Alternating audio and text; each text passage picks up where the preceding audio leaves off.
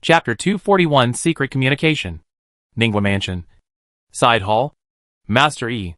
Someone is here. Master. Master. The concierge, who had received instructions, brought Lida and Jean Chuan to the side hall. Hearing two different addresses, Zhang Yuni, who was eating, did not comment, raised his head slightly, and greeted, "Come in." When the two entered the side hall, he nodded to Lida and said, "You have been busy for a long time. So stay and have a simple meal with me." "Hey! Hey!" Lida was flattered, came to the table, leaned forward, and only half of his buttocks were hanging. Zhang Yui waited for him to sit down, and then he took a leisurely look at Jean Chuan, who was a little embarrassed.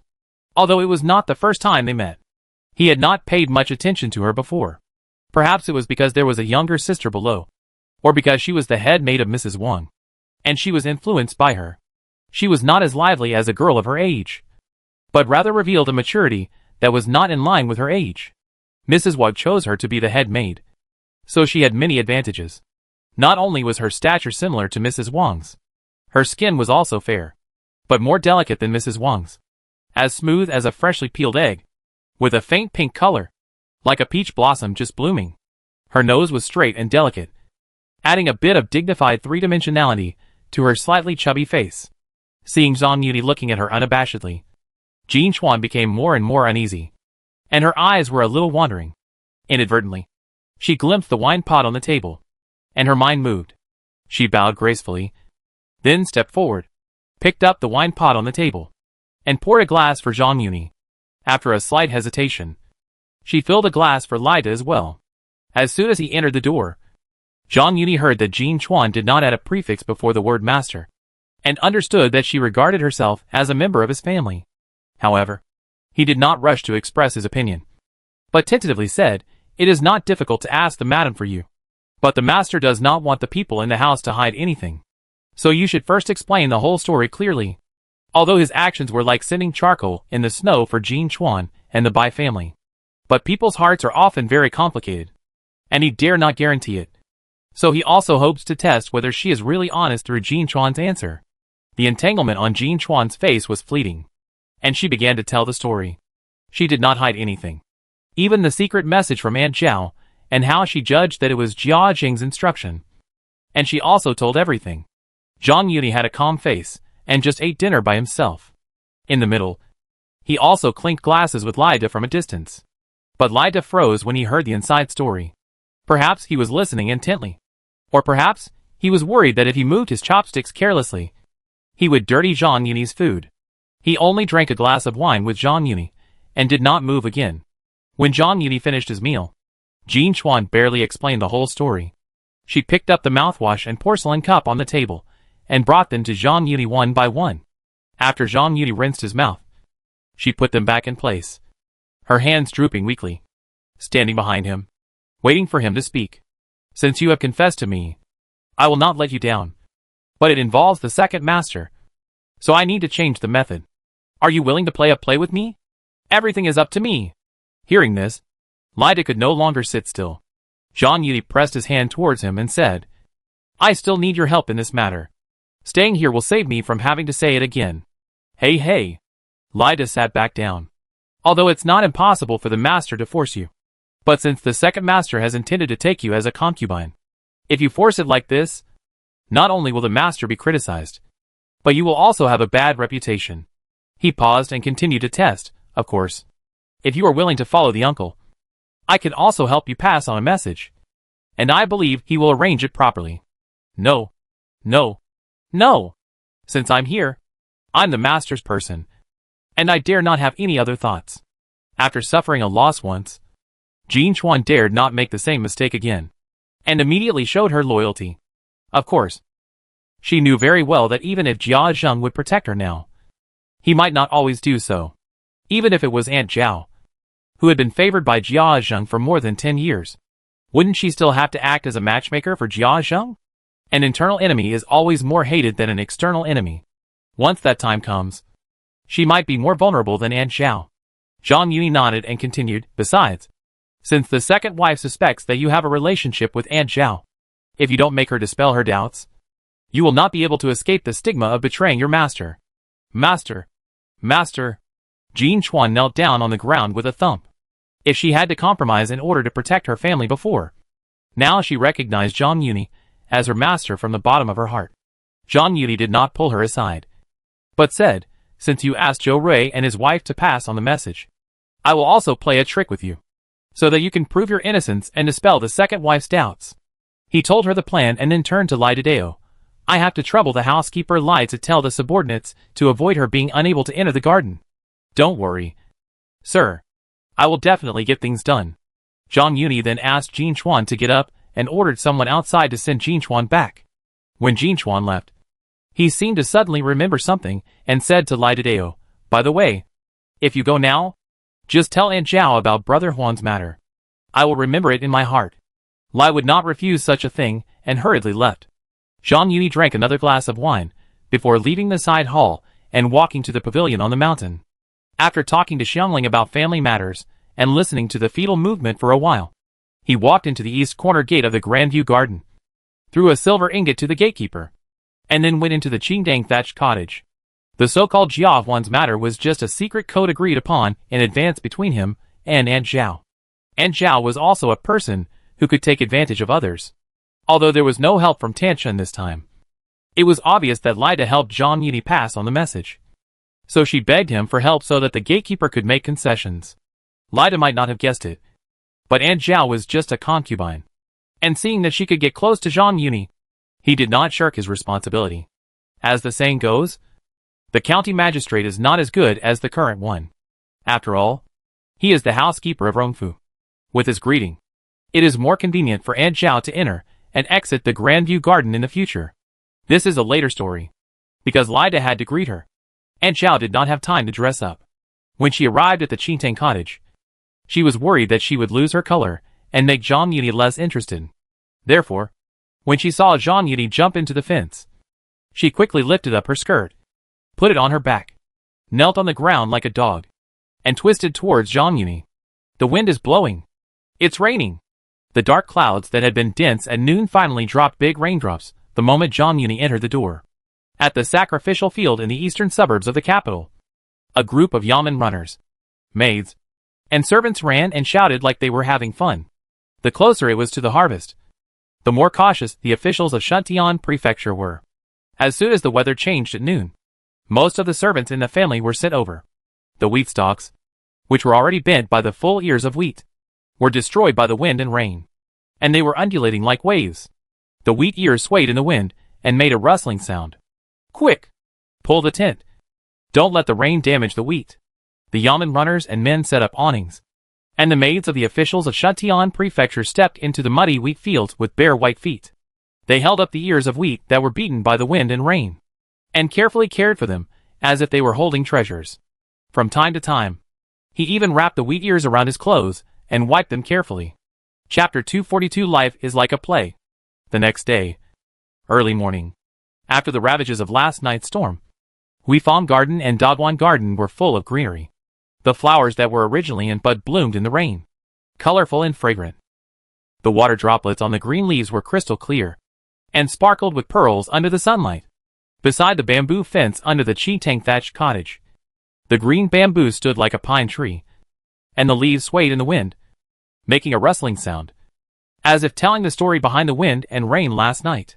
Standing on the second floor of Dangxian Pavilion, Zhang Yuni was not savoring the second master's ultimate enjoyment. His eyes were staring at the flat and wide road in front of Qingfang Pavilion, when he saw a figure wandering in his sight. He turned around and went downstairs, heading straight for the east corner gate of Dagwan Garden. Master Yi, come in for a walk. The gatekeeper hadn't finished her words yet. Zhang Yuni not only didn't throw out the silver as usual, but rushed straight into the garden. Just as she was stunned, she heard Zhang Yuni, who was far away, say, "It seems that there is a maid who wants to jump into the river over there." Then the gatekeeper was shocked, and didn't even bother to lock the door, and hurriedly chased Zhang Yuni's footsteps. As soon as she reached the location of Longsue Temple, she heard Zhang Yuni shout, "Wait a minute, girl." Then, a plop sound came. The gatekeeper looked up and saw Zhang Yuni jumping into the water. "It's incredible! It's incredible! Master Yi is in the water!" She didn't bother to get close to watch the excitement. And she shouted at the top of her voice. It's okay for a maid to be upset. But don't get involved with Master E. She didn't know if Zhang Yuni could swim. And the incident happened too suddenly.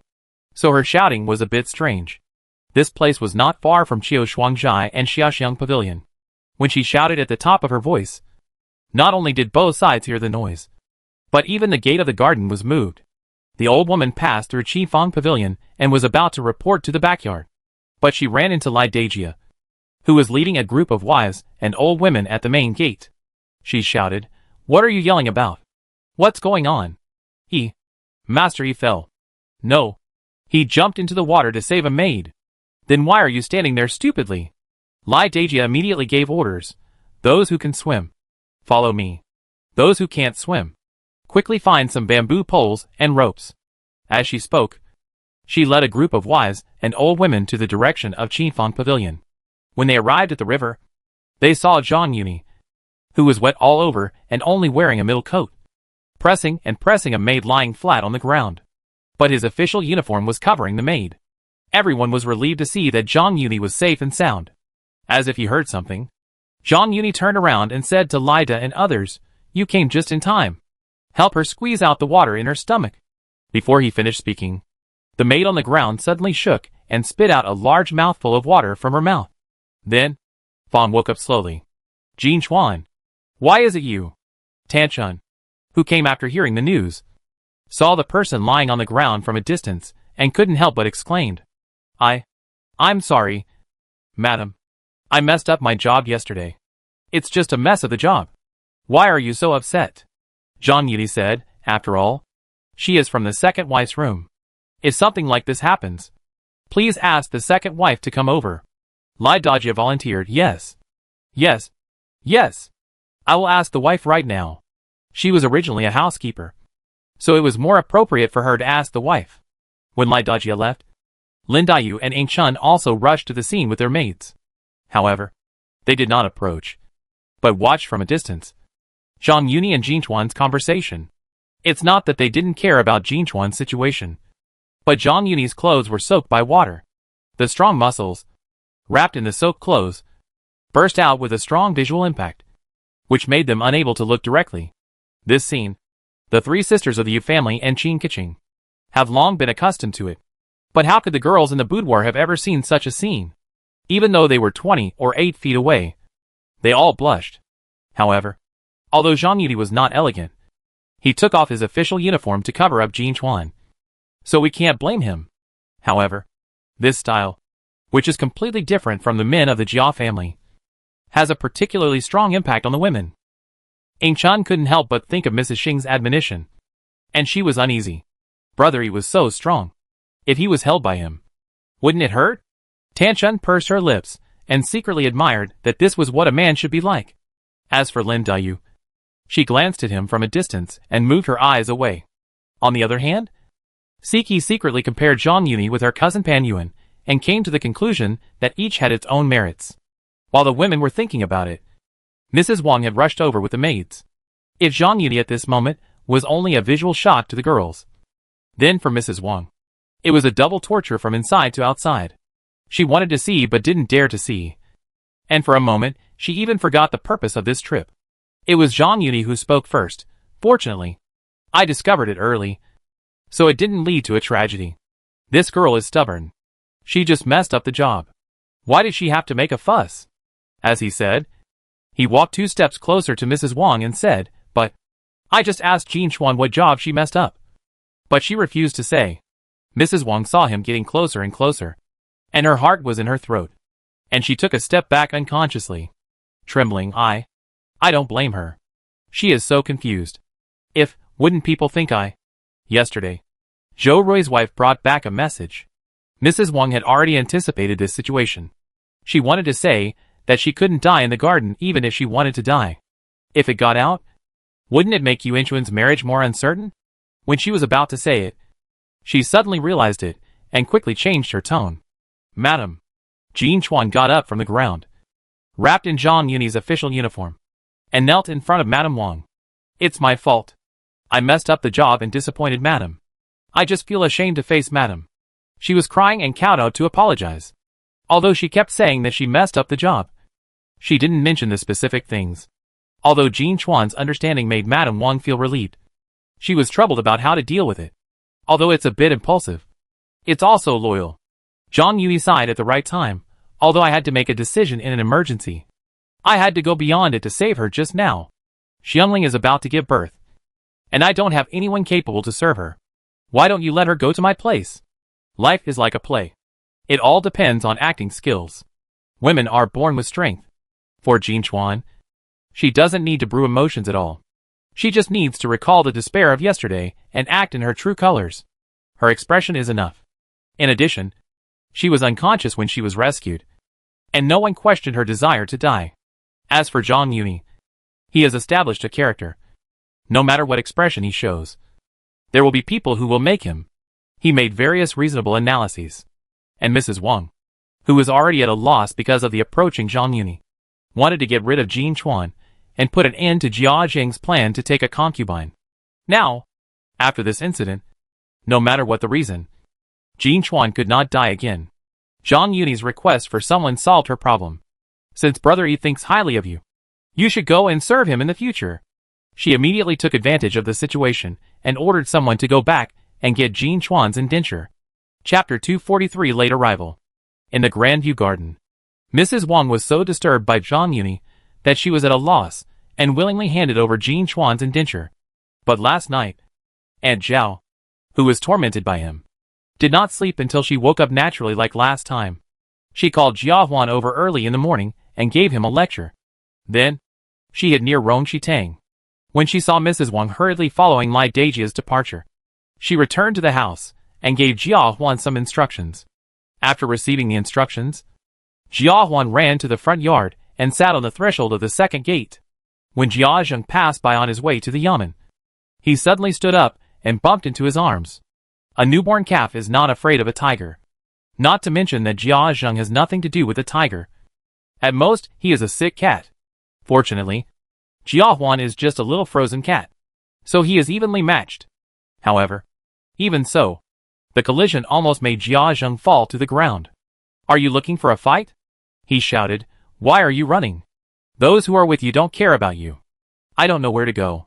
You are like a wild horse. Jia Huan hurriedly said timidly, I didn't run just now, but because I heard that a maid in the garden behind jumped into the river. Fortunately, she was rescued, so I ran to see. In the garden? Jia Zheng felt dazed and asked in surprise, who would jump into the river for no reason? There has never been such a thing in my family. Since our ancestors, we have always treated our servants kindly. If outsiders knew, where would our ancestors' face be? What's more, it happened in the garden. Jia Huan hurriedly stepped forward and grabbed Jia Zheng's robe, knelt down and said, Father, don't be angry. Except for the people in the madam's room. No one else knew about this. I heard my mother say. At this point, she turned around and looked around. Jia Zheng understood what she meant and glanced at the servants. The servants understood and retreated to both sides. Jia Huan whispered, my mother told me that Brother Baoyu was in the madam's room yesterday and tried to force Jean Chuan, the madam's maid, but failed. Jean Chuan jumped into the river out of anger. Before he finished speaking, Jia Zheng was furious. He did not doubt Jia Huan's words. Aunt Zhao had already passed on the message, and Jean Chuan had already agreed to it. But she did not dare to take the initiative to throw herself into Wang Furen's arms because of Wang Furen's concern. Although it is not clear whether Aunt Zhao told Baoyu to let him take the initiative to propose to Wang Furen. Even if so, it is not a reason for him to force it. When he thought about how his son almost put a hat on him, how could he hold back his anger? Quickly bring Baoyu, he shouted, and did not forget to add, just say I have something to do with him. Don't alarm the old lady. Anyone who dares to pass on the news secretly will be beaten to death. As he spoke, he went to the study room inside and said, if anyone persuades me again today, I will hand over all the belongings to him and Baoyu. I can't help but become a sinner. Shave off these troublesome hairs. Find a clean place to settle myself, and avoid the crime of dishonoring my ancestors and giving birth to a rebellious son.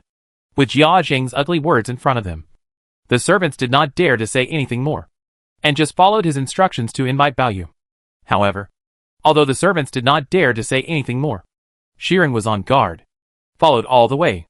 When Jia Baoyu was brought to Mengpazai, Jia Zheng's eyes turned red and purple, and he shouted, "Shut up," and beat him to death. Shiren, who followed him, didn't bother to listen anymore and ran away. After leaving Mengpazai, she hesitated for a moment, then went into the nearby Nei Gate and ran to Rongxi Hall. But when she arrived at Rongxi Hall, she didn't see Mrs. Wang. After asking, she found out that she had gone to the garden. She rushed to Rongxi Hall while sending a message. Jia Zheng and Mengpazai had already ordered a group of servants to press Jia Baoyu on a stool and hit him with a big board for more than 10 times. Jia Zheng still thought the beating was too light, so he kicked the person holding the board away, grabbed it himself, gritted his teeth, and hit him dozens of times. Jia Baoyu was beaten until his skin was torn and he was dying. But he still refused to stop, and only stopped for a while after he was exhausted. He rested for a while, recovered a little, picked up the board and was about to hit Jia Baoyu again.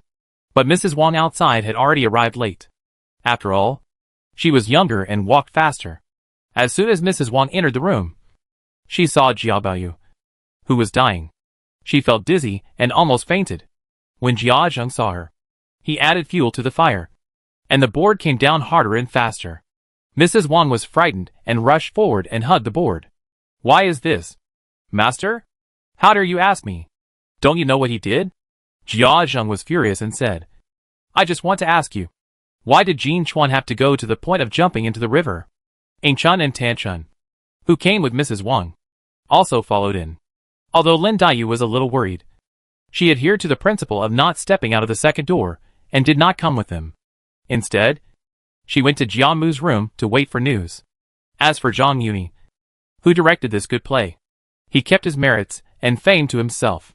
He used the excuse that his clothes were wet and led Jin Chuan back to Dengxian Pavilion with the indenture given by Mrs. Wang. But even if Zhang and Lin were not there, Jia Zheng was too embarrassed to tell his son about his jealousy in front of the younger generation. Mrs. Wang did not expect Jia Huan to complain, and thought that Jia Zheng knew that Jin Chuan had jumped into the river and was angry with his son. Looking at the dying Jia Baoyu, she felt that Jin Chuan could not be kept. She is not dead. So do you want Baoyu to pay for her life? She stiffened her neck and choked. She was saved by Igor, and I have given her to him. There will be less right and wrong in the future. Tan Chun and Ing Chun on the side suddenly showed an expression of sudden enlightenment. When Jia Zheng heard this, it was like adding fuel to the fire. He pushed Mrs. Wang away and swung the stick to hit her. "Kill me first, then kill him. Isn't it clean?"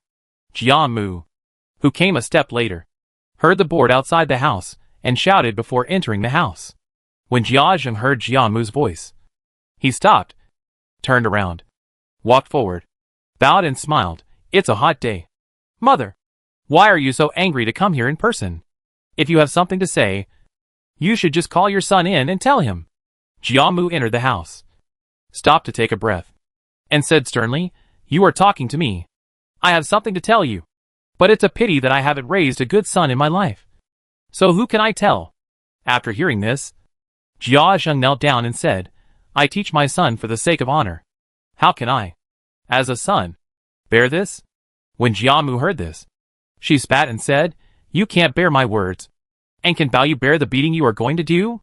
You said that teaching your son is to honor the family. But how did your father teach you?" At this time, Wang Shifeng and Li Wan also rushed over after hearing the news. With Jian Mu suppressing Jia Zheng, the maids and wives no longer had any worries and hurried forward to help Baoyu. Feng Jie scolded him. "Foolish thing. Why don't you open your eyes and take a look? He is beaten like this, and you still want to help him walk. Go in and bring out the rattan stool." Then everyone brought the stool, put the dying Jia Baoyu on the stool, and took him to Jian Mu's room along with Lady Wang and others. Chapter 244. A thought becomes a prophecy.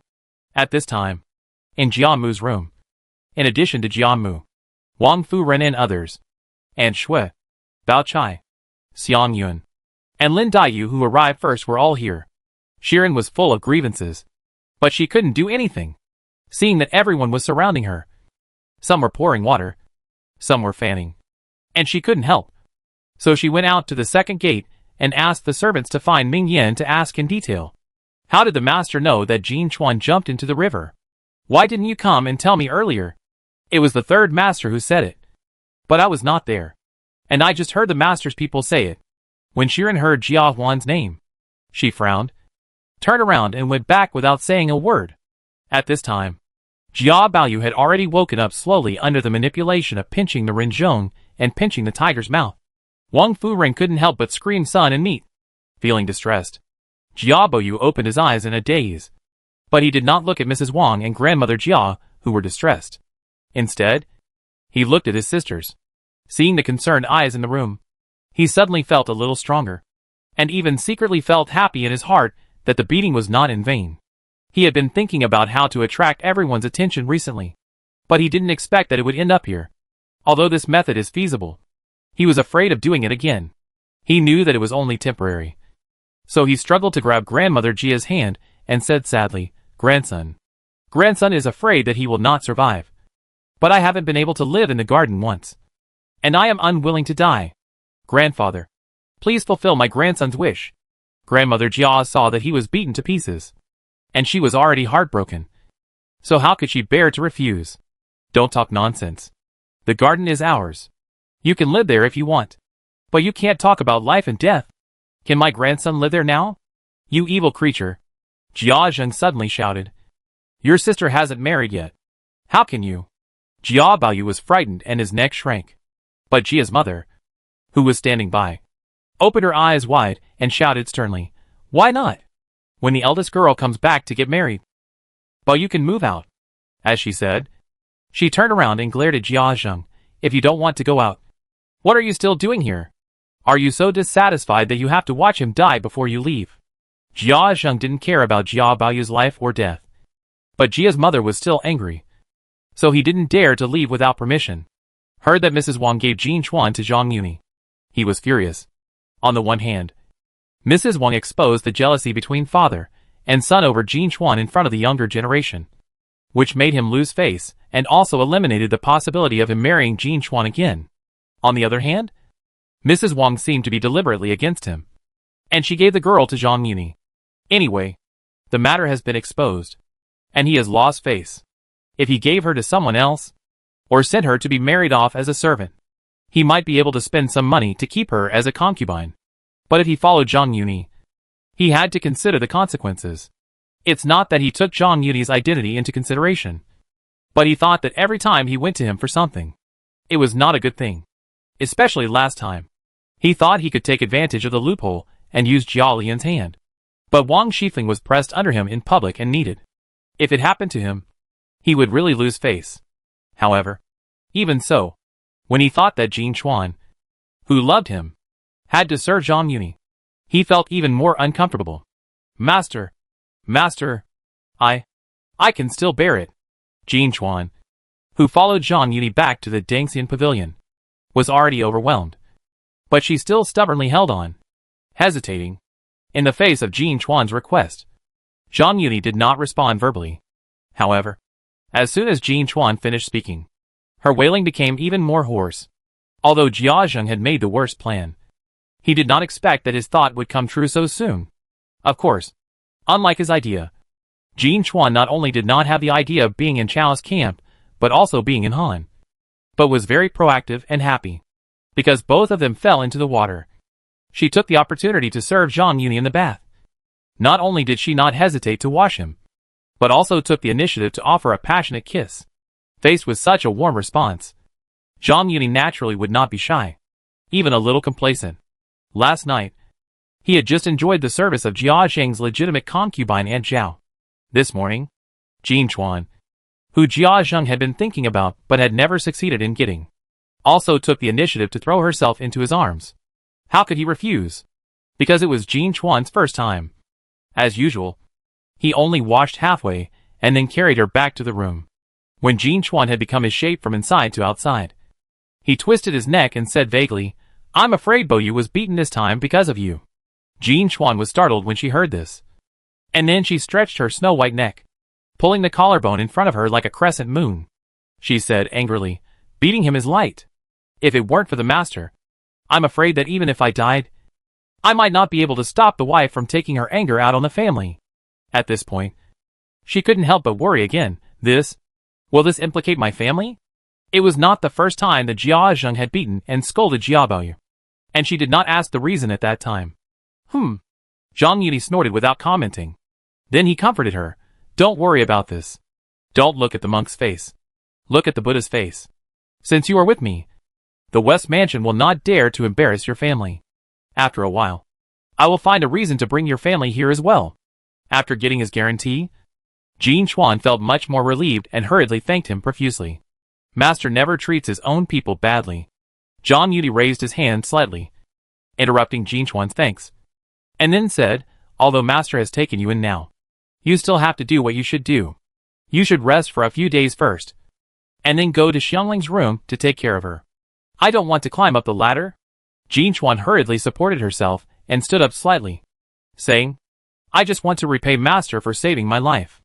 Master, rest assured, I will do my duty. Seeing that Jin Chuan did not take advantage of her favor, Zhang Yuni was quite satisfied and nodded to her, saying, It's good that you understand. Master still has things to do in the yamen. If you don't understand anything, ask Baoyu and Ruizhu. They already know it. Huh? Jin Chuan hurriedly struggled to get up and said, I see there is an empty room downstairs, so I will stay there for one night and go there tomorrow. Zhang Yuni did not object to this. Everything has to come first and come last. Compared with Baoyu, Ruizhu and Xiangling who have served for a long time, Jin Chuan, an outsider, wants to integrate into his backyard, so it is reasonable for her to take the initiative to give in. However, that is also a matter for the evening, so there is no need to be so anxious. Just lie down and rest assured. When Ruizhu comes later, you can give her the handkerchief and she will keep it. When the handkerchief was mentioned, Jin Chuan's face, which was still full of afterglow, could not help but blush again. She hurriedly lowered her head and whispered a promise. Zhang Yuni then turned around and left. Chapter 245. The beating was not unfair. After Jia Zheng left, Jia Baoyu had no more worries. He took advantage of his injury and shouted that he wanted to move into the garden immediately. Jia Mu and Mrs. Wang tried to persuade him, and dragged him to see the doctor before carefully sending him to Yihong Courtyard. When Yihong Courtyard was properly settled, everyone gradually dispersed. Shiren had the opportunity to come to the bedside, slowly lifted the veil, and when she saw the bloody flesh, she couldn't help but exclaimed, My master? How could he beat me to this extent? When she asked this, Jia Baoyu couldn't help but wonder, by the way, why did the master beat me? Puff Qingwen on the side couldn't help but cover her mouth and sneered. I don't even know why I was beaten. This beating is really unfair. As a maid given to Jia Mu by Lai Mama, she was supported by the Lai family. She was not as cautious as Shiren, an outsider. Jia Baoyu did not take it as an offense, but laughed foolishly. How can it be unfair? If it weren't for this beating, how could you move in so quickly? My master? Can you say that casually? Shiren hurriedly advised. If you had listened to my advice and asked for less rouge, you wouldn't have had this disaster. Ah? Jia Baoyu asked in confusion. Master, is that why you beat me? He was beaten unconscious at the time, and did not hear the conversation between Mrs. Wang and Jia Zheng. Qingwen was straightforward and could not help but sneer. It's okay for you to eat other people's rouge, but if you eat something you shouldn't eat, shouldn't you be beaten? Shiren shook her head and complained. Can we say that? She wanted to use this beating to persuade Jia Baoyu, but Qingwen interfered. Although they were both maids in Jia's mother's house, and neither of them was born in the mansion, there was a big difference between them. Unlike Qingwen, who had the support of the Lai family, she had no foundation in the mansion. 2 years ago, Shishua was sent away for saying a few words to Li Mam, and she saw it all, and she became more cautious since then. Not long ago, Jia Baoyu left a bowl of yogurt, which was eaten by Li Mam, and then she kept making insinuations. But she swallowed her anger and did not dare to argue with her. Qingwen ignored all this and said bluntly, The lady has said it. Why can't we say it? The two of them played a guessing game, which made Jia Baoyu anxious. And he hurriedly urged, Good sister, tell me quickly. Shiren lowered her head and said no more. Qingwen asked, Did you go to the madam's room yesterday to look for Jin Chuan? There is nothing new in the mansion. Mrs. Wang doesn't avoid it, and the lower class will not cover it up. It spreads in a short time, and it is said with details, as if it happened at the scene. Jia Baoyu hesitated. I saw Jean Chuan in the madam's room yesterday. Heh! Qingwen sneered. I was wondering why Yuchuan came to you crying yesterday. Do you know that after you left yesterday, the madam drove Jean Chuan out of the house? Jia Baoyu was speechless. After humming for a long time, seeing Qingwen staring at him coldly, he said, I heard Yuchuan say it yesterday. Jean Chuan jumped into the river early this morning. Qingwen was shocked. Jia Baoyu cried out, I killed her! I killed her! As he spoke, he clenched his fists and pounded them on the bed like raindrops, and banged his head on the pillow like pounding garlic. This frightened Shirin, and she comforted him repeatedly. She is not dead. She has been rescued. As soon as these words came out, Jia Baoyu's crying and movements stopped abruptly, and he was surprised and asked, Really? Of course. Fortunately, Master Yi saw her and rescued her in time. Who? Who saved her? Shirin thought he didn't hear clearly, and repeated, Master Yi of the East Palace. Hearing that Jean Chuan was rescued by Zhang Yuni, Jia Baoyu seemed a little unhappy. Qingwen saw it and said jokingly, Why? Do you think it wasn't you who saved her? She didn't wait for Jia Baoyu to speak, but said shockingly, It's also a good thing that it wasn't you. If you had saved her, I'm afraid this beating would have been even more severe. Ah? Jia Baoyu was stunned. Saving a life is better than building a 7-story pagoda. Why did the master? You don't know yet? The master fell in love with Jean Chuan. She continued to make things more shocking, and continued to add fuel to the fire. You don't know. The mistress just said that she gave Jean Chuan to Master Yi, and the master pushed her away, even though he had fainted at the time. Jia Baoyu was still frightened when he heard it, and felt that the beating was not unjust. After recovering, he couldn't help but feel a little gloating. He secretly speculated in his heart. The master was so angry that he even pushed the mistress to the ground. How could Zhang Yuni get away with it? He couldn't help asking, did the master order him not to enter the mansion again? After this, Shirin remained silent. But Qingwen was unhappy. What does the second master mean? After all, he saved a life. Besides, if Jean Chuan really died in the garden, how could the eldest girl stay in the garden to get married? It's fine if the mansion is not grateful, but why are they taking their anger out on him? The head follows the buttocks. She was sent to the mansion by Lai Mama, and the Lai family took good care of her. Zhang Yuni promoted Lai Shangrong, so there was some kinship. That's what I asked. Jia Baoyu evaded the question. Didn't you say that the master pushed the mistress after hearing this? I was also worried that he would vent his anger on Brother Yi. As he was speaking, he heard a report from outside. Miss Bao is here. Qingwen no longer insisted and walked out. Shirin hurriedly covered Jia Baoyu with the veil again. Bao Chai came in with a pill in her hand and said to Shirin, Grind this medicine with wine tonight and apply it on him to disperse the heat and poison of the blood stasis. It will be fine. Shirin took the medicine bottle, and Jia Baoyu also hurriedly thanked her. Thank you, Sister Bao. I feel much better. Bao Chai was relieved to see that he was not as good as before. So she nodded and sighed. If you had listened to someone earlier, it would not have come to this day. Not to mention the old lady. The lady is distressed. Even we feel pain when we see it. He swallowed the words halfway through, regretting that he spoke too hastily, and his face turned red and lowered his head. Jia Baoyu heard these words so intimate and dense, and they were full of deep meaning. Suddenly, he swallowed them again and didn't say anything else. His face turned red, and he lowered his head to fiddle with his belt. That kind of shyness and timidity was indescribable. He felt relieved and forgot the pain long ago. He felt that the beating was not in vain. I even felt a little proud of myself. Secretly rejoicing, I was only beaten a few times, but they all showed such sympathy and sadness, which is interesting, pitiful and respectable. If I were to die suddenly, they would not know how sad they would be. Since they are like this, I will die at this time. If they are like this, even if my life's work is ruined, it is not worth lamenting. If I am not contented in the dark, I can be said to be foolish and sneaky. Chapter 246. Taking advantage of the topic.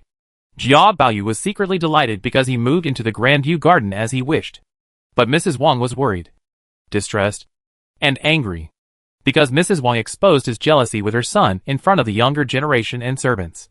Jia Zheng simply moved to Mengpashai. Anyway, living under the same roof, they would not be affected by the rain or dew. So Mrs. Wang turned a blind eye to it. But when she thought of Jia Baoyu's miserable condition, and the attitudes of Jia Mu and Jia Zheng. She could not hide her resentment. The incident happened suddenly, and she did not have time to investigate it in detail at the time. But she could not help but ask questions afterwards. However, before she could take any action, Jia Mu took the lead. She asked her why she knew that Jia Zheng intended to take Jin Chuan as a concubine, but did not show the demeanor of a wife and go with the flow, but used Jia Baoyu as a cover to obstruct him, which led to his suffering such an undeserved disaster. Although Wang Furen could not help secretly criticizing this, Jia Zheng had already acquiesced at the beginning. If it were not for the obstruction of Jia Mu, how could the bitter fruit of today be caused? But even so, Jia Mu was the elder after all, and jealousy was one of the 7 grounds for divorce. So she had no way to refute it, and could only push Jia Baoyu out to take the blame. Jia Mu knew that there were also her own problems in this, and she just wanted to take the lead and take advantage of the opportunity. So she did not pursue the victory. But this scene fell into the eyes of the servants, and the situation was completely different. On the one hand, even Jia Baoyu was beaten so badly by Jia Zheng, and the servants were even more shocked. On the other hand, Lai De knew that Zhang Yini had something to do with Aunt Zhao and her son, and he wanted to help cover it up. Therefore, the servants kept silent about Jia Huan's secret mischief. Even Ning Yan did not dare to tell Shiren the truth, and only said that Jia Huan bumped into Jia Zheng in the morning. So Wang Furen was still in the dark, thinking that it was Lai Dajia who passed the message and Jia Zheng happened to hear it. But the more this happened, the more angry she was, and she felt that Jia Zheng did not care about the father-son relationship. Just because she drove Jin Chuan away, she was upset and took it out on her son. However, in order to pass the blame, the servants did not pass it on to Jia Zheng when they were questioned. They all said the same thing and explained clearly how he was ordered not to leak the news. Thinking of this, she asked the maid in the room, who came to report that Baoyu was beaten that day. "Madam, it was Shiren in Baoyu's room. Go and call her. I have something to ask her." After a while, Shiren came to accept the order. Seeing that no one was in the room, Mrs. Wang asked, "I vaguely heard that Baoyu was beaten today. It was Huaner who said something to the master. Did you hear this? If you heard it, tell me. I won't make a fuss and let people know that it was you who said it." "I didn't hear that." If it weren't for the scene with Jia Mu, Shiren might still be unable to hold back. Now she had to think twice before acting. Even if Mrs. Wang had promised, she would summon herself and then cause trouble for Aunt Zhao and her son. It was hard to guarantee that she would not arouse suspicion. Mrs. Wang did not give up and asked, "Then how did you know that Baoyu was beaten?" "Madam, that day the master sent someone to summon Baoyu. I saw that they looked a little worried, so I followed them. As soon as Baoyu entered the room, I heard that the master wanted to beat him. I hurried to Madam's place to report it. Unexpectedly, Madam was in the garden, so I was delayed." After hearing this, Mrs. Wang couldn't help but sighed. "My son, it's hard for you to be so careful. I'm old now, and Baoyu is my life. If it weren't for your alertness, he would have been disabled if not dead. If he was injured, who can we rely on in the future?" As she said this, tears rolled down her cheeks.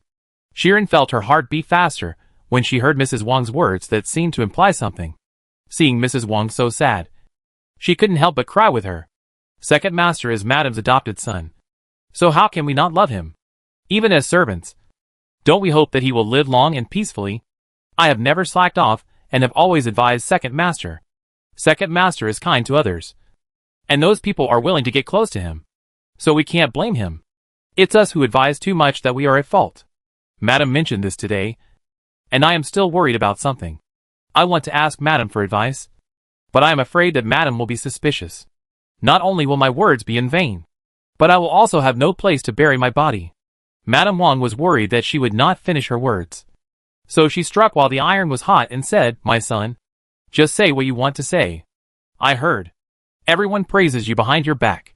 I just thought you were just paying attention to Baoyu, or being friendly in front of others. Who knew that what you said just now was all great principles? Just the same as what I thought. Just say whatever you want to say. Just don't let others know." Shiren knelt down and said, "Madam, you are wise. I don't understand any great principles, but although life is bound to have 3 disasters and 5 diseases, the second master just recovered from his illness, and this time he suffered this disaster again. It's too sudden. I wonder if he has attracted some villains. Madam, why don't you ask Master E from the East Palace to take a look at the second master, so that you can rest assured. Right? Although she didn't dare to cause trouble for herself. Zhang Yuni was a man who was not afraid of being bitten by lice. How could she know that Zhang Yuni was the initiator? On the contrary, she felt that his reputation for loyalty and righteousness had been passed down for a long time, and he had the ability to predict the future. If Mrs. Wang could ask him for a calculation, the evil intentions of Aunt Zhao and her son would naturally be exposed. Mrs. Wang originally wanted to get some other information from her indirectly, but she didn't expect to get these words. Xiren's words were not unreasonable, but Jia Zheng was not satisfied with her being hugged by Zhang Yuni, and he had strictly ordered her to pay attention to her identity when the Grandview Garden was completed. Now, Jiamu took advantage of Baoyu's beating to give her a name of jealousy, and she could no longer knowingly commit the crime. However, Xiren's words reminded her. When the monk and the Taoist came to the door, their words were implicit, but she was only concerned about Baoyu's illness at the time. In addition, Ma Daopa didn't come to the door again, so she ignored this factor. My son, you are so thoughtful. Your words today reminded me that I really didn't know you were so good. Forget it. You go now. I have my reasons. But since you said this now, I will hand him over to you. Please be careful and save him. Which means you save me. I will not let you down. Hearing this, Xiren trembled a little and kowtowed heavily, saying, Madam, don't worry. Even if you are not here, I will do my best. Good child. Mrs. Wang stepped forward and helped Xiren up from the ground. Remember this in your heart. Don't make it public. Tomorrow I will tell Phone Girl to transfer 2 taels of money from my monthly allowance to you, and treat you and the aunt as one. Hey! Hey! Xiren agreed and left. After Xiren left, Mrs. Wang saw that it was getting late and was worried that she had forgotten. So she called Zhou Rui's wife and asked her to go to Ma Dao's house and invite her to come over the next day. Chapter 247 Internal Traitors and External Gods. When Ma Daopa heard that Lady Wang invited her to come to the mansion, she couldn't help but feel uneasy. Although Zhang Yuni ordered her to continue to be Baoyu's godmother, she was still guilty and never dared to go to Rongfu again.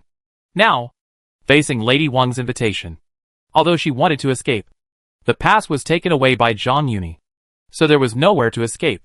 She wanted to ask Zhang Yuni for advice, but Zhou Rui's wife came overnight, and she was also worried about disturbing Zhang Yuni's rest. She could only force the duck to go on the shelf and bite the bullet to come to Rongfu. She was a familiar customer of Rongfu, and the gatekeeper did not stop her. Instead, she was guilty and frightened, as if she was going to the execution ground. She looked around and looked back every 3 steps. As luck would have it, she met Lida coming out of the meeting room. She quickly nodded and came closer. Greeting, Butler Lai. How come you have time to come here today? Lida said casually. Madam said someone to call me over yesterday night. Is there something urgent?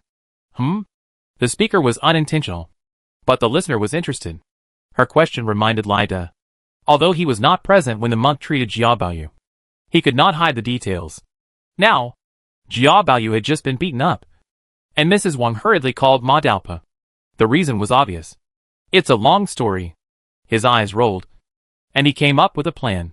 He hurriedly pulled Ma Daopa to a deserted place, told her about Baoyu being beaten, and then whispered, Madam is looking for the old immortal for this matter. Thank you. Butler Lai. Ma Daopa thanked him repeatedly. She had a clue in her mind and was about to say goodbye, but Lida grabbed her and whispered, I need the old immortal's help. As he spoke, Lida had already taken out a silver note from his pocket and handed it over. This? How can I do this? Ma Daopa refused, but she used her hands and eyes to glance at the face value of the silver note and put it in her pocket. If you have anything, just tell me. Lai Guanjia. It's not a big deal. Lida glanced around. You also know that Qingwen in Baoyu's room was given to the old lady by my mother. Leave it to me. How could I not know this relationship? Not to mention that I have seen the girl. There is no relationship. Even if there is, I can't ask Lai Guanjia. No. No. No. Before she finished speaking, Lida waved his hands and said, Please help me, old immortal, to take this girl out of Baoyu's room. This? Ma Daopa was confused for a moment. He turned around and thought for a moment before saying, Could it be that this girl has climbed up the ladder and has no eyes for others? Lida hesitated for a moment and then said, "You must have heard that my unfilial son is now serving mastery in the East Palace. A while ago, Balyu was beaten, and I just learned that mastery actually lacked a capable maid. But you also know that he is deeply trusted by the Emperor, and ordinary people are difficult to catch his eye. Earlier, when Zhang Yuni asked him to keep an eye on Jin Chuan, he mentioned Qingwen, and he couldn't help but speculate on his intentions. However, the person has been sent to Rongfu, and it is impossible to get him back.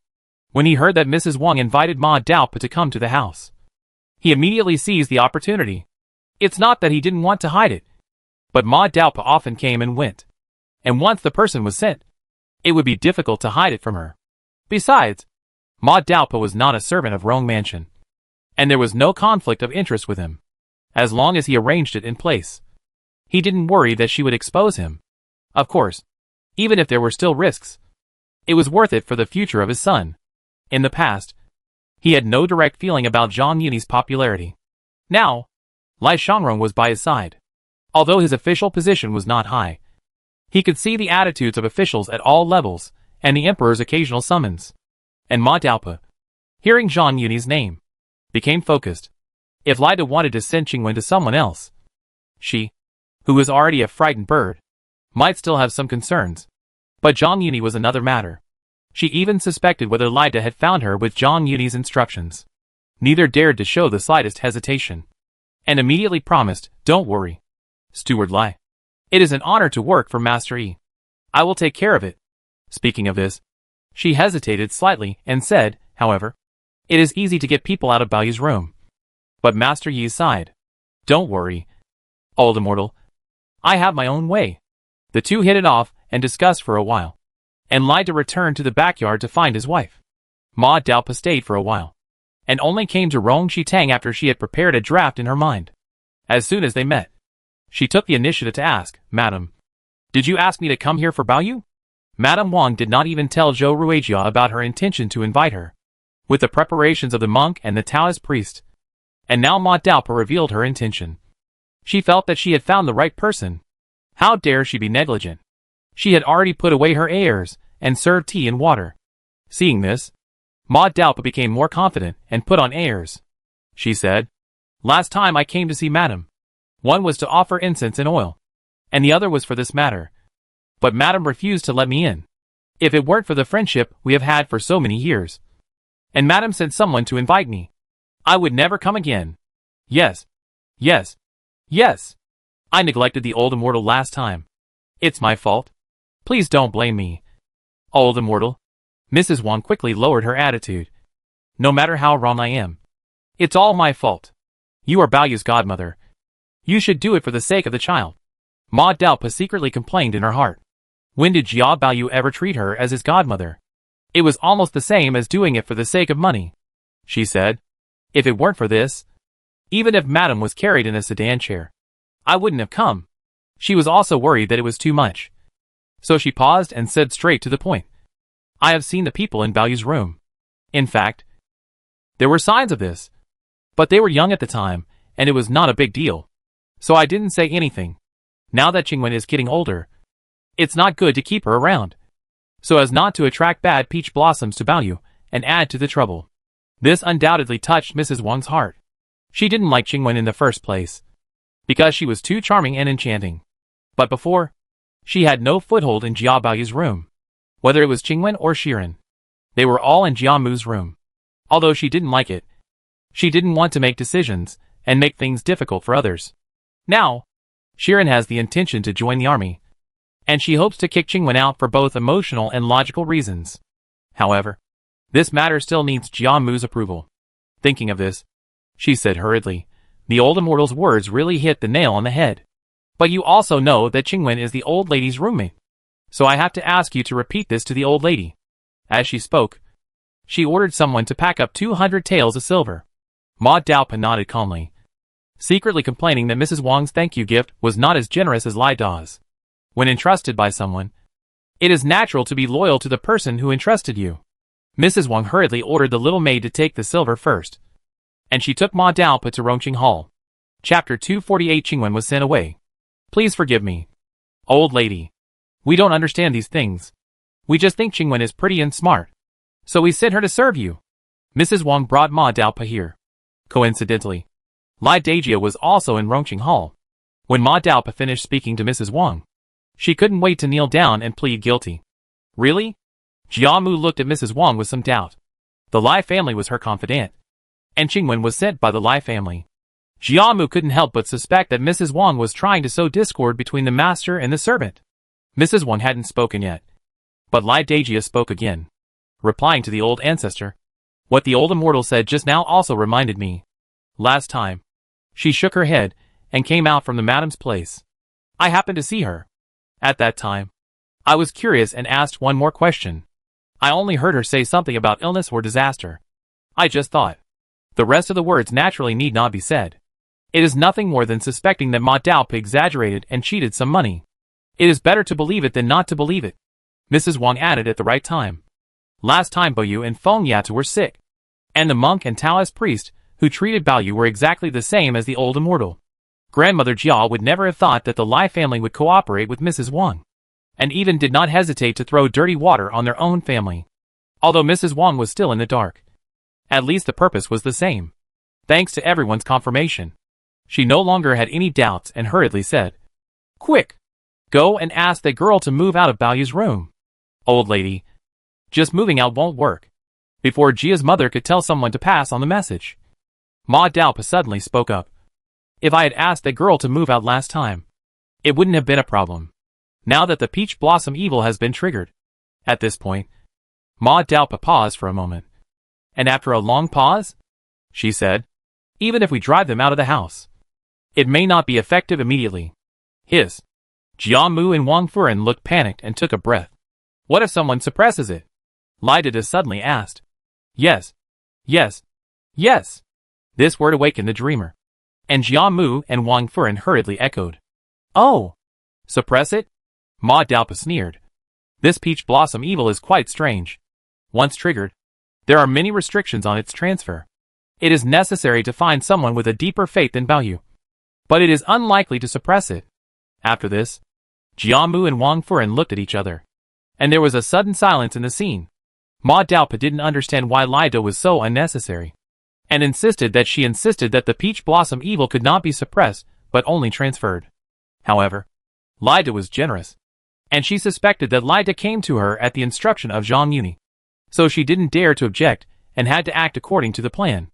Lai Dajia saw that Jiamu's eyes drifted towards her, and then hesitantly asked, What do you think of mastery of the East Palace compared to Baoyu's fortune? Of course.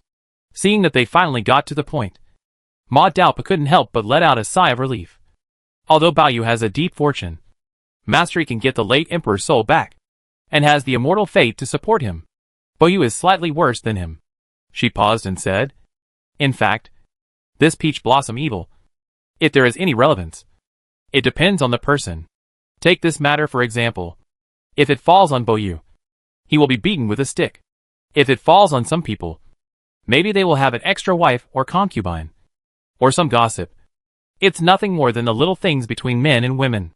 After she said this, Mrs. Wang felt relieved. Jiamu's mind moved.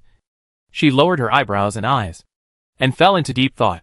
Ever since Lai Dajia said to suppress it, she thought of Xiangling's past, even though Ma Daopa later said that it could not be resolved and could only be transferred. This idea was never dispelled. Yuanchuan's marriage seemed to have fallen on deaf ears.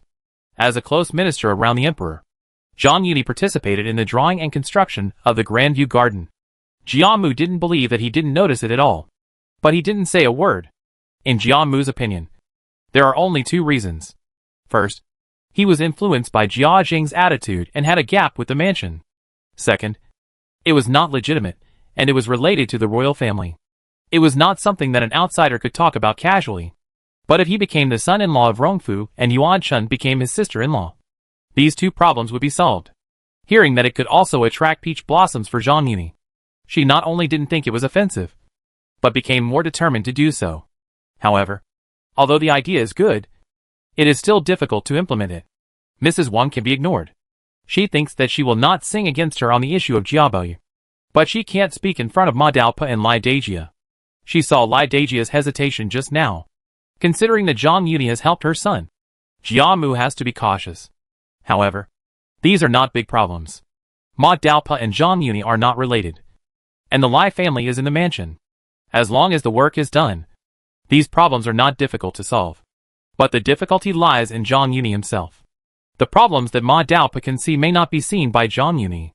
Just when she was in trouble, Lai Dajia suddenly said, "I have an idea. Why not give it a try? Tell me." Jiamu's eyelids jumped, and she said calmly, "Mrs. Jin of the East Palace is from a small family, and the people she trained are not as thorough as those trained by the old lady and the lady. Before, Master Yi rescued Jin Chuan and said that there was no capable person in the house to serve. So he asked the lady for Jin Chuan. The old lady might as well send Qingwen over on this pretext." She paused, and then said, "With Master Yi's ability, he must be able to see something. Since the old immortal also said that the peach blossom evil spirit varies from person to person. If he is willing to accept it, it will naturally not matter much. If he is not willing, the old lady can just send someone else." Jiamu understood half of what she heard, but she still kept her composure. She waited until Lai Dajia finished speaking, and then looked at Ma Daopa with an inquiring look. Ma Daopa was also a person who knew how to read people's expressions. She hurriedly said, "Since I am Baoyu's godmother, I always hope that he can turn misfortune into good fortune." Madame Wang seemed to be hesitant to speak, but she didn't say anything in the end. Grandmother Jia ignored her automatically, patted the armrest of the Luohan bed, and said, "That's it. Qingwen was sent to the mansion by your mother-in-law. So this matter is left to you." She immediately gave orders. Baoyu just got beaten, so the second wife should go there in person and send the old immortal off at the same time. As she said that, she nodded to Yuanong, who immediately took a bag of silver and handed it to Ma Daopa. Grandmother Jia smiled and said, "Thank you for your trouble. It's just a small gift, not a token of respect." Ma Daopa weighed the bundle in her hand and said with a smile, Of course. Of course." She felt a little dazed. In the past, she came to the mansion to beg for money and scraped together money from everywhere. But at most she could only get 10 or 20 taels of tea money. Now, working for Zhang Yuni, not only did he get thousands of taels of silver, but he was also treated like a distinguished guest.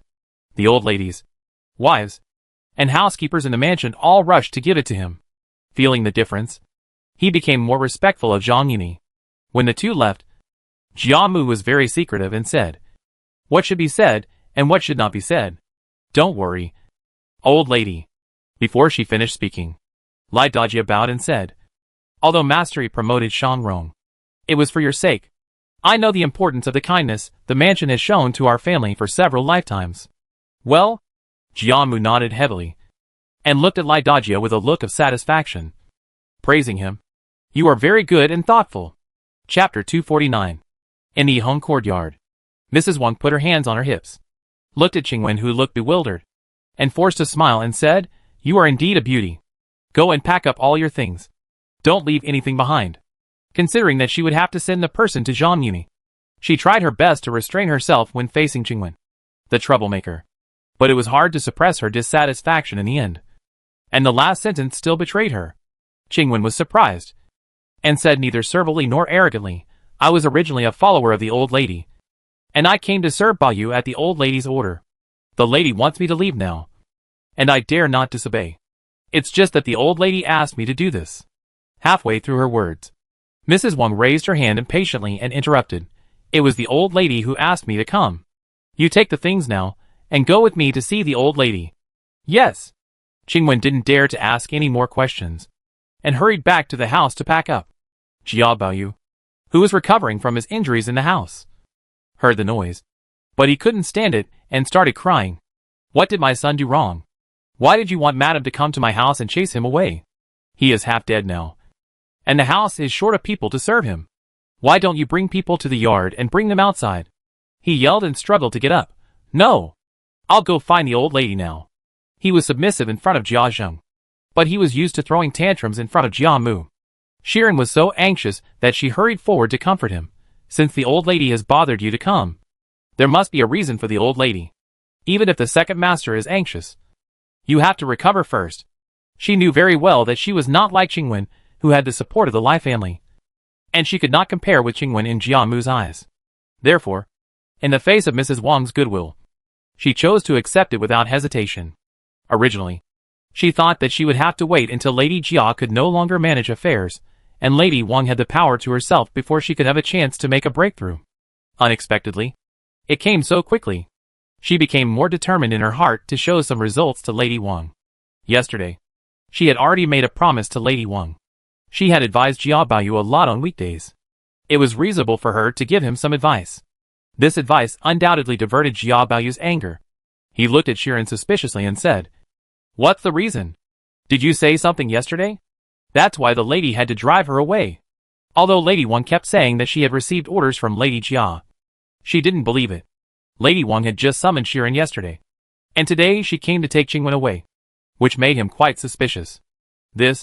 Shiren was speechless. Although she had not said anything bad about Qingwen, Wang Furen raised her monthly allowance to the same level as her aunt's and accepted her offer of service. So there was a reason why Qingwen was driven away. However, she was also very confused and did not understand how Wang Furen did it. She was speechless, and Jia Baoyu was more convinced that she was secretly playing tricks. He pointed at her with wide eyes and said, "Since you are so intolerant, then I can't tolerate you either. I will go to the old lady and send you back." Shiren's face turned pale when she heard this, and she said sadly, "Second master, although I often advise you, it's all for your own good. I am just a servant. How can I have the right to say anything, let alone not tolerate anyone?" Don't blame Shiren. Halfway through her words, Wang Furen had already entered the room, gave Shiren a reassuring look, and said, "You stand guard at the door. I have something to say to Baoyu." When Jia Baoyu saw Mrs. Wang enter the room, he felt even more hurt and struggled to get up and go find grandmother Jia. How could the old lady take Qingwen away for no reason? "Madam, please don't lie to me." "How could I lie to you?" Mrs. Wang sat on the edge of the bed and said with a smile, "Your godmother has calculated for you. Qingwen is destined to be cursed with peach blossoms. You are implicated by her this time." "What godmother?" Jia Baoyu shouted before Mrs. Wang finished speaking. "She is just playing tricks. How can we believe her words?" "Don't stop talking," Mrs. Wang scolded, then put her hands together and muttered, "Amitabha. Children speak without restraint." Fong turned around and said, "Your godmother is capable. Don't say such nonsense in the future. Last time before you and Fengya fell ill, she came to me. The two gods who cured your illness were exactly the same as what she said. Since she said Qingwen was destined to be cursed with peach blossoms, how could it be false?" Shiren, who was guarding the door, was stunned when she heard it. Yesterday, she had proposed that Wang Furen invite Zhang Yuni to see her.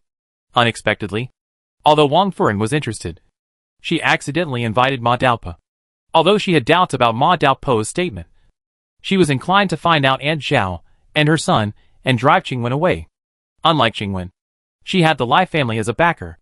As long as she did her job well, the Lai family would naturally help her. However, she could only rely on her own efforts to gain a place. Because of this, when Jia Baoyu first understood the world, she was half-hearted. She thought that a night of marriage meant 100 days of love. Even if Jiamu preferred Qingwen, even if Wang Furen had other plans, as long as Jia Baoyu favored her, it would not be in vain. But just now, Jia Baoyu wanted to drive her away because of Qingwen. This undoubtedly made her, who was promoted by Mrs. Wang and was full of confidence, face the reality. All she did was to get a place in Jia Baoyu's room and take care of the family more.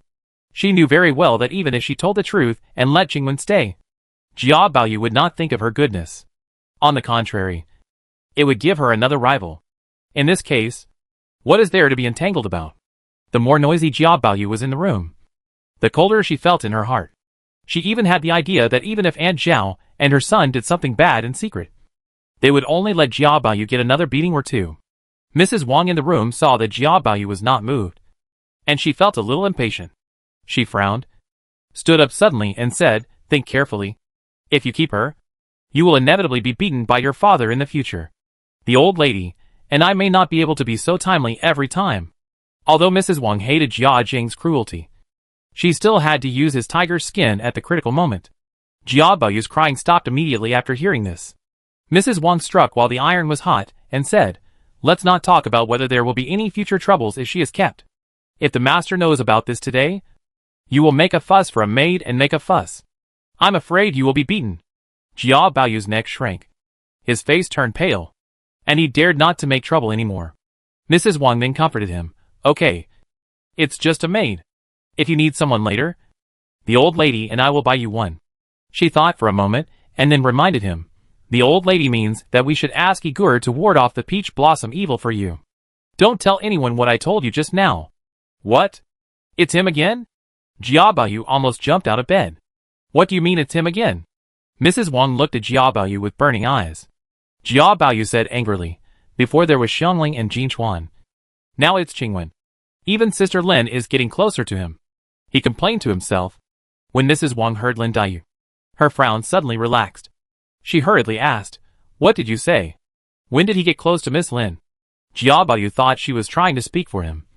So he exaggerated the story that Zhang Yuni often went into the garden and went to Xiaoxiang Pavilion to tell stories. After saying that, he looked at Mrs. Wang eagerly, hoping that she could express her attitude, even if it was to restrict Zhang Yuni's entry and exit. Okay. You should take good care of yourself.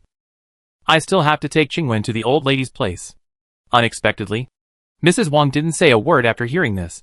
She just patted his head and turned away. As he passed the door, he did not forget to remind Shirin, keep a good eye on Baoyu for me. And don't let him cause any trouble. Chapter 250 accepted with a smile. That night, Zhang Yuni returned to Ning Mansion and saw the Lai couple, who were rubbing their hands and looking flattering. He glanced at Qingwen, who was slender-waisted, thin-shouldered, graceful and beautiful, behind them, and said calmly, Who is this? Although Qingwen was in Jia Baoyu's room and rarely went out, he had caught a glimpse of her when she was performing magic. However, at that time, he was only concerned with pulling and tugging with Mrs. Wang, and all the girls were around, so he didn't have time to look at her carefully. Now, he could examine her without hesitation. She was born quite charming, and although her eyebrows and eyes were somewhat similar to Lin Dayu, she looked somewhat similar to Aunt Xiao overall, especially her slender waist. When she stood there, her waist and hips automatically tilted to one side, forming an attractive arc. I heard that the master had few people to serve him. After thinking about it, I thought that only this girl could catch the master's eye, so I used some means to take her out of Baoyu's room.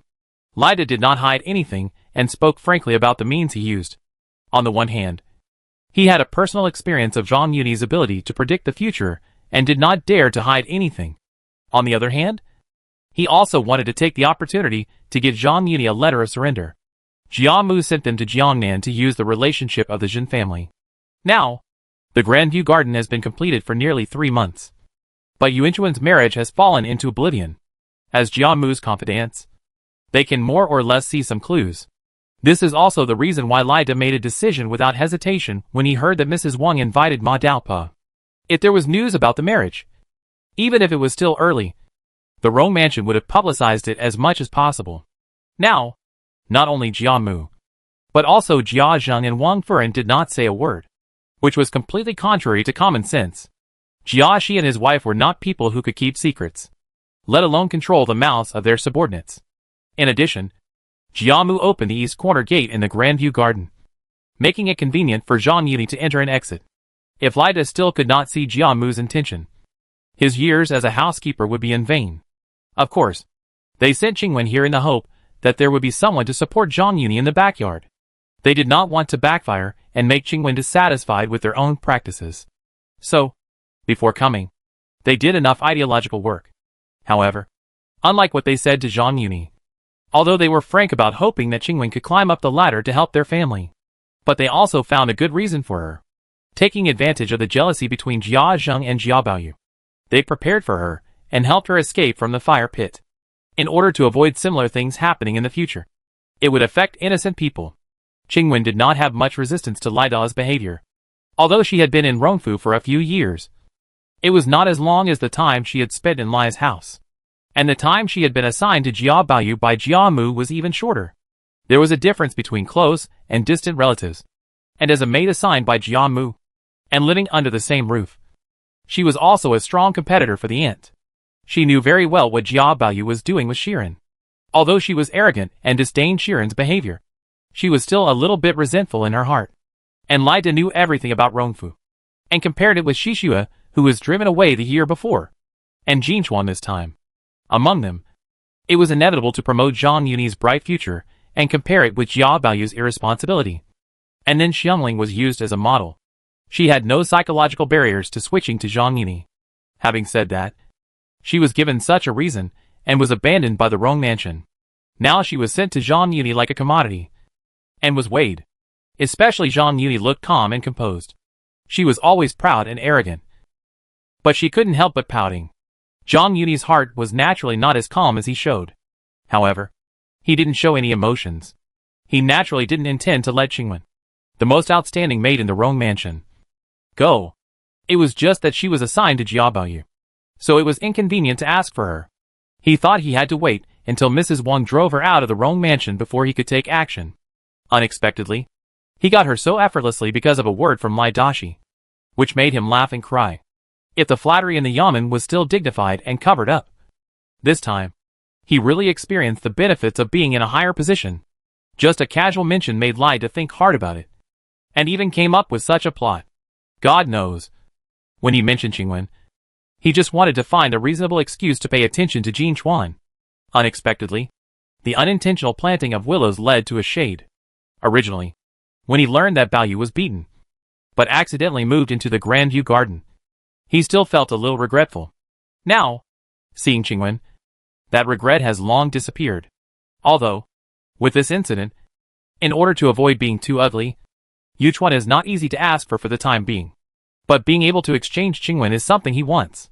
After all, with the relationship with Jin Chuan, it is a natural thing to ask for Yuchuan and her family. As for Qingwen, if Lida hadn't done this, he would have to wait until she was driven out of the mansion. And, unlike what was expected, Jin Chuan did not wait until Xiangling gave birth to ask for her as originally planned. With Wang Furen's expulsion, Jin Chuan and the entire Bai family were no longer as loyal to Rong Mansion and Wang Furen as before. Ever since Jia Baoyu tricked Lin Daiyu into watching the West Chamber, he had always hoped to plant more spies in Rong Mansion. Although Yuchuan was not in the garden, she followed Wang Furen and had more or less inside information. After all, the Lai family and the Wang family did not belong to the same camp, and the more channels of information, the better. Even, there might be other benefits in the future. He nodded to Lida and said, "Okay, you are thoughtful." Although this was no different from Jia Mu's previous praise, the attitude shown by Lida and his wife was completely different. He nodded and bowed hurriedly. Zhang Yuni waited until they calmed down a bit before he said to Qingwen, "Then you can rest assured and follow me."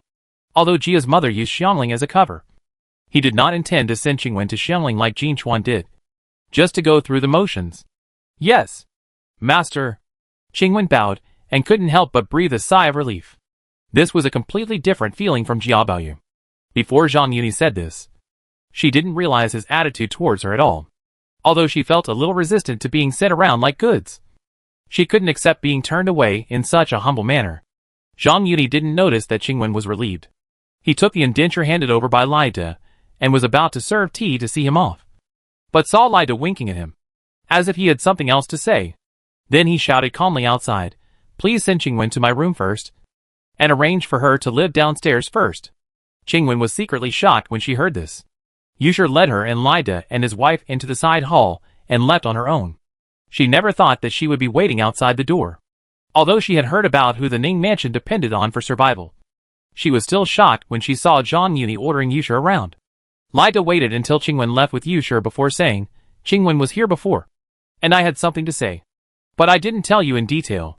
He told him the truth that the peach blossom evil could not be suppressed and could only be transferred, and said in a secretive way, "With this statement, the old lady will feel guilty in the future."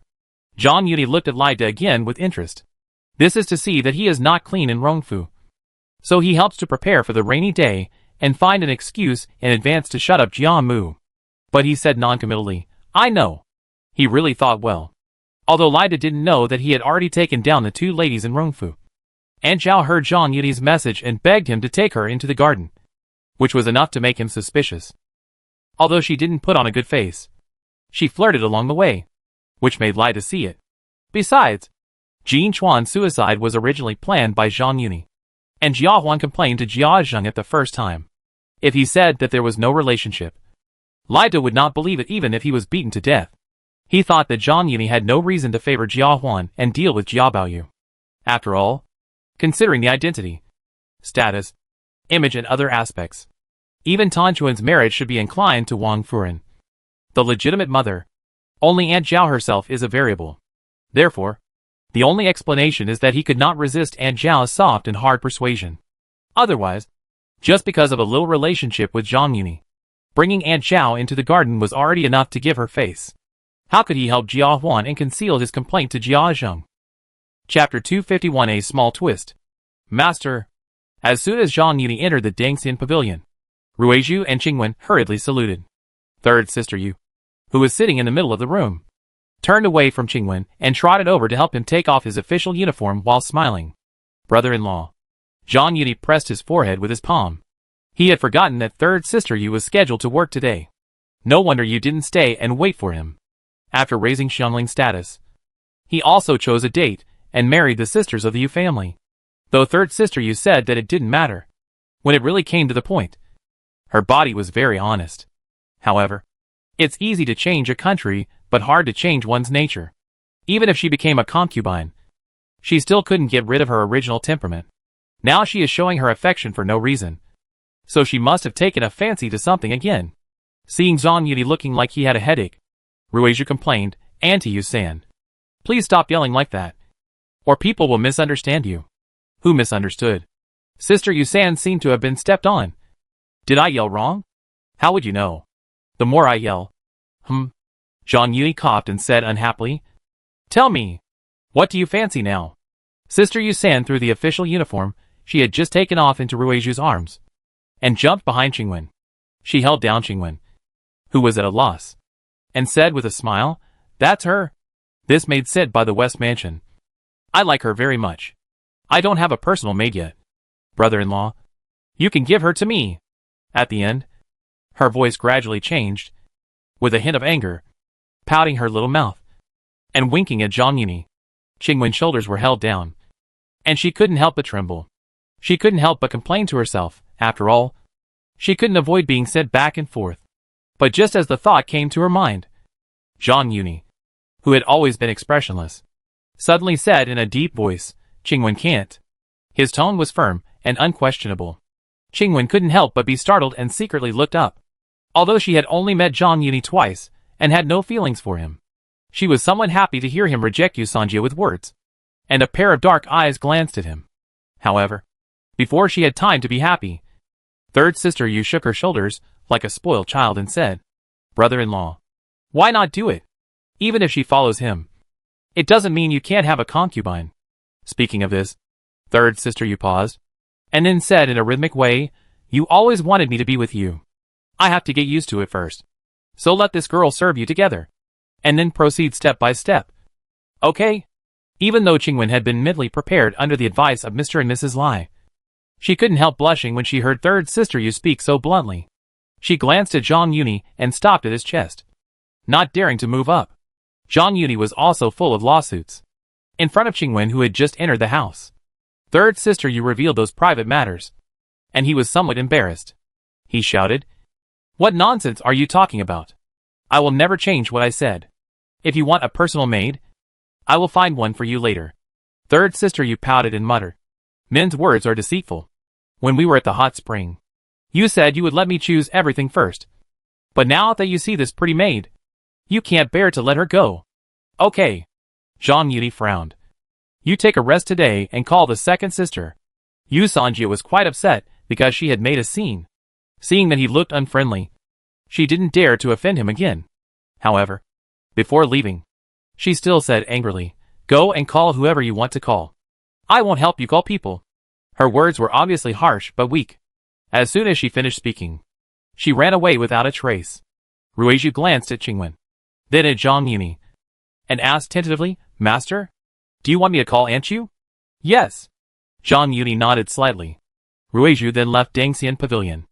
After what happened just now, Qingwen couldn't help but feel a little uneasy, and said insincerely, Master, you don't have to do this for me. Zhang Yuli waved his hand and said, "It's not all for you. You can see that third sister is just like this.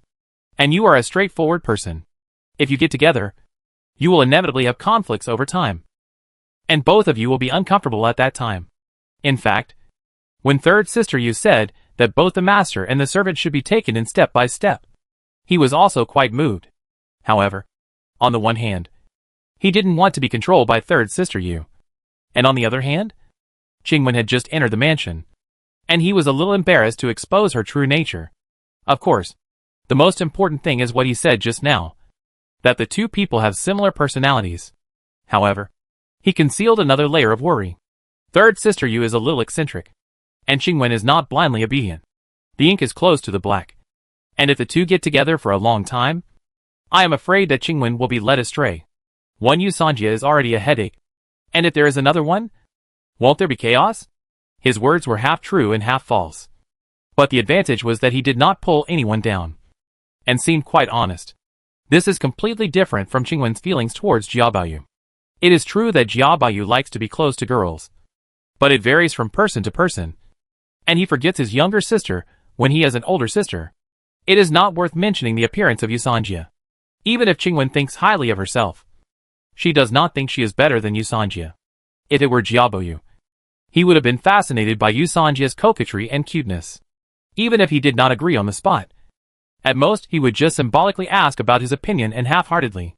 However, Zhang Yuli was not only unmoved, but also analyzed his personality and considered everything. She looked at Zhang Yuli with awe. Zhang Yuli saw the change and said while the iron was hot, "This is not my fault. Last time, I praised you for your excellent needlework skills with Lai Guanjia. I didn't expect that he would remember it. You were unjustly stigmatized and kicked out of the West Mansion." He paused for a moment and said in a loud voice, "But don't worry. Since it's my fault, I can't let you suffer any injustice. Just follow me. I have said something when Xianling came to my mansion. Now I will say it again. Since you follow me, you are my person. Don't say you are sent back and forth. Even if the King of Heaven comes to ask for you, I will never send you away." "Yes, Master." Qingwen bowed deeply. She had just come here, so she couldn't help but feel unsure. With what happened to Yu Sanjia just now, Zhang Yuni's words were undoubtedly more convincing. As he was talking, Yu Erji and Ruizhu walked in. Seeing Qingwen's graceful figure, Yu Erji hurried over, looked around her, and exclaimed, "This girl is really pretty. No wonder I like her so much." As she spoke, she bowed slightly to Zhang Yuni and asked tentatively, "She just entered the mansion today, so why don't I go back first?" Zhang Yuni waved his hand and said, "She just entered the mansion today, so she is inevitably uneasy. It won't be too late to serve her when she is calm." He turned to Qingwen and said, "It's late tonight, so you should go to bed early. Master remembers that you are good at sewing. Come and measure me tomorrow. I have a pattern here. You can make 2 sets when you have time." Qingwen couldn't help but feel relieved when she heard this. As Zhang Yuni said, she was still a little uneasy when she just entered the mansion. But there was Yu Sanjia in front, and Yu Erji in the back. Although the attitudes of the two were completely different, they both meant to let Zhang Yuni take her as a concubine. She was confident in her appearance, but she was not mentally prepared. She couldn't help but worry that Zhang Yuni would follow her advice. "Don't worry, sir. I will measure you tomorrow morning and make it for you as soon as possible." "Yes." Qingwen saw Zhang Yuni nodded, took Yu Erji and Ruizhu's arm and disappeared down the stairs. And then she entered the room next to the stairs. Chapter 252, Witnessing the Scene. Knock. Knock. Knock. The next morning, Ruizhu knocked on Qingwen's door. "Qingwen. Qingwen. The master is up and waiting for you to measure." "Yes. I'll be there soon." Qingwen rubbed her sleepy eyes and realized that she had overslept. Last night, Zhang Yuni told her to go to bed early, but the noise upstairs didn't stop until the second half of the night. She was a little accustomed to her bed, and the noise was too scary, so she fell asleep in a daze after 5 o'clock. Last night, Zhang Yuni expressed his intention to take her in, although she thought highly of herself. She also had the consciousness of being a maid. What's more, Zhang Yuni was not only tall and handsome, but also attentive and thoughtful. However, the intense and almost tragic noise last night made her, who had already made up her mind, feel a little scared. It's not like she hadn't heard similar noises in Jiabao's room. But how could she have heard such a strong and passionate voice? If she hadn't paid attention and listened carefully, she might not have noticed it. The sad howling and the creaking sound were like a devil's sound piercing her ears. And it seemed like the lingering sound lingering in the beams. And it couldn't dissipate for a long time. She, who hadn't adapted to the new environment yet, was exhausted and couldn't sleep all night. Seeing Ruiju urging her, she didn't dare to delay. She rubbed her eyes, put on a gauze skirt, took a tape measure, and hurried upstairs. When she entered the room, she saw Zhang Yuni, who was naked, hugging Yuerji, who had a large piece of snow-white breasts, leaning on the bed. Yuerji had a piece of thin rope hanging on her shoulders, and was wrapped in a dress that didn't look like a bellyband, and didn't look like a skirt, which surprised Qingwen. Master, Auntie! She bowed to the two of them, and looked at Yuerji inquiringly. I thought that Yuerji must be depressed after such a tragic night. Unexpectedly, she was not depressed at all, but rather charming, and seemed a little lazy in her gestures. She was very surprised, although she had seen Shiren's face flushed a little. Even with the quiet movement in Jiabao's room, Shiren had a kind of unresolved depression between her eyebrows the next day. Why did Yuerji, who screamed so miserably last night, have an indescribable satisfaction?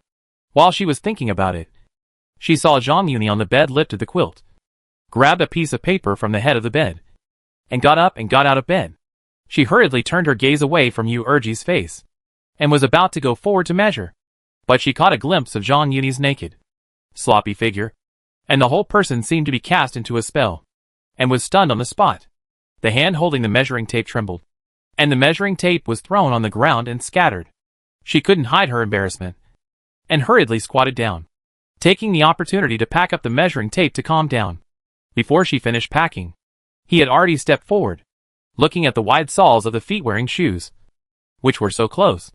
Qingwen's heart seemed to be thumping, as if it was about to jump out of her chest.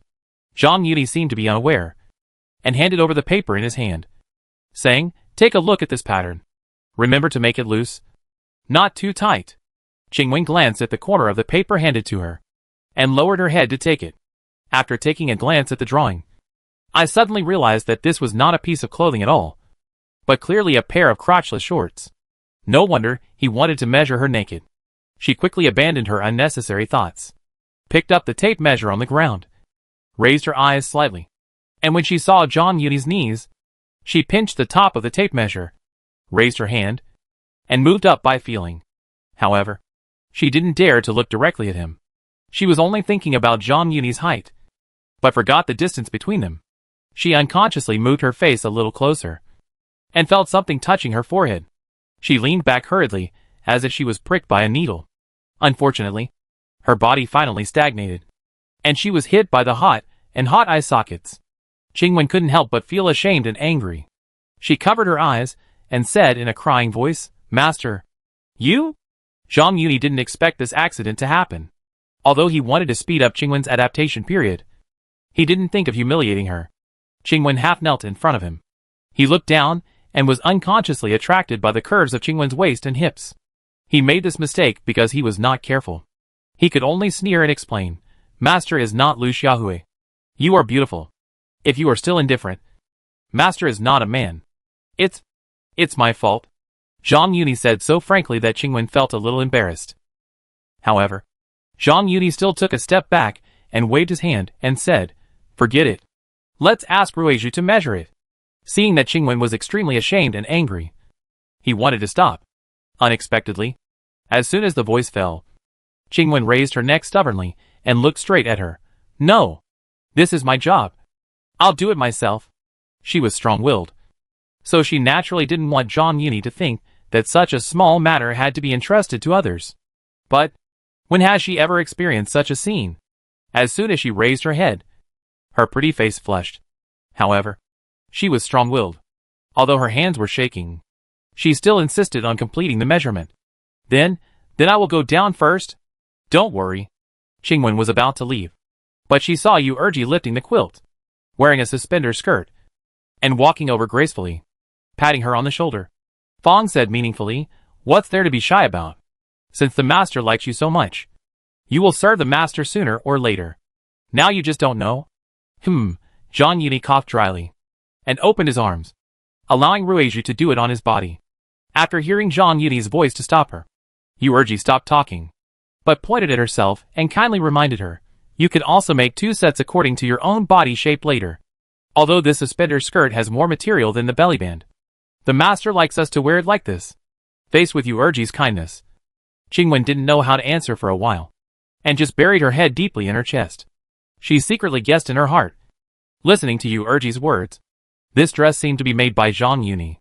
She had heard that he could sense the immortals. Could it be that these were all imitated from the immortals' clothes? When she was thinking wildly, Zhang Yuni had already put on his undergarment under Ruiju's help. He seemed to feel that she was a little embarrassed. So he comforted her, don't force yourself. This suspender skirt is more comfortable to sleep in than a bellyband. If you don't believe it, you can ask Ruiju to lend you one to try. When you feel it is suitable, it will not be too late to make it. He paused and said, besides your room downstairs, there is also a storage room. The materials in it will be under your control in the future. The materials of the master's clothes and your own clothes. You can decide what you think is suitable. And you don't need to ask anyone else. Qingwen agreed now. But it was not known whether she was responding to the suspender skirt or the right to dispose of the fabric. Seeing the corner of Zhang Yuni's clothes falling, she slightly raised her blushing face and said in a trembling voice, Then I will go downstairs to check the fabric first, so that I can give it to the master as soon as possible. Seeing Zhang Yuni nodded, she felt relieved and ran away. Chapter 253, Personal Experience. Since the master likes this girl, why didn't he take her into his room just now? As soon as she stepped out of the door, she heard the voice of Yuerji from inside the room, and Qingwen couldn't help but slow down her pace. Don't talk about you and Sanjia, asked Ruiju. Has the master ever forced anyone? When I was sent here, there was no one in the master's room. He put me downstairs and lived there for nearly a month. It was only when I saw Xiangling come into the room to serve. Hearing this, Qingwen was mixed with joy and sorrow. She was originally trained as a maid, and she was not completely ignorant of the affairs between men and women. The frightening noise last night and the twitch on her face just now made her afraid of Zhang Yuni. With Ruiju's words, she felt a lot more at ease. However, Ruiju only said half of the words because she took Qin Kiching into consideration, which made her think that Ruiju took the initiative to climb onto Zhang Yuni's bed, and he half-heartedly took her into his room. She couldn't take the initiative to climb onto Zhang Yuni's bed, but Zhang Yuni obviously intended to take her in, and the 2 concubines proposed one after another. If it were another maid, it would be a dream, but she was unmoved. Wouldn't people think she was spoiled? Although she thought highly of herself, she was not a fool. She knew that this place was different from Rongfu. In Rongfu, with Lai Da's support, she only needed to do her job well. And here, Lai Da was counting on her to climb up the ladder so that he could say a lot of good things for them. How could she expect that? Although she knew that the Lai family was treating her like a rare commodity, they sent her back and forth. But in the end, it was to save her from the water. Otherwise, a weak woman like her who was pretty and helpless would have a foreseeable ending if she was left outside. After what happened last night, she was quite satisfied and grateful for being sent to Zhang Yuni this time. However, as she was in Rongfu, she did not help the Lai family do anything to let Rongfu down. She knew very well in her heart where the foundation of her life was. Moreover, it was obvious that the third sister Yu, a concubine with a title and status, had been trying hard to persuade her last night. But it was just a maid's affiliation, which was a trivial matter. Zhang Yuni was still unmoved. So how could she, a maid who had no title and just entered the house, influence him? Thinking about these things, she pushed open the storage room downstairs, looking at the silks and satins piled everywhere, especially a few pieces of Shu brocade and Su embroidery, which were scattered everywhere. She couldn't help but feel a little distressed. She quickly shook off her chaotic thoughts and went in to pick them up. After selecting 2 pieces of light and breathable fabrics, she hesitated and turned out a piece of ordinary silk that was not transparent, since she didn't want to climb onto Zhang Yuni's bed, nor could she wait for him to lose control. She had no choice but to accept Yuerji's proposal, which was a way to show her feelings. Of course, she was very good at sewing, and although she only caught a glimpse just now, she also saw the lace on Yuerji's skirt. However, Yuerji didn't put much effort into matching the materials, and didn't make up for her shortcomings. It just so happened that Zhang Yuni had some leftovers from making pants. One bright and one dark, which made a good contrast. She was afraid that someone would see this little thought. So she looked around at the door, with 3 pieces of material in her arms. When she saw that there was no one downstairs, she took 2 steps at a time and trotted to her room. When she reached the door, a figure suddenly rushed in and bumped into her. She didn't have time to yell, and tightly hugged the fabric in her arms. "Hey, Qingwen, why are you here?" Before she could check whether the fabric in her hand was wrinkled, the person opposite her had already exclaimed. She looked up at the sound, and Jin Chuan opposite her was staring at the fabric in her arms with a curious look. "Did the master ask you to come here to make clothes for the child?" Qingwen looked down at the fabric in her hand, and then replied, "No. No. The old lady said that the master's room was short of people to serve. So she asked me to come here." "How soon?" "I came here yesterday and didn't see you." Qingwen walked around Jin Chuan and went to the room, saying, "Lai Guanjia sent me here last night." The 2 of them belonged to the Wang family and the old family slaves in Rongfu, respectively, and they didn't have much friendship to speak of. I thought that if I greeted her, Jin Chuan would not pester me. Unexpectedly, he not only chased her into the house, but also pursed his lips, looking at her from front to back, from top to bottom. After looking for a long time, Jin Chuan seemed to be relieved, and then smiled. "You are lucky to be able to come and follow the master." After saying that, she paused, and then said meaningfully, "It will prevent you from being targeted by someone in the future, or being driven out by someone who doesn't like you." The 3 words "driven out" just hit Qingwen's sore spot. Although it was said to the outside that Zhang Yuni was short of people, Lai did not hide it from her. Just because of the fictitious peach blossom evil, he was abandoned. She couldn't help but choke. "What do you mean by this?" Jin Chuan didn't seem to notice her dissatisfaction, and sneered, "What else can it mean? If someone really has this idea, no matter who it is, that Bao Iri can't protect you." When she said this, Qingwen lowered her head unconsciously. When Mrs. Wang ordered her to go back to the room to pack up, Jia Baoyu was still crying and wailing.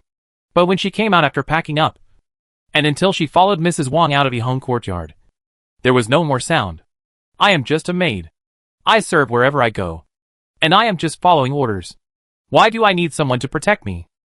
"It's best if you think so." Jin Chuan paused at this point, and then said with a playful look, "But, seeing your condition, the master should not have asked you to come in and serve yesterday? What does this have to do with you?"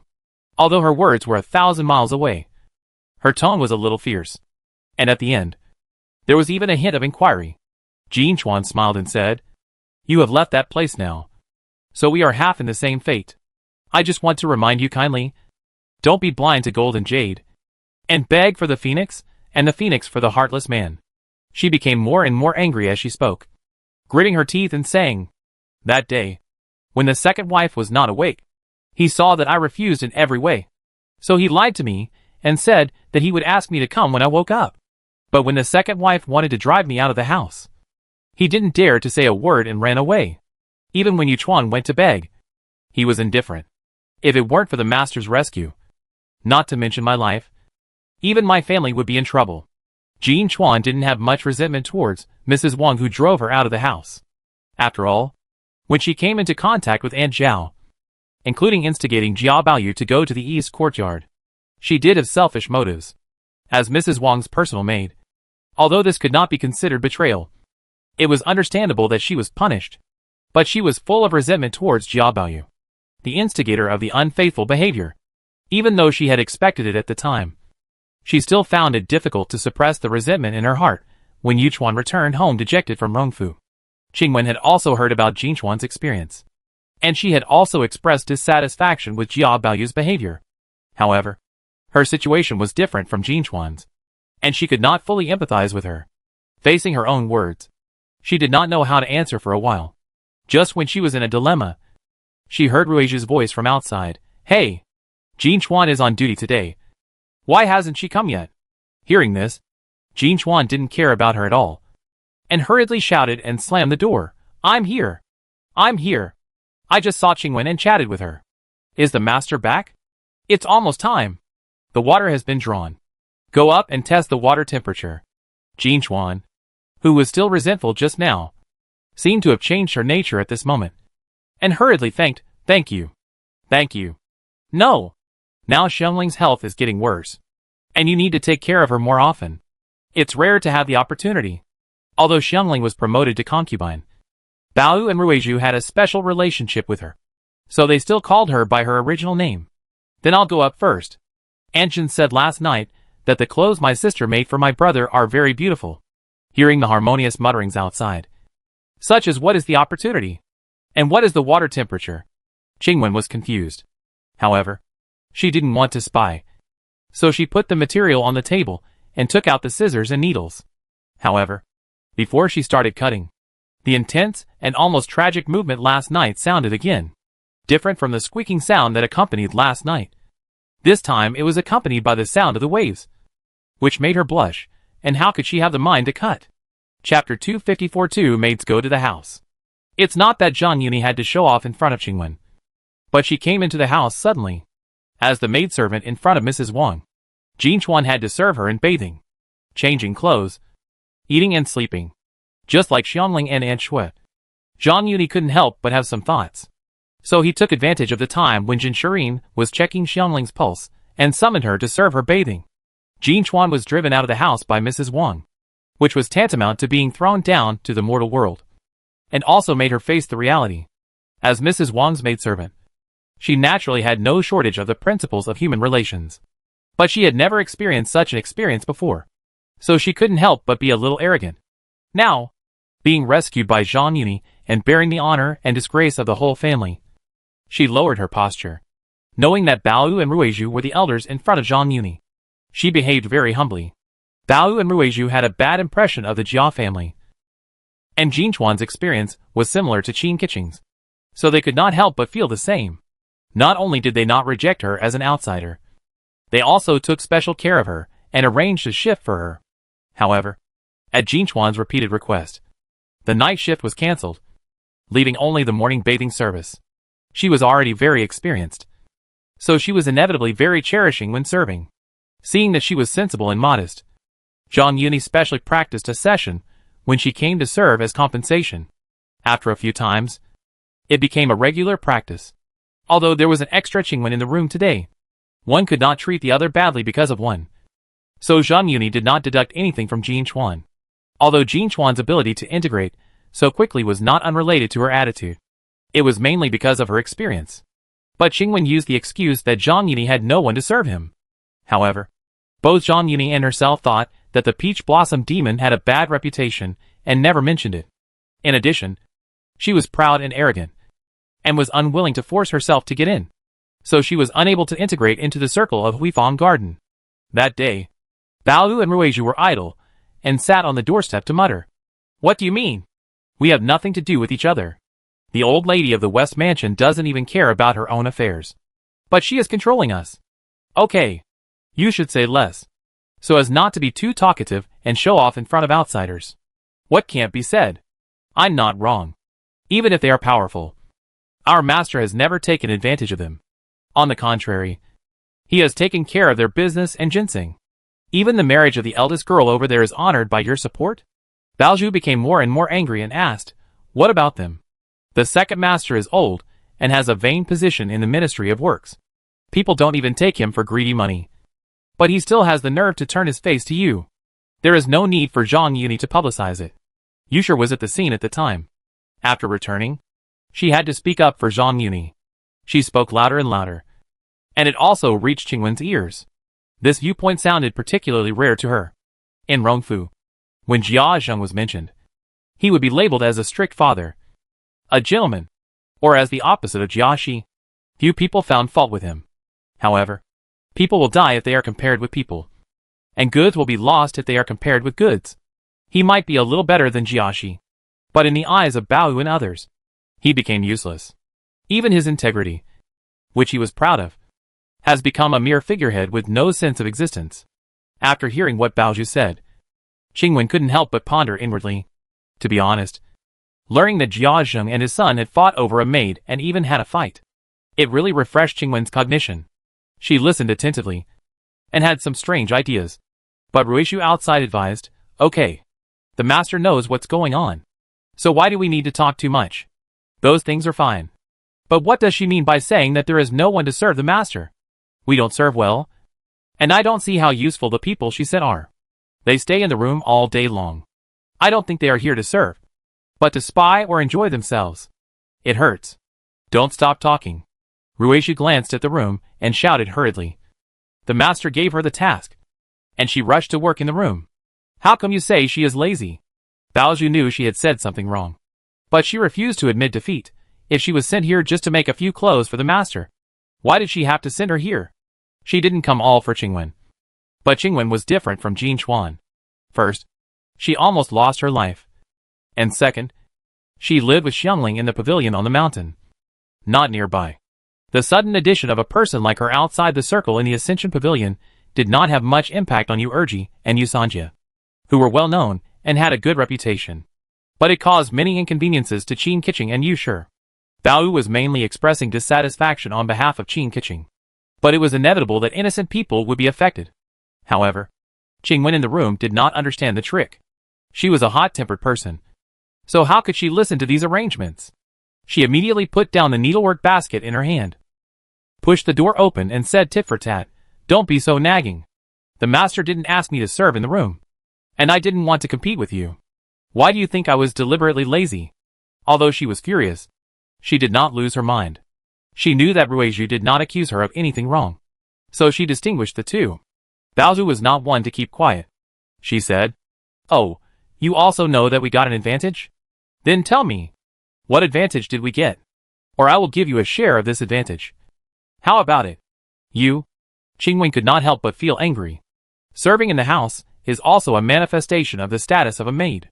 However, when it came to Baoju's mouth, it implied other meanings. Why? It's exposed now? Baozu was unreasonable and sneered. Are you still hoping to go back one day and serve that second-generation ancestor? What are you talking about? Qingwen raised her right hand, raised 3 fingers, and swore, "Whoever has this idea will die." Okay. It's not the first day we met. How can Qingwen be that kind of person? Ruiju quickly pressed Qingwen's hand and tried to smooth things over. Baoju still insisted, "Oh, that's just self-righteousness. Since you insist on saying so, I'm too lazy to explain." Qingwen gritted her teeth and said, "Anyway, the master is in the government office on weekdays, and I won't delay those jobs when the master goes to the government office. From now on, the work in the house will also be counted as my share. Don't say that you will steal your job when the time comes. Don't use the West Mansion's tricks on us. Don't say that the master is not like the men over there. If we are really so narrow-minded, how could we tolerate Jin Chuan?" Okay. Ruiju acted as a peacemaker again. "We are all the master's people. Since we have talked it out, then from now on, the work in the house will also be counted as Qingwen's share. You will be responsible for the master's morning dressing and bed-making. I will ask the master for the rest." "Okay." Qingwen nodded and turned back to her room. When she closed the door, Ruiju pulled Baoju and ran to the Tianxiang Tower opposite, and then hesitantly said, "Is this really okay? It's better than dragging it on like this." Baoju said confidently, "You know what the master is capable of. Even if she is a piece of raw iron, he can melt her." As she spoke, she glanced upstairs and said, "You didn't see it. The master came out from this side the other morning, and she happened to see it." Her eyes were a little strange. Although the young lady doesn't care about these things, she can't be underestimated. Now she is an outsider, so it's better to keep it a secret. When the master takes her in, there will be nothing to say. Chapter 255. Master, what do you think? That night, while Zhang Yili was having dinner, Ruiju handed over a brand new shift schedule and reported on Qingwen's arrangements. Unlike in the morning, she did not ask for instructions, but made the arrangements directly and handed them over to Zhang Yili. Zhang Yili just asked casually, "Does Qingwen know?" After getting Ruiju's confirmation, he nodded and approved her arrangements. He didn't mean to pretend. However, Qingwen's character would rather break than bend, and she was deceived by Lida. Zhang Yili was worried that she would not be able to change for a while, so he left it alone for a while and planned to take it step by step. Since she didn't object, what reason did he have to refuse? After dinner, he said to Ruiju, "Master, I won't practice boxing tonight. I'll go to Xiangling first, and come back in half an hour. I'll take a bath later when I'm done. Although a Mandarin duck bath has its own fun, it doesn't have to be like this every time. Recently, Jin Chuan has been serving him baths, and he's a little tired of it. In addition, it's Qingwen's first time, so he doesn't have to change the scene in the middle of the process. So he has to change everything inside and out. When he came to the pavilion on the mountain, he listened to the fetal movement for a while, and then said to Xiangling, I went to Xiaoxiang Pavilion the other day, and Miss Lin said that you are in a heavy body now, so it's not good to worry about it. You can learn poetry after you finish your confinement. Xiangling is obsessed with poetry. Once she reads poetry, she loses her sense of proportion, and often stays up late at night. Zhang Yuni found out, and ordered her not to read it anymore. Oh, Miss Lin, I'm sorry for worrying you. Xiangling agreed, rubbing her belly and saying, How is Miss Lin these days? Mother doesn't let her run around these days, and she moved into the garden to be closer, so I haven't seen her for a while. All right. She said she would come with you when you are about to give birth. Zhang Yuni said casually, Remember this time when Miss Lin comes. You ask your uncle to check her pulse. Why do we have to wait until she comes? I might as well take my father there directly to avoid delaying the illness. She has had phlegm disease since she was a child. It has been so many years. She doesn't care about these few days. After all, she is teaching you to learn poetry. I won't fight with you for this favor. Xiangling arched her head into his arms and said softly, I am yours. And what belongs to me belongs to you. Why do we have to go around in such a detour? Zhang Yuni patted her head and smiled. That being said, I am delivering ginseng and asking for medical advice. If I do too much, I am afraid that people will think I have ulterior motives. Knowing that Jinshurin is familiar with pharmacology, he had this plan.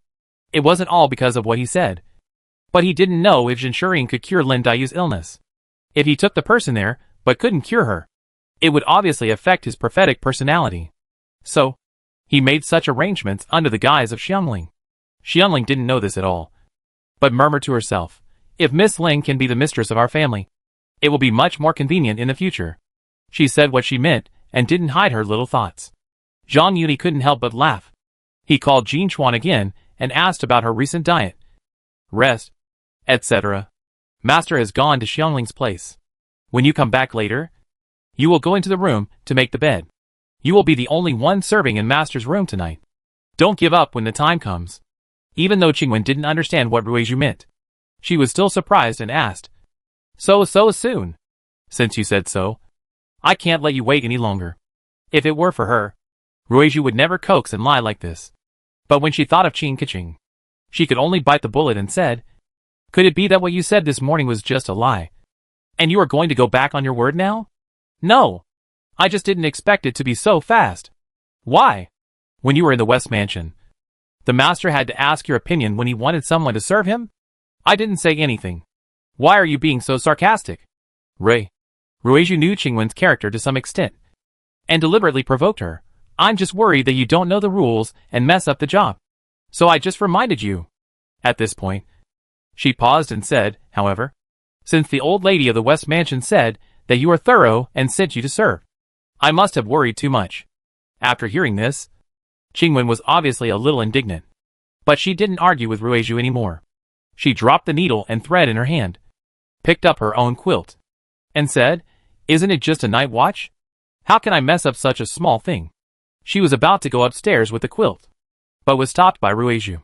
You said you wouldn't mess up. But how can your quilt be on the master's bed? I just sleep in the corridor. How can it be moved to the bed? That won't work. Ruizhu seemed quite stubborn. She threw down a sentence, You wait here, and turned to go upstairs. She went upstairs and entered the study. She looked out the back window towards the pavilion on the mountain and saw a figure coming towards her. She hurried downstairs and went to Qingwen's room and said, There are no new beddings in the room. Go to the room and make the bed for the master first. I'll go get it for you. Qingwen secretly complained that there were so many rules. She pouted and went upstairs angrily. Ruizhu went out, but did not look for any bedding. Instead, she leaned against the door. When Zhang Yuni came to the door, she pointed upstairs and said, Master, go quickly. Qingwen has already gone upstairs. I will prepare water in advance and wait opposite. Zhang Yuni did not doubt it. closed the door, and walked upstairs. When he entered the room, he saw Qingwen with her back to the door, kneeling on the bed like a dog. He took off the burden on his body, climbed onto the bed, hugged her from behind, and pressed his whole body against her. It will be messy later. Don't rush to clean it up. As he spoke, he leaned over to Qingwen's ear and blew air. Are you ready to serve the master? It was close to June, and the weather was hot. The hot body pressed against his back, which frightened Qingwen's heart. Then a breath of hot air poured into her ears, and she felt her bones and muscles numb. She used all her strength and only twisted her waist with difficulty. Unexpectedly, this seemed to arouse Zhang Yuni's ferocity. She hurriedly said shyly, Ruizhu went to get bedding for me. What bedding? She will prepare hot water in advance later. Although he heard the hidden meaning in the words, Zhang Yuni held Qingwen tighter and said this at the same time. Qingwen heard that she was deceived by Ruizhu, and her body stopped being shy and froze. Zhang Yuni noticed her entanglement and whispered to her at the right time. What? Not ready yet? The arrow is on the string. How can it be retrieved? He knew very well that when he was entangled like this, he would often not get any response. As he expected, Qingwen nodded her head. But just as she was about to do so, Bao and Ruizhu's sarcastic words rang in her ears. Thinking that this was inevitable, she remained motionless and endured it silently. Chapter 256, An Unexpected Incident. Papa! In the wing room of Ningyan Hall, Pei Feng, who was naked, did not bother to make up for herself. She turned around in a hurry and slapped Jiazhen, who was lying on the bed, shivering and foaming at the mouth. Seeing that Jiazhen was still foaming at the mouth and had no reaction, she hurriedly got up from the bed, pulled a thin skirt over her body, and rushed out of the room. Quickly go and call the madam. The master is going to have a stroke, because of the presence of Qingwen, an outsider, in Dangxian Pavilion. Yusher has not lived in the garden as usual recently. She got the news as soon as possible and rushed to the scene. Seeing Jiazhen foaming at the mouth and bleeding from his lower body on the bed, she felt her heart churning and vomited. But nothing came out. Although the relationship between her and Jiazhen had been shattered by Zhang Yuni, her status as husband and wife was still there. Moreover, Ningwa Mansion was originally a mansion built by imperial decree. Now Jiazhen only has a 5th-rank dragon guard, and the title of this line can no longer be inherited. Once Jiazhen died, she not only lost the status of the mistress of Ningwa Mansion, but even the mansion would probably be taken back. When she thought about being displaced, she couldn't help but feel dizzy. After she stabilized her body, she ordered, Quick! Go and inform Brother Yi and the master. At this point, she suddenly stopped and said, Wait! I'll go find Brother Yi first, and then inform the master after asking him, and ask someone to invite Master Zhen to come and have a look. Although Zhang Yuni concealed something from her, he didn't hide from her that Jiazhen was planning to take advantage of the sugar revenue. In addition, recently, it was obvious that the two of them were a little estranged, which inevitably led to an extra layer of speculation. Although she was suspicious, she was now in the image of Zhang Yuni from the inside out. She had no children, so the only way out was to rely on Zhang Yuni. Although she was Jia Rong's mother in name, she was not his biological son, and the father and son were birds of a feather. So how could she be relied on? Therefore, even if she had doubts, she thought about how to cover it up at the first time. So she wanted to ask Zhang Yuni for advice first, so as to avoid the suspicion coming true and leaving behind something that was difficult to clean up. She was used to going in and out every day, and now the matter was urgent, so she didn't want to cover it up. She came to Dangxian Pavilion panting, and was about to push the door in. But Ruizhu rushed out from the opposite side and called out, Qingwen is serving the master. Madam, don't go in. Something happened. His cousin is about to have a stroke, and we don't know whether he is dead or alive. How can we wait? Oh! Ruizhu was not surprised but happy. Madam, what you said is true. If that's the case, we should call the doctor and take care of the funeral. Why do you come to disturb the master? This is the first time for Qingwen. We can't let it be messed up like this. Yusher was stunned when she heard the words. And then she remembered that Qin Keqing was not her master and servant, and she had a deep hatred with Ning Mansion. I'm afraid she wished Jiazhen would die. After all, it was a matter of life and death, and it was just her guess. Seeing Ruizhu blocking the door and refusing to let her go, She was also anxious. After all, he is his cousin, and they live together. There is no one in charge in the mansion except him. He should know what she said. Right? She knew that Ruiju's argument was unreasonable. Even if she went to find Qin Keqing, she would not stand on her side. So she had to raise her voice. This trick really worked. Zhang Yuni's voice came from upstairs. Sister-in-law, please call a doctor. Then go and notify my uncle and Shifu. I'll go check it out later. After hearing this, Yushir finally felt relieved. Since Zhang Yuni was so calm, even if it had nothing to do with him, at least there would be no aftermath. Zhang Yuni heard the argument between the two, and Qingwen, who was also in the room, naturally heard it. Originally, she was a little dissatisfied with Ruiju's coaxing and deceiving. But when she heard her words of obstructing Yushir, not only did her original dissatisfaction disappear, but she also felt a little grateful. She didn't know the inside story. No matter how you looked at it, Jiaxin was the master of Ningwa Mansion, and Ruiju actually refused to let Yushir enter the house in order to prevent her from leaving any regrets. To be fair, she herself couldn't do this. At this moment, she finally understood why Shirin always had an unresolved knot in her eyebrows. But Urgi and others felt indescribably comfortable. The feeling was not big, but something was missing. When she thought of the life and death scene just now, her cheeks were hot and she whispered, I'm fine. Master. Sir. Should you go and see me? How can that be? I'm not a doctor. And it's useless to go. But you're not feeling well right now. So you have to take care of yourself first. Zhang Yuni said. Shouting downstairs, Ruiju, ask someone to fetch some water. Ruiju had been waiting for a long time, and she quickly agreed and asked a group of maids to carry water upstairs. She knew that it was different from the past, and this time she might have to put 2 people in. So she directed the maids to fill the bathtub about 50% to 60%. After the maids left, she tested the water temperature, pushed the door and said, Master, it's done. Seeing Ruiju enter the room, Qingwen was so embarrassed that she couldn't raise her head, and she just covered her blushing face with the quilt. Unexpectedly, she suddenly felt a chill on her body, and the quilt had been lifted by Zhang Yuni. Then, she felt dizzy and was lifted up sideways. She secretly glanced at the door and saw Ruiju standing at the door. Looking over here, she was so scared that she buried her head in Zhang Yuni's arms again. In a daze, she felt warm water flowing over her body, and then a broad and warm palm carefully brushed her body. Qingwen felt a tingling in her bones and muscles, as if she was scratched by termites. And she couldn't help but moan, Master? Such tenderness and care. Put on Jiabaoyu. She didn't think it was anything strange, but after watching for a while, although Zhang Yuni was much better in frequency and intensity, he was not like Jiabaoyu, who only knew how to play with girls. Moreover, he always kept his emotions to himself, and was very opinionated. At this moment, his tenderness and care brought a strong sense of contrast. Qingwen couldn't help but indulge in it, and for a moment, she ignored each other's identities and enjoyed it silently. I don't know how long it took before she felt that she was picked up again, and then she was wrapped in a towel. When Zhang Yuni carried her back to the room and put her on the bed, she found that the sheets and other supplies had been replaced. She suppressed her shyness, looked at Ruiju, and thanked her sincerely. Thank you, Sister Ruiju. Ruiju took the towel and wiped Zhang Yuni, and sneered, It's nothing.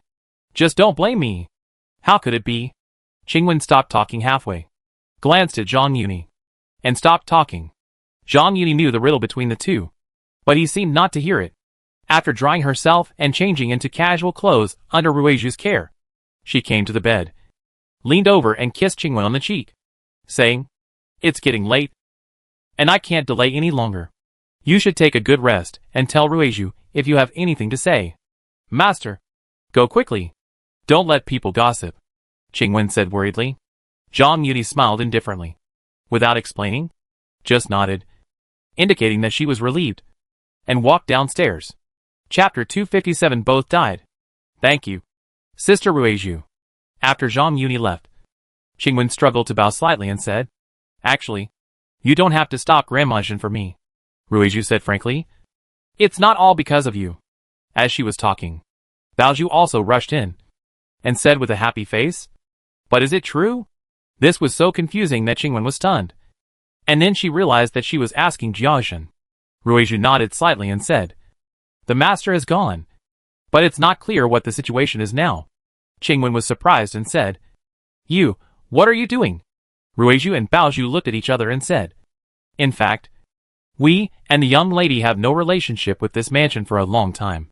When Baozhu saw Ruizhu open up, she took over the conversation and said angrily, "At the beginning, I married the young lady for the financial resources of the Ministry of Works. But when something went wrong, they were worried about pulling out the radish and bringing mud with it. Not only did they were eager to sever their ties and wanted to kill the young lady. They even fabricated many stigmas. If it wasn't for the fact that the master heard the noise and tried his best to save the young lady's life, the young lady would have been killed by them. Even though the master had pleaded with the emperor and made up for the deficit, they were still worried that the emperor would settle the score later.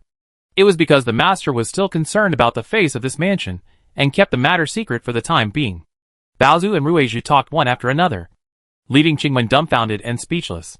The two of them didn't seem to plan to wait for her response, and continued to sigh. The Jia family is full of ruthless and ungrateful people. They will build relationships when there is benefit, and turn their faces when encountering problems. They are eager to sever their ties. Last time, the second wife and the second-generation ancestor went crazy. If it weren't for the master's coercion, it's hard to say whether the second master would be safe and sound. He even gave the master a cold shoulder. These words touched Qingwen. Wasn't it because she was sent here because of the fictitious peach blossom evil? Seeing that she was slightly moved, Ruizhu came to the bed and sat down, patted her and said, "You are lucky to be able to follow the master earlier." She paused and said, "We don't want to harm you. But you came suddenly. Although the young lady no longer cares about those reputations, we have served the young lady and don't want her to be gossiped about." Seeing the two of them so open-hearted, Qingwen was also moved. So she also told her own experience. Baozhu and Ruizhu heard it, and they had to help scold Rongfu. Dangxian Pavilion was in harmony. Let's not talk about it for now. Zhang Yuli rushed to the wing room of Ningyan Hall. Jia Jing and the people from Rongfu had not arrived yet. Pei Feng had already been tied up and thrown in a corner without anyone paying attention. Sobbing softly, Yusher covered her nose and stood at the door, looking around. Jia Rong narrowed his eyes, not looking on coldly, but from time to time, his eyes glanced at the disheveled, shivering Pei Feng. When the two saw Zhang Yuni, they both showed a hint of joy. Unlike Yusher, who had found the backbone, Jia Rong was eager to take credit and said, "Uncle E, the master just died." There was a hint of joy in his tone, and Yusher couldn't help but glance at him sideways. Zhang Yuni turned to Yusher and said casually, "Since the person is gone, sister-in-law, please mourn and accept the change, and don't delay the preparations." Yusher said ah, and was about to go down to give orders, but she saw a report from outside. Jia Shi, Jia Zheng, and Jia Lian all arrived. Zhang Yuni glanced at Jia Rong, who hurried out to greet him. He led the three to the door of the wing room, looked inside, and then retreated with bated breath. They couldn't be blamed. Jia Zhen not only died in an ugly way, but also with blood and urine flying everywhere. Zhang Yuni only looked at him from a distance. When Jia Lian saw Jia Zhen's miserable state, he felt a chill on the back of his neck, and was a little scared. So he quickly shrank his head. Jia Shi didn't react much, but just asked, "Has Brother Jing known about it?" Yusher hurried forward and said, "Someone has been sent, and he should be back soon." Jia Zhen shook his head like a rattle, sighing, "Why did he die like this? It's embarrassing. It's really embarrassing." He couldn't help but look at Zhang Yuni. He just invited him to his house for a banquet. But bad things always happened. Ningwa Mansion invited this plague god to live in the mansion. How could it get any good? He secretly complained that Brother Jing's cultivation of Taoism was so bad that he was like a dog. Just as he was thinking wildly, he heard a shout outside. "The master is back home."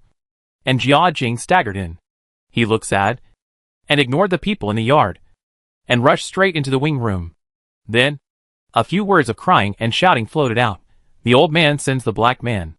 But before everyone followed in to comfort him, Jia Jing had already stepped out. He didn't greet everyone, looked around, and his eyes stopped on Zhang Yuni's face, and said in a deep voice, "How did Jin'er die?" Others didn't know, but he knew very well. He and Jia Zhen decided to cut off ties with Zhang Yuni after the new year, and now he died unclearly. If he didn't doubt it at all, Then at this age, he would have lived like a dog. Before Zhang Yuli could speak, Jia, she said nonchalantly. How else could he die? Didn't you see it? Brother Jing? He must have taken too much poison. Jia Jing glared at him sinisterly. He had known that Jia she intended to force the marriage. And now he was in a hurry to determine Jia Zhen's death. So he couldn't help but doubt it. Zhang Yuni turned to Yusher with a confused look on his face and said, Didn't sister-in-law say that she had invited a doctor? I forgot to ask just now. What did the doctor say? Yes. Yes. Yes. Yusher woke up as if from a dream. And Peifeng, bring her out quickly and report to the master. Peifeng, who was disheveled, was brought out, and then several doctors were invited. Jia Jing didn't even look at Peifeng, but said to several doctors, Shinner has always been in good health. Even if she occasionally took medicine, she wouldn't die so suddenly. Can you see any clues? These were the doctors often invited by Ning Mansion. And Jia Jing believed their words even more. Master Jing is right. We just checked the spitted-out medicine residue, and the unused medicine in the medicine bottle. They are all strong and powerful medicines. Okay, Jia Jing shouted. I said Jinner's death was strange. Bring that slave girl to me, and ask where these medicines came from. He suddenly shouted. Which frightened Peifeng. She exclaimed. It's Master Shirong. These medicines are all from Master Shirong. This was like a thunderbolt from the blue sky. Jia Rong, who was so excited just now, suddenly turned pale and fell to the ground with a thump. Jia Jing was stunned at first. Then his face turned red. With a thump, he spit out a mouthful of blood, and the whole person fell backwards. Because the incident happened suddenly, and he spit out a mouthful of blood. Everyone was unable to avoid him, and they didn't care to help him. His head hit the ground heavily, making a crisp bang-bang sound. Quick! Jia Zheng waved his sleeves and exclaimed, rushing to the doctors, Go and see Brother Jing. At this moment, how could they care about Jia Rong kneeling on the ground? Everyone hurriedly carried Jia Jing into the house. Several doctors fiddled with him for a long time, but finally shook their heads. Most of those so-called elixirs were made of lead and mercury. Jia Jing had been taking elixirs for many years, and had been poisoned. Suddenly hearing the bad news and being thrown like this. To put it bluntly, even if he could be saved, he would probably end up with a stroke. Overnight, 2 generations of the Ning Mansion were sent away, and the culprit was the only one. Jia Shi and Jia Zheng were also at a loss and at a loss. Whether it was intentional or unintentional, there is still a difference. It just so happens that the 2 uncles are here. So why not call Ronggur to ask him, so as to decide the next step and what to do? He did not deliberately lower his voice when he said this. Jia Rong, who was kneeling in the courtyard, secretly felt lucky that he did not follow the wrong person. After Zhang Yuli reminded him, Jia Jing suddenly woke up from his dream and echoed, Yes. Yes. Yes. Quick! Bring Ronggur in. It's unfair. Although I sent the medicine, I was also filial. I don't understand pharmacology. So how can I know whether there is a rebound or not? Jia Rong is not a fool. In fact, he had already thought of these words when he knelt down. However, before he had time to cry out for injustice, Jia Jing fell first. Things of personal conviction are only known to oneself. But no matter whether Jia Rong's words are credible or not, he is the only descendant of the Ning Mansion. As long as Jia Shi and Jia Zheng do not want to cut off this branch of the Ning Mansion, they can only pinch their noses and accept it. Moreover, the Ning and Rong mansions are both from the Jia family. Yuanchuan's marriage is not yet decided. If such rumors spread again, some variables will be added. Jia Zheng couldn't wait to say, Forget it. The dead are gone. You should take care of the funeral and make up for your sins.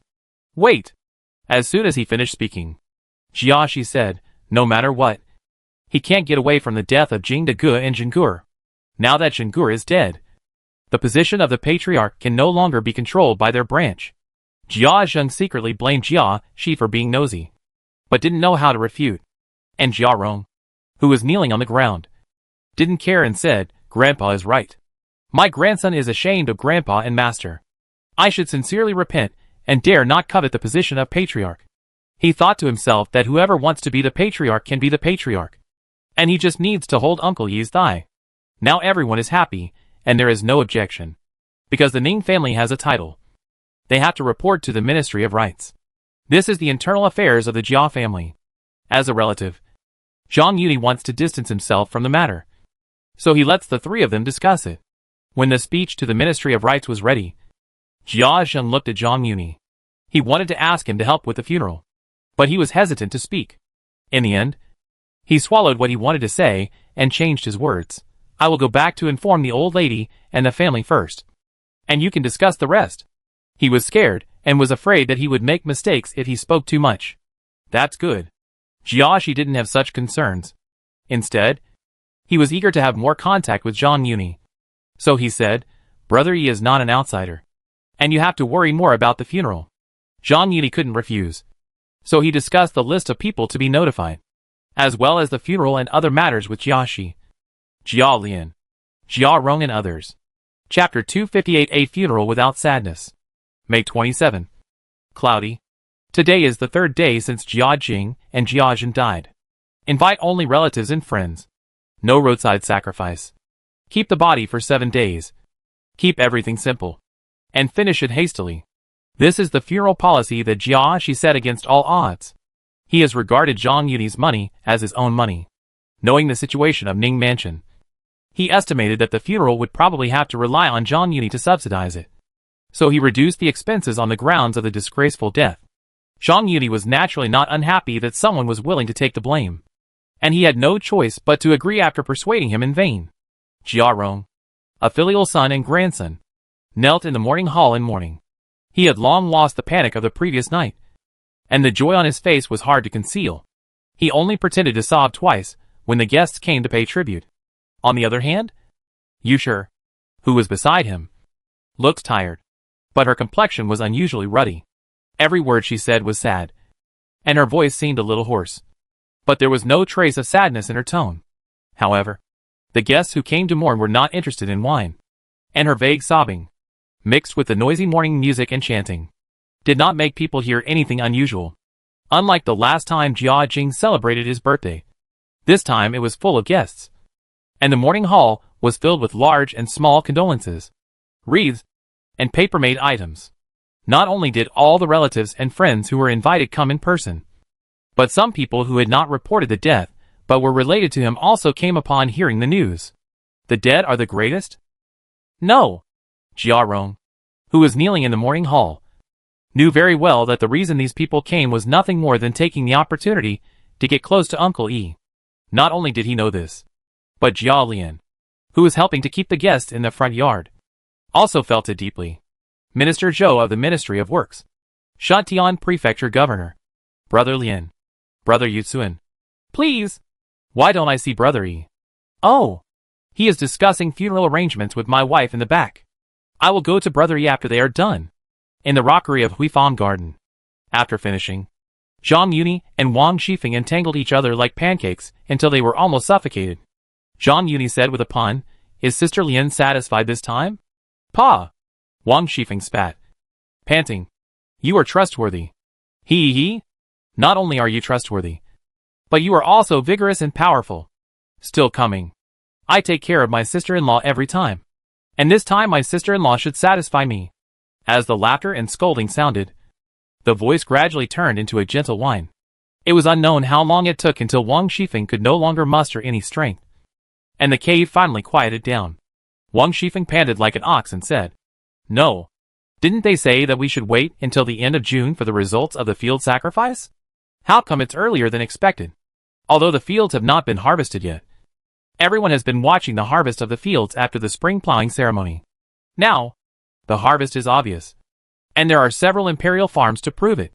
Those who are well informed should hurry up. Zhang Cheng can estimate the harvest, and there is no shortage of such people in the homes of the officials in the court.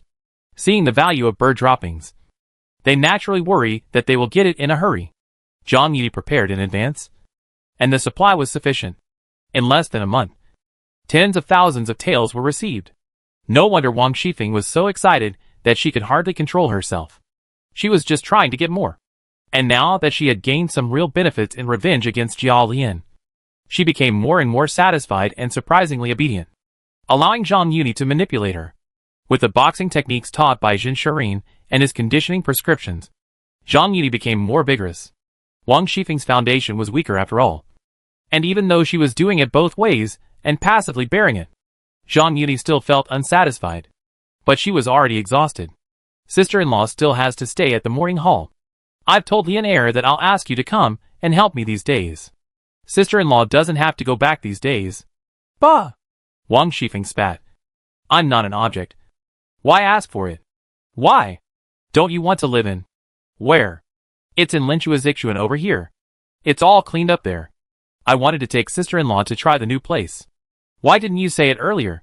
Isn't it that sister-in-law is too impatient? Zhang Yuni pinched Wang Shifeng's chin, wiped the corner of her lips, and smiled. I wanted to ask sister-in-law to take a look later. But sister-in-law couldn't wait a moment and came here first.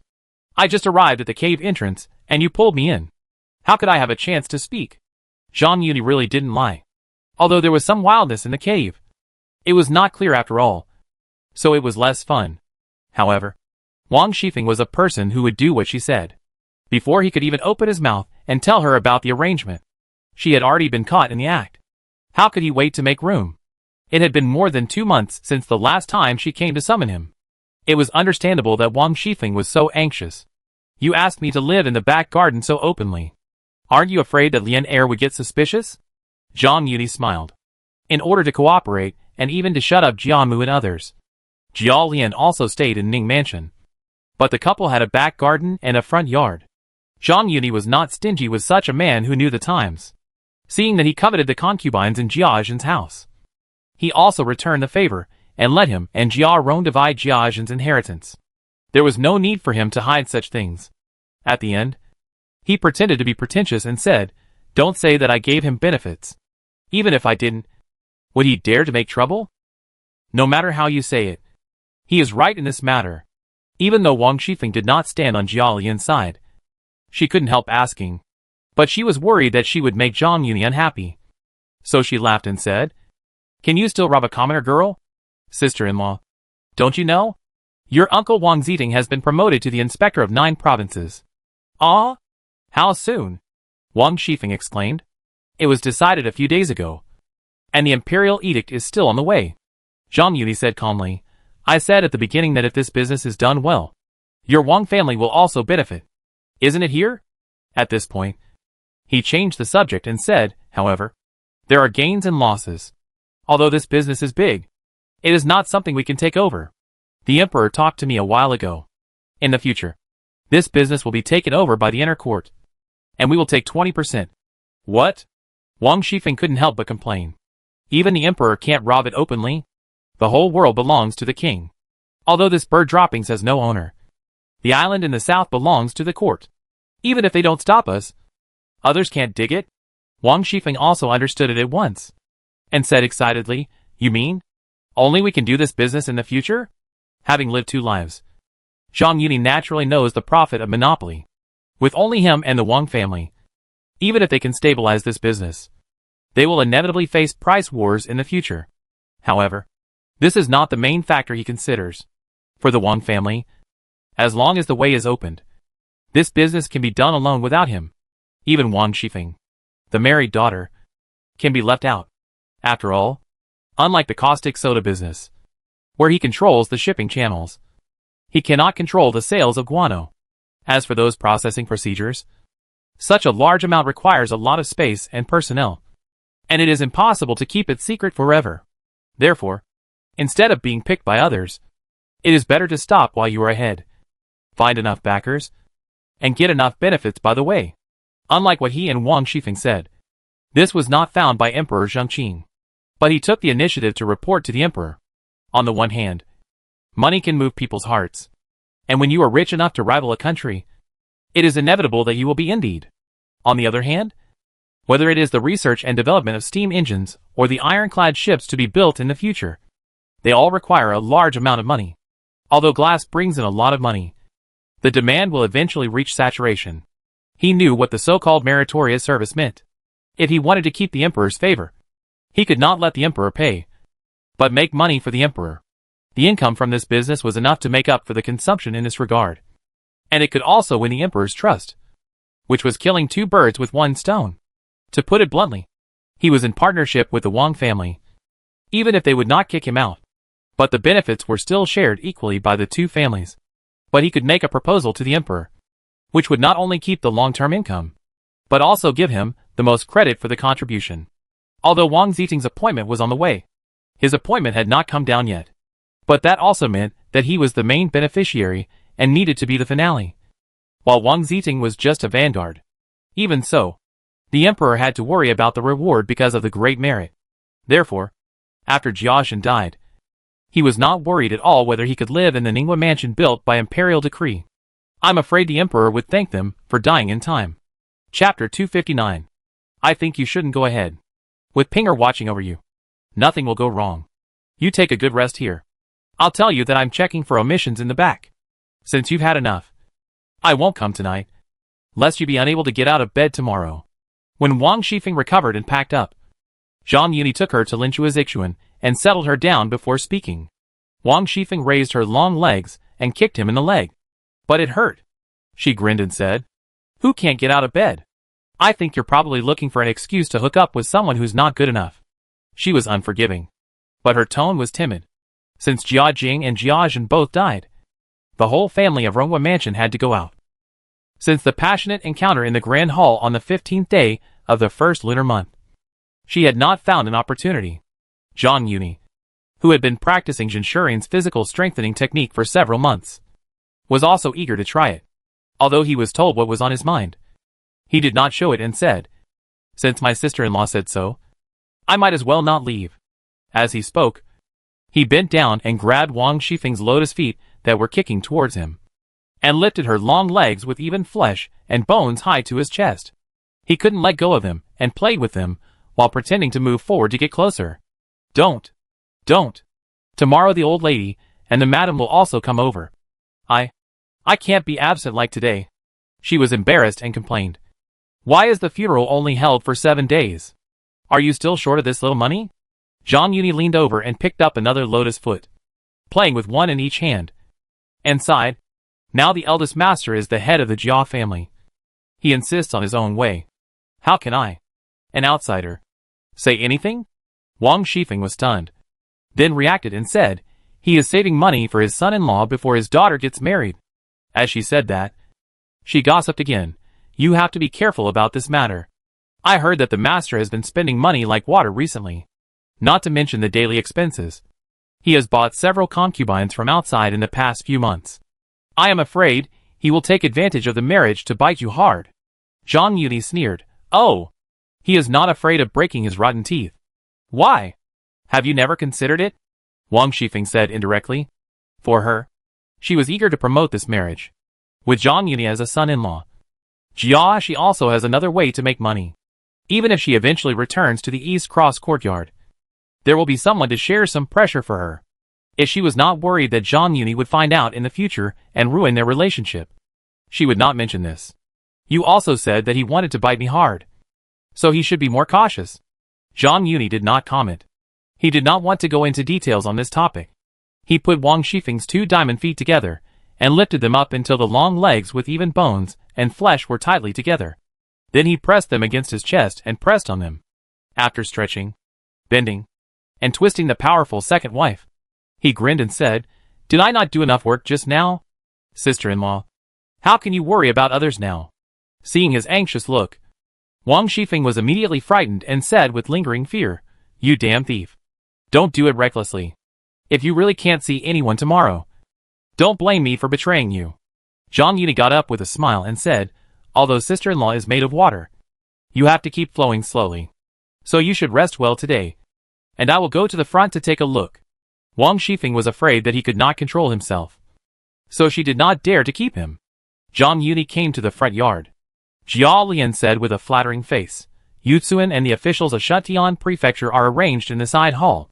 Zhou Sherlang of the Ministry of Works has also come. He is in the hall now. Second uncle is accompanying him." It must be said that among these people in the Jia family, Jia Lian is still a capable person. Zhang Yuni nodded and went to the side hall first. Entering the side hall, the originally hot atmosphere froze. Everyone was an old hand in the officialdom, and their expression management was still very good.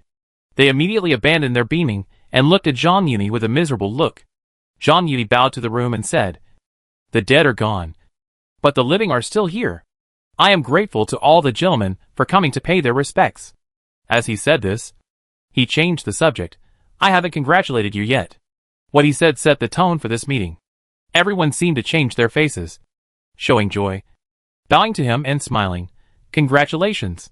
At the beginning of the spring plowing ceremony, the oxen went on strike, which turned out to be a blessing in disguise. Although the court and the people later learned about Zhang Yuni's methods, Emperor Zhengqing hoped to say it was a sign from heaven. Naturally, no one in the court wanted to touch this bad luck. Sometimes, the principles in this world are so unreasonable. Obviously, the matter is in front of them, but they all turn a blind eye and talk about it. He said, "I heard the emperor say a while ago that he would reward people according to their merits. I'm afraid he will be called Minister Jia soon. I also want to congratulate Li Fuqing for his promotion to prefect." "No way. No way," Jia Yutun immediately said humbly. "If it weren't for you, I'm still unsure whether you can keep your official hat." Although Minister Zhou holds a higher position, he is not as familiar with Shutian Prefecture as he is. Not to mention that Jia Yutun will soon be transferred to the position of Minister of Personnel, which is equal to him. Moreover, Minister Zhou and Jia Jing are old acquaintances, and they are also involved in the case of the construction department. Zhang Yuni met Jia Yutun and others first, which was also intentional. "Yes, yes," Shutian Prefecture Minister Li Mingyuan also echoed, and then laughed at himself. "It is said that the evil is full of evil and attached to the capital. Lord Jia has achieved the right result. Brothers will have to rely on Lord Zhang in the future." After several hall officials came forward, they exchanged pleasantries for a while. Zhang Yuni sat down in the main seat surrounded by stars. He said modestly, "Don't be polite, sirs. Although I have also made some efforts, I have also been grateful to you for your attention during this period. We are of the same mind. Except Jia Yutun and Li Mingyuan. The rest of the people have also been promoted. They are all Jinsher, and some have even been gilded in the Hanlin Academy. As long as they do not make mistakes and follow the procedures, they can be ranked according to seniority, and slowly gain experience. Zhang Yuni will naturally be happy to make friends among the people present. Although Zhang Yuni's official position is not high, he is highly praised by everyone because of the spring plowing ceremony and the emperor's favor. And Jia Yutun is about to be promoted to the Minister of Personnel, and he and Zhang Yuni have a relationship that can be regarded as brothers-in-law. So he will inevitably become the focus. I think the first thing Brother Jia will do when he arrives at the Ministry of Personnel is the title of Lord Zhang. At that time, you have to make a good plan. The 4 departments of the Ministry of Personnel are Wenxuan, Fengyan, Jixuan, and Caogong. Among them, the selection of literature and the examination of merit are mainly aimed at the selection and assessment of officials, while the seal and inspection are about the inheritance of titles, the protection of privileges, and the maintenance of officials and their retirement. Jia Yutun is mainly responsible for the seal and inspection departments. That's natural. As the saying goes, one should promote the virtuous without avoiding relatives. Mr. Zhang's achievements are obvious to all, and he is in the emperor's heart. Naturally, we have to follow the emperor's wishes. Jia Yutsun's answer was flawless. Chapter 260. After leaving the side hall, Zhang Yuni went to the main hall. Before he entered the room, he found that the atmosphere here was a bit stagnant, and he was a little confused. As the Minister of Works, Zhou Qingru was considered Jia Zheng's superior, since he came to pay his respects, and Jia Zheng took the initiative to accompany him. It would not offend him. But the hall was not filled with the expected laughter and chatter, but strangely quiet. Zhou Qingru had a cold face and said nothing, while Jia Zheng hesitated to speak. "Thank you for waiting for me, Minister." Zhang Yuni stepped in. Jia Zheng had been on pins and needles for a long time, and when he saw him enter the room, he was relieved. "Master Zhang." Zhou Qingru stood up to greet him, and his face became smiling. "I have known Mr. Jing for many years, but I didn't expect that he would pass away just after not seeing him for a few months." After just a few words, the smile on his face disappeared, and turned into an inextricable sadness, and he even shed 2 tears. He still has the skill to speak to people in a human way, and to speak to ghosts in a ghost way. When facing Jia Jing's old friend, Zhang Yuni naturally had to pretend to accompany him. He rubbed his eyes vigorously, and felt that his eye sockets were a little swollen and shiny. He raised his head and said sadly, "Uncle has always been open-minded and indifferent to life and death. He must not want to see us too sad." "Yes. Yes. Yes," Zhou Qingru echoed. "It is you, my nephew, who understands the heart of respecting the public and how to be a person." After a round of greetings, before Zhang Yuni invited him to sit down, Zhou Qingru took the lead and said, "See you in Zhou. I have something to talk to Lord Zhang about. You go out first." Even though Jia Zheng was eager to leave early, he couldn't help blushing when he heard this almost expelling speech. "Hey, then I'll take my leave." As if to save some face, he turned around before leaving and said to Zhang Yuni, "My dear nephew, say hello to the minister." "Uncle, take care." Zhang Yuni didn't care. After Jia Zheng left, he said calmly, "What instructions does the minister have?" "I dare not.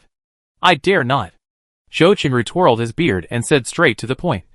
"Today I am here to pay my respects to Lord Jing, and also to see Lord Zhang. His Royal Highness Prince Ning has always respected you, but it is inconvenient for me to come because of my status." "Ah," Zhang Yuni exclaimed, flattered. "His Royal Highness Prince Ning has always been famous for his virtue. What virtue and ability do I have to be in your eyes?" Zhou Qingru was very satisfied with Zhang Yuni's attitude, and waved his hand and said, "Lord Zhang, why should you be so modest? You can turn the poor land into Fujian. There will be no more hunger in the world in 3 years. This achievement is unprecedented and unprecedented."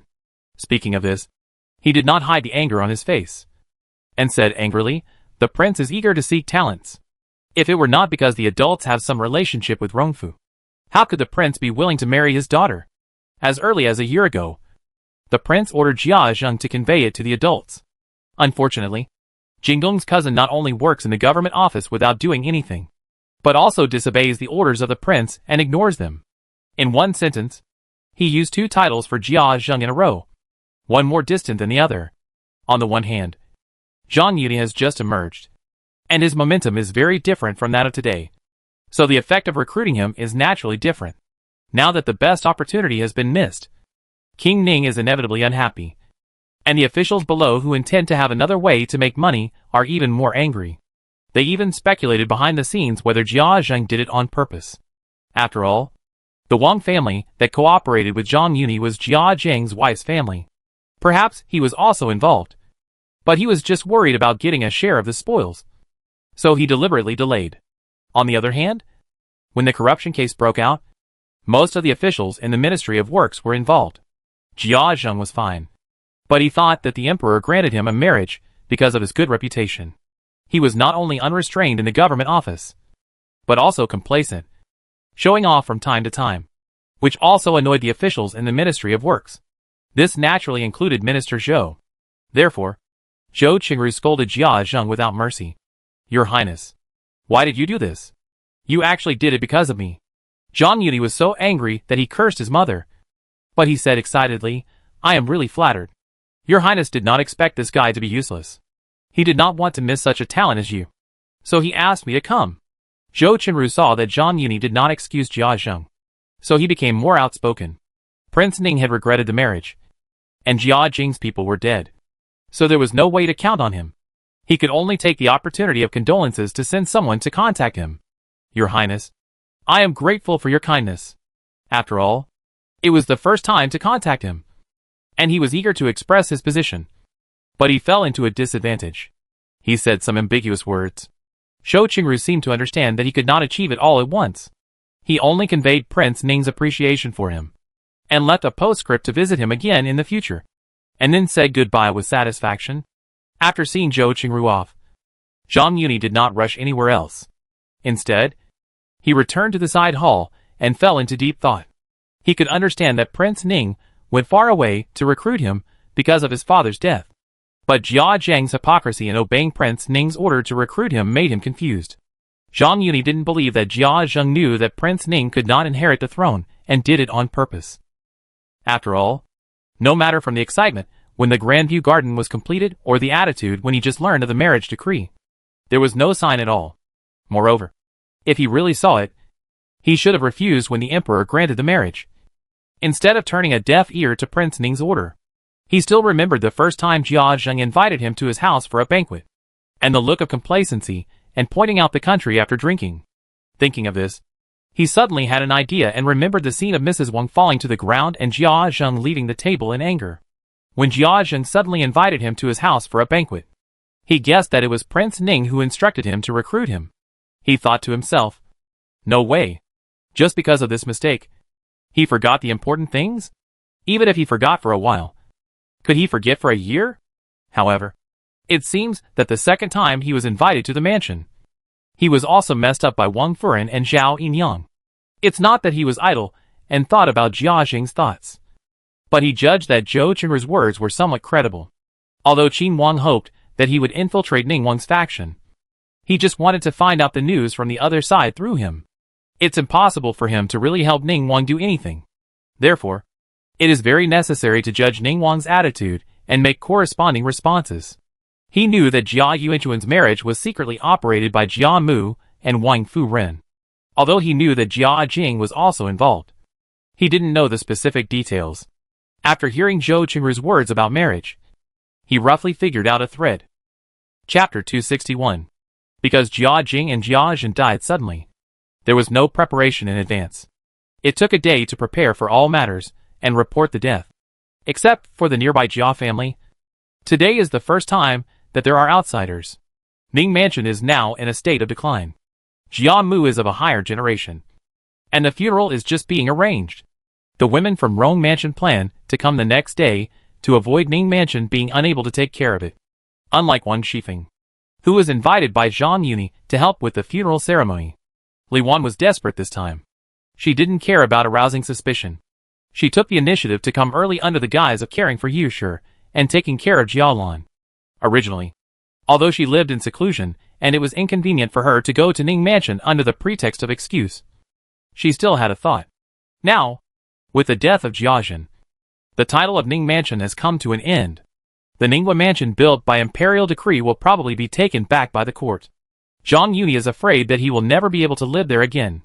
When she thought of this, she regretted it.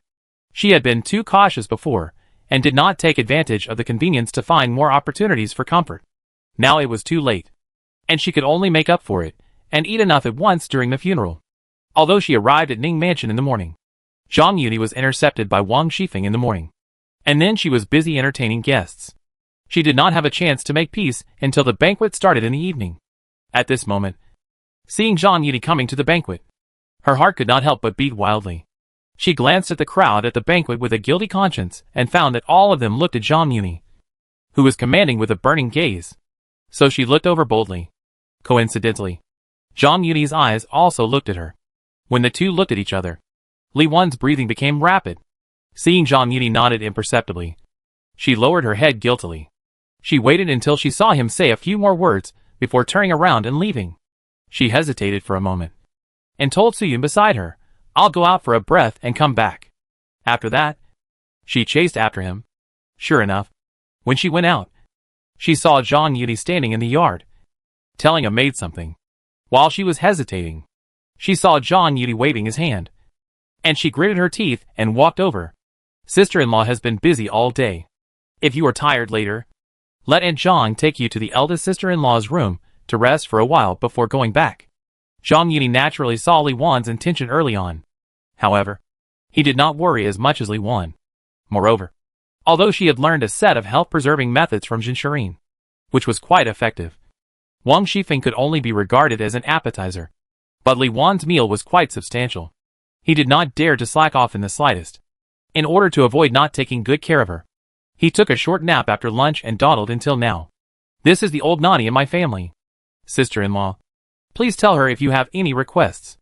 Knowing Li Wan's worries, he specially called the old nanny from the Zhang family. Hearing that it was the old lady from the Zhang family, Li Wan felt relieved, but still did not dare to speak, and only nodded slightly. Zhang Yuni did not have her concerns, and smiled. "Then, sister-in-law, go and fill your stomach first, so as not to lose strength in a while." Li Wan's cheeks flushed when she heard that she had lost strength, and she dared not look up even more. Hearing this, Nani Zhang glanced at Zhang Yuni, and seeing that he winked at her, she hurried forward to support Li Wan. and while sending her to the flower hall, she said, "Then I will wait for Grandma outside, and when Grandma comes out later, she will be able to see me." After being sent to the flower hall by Nanny Zhang, Li Wan's mind was full of lingering sorrows, and she had no mood to eat. However, although Jian Mu, Wang Furen and others did not come today, many of the aunts and uncles from the Jia family's side branches came. Although she was frustrated in Rong Mansion, she was a real favorite in the eyes of these people. They had to come up to smile and toast, and she had to be patient and deal with them one by one. Finally, after 3 rounds of wine, she told Su Yun, "You go to the front and keep an eye on the boy. Don't let him be instigated to drink too much. Take him back after dinner. Don't come to me again. I won't go back at night. I will stay here with my sister-in-law." The women of Rong Mansion did not come because they were worried about causing trouble here, but the men from Jiaxi, Jia Zheng to Jia Lan came to help. It was precisely because of this that Li Wan asked to accompany him with confidence. "How can this be done?" Su Yun was shocked. "Why not?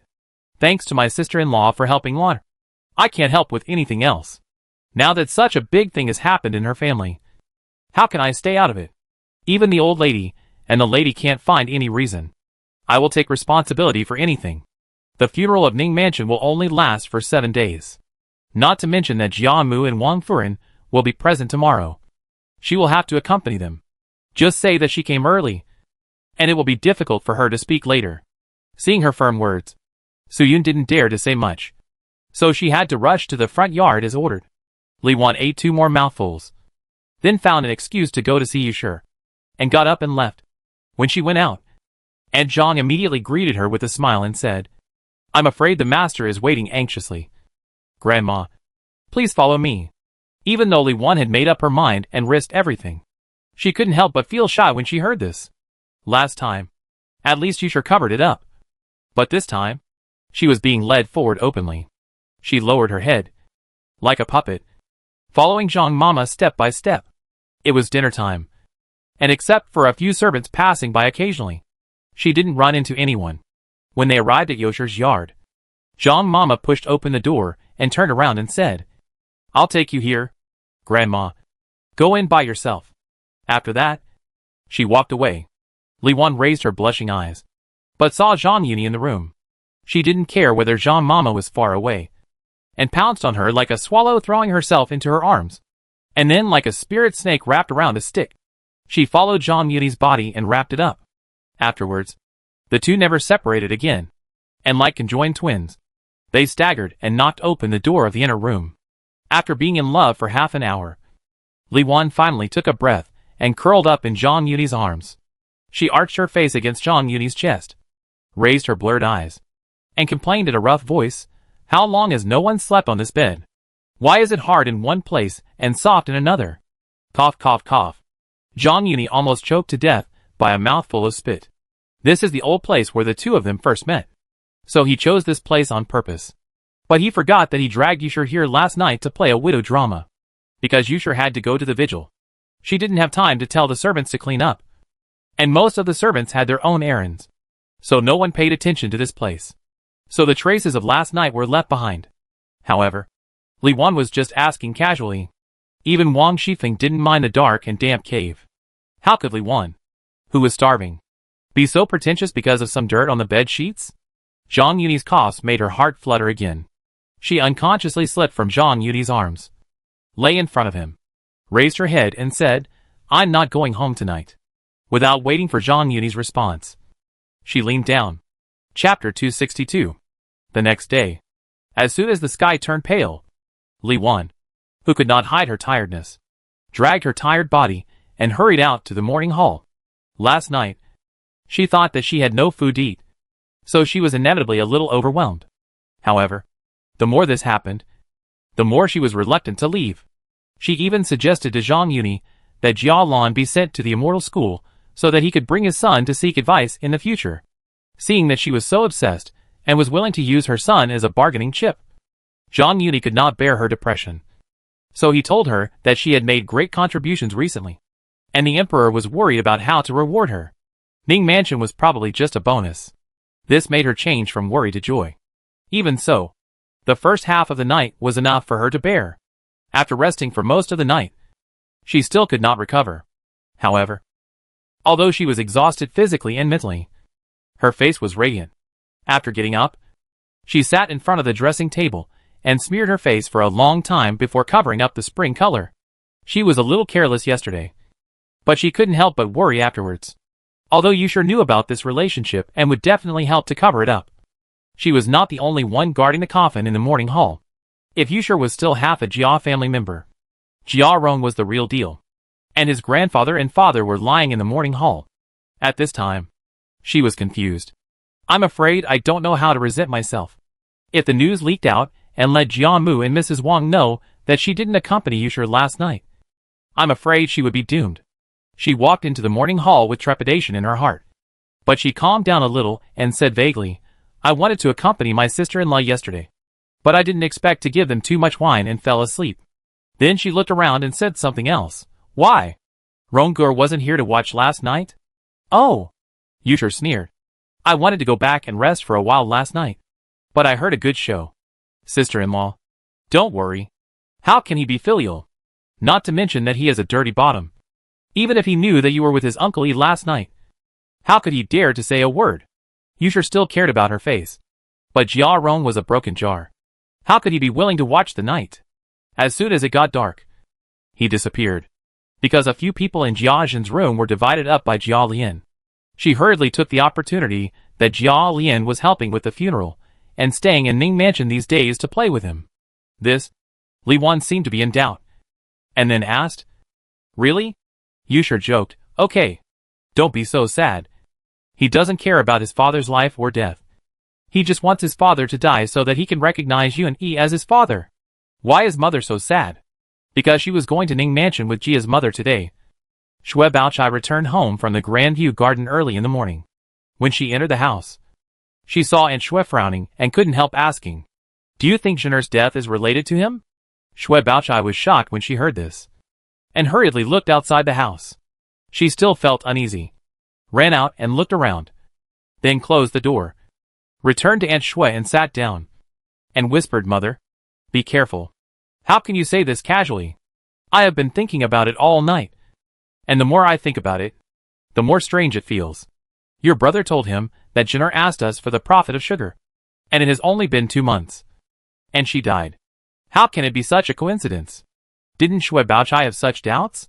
When Shui Pan came back to recount his experience of going to Prince Zhongshuan's mansion, she heard that Zhang Yuni had something to say. However, the more she thought about it, the more she dared not let Aunt Shui worry, lest she be exposed in front of Zhang Yuni. She hurriedly comforted her, Mother, you are worrying too much. How much silver is that sugar? Brother Yi helped to make up for the deficit of more than 100,000 taels. And he would take someone's life for this little silver? Mother, please be careful with your words. Don't say there is no evidence. Even if there is, it is none of our business. Although she was trying to comfort Aunt Shui, she still had some doubts. And the last sentence also revealed the truth. Aunt Shui was startled and said in a trembling voice, You also feel strange. Right? Shui Baochai quickly denied. How could it be? Didn't my daughter just say it? He has paid more than 100,000 taels. Why would he care about that little money? If he is not doing it for the good of Brother Zhen, why would he throw dirty water on me? As long as he uses that money to make up for the deficit, I can pay less. But Mother, please don't let your imagination run wild. If you spread any bad words, you will really offend people. How dare I tell anyone? I'm only telling you. Aren't I? And Shui was in doubt and said, The more this happens, the more worried I am. If what Zhener is saying is true, then wouldn't our family be? Shui Baochai quickly stopped her and said, Mom, you're worrying too much. How can we be confused with them? Let's not talk about anything else. Although we got the sugar back, we also lost the caustic soda business and asked Zhang Dehui to follow him. If he really couldn't let it go, he wouldn't keep Zhang Dehui. Right? People's minds are unpredictable. Before this, who could have thought that Zhengur would die? Shui Baochai took a deep breath and said, Don't say that this is just your guess. Even if it is true, can he still attack us? We are not like Brother Zhen. We live under the same roof with him. Can he come to our door with a knife and kill us? Besides, now that the East Palace has lost its title, I am afraid that the house can't be saved. Brother is ashamed to see him. He will live far away in the future, and there will be no chance to meet. Why should mother worry about it and be suspicious? Although what you said is true, don't forget that our family is still responsible for the work of the inner palace. If he deliberately makes things difficult for us, can we still have a good life?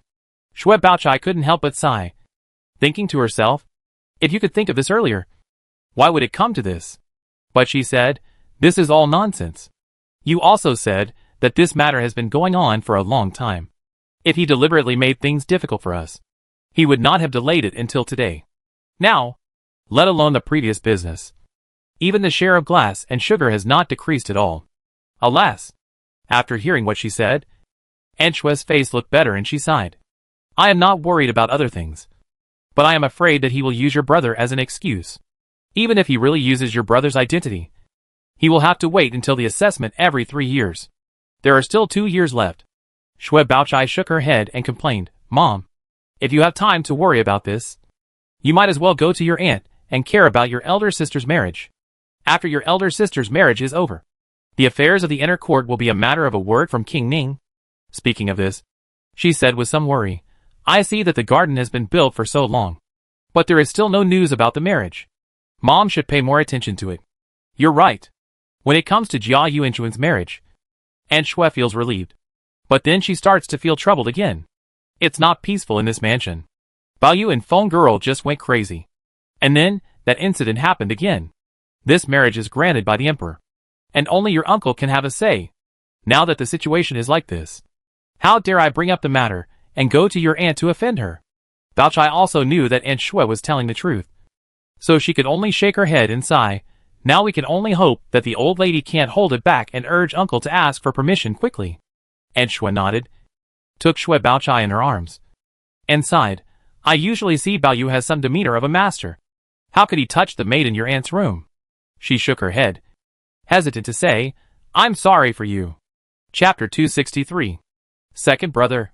Second Brother. After sending Jia's mother and her party to Ningyan Hall, Jia Zheng came out and saw the 2 brothers Shernai and Sherding rubbing their hands in the corner of the courtyard, nodding and bowing to him. What's wrong? Jia Zheng straightened his back unconsciously and walked over with a gait. Sherding rushed to say, Second Brother, look, this EG's parents are both dead, and now even Brother Jing is gone. There is no tiger in the mountain. No, no, no. There is no general in Shu. What are you talking about? Shernai glared at him and interrupted him. He has no relatives now. Only the old lady and the 2 brothers can barely be considered his elders.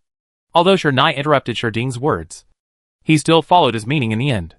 Hearing the 2 compare themselves to monkeys and Liao Hua, Jia Zheng's face turned green and white, and he said unhappily, Speak directly. Don't talk nonsense. Yes. Yes. Yes. Shernai nodded hurriedly. Marriage is a matter of parents' orders and matchmakers' words. He is not young anymore, and he has no elders, so he has to ask his aunt and second brother for help. Right? He took a deep breath and sighed. Second brother, you also know that my eldest brother passed away early, leaving behind a daughter like Yun. If we can't find a good family for her, we will not be able to face my eldest brother in the future. Sherding quickly interrupted and said, as the saying goes, good things should not flow to outsiders. This brother is trusted by the emperor and has the ability to turn stones into gold. He has a bright future. Although Yun girl is a little young, she will be just right in a year or 2. Sherding's words were rough but true, and Shernai did not interrupt him, nodding and saying, please help me, second brother, to find a match. Previously, although Zhang Yuni had made sugar in glass, it was still the business of the inner court. They were familiar with Jia Zhen's character and knew that he was a man who was greedy for money. Even if Zhang Yuni could make some money from his fingers, he would definitely not let them get it for free. Now, the situation is very different. Not only did they hear about the business of bird droppings, but they also did not have Jia Zhen as a roadblock. How could the Shi brothers, who were not very well off, not think about it? If the 2 brothers did not have a daughter of the right age, this advantage would not have fallen on Shi Shangyun's head. To be fair, Jia Zheng did not think there was anything wrong with this marriage. He did think that Zhang Yuni was outstanding because of his strange and lewd skills, and he disdained to marry him. But he still hoped that Zhang Yuni could speak well in front of the emperor and arrange Yuanchuan's marriage. If he married Shi Shangyun, it would be considered a closer relationship.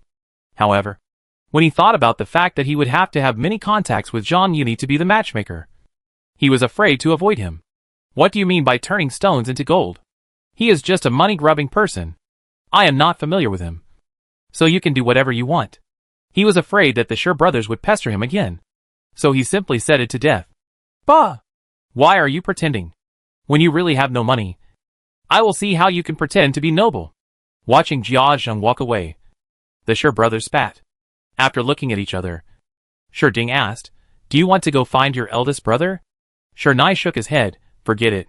It's better if we don't say it. I am afraid that this will remind him." The reason why the two of them went to Jia Zheng instead of Jia Shi was because they were familiar with the personalities of the two. Regardless of whether Jia Zheng agreed or not, at least he would not intercept. Shi Ding nodded and looked towards Ning and Hall. Let's see what the old lady said. I didn't expect that this Igor was so handsome. That's right. I heard that he hasn't married yet.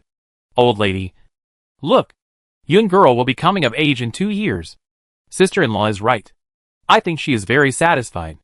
Why don't we ask the old lady to help us arrange this marriage first? In Ning and Hall, the two ladies of the Shi family sang the same tune. Marriage is a matter of parents' orders. And they didn't think of informing Shi Shangyun. In front of a room full of elders and sisters, Shi Shangyun's face turned red. She noticed that her sisters turned their heads to look at her, and her cheeks were hot. How could she dare to see anyone? She lowered her head and fiddled with the corners of her clothes. But she didn't see Yingchuan and Tanchuan's slightly hostile eyes. Lin Daiyu saw that she was embarrassed and couldn't help but smile with her hands covering her mouth. Turning her head, she saw that Baochai's face did not show any joy for Shangyun, but rather a mixed feeling. And she rolled her eyelids unconsciously. The girls were all preoccupied with their own thoughts and could not speak. Mrs. Xing, who was standing by, was the first to get impatient. Before the two of them finished speaking, she said, "What decision?" As soon as she spoke, Yingchuan couldn't help but breathe a sigh of relief. Although Tanchuan also breathed a sigh of relief. She squinted her eyes and put on a posture of sitting on a mountain and watching a tiger fight. Shi Shangyun, who was still embarrassed just now, couldn't help but raise her head and looked at Mrs. Xing, who had spoken in surprise. She found that her face was also swollen and red. Mrs. Xing just scolded and was about to say more, but she noticed that Jia Mu glared at her and quickly swallowed her words back, as if she was afraid that she would talk too much. Jia Mu quickly waved her hand at the girls and said, "Didn't you say you still want to go see Xiangling?" The sisters knew that the adults had something to talk about, so they hurriedly took their leave. After they left, Jia Mu looked at the two ladies of the Shi family and said sternly, "You are also elders. But you don't know when you are talking so much in front of the younger generation. Is this the time to talk about these things?" After she finished speaking, she ignored the two Shi family members and turned to look at Aunt Shui and said, "I'm sorry to make you laugh." Aunt Shui said with a hint of meaning, "The old lady is serious. I pity the love of parents in the world. I am also a mother. How can I not understand the truth?" But the two ladies, as the aunts of Yun girl, are always concerned about her lifelong event, which makes me a little ashamed. She looked at her sister, originally wanting to observe her reaction, but she found that Mrs. Wang was staring at the door, stunned, seeing that Lady Jia did not reject her sternly. And hearing what Aunt Shui said, Lady Xing suddenly became anxious. "Let Aunt know that although I don't have a biological daughter." "Okay." Lady Jia interrupted her before she finished. "What's the point of making a fuss? I haven't said anything to you yet. But even if I think they are talking at the wrong time, you shouldn't criticize them in front of the younger generation. Although there is a difference in closeness between Shangyun and Yingchuan. She prefers Yingchuan. But in front of Jia Yuanchun, Yingchuan also seems less important. She is very angry about the efficiency of Jia Shi and Lady Xing. On the one hand, she wants to give Jia Shi and his wife a sense of urgency. On the other hand, if Shi Shangyun can come from behind, it won't make much difference to Lady Jia. The two ladies of the Shi family were delighted when they heard what Grandmother Jia said, and they quickly asked, "Grandma." Then, Grandmother Jia raised her hand to interrupt. "Let's talk about this later. Here is the most filial child. Don't forget why we are here today." "Hey! Hey! Then we will discuss it with Grandma later." Mrs. Wang originally heard that Grandmother Jia's tone was somewhat relaxed, and she was also planning to take the opportunity to speak. But after hearing this, she stopped. Chapter 264. In Ningen Hall, the fighting died down. The girls who left the house started to make a fuss without the restraint of their elders. Others were secretly thinking about their own things, so they were naturally distracted. Lin Dayu, however, was just enjoying the fun. She took Shi Shangyun's arm and said with a smile, "I never thought that Yun, the girl we couldn't talk to properly, would be talking about marriage. It's also thanks to Brother Yi. If it was Brother Yi, you would have to make a fuss about Yao Ai Sen Si Wu again." As she spoke, she looked at the sisters and said with a smile, "Don't you think so?" In her early years, Shi Shangyun couldn't tell the difference between air and AI, which made them often joke about it. Only a group of sisters, teased by Lin Dayu again.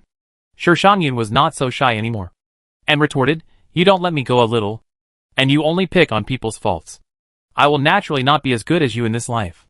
I can only pray that tomorrow you will have a brother-in-law Lin who bites his tongue, and tells you to listen to AI. All the time. Ba. That would be embarrassing in front of me. When has Lin Dayu ever lost in a quarrel?" Laughed, "Oh, you know you won't make the wrong call in the future, so you make fun of me, right?" Sister Lin loves to make fun of people. Shi Shangyun blushed immediately, and stretched out her hand to Lin Dayu's waist to tickle her. Lin Dayu smiled and dodged quickly. Seeing this, Shui Baochai shook her head and said, "Why don't you calm down? How can you still look like a condolence patron?" Tan Shen quickly agreed. "Sister Bao is right. I noticed that the eldest lady seemed to have some hidden meaning in her words just now. This is a matter of reputation, and there is no conclusion yet. It's fine for us to talk about it among ourselves, but if it gets out, it will be bad." She paused and said, "And Brother Yi is a steady person. If he knew that we were playing and joking, it would be inappropriate." Ain Chun looked around at all the sisters, hesitant to say, Actually, hearing Lin Dayu talking about Shi Shangyun and Zhang Yuni, she felt sour in her heart, and couldn't help but speak out. She wanted to take the opportunity to make Jia Shi and Mrs. Xing's thoughts public, so that no one would have any ideas about Zhang Yuni in the future. But after repeating it twice in a row, she still couldn't say it out loud, and turned to say, "Third sister is right." Lin Dayu also knew that it was a bit too much. Shi Shangyun was shy, and the three of them said so. So she stopped talking. The group came to the pavilion on the mountain. Xiangling had already received the news, and with a big belly, she greeted everyone into the house, and asked Jin Chuan to make tea. She took Lin Dayu's arm and said, "I heard from you that you have opened a bookstore. Not only do you want to write stories into vernacular novels, but you also want to add your own poems to the stories. I'm so envious." Seeing her greedy look, everyone smiled knowingly. Tan Shen said with a smile, "I will send you an invitation tomorrow and invite you to join our Xianzai. How about that?" Xiangling lowered her head slightly and said, "I'm just envious in my heart. How can I compare with the talents of the girls?" Baochai smiled and said, "Why do you have to belittle yourself? Brother Yi is the boss of our Xianzai. I think you are more than qualified to be the censor of the studio." She sighed in her heart. More than a year ago, Xiangling was just a maid in her family, but now she has to accompany Xiaoxin. I can't help much, but I can still serve tea and water. I'm satisfied to be able to watch the girls write poems nearby. Why can't I help?" Lin Dayu shook her head and smiled. "It is said that a good teacher produces a good student. You are so willing to work hard. If you can't learn, isn't it because I am not talented enough and don't teach well?" Xiangling shook her head like a rattle and said, "Miss, of course you teach very well. I learned poetry with the method you taught me. I read the poems of Wang Wei, Li Bai and Du Fu, and I feel that I benefited a lot." As she said this, she took out a few pieces of paper from her bosom and handed them to Lin Dayu. "These are a few poems I wrote secretly. Please help correct them." Lin Dayu took the poems, blinked her eyes, wrote down the poems in her hand secretly, and handed them to Shangyun. Shangyun blushed immediately, but still took it. However, after she finished reading, she grabbed the poems in her hand and didn't know what to do. Unexpectedly, Tan Shen grabbed it and said, "Although we are not as serious as Sister Lin, we also said that we would contribute." As she said this, she looked at Xiangling's poems as if no one was around. Unlike Lin Dayu and Shi Shangyun, she just read silently and read the poems while reading. The moon hangs in the middle of the sky. The night is cold, and the bright light casts a round shadow. Poets often want to play to add to the fun, while wild guests add to the sorrow and can't bear to watch. A jade mirror hangs beside the jade building, and an ice plate hangs outside the pearl curtain. Why burn silver candles on a good night? The bright sunshine shines on the railings. After reading one poem, he said to everyone, "Why don't you express your own opinions?" Lin Daiyu took the lead and looked at Xiangling. Smiling, "This poem is meaning, but the wording is not elegant. It's because you don't read many poems, and you are bound. Put this one aside and write another one. Just be bold and do it." Xiangling said with difficulty, "I'm afraid it will take some time. I stayed up late a while ago, and was scolded by the master. I was not allowed to do it for the past few months." At this point, she suddenly said in surprise, "Oh, right. I almost forgot." Everyone was laughing with their mouths covered, and couldn't help but ask in surprise, "What's wrong?" The master also specifically told me to remember to ask Dad to take the opportunity to diagnose Miss Lin's pulse, because he didn't know that Zhang Yuni was worried that it would affect his prophetic personality. He sold him out all at once. I don't know if Zhang Yuni should cry or laugh when he knew that his efforts were in vain. However, he didn't have time to care about it at the moment, knowing that the Shi family also had their eyes on Zhang Yuni. How could Mrs. Xing sit still in the backyard? While chatting, she found an excuse to come out and find Jiaxi, and told him about the scene in Ningen Hall. One Tanshun had already made them feel uneasy, and now there was another Shi Shangyun. Especially Jiamu still had such an ambiguous attitude. The two of them decided to take the initiative and block Zhang Yuni. Marriage is a big deal. Parents' orders and matchmakers' words. Your parents are gone, so this should be the concern of your elder brother. But Jinner accepted my money. What does the elder master mean by this? I have only heard of the man's engagement. Could it be that your family did the opposite? This? She was speechless. Mrs. Xing was quick-witted and tried to smooth things over, saying, "This is the money the elder master gave him for matchmaking." Zhang Yuni was annoyed by the two people's entanglement, and said righteously, "My uncle and cousin just passed away, and I haven't completed the mourning period. Do you think it's appropriate for the elder master and the elder wife to say this?" He paused and said, "Isn't it just 800 taels? I know about this, and I will give you an explanation." "Don't.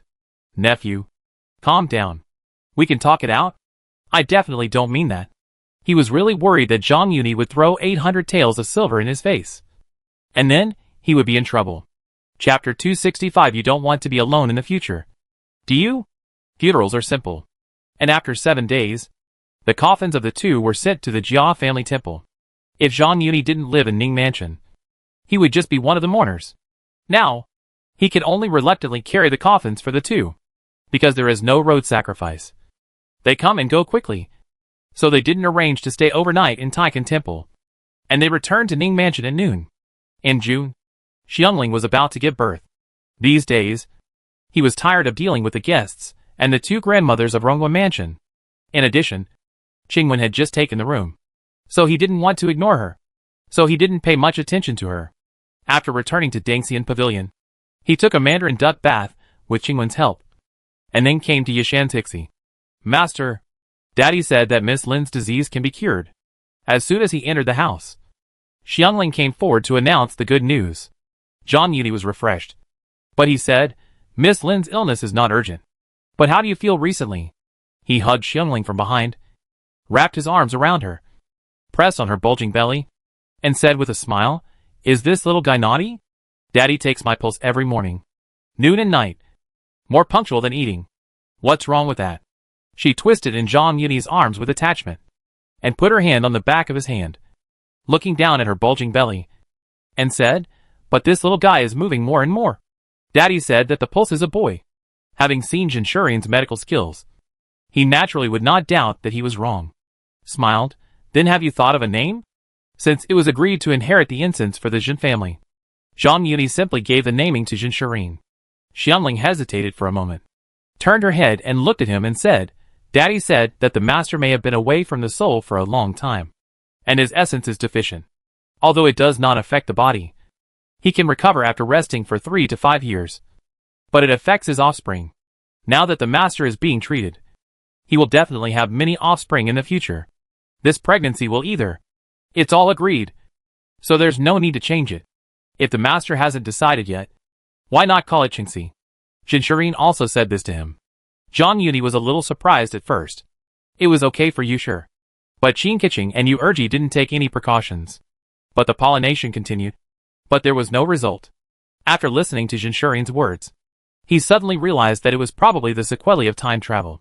However, although the sequelae can be recovered in advance, it is not up to him to decide whether to have a boy or a girl. As the saying goes, if the east is not bright, the west will be bright. He must have many wives and concubines, and he will never lack sons.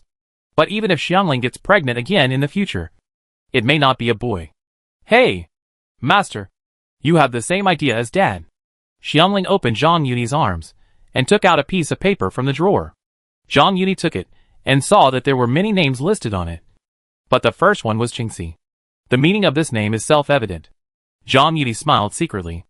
Jinshurine spoke beautifully, but he was very honest in doing things. As he was talking, Jinshurine and Feng came in. Xiangling hurriedly told them what happened just now, as if she was offering a treasure. Jinshurine and Feng thanked her profusely and decided on the child's name immediately.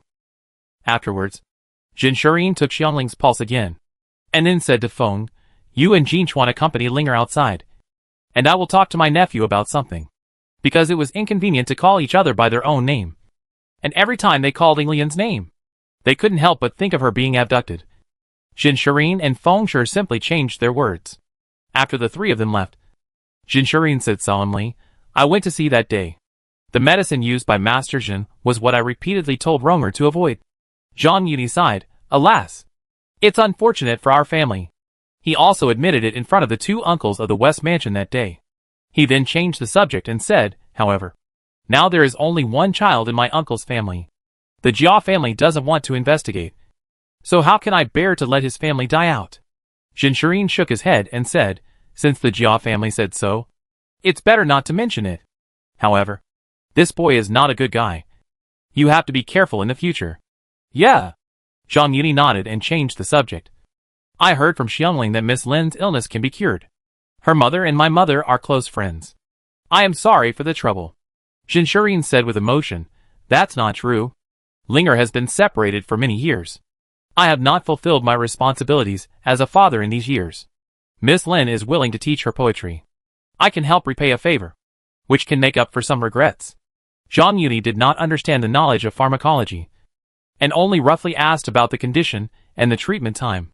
When Xiangling and the other two came back, it was already dinner time. He and Jinshurine had 2 more drinks before returning. Zhang Yuni returned to Dengxin Pavilion, but found that Yushur, who was dressed in plain clothes and had a white pearl flower on her head, had already been sitting downstairs waiting. Seeing Zhang Yuni coming back, she stood up and greeted him rather stiffly.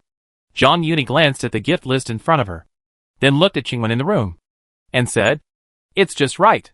I haven't seen Keqing these few days. If my sister-in-law has something to say, let's go across the street and talk." He turned to Qingwen and said, "Go to bed early tonight. The master will sleep over there tonight. Since Baolu and Ruizhu have already laid the groundwork, there is no need for him to hide his relationship with Qin Keqing in front of Qingwen." After entering Tianxiang Tower, he went straight upstairs. Qin Keqing saw that Yushur was still holding the gift list in her hand, and greeted the two of them, while asking Baozhu to make tea. "I thought that Qingwen's presence made Yushur quite restrained, but I didn't expect that she was still cautious in Tianxiang Tower." Standing beside Zhang Yuni respectfully, she handed over the gift list with both hands and said, "This is the gift list sent by each family. Please take a look. Brother E. The funeral is in the mansion, and the gift list is something that you know yourself. Or you can take it to Ronger. Why do you ask me to take a look? You paid for the funeral money, and there are many of them in it that are your friendships. You should. Jia Zhen's death is obviously related to Jia Rong, but he is not only fearless, but also, with the tacit consent of Zhang Yuni, he and Jia Lian divided the concubines in Jia Zhen's room. Combined with Jia Zhen's previous actions and Zhang Yuni's taking away Jia Rong's job. During this period, she gradually tasted some of the smell, and couldn't help worrying about being implicated by Jia Zhen. However, before she finished speaking, she was pulled into Zhang Yuni's arms, and through the gift list she grabbed away. "Brother Jin is gone now.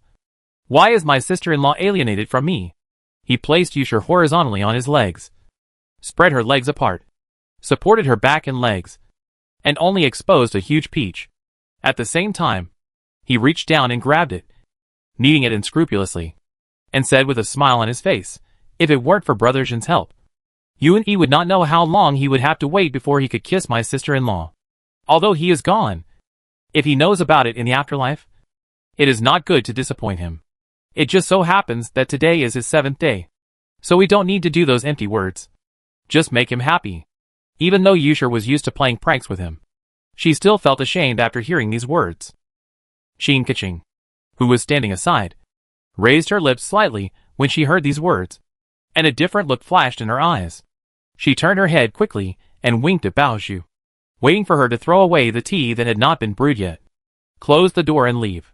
Fong walked in front of the two of them with a graceful step, bent down, grabbed Yosher's hands, bit her lower lip lightly, and said in a tone, "Mother-in-law, now we only have Uncle to rely on. You don't want to be alone in the future, do you?" Chapter 266. Gossip. After the event, the clouds cleared and the rain stopped. Zhang Yuni hugged her left and right. Perhaps because she was too crazy, Yosher's hair was messy, and the white pearl flower on her head had long been shaken off. Qin Keqing suddenly broke free from Zhang Yuni's arms and knelt in front of the two of them like a dog. She looked at Yusher with a mischievous look on her face and said jokingly, "Mother-in-law, don't forget, on the 7th day or anniversary in the future, you must pray to your uncle. I will think of some words later, and you can just read them when the time comes." "Pa!" Zhang Yuni slapped Qin Keqing on her raised buttocks, and with his other arm, he held Yusher in his arms and comforted her. "Don't worry, sister-in-law. No matter what, you are still the head of this mansion, and everything will be fine as usual." After hearing this, Yusher felt much more relieved. She put her face on Zhang Yuni's chest and rubbed it twice, then panted and said, "No matter what, even if I move out in a few days, as long as Yuni, don't abandon me. Sister-in-law, don't think too much. Although the title in this mansion has come to an end, I am still here. Just stay here with peace of mind. I have my own way to deal with other things." What Yusher is most worried about is moving out of Ningwa Mansion.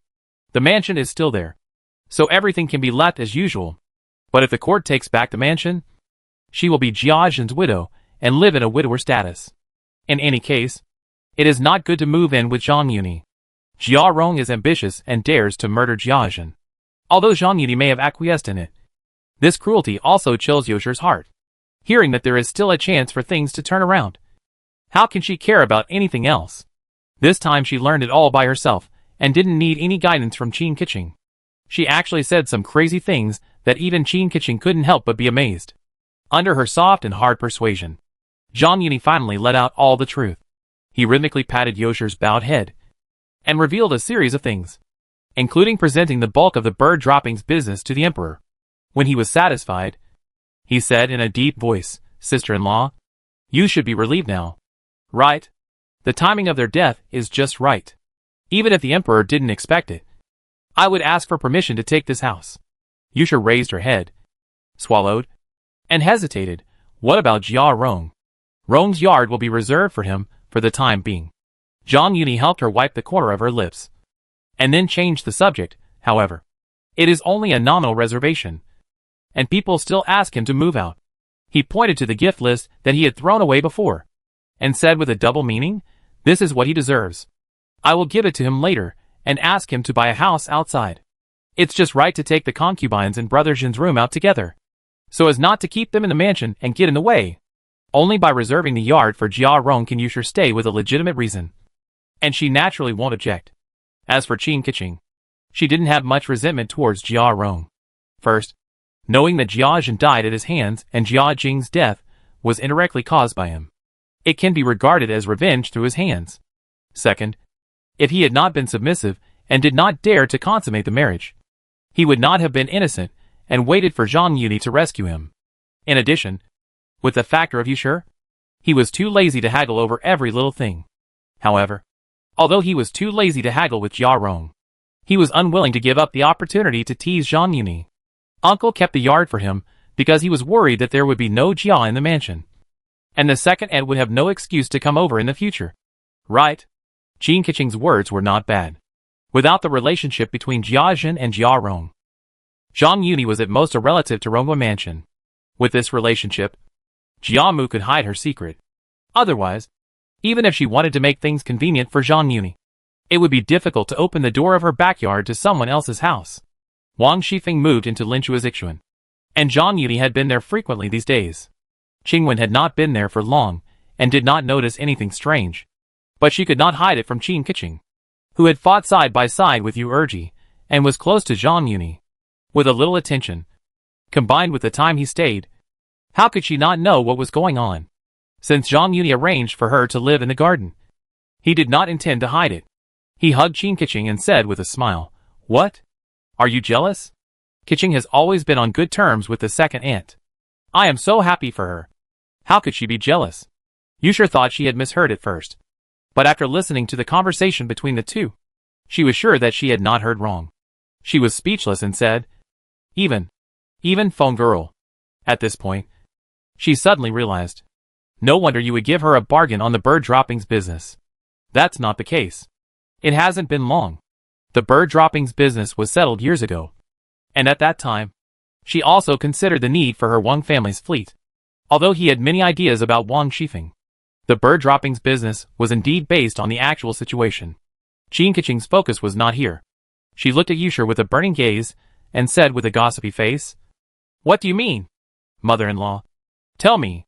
Who else? Who else could it be? Isn't it the widowed grandmother of the West Mansion?" Speaking of Yusha, she couldn't help but complain. "You don't know? It's true. The real person doesn't show his face." The two women seemed to have forgotten Zhang Yuni, and they were in high spirits. They exchanged what they knew, and told each other the inside story.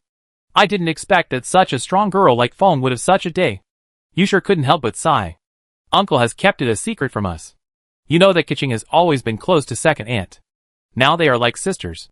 Why are you still hiding it, and not asking us to be honest with each other earlier?" Qin Keqing narrowed her eyes and smiled. Uncle must have suffered a lot to win over second aunt. Yusha also echoed with a gossipy face. Li Wan usually keeps a low profile, and she seems to have no food to eat, let alone phone girl. As she said this, she looked puzzled and said, "I am surprised. She is so defensive against Lian Air. But why is she?" The two of them talked and asked a series of questions. Although they were all family members, it was inappropriate to comment on each other behind their backs. Zhang Yuni could only make a joke. That was all in the past. Ever since Jia Lian came back from the south, and did not return all night, the two of them fell out. Could it be that the bird droppings business made her a lot of money? But she was still not satisfied, and wanted to eat more, and fill her stomach. Yusha was often ridiculed by Wang Shifeng, and she was merciless when she commented on her. When she asked this, Qin Keqing also looked at Zhang Yuni with curiosity. Knowing that he could not fool her this time, Zhang Yuni had to tell the series of things that happened after Jia Lian came back, as well as what he asked for afterwards. He only skipped the fact that he directed and acted in the play himself, and gave the title of director of the play to Jia Lian. After saying this, he spread his hands and said, "I had no choice. Lian Air was desperate, and was looking for a cure. If I didn't agree, I'm afraid he would take a risk, and might not drug my second sister-in-law. I was wondering before. Lian Air clearly lived in the front yard. But when he came to the old lady and the lady, he said he also lived in the garden. Even though the two had already imagined countless possibilities, they couldn't help but be dumbfounded when they heard that there was such a secret." Yusha's face was wonderful, and she said in amazement, "I thought he was worried that the old lady and others would find out about his affair with Jia Rong. So he lied and said he lived in the garden. It turns out that he was making it convenient for you. Then, uncle, what are you hesitating about?" After a while, asked the second aunt to find an excuse to stay at my place for 2 days. Zhang Yuni was quite tempted, and secretly thought about how to talk to Wang Shifeng. But he didn't forget to remind her, she is still in the dark about this matter. Don't let it slip. Chapter 267 Harvest. The next day, it was already June 12th. The East Suburbs Field Festival was already crowded with people. The huge crowds, 3 layers inside and 3 layers outside, gave people the illusion that there were more wheat than in the fields. On the edge of the field, Zhang Yuni watched the bundles of wheat being cut and sent to the adjacent threshing ground under the stars. Usually, this kind of wheat that has just been harvested needs to be turned over and dried, and then crushed to separate the ears from the wheat. Now, The emperor and a group of high-ranking officials are still waiting for news. So they naturally can't wait that long. Fortunately, in this era, the most in short supply is labor. Without full automation, it is naturally full manual. Sir! Sir! On the threshing ground, Gu Wenhui shouted at Zhang Yuni with all his might. 700 caddies. 700 caddies. Sir! Congratulations. Sir! Your contribution to the country will benefit future generations. The eunuch Zhou Xiangui, dressed in a red robe, rushed to congratulate. He came on behalf of Emperor Zheng Qing, so that he could receive the news as soon as possible. Jia Yuzuan also echoed, compared with the best good fields, the output is nearly 200 caddies more, converted to the poor fields. If this method is implemented, there will be no more hunger in the world in 3 years. Faced with everyone's praises, Zhang Yuni was still quite clear-headed. These days, the trend of land annexation is growing. Most of the good fields are in the hands of the gentry and the nobles. Even if ordinary people still have a few acres of thin land, it is not easy to support their families and pay taxes. On the contrary, it is still unknown whether the taxes will rise with the increase in the yield of the fields.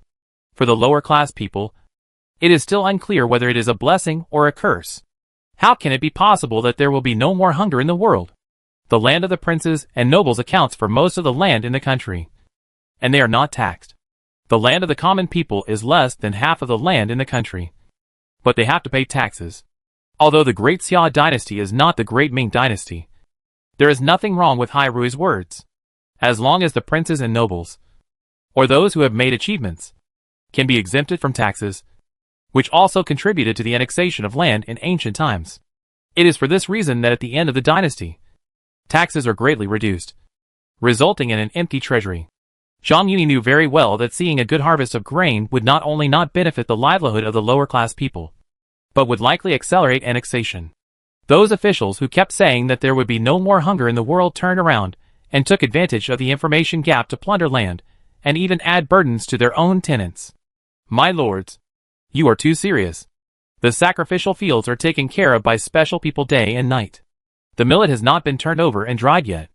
The yield is still quite watery. He paused and said, and every year, farming consumes fertilizer, and the price of bird droppings is not included in it. The law of the ancestors cannot be abolished. Even the emperor dare not make changes easily. He can only pour a basin of cold water as much as he can. Such an unprecedented achievement that benefits the country and the people. Why should you be modest? It is just that your lordship is upright. His basin of cold water did not extinguish the enthusiasm of the people, but instead ushered in a wave of flattery. Looking at the ancient dynasties, even without the factor of bird droppings, land annexation is also the norm in history. Now, he just accelerated the speed a little. As for the consequences, he had considered it at the beginning. If you want to transfer to industry, in addition to the corresponding basic science and technology, you also need a large number of laborers. If the tillers have their own land, where would there be surplus labor? In the final analysis, all he did was to covet beauty, power, and live a more comfortable life. If he traveled through time and space to the lower class people, he might still consider changing the world. Now, as a vested interest, he is surrounded by beautiful women all day long. Where is the courage and determination to give up all this and change the world? However, he has only traveled through time and space for more than a year, and has not completely gotten rid of the simple moral concepts of his previous life. When the time comes, it is inevitable that he will sigh. However, he is not a person who looks ahead and behind, and some words can only be said at once. Since there is no ability to change the rules, then adapt to the rules first, and then slowly accumulate strength to become bigger and stronger. Thinking of becoming bigger and stronger, he can't help but speculate on the emperor's reward this time. Unlike sugar and glass, agriculture has always been the foundation of the country, not to mention increasing grain production. Even developing a farm tool is a great achievement. Although he prepared a batch of bird droppings in advance, it was a drop in the bucket for the entire Great Xia dynasty. Among the ministers in the court, which family did not have thousands of acres of fertile land? Who did not want to get the right of first refusal? No one would be blind and make trouble for his reward. In addition, under the instruction of the king of Qin, he also had contact with the king of Ning. With their help, there would be no obstacles. If the court used to be a zero-sum game, Then what Zhang Yuni did was to make the pie bigger. This is also the reason why he was not a military officer, but was able to get along with everyone, while accepting the flattery of everyone and thinking about the emperor's reward. A howl came from the back. Master. And is about to give birth. This morning, Xiangling had already shown signs of labor. However, he couldn't let personal matters take the place of public affairs, so he could only tell his family to come and report if there was anything. He turned around and saw Yulu blocked outside, jumping and waving at this place. After Jia Jing's death, he was the most senior in Ningwa Mansion, so the title naturally had to be changed. Whose servant is this? How dare you come here to make noise? Someone in the crowd shouted. Before Zhang Yuni could speak, Jia Yutuan shouted, hurry up and let him in. It's the housekeeper of Mr. Zhang's family. Jiao Xing, as the adopted daughter of the Jin family, was also a sister to Xiangling. She often went to Ningwa Mansion, and these days she lived in the pavilion on the mountain without avoiding suspicion. Accompanying him, Jia Yutuan naturally knew that Xiangling was about to give birth. As soon as he shouted, the crowd immediately made a passage with a whoosh. Yulu looked around and saw a group of officials, some of whom were wearing red robes and scarlet clothes. He was frightened for a moment, and he didn't know whether to go forward or retreat. Excuse me. All the adults. Zhang Yuni bowed to the people around him. Congratulations, adults, on your double happiness. Zhou Xiangui was the first to congratulate. He arrived on behalf of the emperor, and as soon as he opened his mouth, everyone quickly echoed, yes, yes, congratulations. Zhang Yuni came to Yulu in full view of everyone. What's going on? My lord, Mr. Jin and the midwife have arrived. Let me come. He hesitated for a moment, and said with a stiff upper lip, please go back. Sir. When Zhang Yuni gave instructions in the morning, he didn't know about such a big scene. Now, seeing the huge group of officials, and even the eunuchs in the palace, it is inevitable that he feels scared. Zhang Yuni was about to apologize to everyone, but Zhou Xiangui, who was accompanying him, spoke first. Sir, go back and take a look.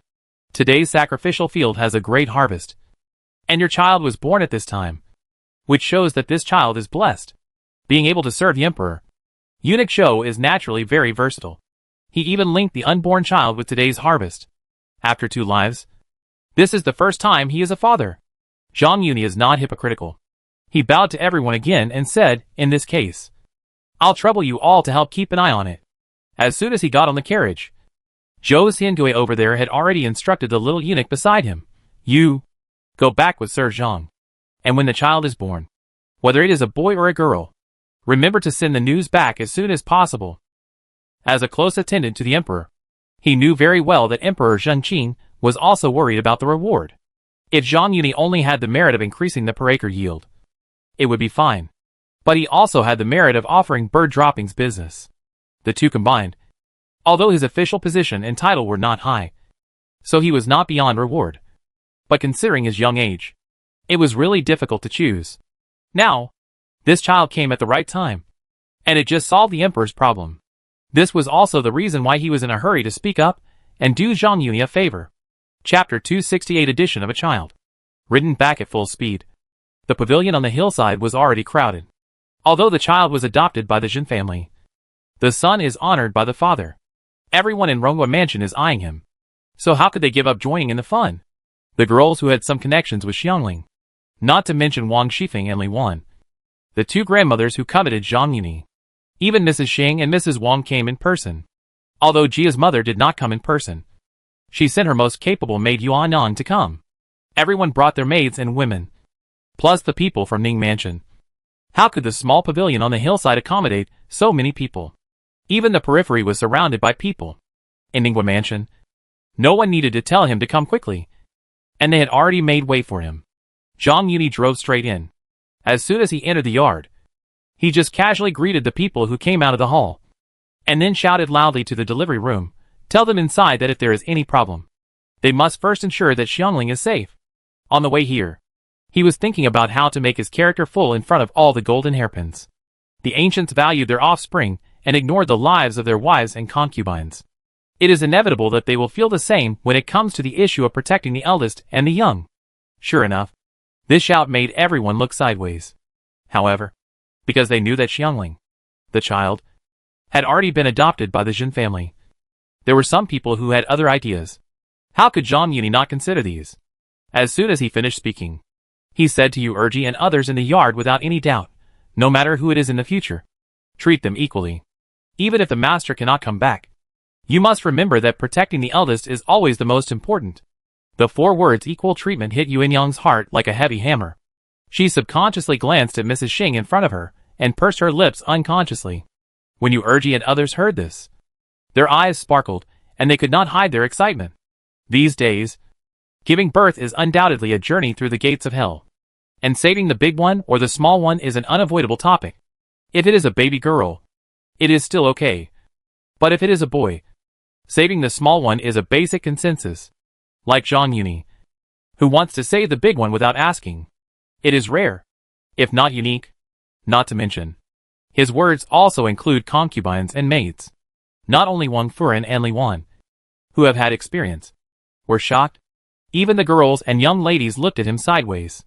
After all, even if you have not eaten pork, you have seen pigs walk. There are many people in each mansion who have not stepped through this pass. Eng Chun, Tan Chun and Shi Shangyun looked at him with burning eyes. Lin Daiyu in the crowd was moved by Zhang Yuni's powerful speech. But she also had another consideration. Let alone whether Jia Baoyu had the determination. Even if he did, Jia Zheng only needed a look to make him swallow back the words that were about to come out of his mouth. Although Zhang Yuni's words were not appropriate in the current environment, and might even be ridiculed. But even in this era, as a woman, who doesn't want to have an extra layer of protection? Even Shui Baochai. When she looked at Zhang Yuni, there were some inexplicable emotions in her eyes. The bystanders were like this, let alone Xiangling inside. Hearing his cry, her heart-wrenching cry changed from mother to master. Zhang Yuni walked quickly to the window and kept comforting her through the window. The master is back. Don't worry. The master will protect you. Because the delivery room in ancient times was a forbidden place for men. He had to take advantage of the time when Jin Chuan and others came out to fetch water to ask about the situation inside. Perhaps Zhang Yuni's encouragement worked. Or maybe he delayed a lot of time in rushing back. It was only an instant stick of time after he came back. And a baby's cry came from inside. Then, the midwife took out a child and said like offering a treasure, "Congratulations, Master.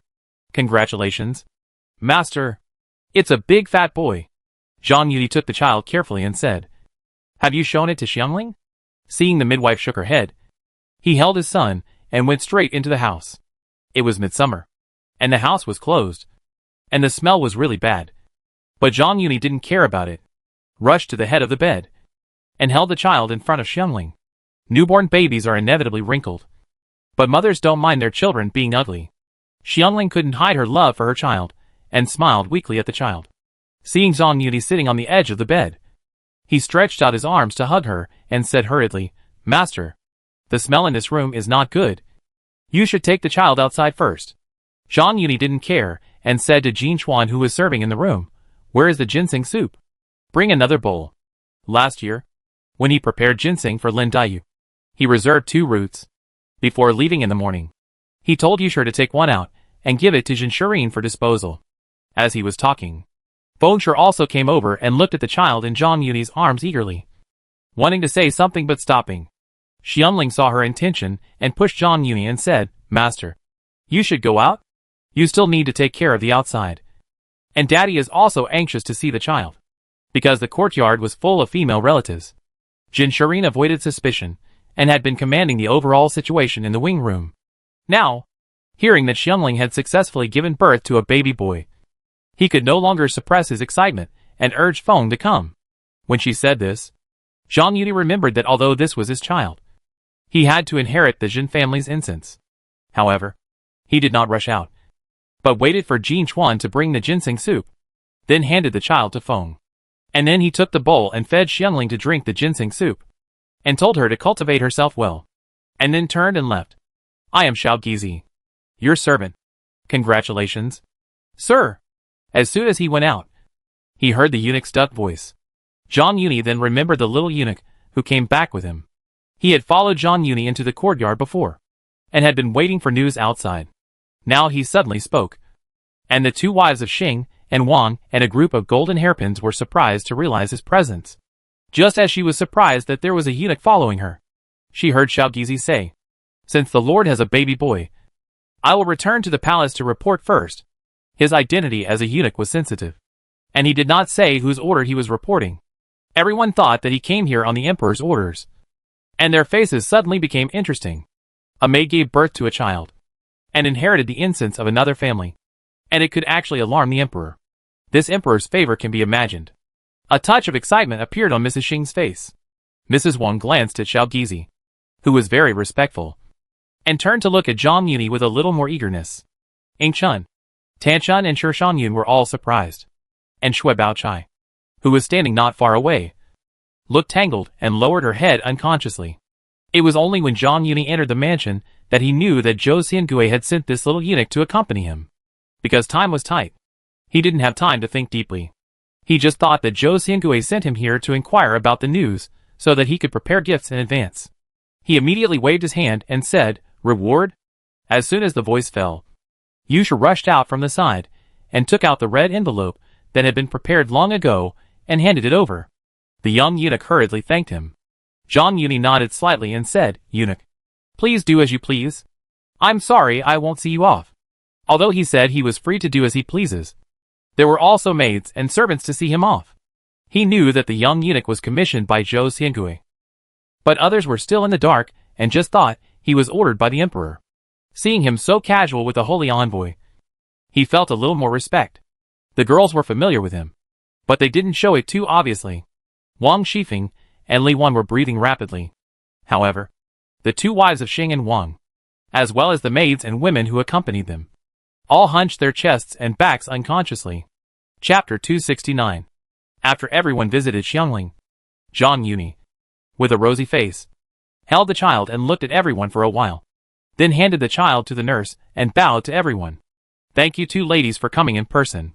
It's getting late. Don't rush back. Yuni will prepare some light wine. Stay with the sisters, and have a simple meal before returning." Having seen the previous scene, Mrs. Xing and Mrs. Wang would naturally not spoil his fun, with them taking the lead. The others, whether they had ulterior motives or not, followed the trend. Only Yuanong hesitated a little, and then bowed and said, "The old lady is still waiting for news. I will go back first." Zhang Yuni tried to persuade her to stay, saying, "Sister Yuanong rarely comes here, but just report to the old lady. I will send someone to go." Although the emperor's reward has not yet come, he knows very well that this time the reward will not be small. Life should be enjoyed to the fullest. He knew that Jiamu sent Yuanong here just to show off. He had already flirted with Yuanong before, and with the foreshadowing just now, he planned to strike while the iron was hot. If it was before, Yuanong would at most be half-hearted when Zhang Yuni tried to keep her. But now, knowing that Jiamu wanted her to marry with Yuan Chun, in order to avoid unnecessary trouble, she could only decline politely. "Thank you for your kindness, Master Yi. I am just a servant. Since the old lady sent me here, I should do my duty well." After she said that, Zhang Yuni didn't force it, because the pavilion on the mountain was not spacious enough. Zhang Yuni handed his son to Jin Chuan, and he and Yusher took the Ronghua mansion to the flower hall in the backyard. As soon as they arrived at the flower hall and talked a few words, Wang Shifeng coughed lightly and said with a smile, "My second uncle sent a letter back a while ago, saying that this promotion was all due to the bird droppings business. I wonder how the harvest is in the sacrificial field."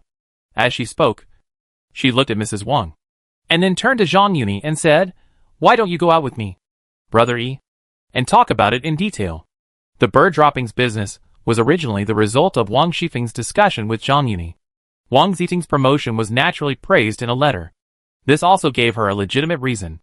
Originally, Mrs. Wang thought that Jia Zheng was suspicious, and even if it was to avoid suspicion, he should not join in the fun. But thinking of her family's benefit from Zhang Yuni, and Yuanchuan's matter was still expected to be helped by him, and Baoyu was beaten, his relationship with Jia Zheng became weaker, and she was even more unwilling to lose the favor of Zhang Yuni for Jia Zheng. She didn't think Wang Shifeng had any other thoughts. She just thought that she had received Wang Zitting's instructions, and had some secrets to tell Zhang Yuni in detail. So when Wang Shifeng looked at her, she didn't object, but nodded in approval. Mrs. Xing, who was standing aside, sneered at Wang Shifeng's words. She secretly complained that Wang Shifeng was turning her elbow outward. She married into the first house, but didn't consider the first house, ignored her sister-in-law's marriage, helped the second house with housework, and arranged benefits for her family. But because Zhang Yuni was present, it was inconvenient to get angry. Li Wan, who was standing aside, looked at Wang Shifeng with envy, although she didn't know Wang Shifeng's real purpose. This opportunity to discuss privately with Zhang Yuni was out of reach for her. Zhang Yuni glanced at Wang Shifeng and knew that the second wife, who was addicted but not good at sex, was itching again. He bowed to the two ladies, Xing and Wang, and said, "It just so happens that I just came back from the field sacrifice. There are some things that really need to be discussed with the second sister-in-law. I'll trouble the eldest sister-in-law to accompany me here." Yusher's heart was as clear as a mirror. But she said, "Business is important. I'm here with you." Yuni can rest assured. She secretly wondered whether she should catch Wang Shifeng off guard later, so that this second wife, who has always been ostentatious, could not raise her head in front of her. However, after taking a look at Zhang Yuni, she was still worried that it would cause his dissatisfaction. So she had to give up this idea. Wang Shifeng led Pinger and followed Zhang Yuni out of the flower hall, and saw him pass through the inner 3 gates and turn around to enter an ear room. She winked at Pinger and hurriedly followed in. As soon as she entered the door, she felt her waist tighten. She twisted twice in Zhang Yuni's arm symbolically, and shouted, "I want to talk to you about serious matters. Why are you so anxious?" Before she finished speaking, the hole in her mouth had been blocked tightly. She was not sincere in her words, so she responded enthusiastically immediately. Knowing that time was tight, and it was not good to delay for too long, her hands unconsciously reached down and went straight to the point. Zhang Yuni was not to be outdone. While continuing to stir up the situation, he kneaded it like dough. In a short while, he made Wang Shifeng, who had tasted the marrow, stand up with her legs and felt weak. He raised his head slightly, put his nose against Wang Shifeng's nose, and said jokingly, "I wonder if the serious business of the second wife is the same as what I do." "You damn thief!" Wang Shifeng panted heavily. Her breath was as fragrant as orchid. But she was not willing to be outdone and said, "Xiangling just came back from the gates of hell. But you are full of these dirty thoughts." Zhang Yuni saw that she was not sincere, straightened his face, withdrew his head and hands, and said, "It seems that I misunderstood the second wife." Wang Shifeng's face froze. And then she said unhappily, "After being messed up by you, how can I remember what the business is?"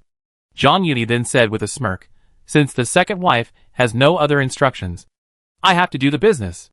Wang Shifeng saw his smirk and said with a complicated expression, "You really don't want a son, but you also want to keep them?" Zhang Yuni was stunned when he heard the words, and then he realized that this was directed at what he said in front of the delivery room. He raised his hand, hooked Wang Shifeng's chin and said, "Of course. Not only them, but also my sister-in-law.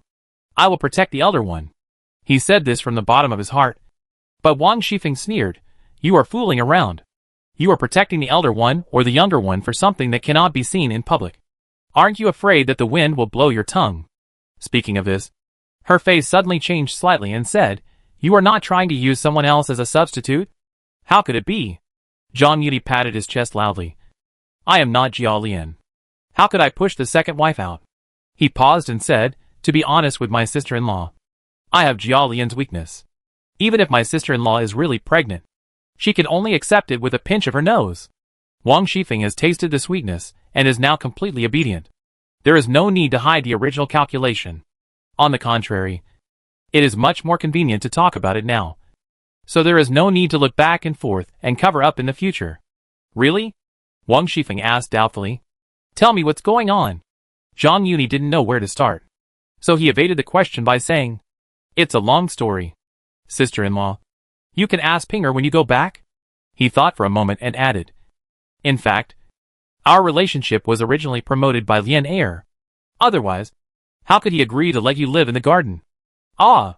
Wang Shifeng exclaimed. Her face changed slightly. She had doubted it at first, but when she heard that Jia Lian had divided several concubines of Jia Zhen and lived in the front yard, she thought Zhang Yuni was using this as an excuse to trip up Jia Lian. Now she suddenly realized, and said indignantly, Okay. Pinger is becoming more and more unreliable. Such a big thing.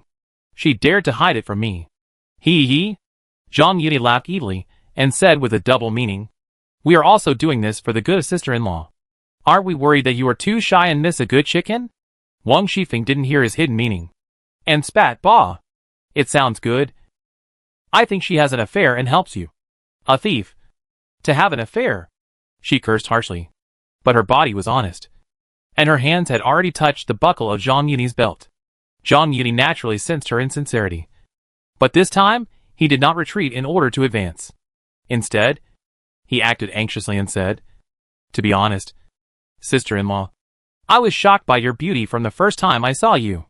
I have been thinking about you day and night, wondering how I can have a close relationship with you. He did not hide his intention to steal your lover's attention. But Wang Shifeng was very pleased. While pulling off Zhang Yuni's belt, she rubbed her soft body in his arms, complaining, since Lian Er dared not speak out. What are you waiting for? Don't make the ladies wait anxiously. He. Zhang Yuni laughed evilly and said with a pun, I don't know if the ladies are anxious, but the second wife is very anxious. Chapter 270 Double Happiness. After half an hour, Zhang Yuni came to the flower hall without blushing or beating his heart. Thank you for waiting for me. Madams and sisters. Sister-in-law. Is the food ready? It's ready. We've been waiting for you to come. Mrs. Wang glanced behind him and didn't see Wang Shifeng. She asked in confusion, Hey, where's Miss Feng? Zhang Yuni secretly complained that if she came here now, wouldn't it be exposed? He said calmly, Oh, she went to visit. Before he said the word Qin, a shout suddenly came from outside. Master! Master! Angel! The angel is here to pass on the decree. Zhang Yuni was stunned. Did the emperor know the yield of the sacrificial field and wanted to reward him? And Mrs. Xing, Mrs. Wang and others were all in awe. In the pavilion on the mountain, they thought that the young eunuch was sent by the emperor. It was only 2 hours. And the decree came so quickly, which just confirmed their guess. A child born by a concubine, and then adopted out, could actually alarm the emperor. Then the children born by the wife in the future. Tan Chuan's face was faintly flushed with excitement, while Shui Baochai, who was beside her, pursed her lips and looked confused. Let alone whether Prince Ning could inherit the throne. Even if he could inherit the throne, whether he would remember that there was such a brother-in-law. How could he pay attention to the children born by his wives and concubines? Zhang Yuni took the lead, and the others followed him out. Although the imperial decree was given to Zhang Yuni, it happened to be a coincidence, and hiding would inevitably be criticized. In addition, they were curious about how the emperor would reward him. So they followed him out. The gate to the front yard had already been opened, and Jia Rong, Jia Lian, and all the people from the Lai family who were related to the family had all come when they heard the news that Xiangling had given birth to a child. Eunuch Zhou. Congratulations, Mr. Zhang. The one who came was an old acquaintance, Zhou Xianyue, whom Wu Sui had just met at the Jitian, before the imperial edict was announced. He congratulated without hesitation. When Zhang Yuni led everyone to approach and set up his posture, he unfolded the imperial edict and read it.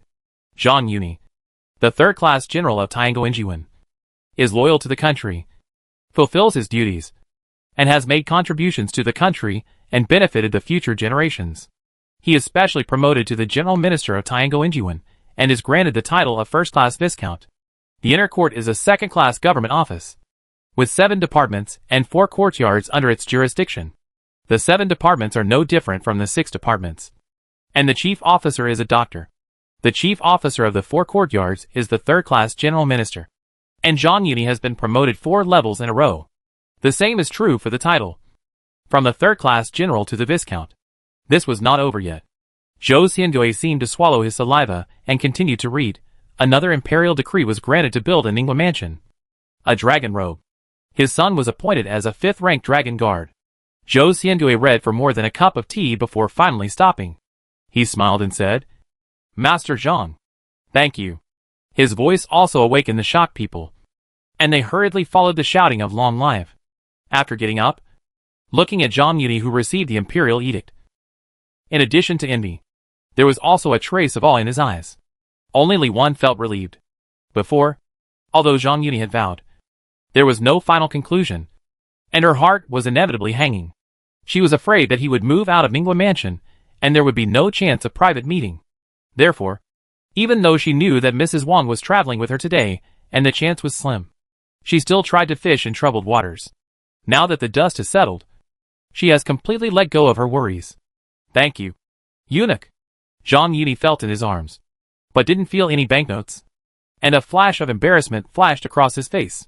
He always carried a few banknotes and a cup of wine for emergencies.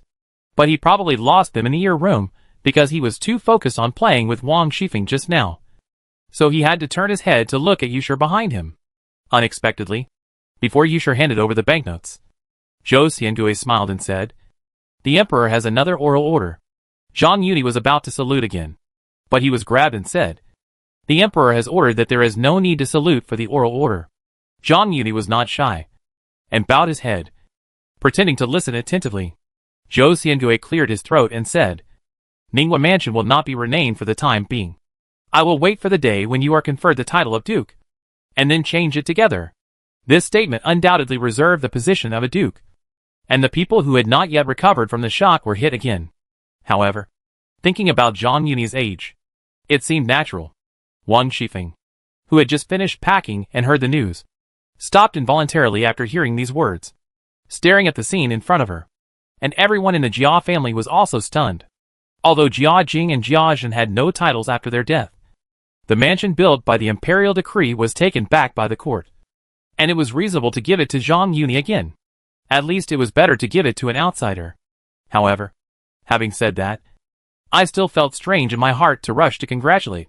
On the contrary, Jia Rong had no awareness of this. He nodded and bowed, smiling and said, "Congratulations, Uncle E." "Congratulations, Uncle E." Thoughtful. Zhang Yuni patted his shoulder and said warmly, "The emperor gave me the mansion, which saved me trouble. You and my sister-in-law can live here with peace of mind." "Hey! Hey!" Jia Rong was like a docile kitten. As soon as he spoke, Jia Lian and other Jia family members no longer had any worries. Wang Shifeng looked at Jia Lian, who was smiling in the crowd, and suddenly rushed forward from the back, handing over a stack of banknotes, and said with a smile, "Brother, he was in a hurry just now, but he left the banknotes behind."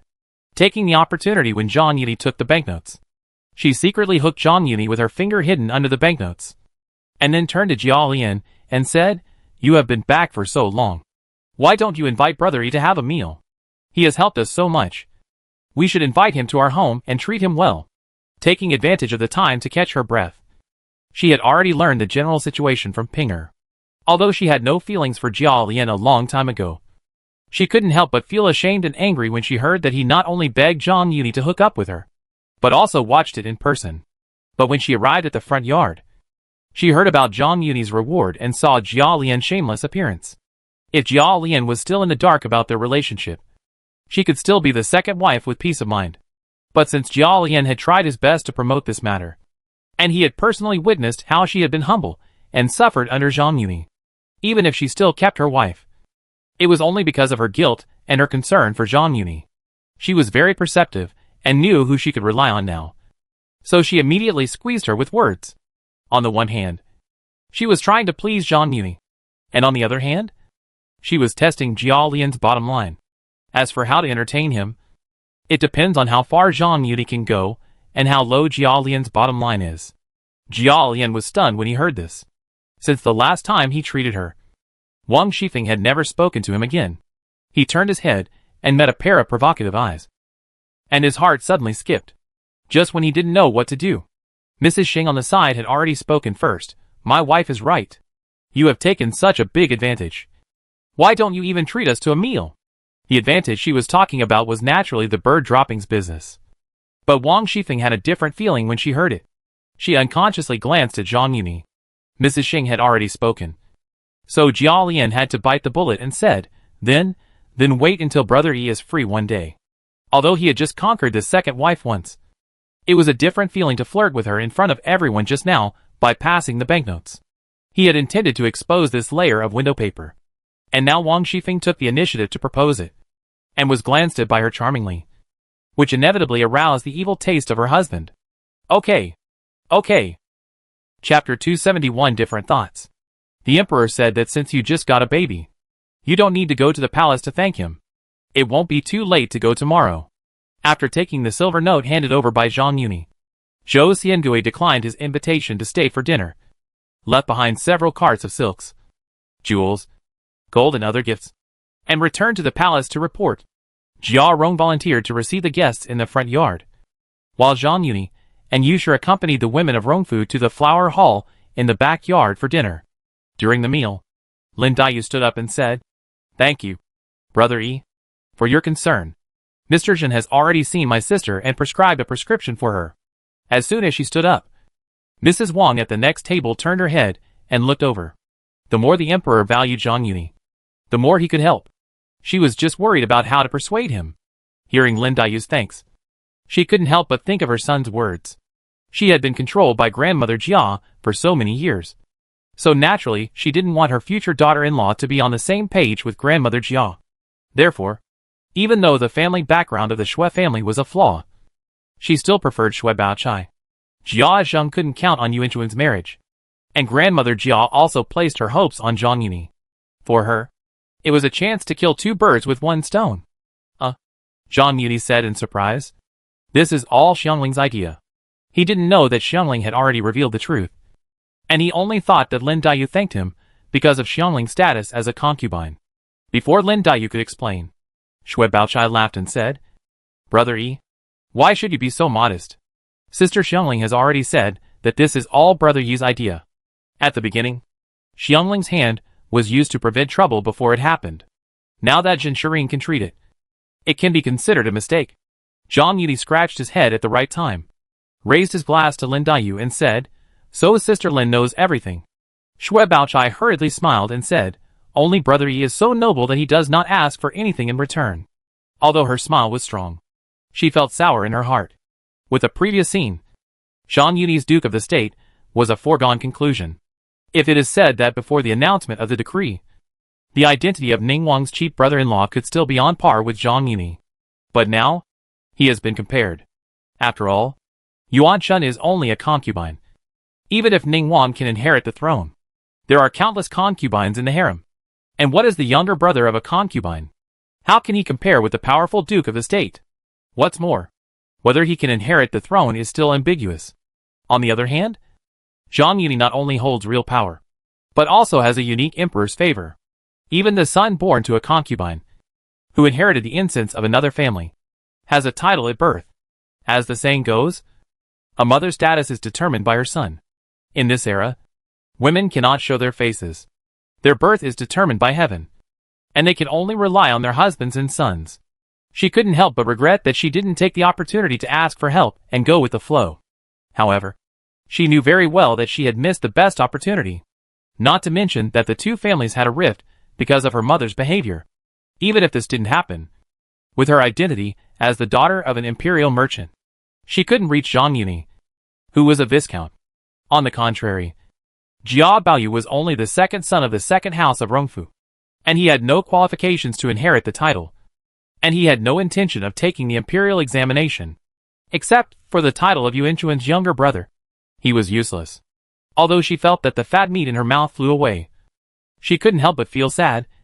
But if she could help him and Lin Daiyu, she would have one less strong enemy. Mrs. Xing and Shi Shangyun were also worried. Originally, Zhang Yuni was only a third-class general, 2 levels lower than Jiaxi. But now, he was 2 levels higher than Jiaxi. Although most marriages are about marrying lower and marrying higher, Yingxuan is not a legitimate daughter, but a concubine's daughter, and her status is obviously insufficient.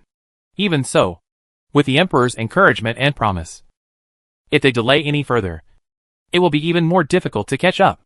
He has been an official for only 1.5 years, and he has already become a viscount. Although this official position and title are more difficult to promote, there is still 1 year before his father's mourning period ends. Even if he can make another step, it is an insurmountable chasm for them. Unlike Mrs. Xing, who is anxious, Shi Shangyun is a little ashamed of herself. These days, no matter men or women, they rarely have the idea of falling in love. Marriage is based on family background. It is a blessing to be able to meet each other before marriage, and to be able to respect each other after marriage. Although she had not thought of this possibility before, she had considered it consciously or unconsciously, since the 2 wives of the Shi family mentioned the marriage in front of Lady Jia. Originally, Although she knew that Zhang Yuni was quite trusted by the emperor, she had no real feeling after all. In addition, she was open-minded by nature, and Zhang Yuni's official position and title were not high, so she did not consider his family background. Now, seeing him promoted several levels in a row, she had to consider the difference in status. Although she was a daughter of the Marquis's mansion, the Sher family was no longer as good as before. She had lost both her parents, and was an orphan fostered in her uncle's house. Originally, because of the last time her two aunts proposed marriage, she was a little silent when she saw Zhang Yuni, and now she lowered her head and said nothing. Zhang Yuni noticed her abnormality and asked, "What's wrong with Sister Shangyun today? Are you feeling uncomfortable? Why don't you ask Mr. Jin to feel your pulse?" "She is." Lin Daiyu wanted to add fuel to the fire, but before she could say the word shy, she saw Sher Shangyun's pleading eyes and quickly changed her words. "You are missing home." "Homesick?" Zhang Yuni couldn't help but wonder. But before he could continue, Tan Chun stood up and changed the subject. "Brother Yi, how is the progress of our Xiantai?" If Lin Daiyu was focused, Shui Baochai had mixed feelings. Ing Chun and Sher Shangyun felt ashamed. Then Tan Chun was excited and a little eager to try. On the one hand, she was proud of her own vision of people. On the other hand, she was more determined in her thoughts. She was convinced that she would not be wrong with Zhang Yuni's ability and foresight. Although he had to consider his family background, his ability was the first thing he valued. Having said that, although she was confident that her ability as a housekeeper was no worse than others, she did not have much stage to display it. If her opponent was her second sister Ing Chun, she would not care so much. But if it was Lin Daiyu, Shui Baochai and Sher Shangyun, she was not sure of winning. She did not want to cause trouble and give him a preconceived impression. However, even though she had always been firm in mind, she could not help but feel ashamed when she saw Sher Shangyun's grateful eyes. The decoration has been completed, and the legend of the white snake is now being printed. We plan to open the business on a good day next month. Zhang Yuni just mentioned it casually, so it was not good to ask about his daughter's private affairs. After being interrupted by Tan Chun, he turned to tell everyone about the preparations of Jianzhai. As he spoke, he raised his glass to the ladies and said, "Then I wish our business will prosper, and that all the ladies will become famous." Chapter 272, Secretly Fighting for the Wind. Because Zhang Yuni was the focus of attention, Li Wan didn't see any chance until the banquet was over. Although the ownership of Ning Mansion has been settled now, she is not worried about not having a chance in the future. She also knows that with Madame Wang accompanying her, the chance is slim. But she couldn't even get close to him, so she couldn't help feeling a little disappointed. She was absent-mindedly following the crowd to the front yard to say goodbye. Suddenly, Zhang Yuni's voice came to her ears. "Today is just a casual meal. Starting tomorrow, the mansion will hold a banquet for 3 days. If the ladies have something to do, it's fine. All the sisters must come." Her heart moved, and she subconsciously raised her head to look at Zhang Yuni, and met his meaningful eyes looking at her, and her heart trembled. Just as she was trying to find an excuse to come along, she saw Zhang Yuni laughing again and saying, "The boy Lan didn't come today, so my sister-in-law will bring him here tomorrow. I saw that the emperor gave me several jade pendants today, so I'll pick one for him later." "Huh?" Li Wan even forgot to give Mrs. Wang a look to ask for advice, and hurriedly agreed. She was a little excited, her voice trembling, and she realized something was wrong when her voice came out. And she quickly added, "How can this child be worthy of the imperial gift? I only hope that Brother Yi can give him more advice in the future. And I, as a mother, will be satisfied." She has always had only her son in her heart, and these words can be regarded as a patch for her previous emotions. No one else doubted it, except Wang Shifeng, whose pair of phoenix eyes floated on the faces of the two and frowned slightly. She had long suspected the relationship between Zhang Yuni and Yu Shi, and now she had a personal experience. It was hard not to suspect that Zhang Yuni had a good relationship with Qiao. If someone showed affection for nothing, he was either a traitor or a thief. Although she didn't know that Li Wan had already fallen like her, she couldn't help but suspect that Zhang Yuni had ulterior motives because he treated Jiao Lan differently. She was a jealous person, but because of her embarrassing status, she couldn't bear the jealousy of Zhang Yuni's wives, concubines, and maids. But colleagues were enemies, and Yu Shi was fine. After all, it was a matter of first come first served. And Li Wan, The eldest sister-in-law, who had little presence on weekdays, also wanted to share the profits. But it touched her muscle memory. In her heart, she secretly cursed Jean-Uni for being greedy and thinking about the pot while eating in the bowl, while her eyes drifted to Yushur. Although she was indignant, she still knew the importance of the matter. She knew that the raptors that stood out would rot first, and she hoped that Yushur would react. However, Yushur was indifferent. So she had to bite the bullet and said, "Brother Yi has just taken over the mansion, and there are a lot of things to be done. Sister Jin may not be able to handle it alone. Why don't I take some time to come and help?" She had already made up her mind. Since she couldn't stop him openly, she might as well save Yi in a roundabout way. In front of Mrs. Xing and Mrs. Wang, she didn't dare to say that she wanted to move in. Fortunately, Li Wan's widowhood status made it impossible for her to stay out all night. As long as she killed Jean-Uni and didn't let him take a break from his busy schedule, it would be fine. However, because Yushur was indifferent just now, she couldn't help but feel dissatisfied. This time, she deliberately disgusted her and emphasized the word Sister Jin. Although Yushur didn't understand her true intentions, Wang Shifeng was used to squeezing people. Now not only is Jiajin dead, but Ningba Mansion has also become Zhang Yuni's residence. But Wang Shifeng is still bringing up the issue. And now she is bringing up Jiajin's identity as a widow. How could she not hear the hidden meaning behind this? I really want Feng to help. I am from a small family. How can I know how to treat guests? Last time, thanks to your help, I think you should not go back tomorrow. Just stay for 2 days. You have always been close to Qin. Why don't you keep her company?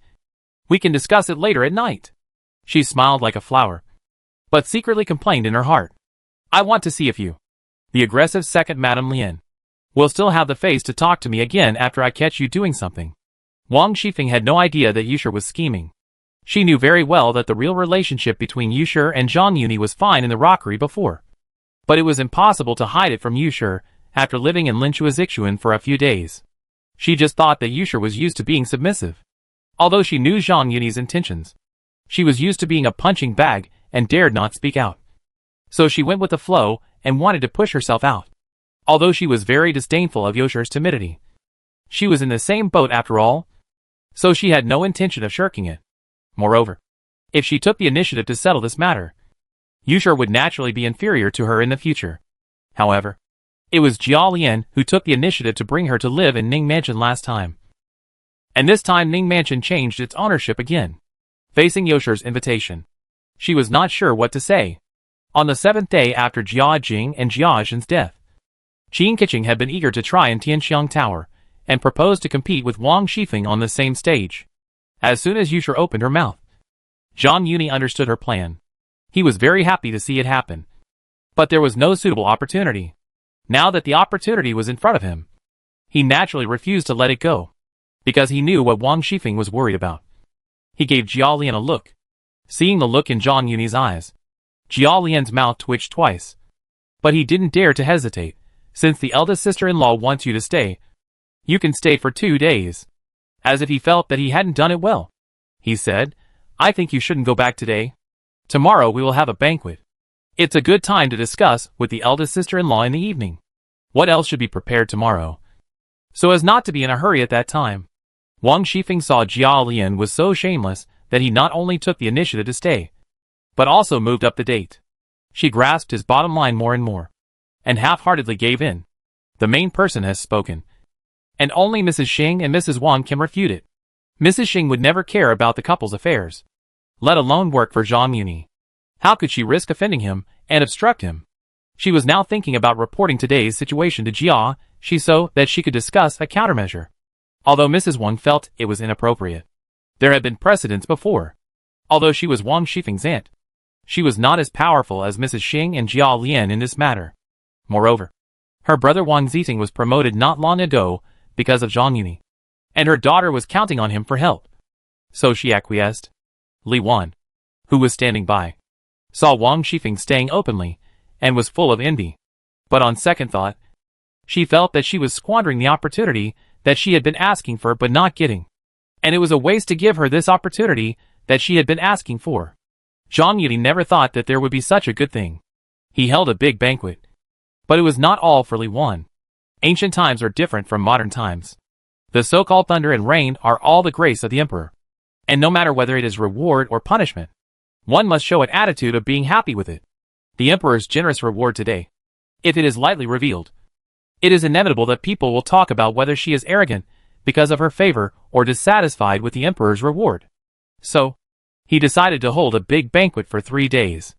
Of course, it would serve both public and private interests. While showing his gratitude to the emperor, he could also appease Li Wan. It was a two birds at one thing, and there was no reason for him not to do it. Chapter 273 Food Snatching. When the Rongfu group got on the car, Zhang Yuni deliberately took advantage of them not leaving and said, "Please ask sister-in-law Lian's second sister-in-law. I will go to Xiangling's room to see the child." He was not pretending in front of the Rongfu group. Firstly, if Wang Shifeng was informed of this matter in advance, she would inevitably be embarrassed and refuse. It is better to do it first and report it later, and slowly appease her later after the rice is cooked. Secondly, he really planned to see Xiangling and the child. Although someone had already gone to the back to announce the good news, it was still better than telling her in person that his son was conferred the title. However, before that, he went to the warehouse first. Although he was just using Jiao Lan's name to seduce Li Wan, he had to do the whole show. So he would definitely be busy tonight. Although the emperor allowed him to go to the palace to thank him when he was free, he could still be said to be in compliance with the emperor's will if he delayed for a day today. But he could not delay tomorrow. If he forgets by then, won't he be exposed?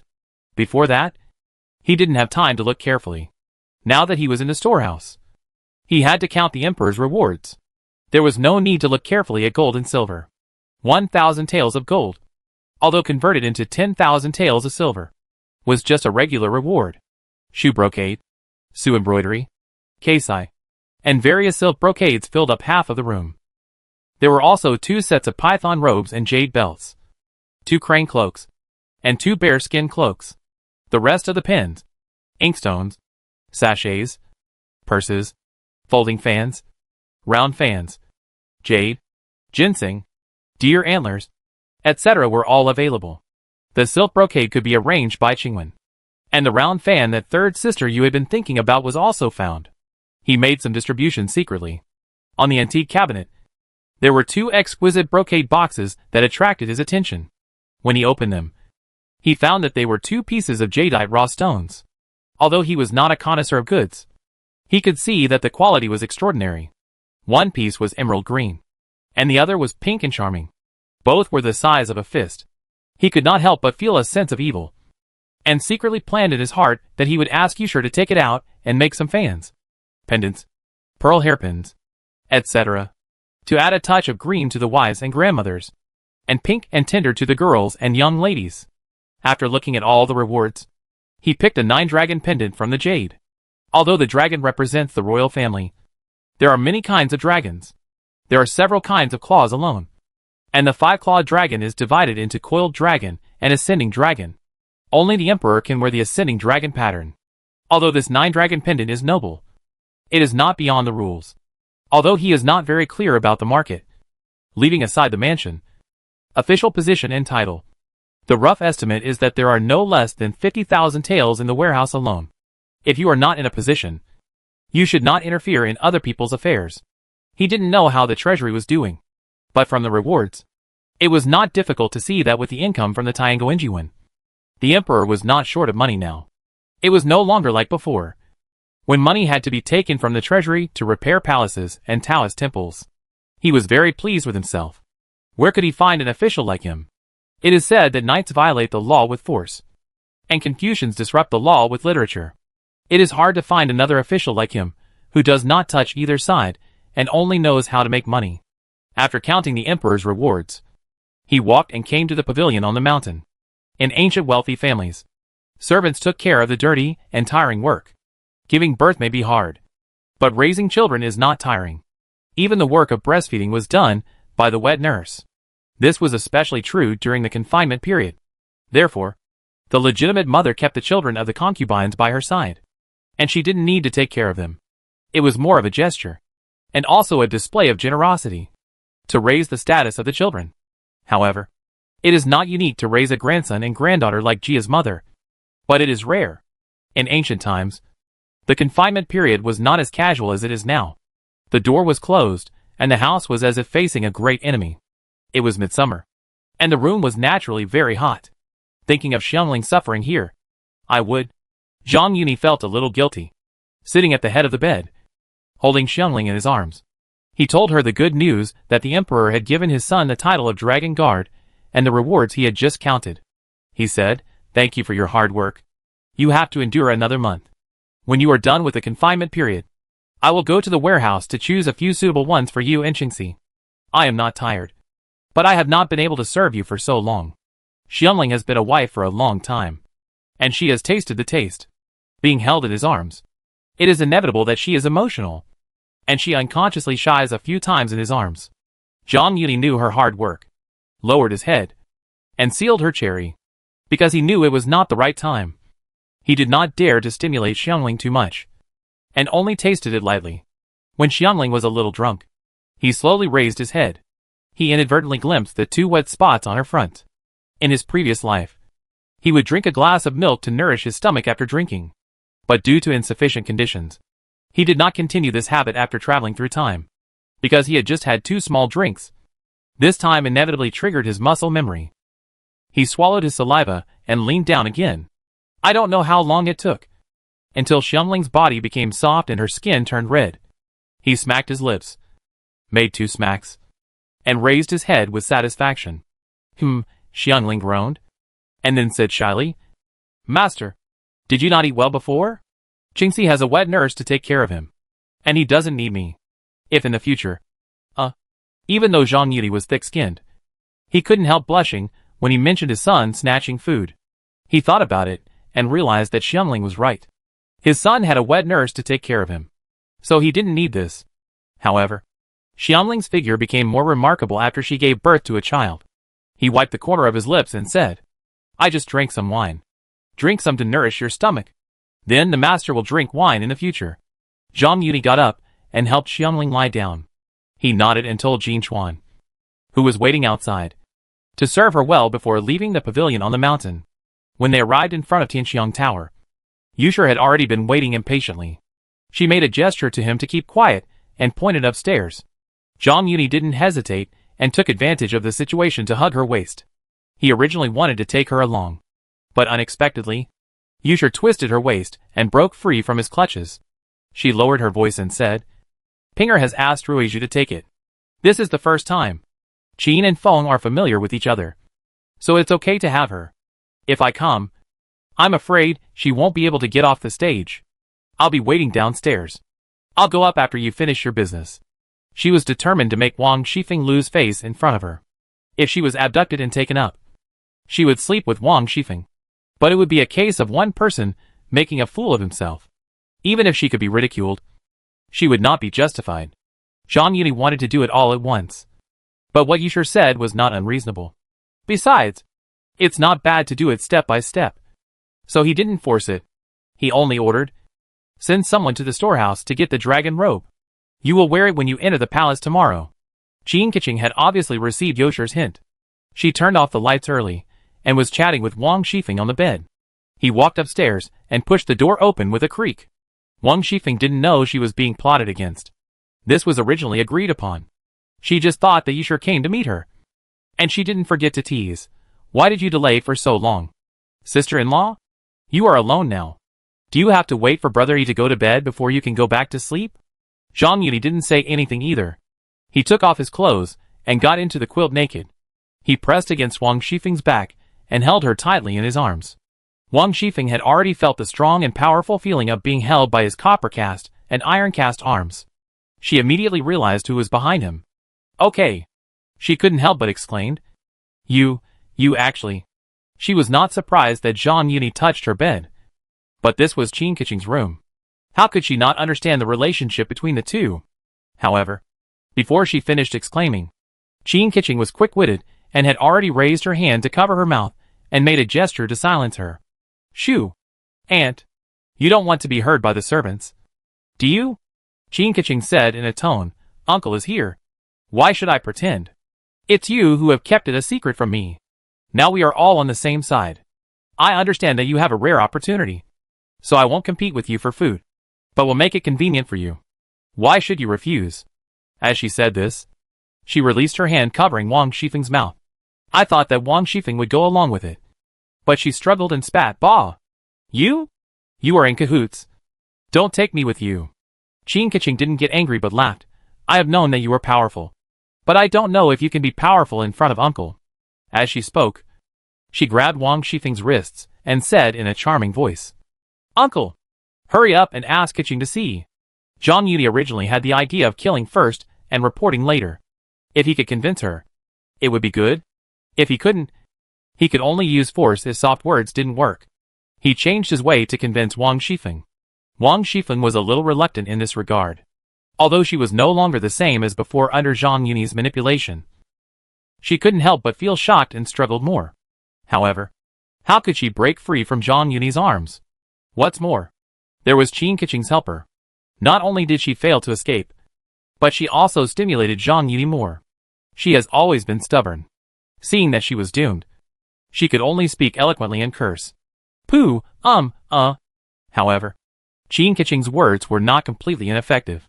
She was indeed worried about disturbing the servants. In addition, she gradually succumbed to Zhang Yuni's attack, and her scolding became increasingly out of tune. The humming and moaning seemed to add to the fun. Chapter 274 Competing. Oh, I thought our second madam was so powerful that she yelled and yelled all day long. But it turns out that she is a coward behind the scenes. In the darkness, Yosher's voice suddenly rang out. Although she said in front of Zhang Yuni that she would come back after the matter was over, she was also eager to see Wang Shifeng's embarrassment. Taking advantage of Wang Shifeng's disarray and no time to care about other things, she quietly sneaked into the room. When Wang Shifeng begged for mercy, she couldn't wait to start ridiculing. As Yusher said, Wang Shifeng has always been close to Qin Keqing, so it's okay for her to be seen embarrassed by her. But she has always looked down on Yusher. And now that she has seen through her embarrassment and ridiculed her, her body can't help but tense up. Zhang Yuni was caught off guard and couldn't help but take a breath of cold air, and subconsciously move closer. Wang Shifeng was already on the edge of the cliff, and being pushed like this, she couldn't help but exclaimed, However, she just snorted, but she reacted, adjusted her tone in time, and seamlessly retorted, "You are such a shameless sister-in-law. You are not clean yourself, but you dragged me into the water. To put it bluntly, I am just an outsider. But you, the legitimate sister-in-law, climbed into the bed of the brother-in-law, and shared the same husband with the wife." She paused, took a breath, and said, "I think if the mother-in-law and the daughter-in-law can sleep in the same bed, I'm afraid sisters can't be left out." Right? She has always been strong-willed, and she knew that if she said anything like being fooled at this time, it would only make people laugh. So she just went tit for tat. The main point is to kill 1,000 enemies and lose 800 of her own, just to see who is more shameful. Yusher didn't expect that not only did she not get the upper hand, but she was ridiculed by Wang Shifeng. However, in front of a discerning person, she was powerless to refute these words. She was planning to settle the matter peacefully. But Wang Shifeng was so unreasonable that she turned around and screamed at Zhang Yuni, You must subdue the mother-in-law and daughter-in-law today." At this point, she changed her words and said, "No. If you don't satisfy me, don't even think about touching my body again." At this point, she was determined to break the jar. Zhang Yuni had planned to do it all at once, and he knew that Wang Shifeng was already at the end of her strength, and would not just stare at her and pull her. Unlike Wang Shifeng's coyness, Qin Keqing had this intention long ago. She stroked Wang Shifeng's back with her slender jade fingers and said with a smile, "I can't let my aunt suffer alone." Although Yusher was a little impatient, she didn't want to be ridiculed by Wang Shifeng so soon. However, she was not as domineering as Wang Shifeng, so she did not dare to disobey Zhang Yuni's wishes. Before, downstairs, Zhang Yuni had intended to pull her upstairs, and at that time he had an excuse to fool her. But now, there was no reason to refuse. With the sound of pop, Qin Keqing pushed lightly, and Zhang Yuni leaned on the bed, waiting for his wife to sit on it. She did not dare to hesitate, and walked towards the bed while taking off her skirt. Although this arrangement and combination was the first time, the mother-in-law and daughter-in-law often fought side by side with Yuerji. He could handle it before Jin Shirin helped him adjust his body. Now that Yuerji was replaced by Wang Shifeng, who could not bear hardships and fatigue, it was even more of a problem. The next morning, Zhang Yuni got up and felt refreshed. The three women slept particularly sweetly. He looked at Wang Shifeng, who was lying on her back, occupying half of the bed, and then looked at the mother-in-law and daughter-in-law who were leaning against him. He thought to himself, time will tell. I am not lying. Because Yusher and Qin Keqing also knew Li Wan. He was a little worried that they would leak the secret, given Wang Shifeng's personality. Knowing that he had an affair with Li Wan, she might instigate him to go and see Li Wan's joke. Although Li Wan would not be embarrassed if she followed the same pattern today. But Li Wan was not as good as Wang Shifeng after all. And it was hard to say whether she would be stretched to the limit with her. It must be for this reason that Yusher and Qin Keqing tacitly did not mention her. After all, Yusher had often made up stories about Li Wan because of this. He kissed them on the cheeks, then raised his foot and moved it to Wang Shifeng's mouth, flicking his toes and playing with her red lips. Qin Keqing and Yusher had been showing off their words a lot last night. But when it came to the turn of this eloquent second wife, she refused to do so. Just as he was about to put his big toe into his mouth, he heard the door creak open. Baozhu and Pinger walked in, and he had to withdraw his foot in dismay. Grandma. Grandma. Are you okay? Although Zhang Yuni had never mentioned his relationship with Yusher and Qin Keqing to her, she had roughly guessed it after being sent away by Yusher last night. Nothing. Just too tired. Hearing this, Zhang Yuni felt ashamed. Although Wang Shifeng was a weakling, she would rarely ask Pinger for help even if she was overwhelmed. Not to mention in the cave. After all, they came and went in a hurry. A while ago, when arranging funerals, Zhang Yuni often stayed in Linchuazixuan. But even if she was exhausted and unable to do it, she would rather hold Zhang Yuni to sleep than let Pinger do it for her. Although Pinger was arranged to come over as compensation afterwards. This monopolistic character was fully displayed. Originally, Zhang Yuni knew that although she was flamboyant on the outside, she was not very open on the inside. So he let her be. Now that there was the absurdity of last night, there was no need to indulge her. He stood up, tiptoed down from the bed, hugged Pinger's slender waist, pressed her tightly against his side, rubbed his large palm on his belly without any fat, and bit her ear and said, after this time, you don't have to avoid it in the future. Next time, go with your grandmother. Pinger looked at the three people lying on the bed, and she was immediately embarrassed, biting her lower lip. She nodded imperceptibly. Zhang Yuni kissed her on the face, opened his arms, and let her and Baozhu help him put on the middle clothes. After doing 2 sets of boxing downstairs, he returned to Dengxian Pavilion. Because it was Jin Chuan's shift today, and the baby had just been born, she couldn't leave for the time being. So she asked for leave in advance, and Zhang Yuni asked Pinger to help her bathe. Considering that Li Wan would come to the mansion today, he took a light bath, and put on the dragon robe and jade belt he took from the storehouse last night. As the saying goes, clothes make the man, and saddles make the horse. Putting on this outfit, he looked a bit imposing. My lord. Baoyu and Ruizhu complimented first. Qingwen and Pinger on the side finally reacted and followed slowly. Qingwen and Pinger were old acquaintances. Pinger had occasionally come to sleep with her before. Although she was a little surprised, she didn't ask much when she heard that it was Jia Lian and Wang Shifeng's idea. Zhang Yuni smiled and hugged the 4 maids, while secretly curling his lips. Although judging from the performance of the 4 people, he should look good in it. But without a dressing mirror, he couldn't see it carefully. He secretly made up his mind that it was time to put the production of mirrors on the agenda for the glass side. Just after breakfast, he saw Yusher stepping in. Zhang Yuni hurriedly said, Sister-in-law, you are here at the right time. The banquets these days are to celebrate the emperor's reward. Remember to only hold banquets and not accept gifts. He started, then got up and walked out. Yusher agreed and hurriedly followed. After leaving the gate of Huifang Garden, Zhang Yuni continued, I have to go to the palace to thank the emperor now. I don't know when I can come back. Wanner will come over later. You should ask someone to clean up the room over there first. When I come back, you can find an excuse to call her over. Last time, Yosher's room was forgotten to be cleaned up during the funeral. The same mistake should not be made again. Li Wan is not like Wang Shifeng. She has Jia Lian to help her, and she has to use the name of whispering with Yusher. After the instructions were completed, he came to the front yard, got on the carriage and rushed to the palace to thank the emperor. Chapter 275. Move at the first sign of trouble. Li Wan. Since she came back from last night, has been thinking about today's love affairs. And she didn't even sleep well. She got up early in the morning and sat in front of the dressing table, drawing her eyebrows and eyes. She spent half an hour getting ready, and saw Soo-yoon and Jia-lan coming. She put down her powder, turned around, and said in a deep voice, "Lanner's schoolwork can't be delayed, and he still has to go to the clan school as usual. It won't be too late for you to take him there after school in the evening."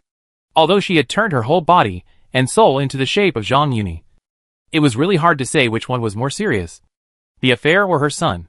She was already ashamed of having a secret meeting in the name of her son, and she felt even more uncomfortable when her son was in Ning Mansion, and she was fooling around with Jong Euni. Moreover, this time she didn't have the advantage of sunbathing in the sunroom, and if she didn't send Soo-yoon away, it would inevitably be inconvenient. Therefore, she simply used Jia-lan's studies as an excuse to keep the two of them together, killing two birds with one stone. She knew very well that Jia-lan was a son of a noble mother, and even if she went a little later, he would not feel neglected. Besides, if it was not because of her, as long as the jade pendant was handed over to her, why did she have to bring her son to the mansion? Because it was not the Jia family's business. Jong Euni only mentioned Jia-lan, and the Jia family's clan school was still in class as usual. Li Wan's behavior was in line with her usual style, and Soo-yoon did not suspect anything. She immediately led Jia-lan to pack up his school books. After sending Jia-lan and Soo-yoon away, she walked to the second gate, met up with a group of girls, and went to Ning Mansion. "I thought that if you get up early, you will get the worm eaten by the bird. If you get up early, you may be able to get married again." Unexpectedly, she waited until noon, but she still didn't see Jong Euni. "Old lady, Yuan came back early yesterday. You probably don't know yet, because she came back after dinner yesterday. It was not good to disturb Jia's mother's rest. So Wang Furing came to Rongqing Hall early this morning. After telling Jia's mother about the reward yesterday, she pondered and said, 'I see that Igor treats Lin girl differently, sending ginseng and asking for medicine.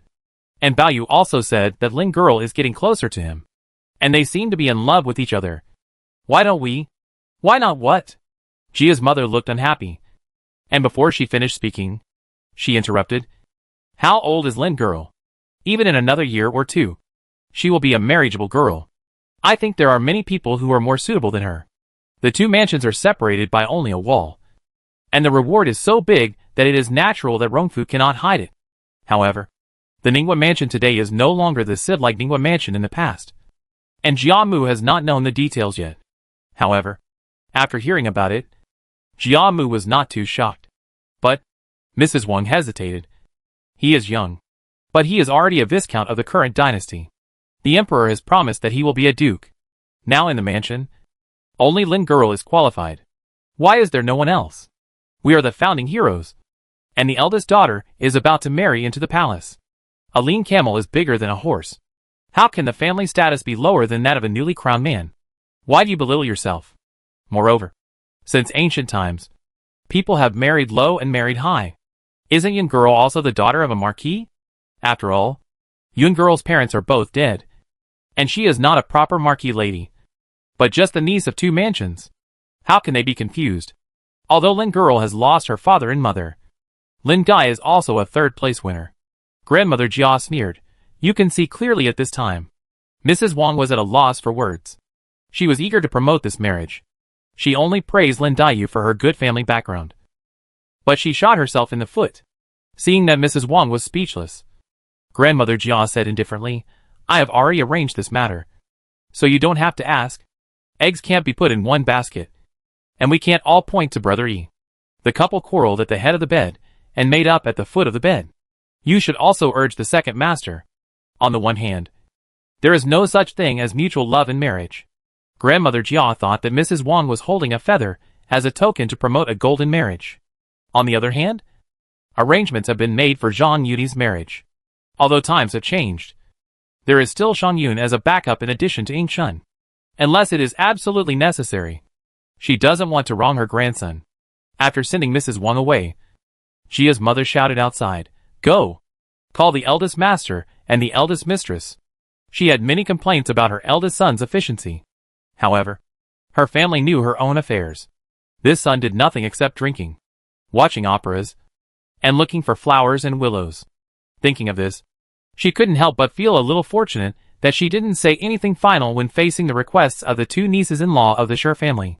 While leaving room for maneuver, she could also take the opportunity to knock them and make them feel more urgent. After a while, Yuanyang brought Mrs. Xing here, but she didn't see Jiaxi. It is said that Mrs. Xing returned home last night and was also anxious to report to Jiaxi. However, he made an appointment with his friends to drink, watch operas, and look for flowers and willows at noon yesterday, and did not return all night. This is just a common occurrence for Jiaxi. Mrs. Xing knew that he would not come back until the afternoon after a ridiculous night. She had been waiting since she got up in the morning. When she heard the people sent by Jiamu calling her, she knew that she had probably received the news and was coming to urge her. So she had to bite the bullet and come to be scolded. Tell me, how many days have it been? I have given you everything you want, and I have helped you a lot. But why is there still no definite news? As expected, as soon as she entered the door, she was scolded. Mrs. Xing did not dare to talk back, so she could only lower her head with her eyebrows and eyes downcast, and let it go in one ear and out the other. After Jiamu scolded her for a few times, she saw that Mrs. Xing was like a dead pig that was not afraid of boiling water. So she was too lazy to waste her breath and said angrily, "You are not doing your best. So don't blame me for helping outsiders. I will give you another 2 months. If there is still no definite news, I will ask the Sher family to come over." This, if it was just a few scoldings to vent her anger, Mrs. Xing would be naughty, so she would just listen. But Jia's mother's intention was obviously to support Shi Shangyun. How could she accept it? Old lady, let's take a long-term view. The master is not at home today, and the daughter-in-law cannot make the decision. It is better to wait for the master to come back and discuss it with him. On the one hand, she hoped to delay some time. On the other hand, it would be better if Jiaxi was present. Even if she could not get over Jia's mother in the end, she could bear less responsibility. But Jiaxi was not here today, and the burden fell on her. She knew Jiaxi's temper very well.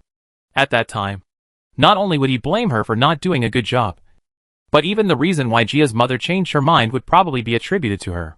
What are you still discussing? Didn't I discuss it with you before? Now half a year has passed. Is there a result? If he had spent less time on those trivial things, there would not be a conclusion until today. I am too lazy to see him. Go back and tell him what I said. When Jiaxi was mentioned, Jia's mother was inevitably angry at him for not fighting. This matter has been going on for less than a year. Jiaxin had been trying to stop it, but it has been half a year since the money was spent to settle the matter, and there is still no clue. Jiaxi did not show up, so it goes without saying that he must have gone out to drink.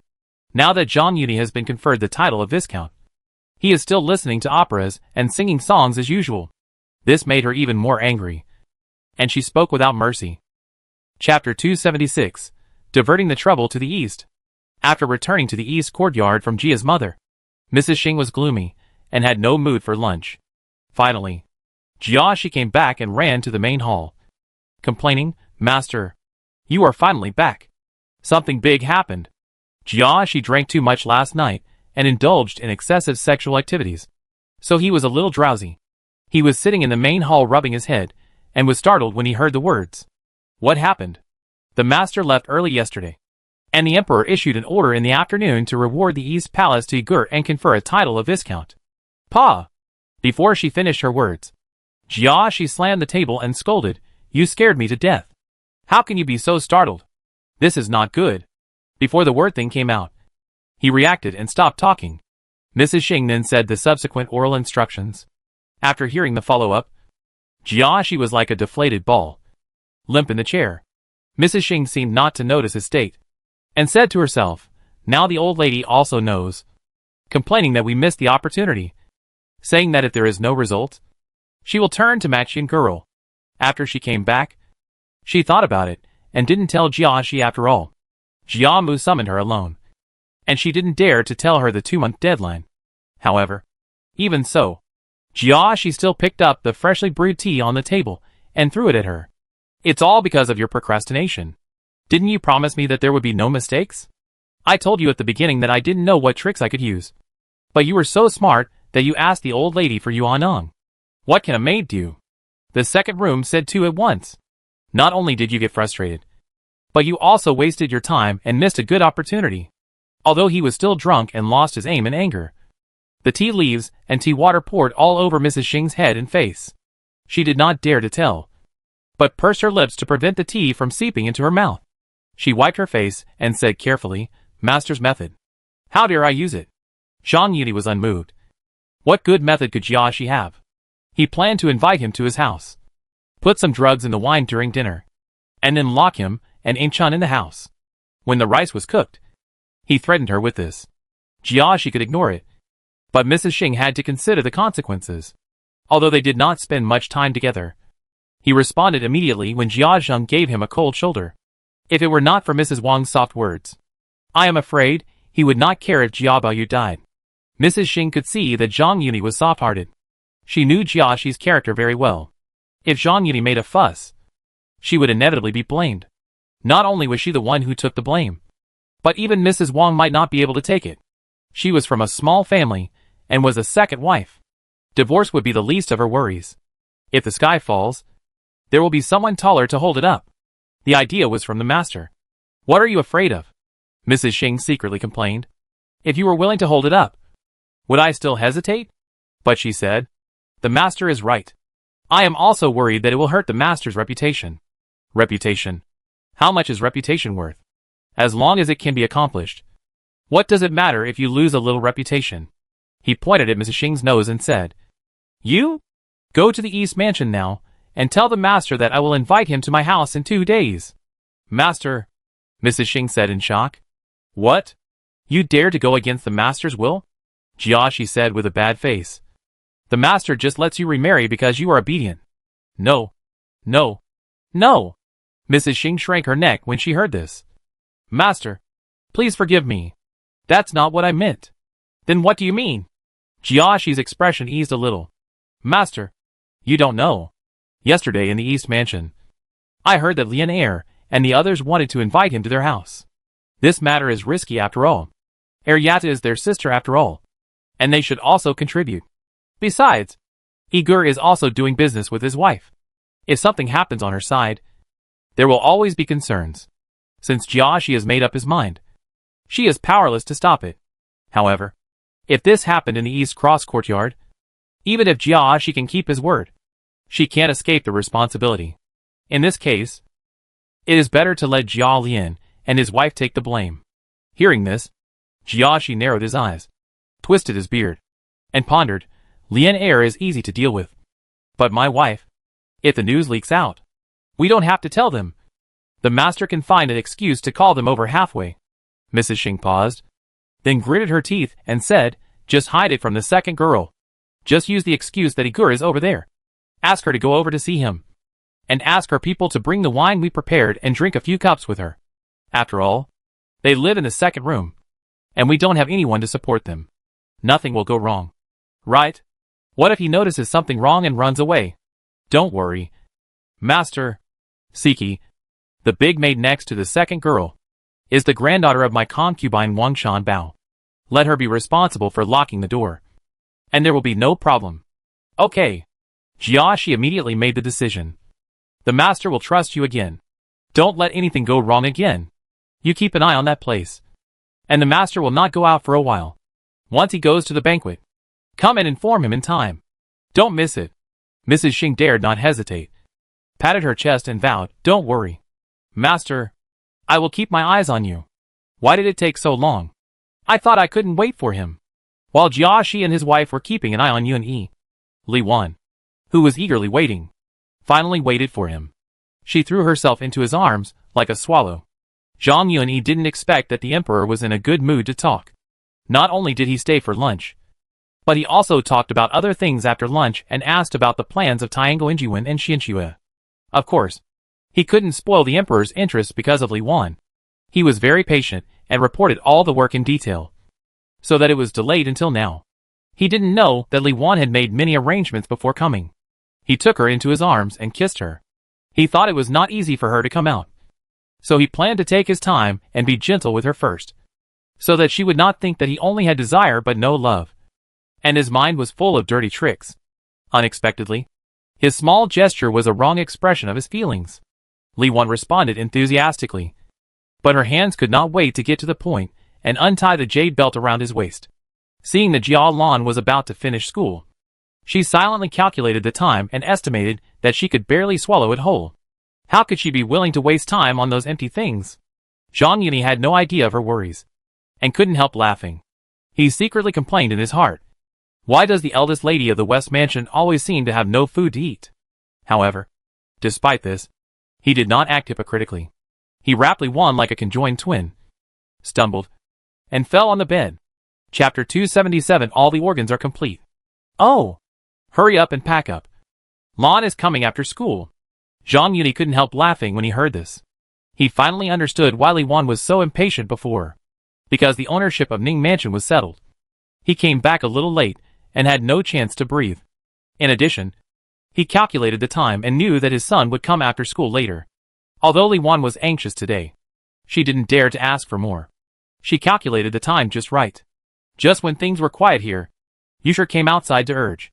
However, she was not as good as Zhang Yuni after all, and the lingering mood on her face was still there. Zhang Yuni put on his clothes and smiled. I'll go and delay for a while. You can wait a while before going out.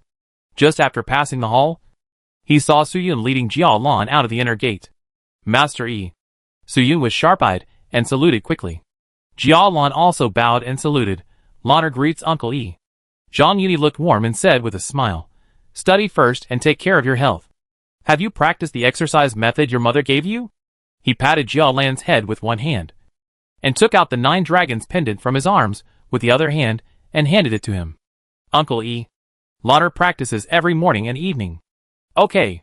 You do a set for Uncle Yi to see if there are any movements that are not in place. Please give me some advice. Uncle Yi. 1, 2, 3, 4. Jia Lan shouted the slogan and did the radio gymnastics in a serious manner. When he finished a set of radio gymnastics, Zhang Yuni estimated that Li Wan should have almost finished cleaning up. So he smiled and said, not bad. Uncle Yi still has to go to the front yard to meet guests. You can go around before going to eat. He held the jade belt of his python robe and walked towards the front yard with dragon-like steps. Jia Lan watched him go out of the inner 3 gates, then looked at the 9-dragon pendant in his hand, and sniffed it. He couldn't help wondering, why did the smell of Zhang Yuni and the 9-dragon pendant seem familiar? He subconsciously looked towards the hall where he saw Zhang Yuni appear, and he understood something. Last time, he saw his mother holding the folding fan given by the emperor and playing with it for a long time. This time, she must be even more reluctant to let it go. Although the orphan and widow had enough food and clothing in Rongfu, it was not their turn to have such a good thing given by the emperor. I heard from the aunts that my mother was invited by my aunt, and I'm afraid she had to ask my aunt to invite Uncle Yi to thank her in person. Let's not talk about how Jia Lan guessed. But Zhang Yuni came to the front yard. Not only did all the subordinates of Tiango Injuan come here after hearing the news, but even Zhang Dehui and Zhang Cheng came together. His promotion to a higher position meant that his subordinates would definitely come to congratulate him. Although the treatment at Tiangong Academy was not bad, he didn't want to burden his subordinates with his son's full moon celebration. There was no need to elaborate on all the flattering words. After asking everyone to sit down in the hall, Zhang Yuni began to speak. I came to the palace to express my gratitude today. The emperor has high hopes for us. He not only invited me to have lunch, but also talked with me until now. Then he called out the name and asked, Shangrong, how is the progress of the immortal studies? Lai Shangrong bowed and saluted, my lord. The school building is almost completed. I am studying your textbooks with a group of teachers. Chinese pinyin is a good thing. Zhang Yuni sorted it out a little, and added some simple mathematics to deal with it for the time being. After these students have a certain foundation, he will let them get in touch with some knowledge of physics and chemistry. The laboratories around the school building must also be stepped up and completed before the end of the year. He himself did not have much theoretical knowledge, so he planned to combine theory with practice and let students summarize themselves by doing experiments. Yes. Gu Wenhui stood up quickly. I have selected several places and are arranging construction according to the adults' requirements. The glass factory should also develop some new categories. I will arrange a few old craftsmen to try to silver plate the glass. The glass mirrors made will be 100 times clearer than the current bronze mirrors. I remember it, and will give the order later. Zhang Hua stood up and responded quickly. Seeing that his son was now entrusted with an important task, Zhang Cheng was quite relieved and stood up and said, "The guano business has been almost handed over, and the grafted fruits have also achieved some results. It may take another year or two for peaches, pears, and the like. I brought some grapes here today." Zhang Yuni presented the guano business to the emperor, retaining only 20% of the dividend rights. He was the one who managed this business, and with the credit of the contribution, Emperor Zhengqing simply allocated it to the Tiango Injiwen.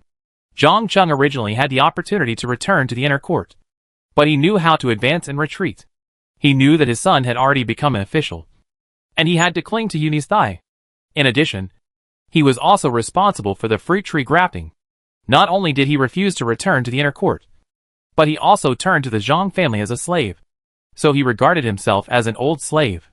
This kind of thing was not uncommon in ancient times, and there were even people who took their family property to serve. On the contrary, at this moment, when he said the old slave in front of all his subordinates, not only he, but also his son Zhang Hua, was somewhat complacent. As he was talking, a servant had already brought up the washed grapes. Ancient agriculture was greatly affected by the environment. Oranges grown in the south of the Huai River were oranges, while those grown in the north of the Huai River were tangerines. Rootstock grafting effectively avoided this situation. It was nothing more than using the local fruit tree's adaptation to the environment to graft varieties with good taste. Zhang Yuni took one, gently peeled off the lavender skin, took a bite, and the juice overflowed, with a hint of sourness in the sweetness. Accustomed to eating a wide variety of fruits in the previous life, the taste of this grape can only be considered average. But for ancient times, it was a rare delicacy. After all, the transportation conditions in ancient times were limited. Even if there were good varieties suitable for various environments, they were not available in the capital. Today, grafting improvement has just started, but it can be regarded as a remarkable achievement. Not bad. He waved his hand. Wash it and let everyone taste it, and send some to the back. Prepare some more later and send it to the palace. Seeing Zhang Cheng being praised, Zhang Dehui couldn't sit still. He stood up quickly and said carefully, "Boss, it's not that I don't care about Xiantai. It's just that other bookstores, in addition to their own books and stories, mainly focus on the 4 books and 5 classics and the imperial examination articles. The boss has strict requirements for selecting materials and the price of stories. I'm afraid now the trade route of caustic soda has become more and more mature, and there is no need for Zhang Dehui to accompany the team in person, because Zhang Dehui is familiar with business." Zhang Yuni asked him to be responsible for Xiantai-related matters. When buying Xiantai, it was mainly for picking up girls, and he didn't think about making money at all. He was very particular about the paper and ink. After all, after this book is published, it will inevitably be distributed to a group of sisters for collection, and it must look good. However, this would increase the cost, and the shop on Zhuke Street would also be a considerable expense. In order to make Xiantai live up to its name, he only published the scripts adapted by the Jinchai, although it has not yet opened. Old shopkeepers like Zhang Dehui have already foreseen the loss. Seeing that Zhang Cheng is thriving, and he is a halfway refugee from the Shui family, he can't help but feel uneasy. Zhang Yuni doesn't care about losing some money, but he still has to take care of his face. Although he can take out some silver and lie about the profit when the dividend is distributed at the end of the year. But even if he doesn't show his true colors in front of Jinchai, it will affect his prestige in the hearts of his subordinates. He pondered for a moment, waved his hand and said, "I have already arranged this matter. You can discuss it with Zhang Cheng later. Take over 2 more farms outside the city and use them to grow bamboo. In addition, the caustic soda will be 20% more than before. You don't know how expensive firewood, rice, oil and salt are until you run a bookstore." He knows that paper in ancient times is not cheap, especially the best Xin paper. He remembered that most of the paper in his previous life was made of wood and bamboo, unlike today's materials such as mulberry bark. Although the ink absorption effect and touch of the paper in the previous life are obviously not as good as Xin paper for brushes, it looks better and is easier to preserve for printed books. This is an elegant thing. Xuetao of the Tang dynasty was famous for Xuetao paper. If similar paper can be made, let the hairpins name it. This is much more elegant than buying bags for girls in the previous life. Seeing that he was confident, Zhang Dehui said no more. Zhang Yuni said a few more words of encouragement before inviting everyone to take their seats. Although he was promoted quickly, it would take time to recruit talents. However, although it is still a makeshift team, it is considered to be small but complete. Chapter 278. Who do you think you are? I see your granddaughter is becoming more and more capable. Does she think that she dares to argue with me because she has your support?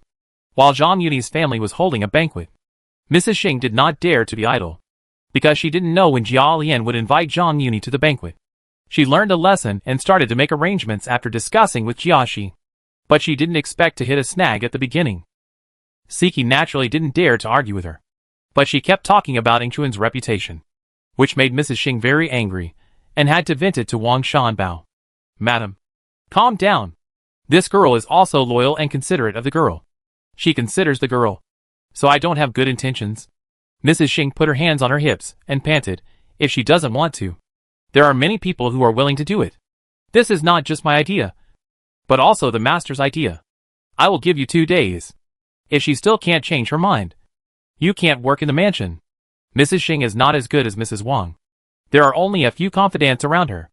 Although there are many maids around Yingchun who are fighting for their lives, they are not as reliable as the granddaughter of Wang Shanbao. She thought that Zhang Yuni's family would hold a banquet for 3 days, and she had to wait until the family affairs were done before going to the appointment. So she gave Wang Shanbao 2 days. Yes. Yes. Yes. Madam, don't worry.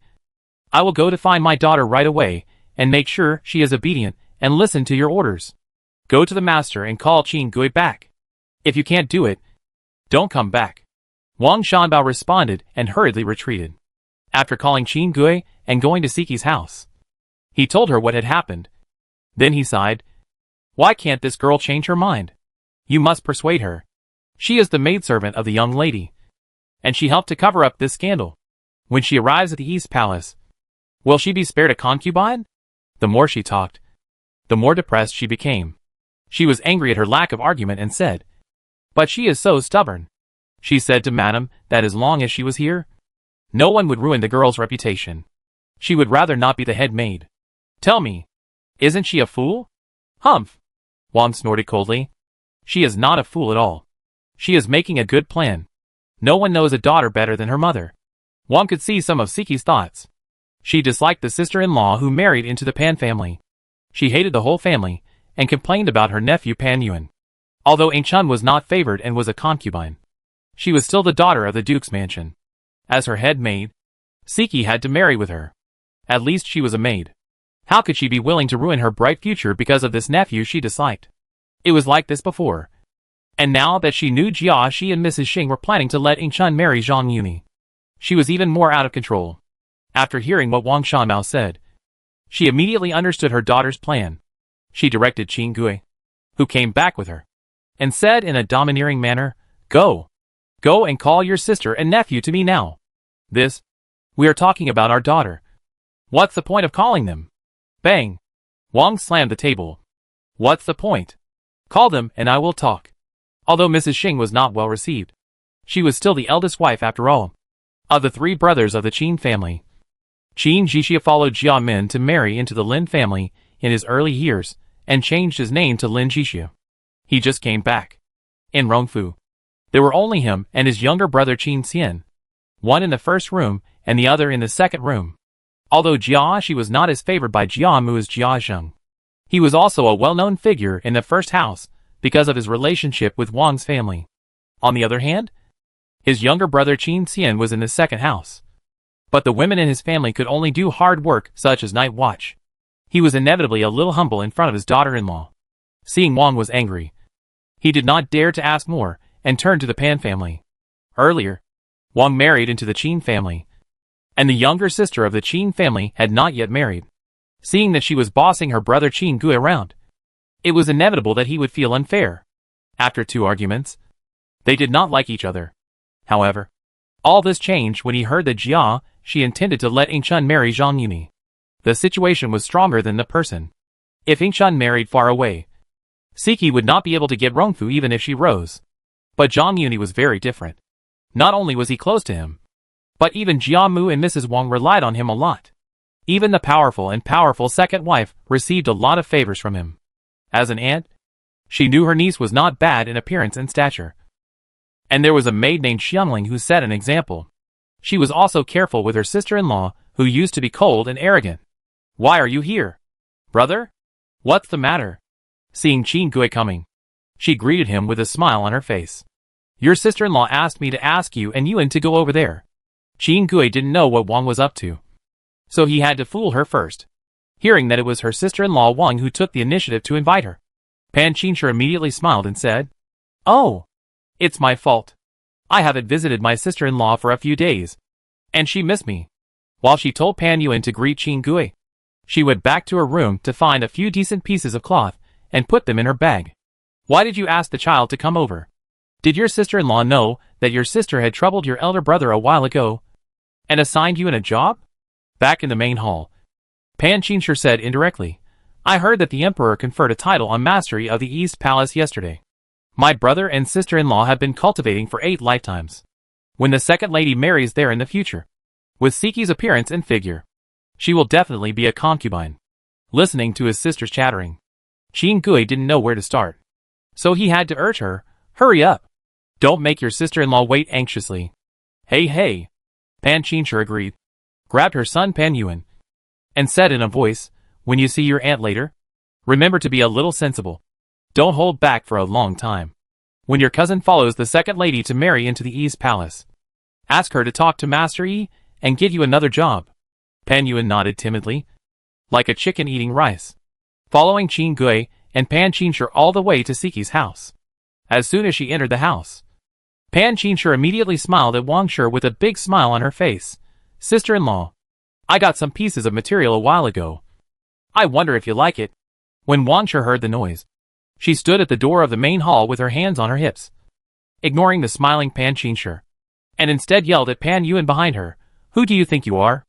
How dare you snatch a woman from Master Yi?" After Wang Shanbo's explanation, Qin Gui suddenly realized what was going on and was stunned on the spot.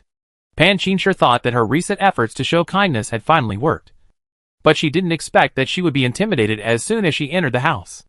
Thinking of the seriousness of the crime, her body trembled as if she was sifting through chaff.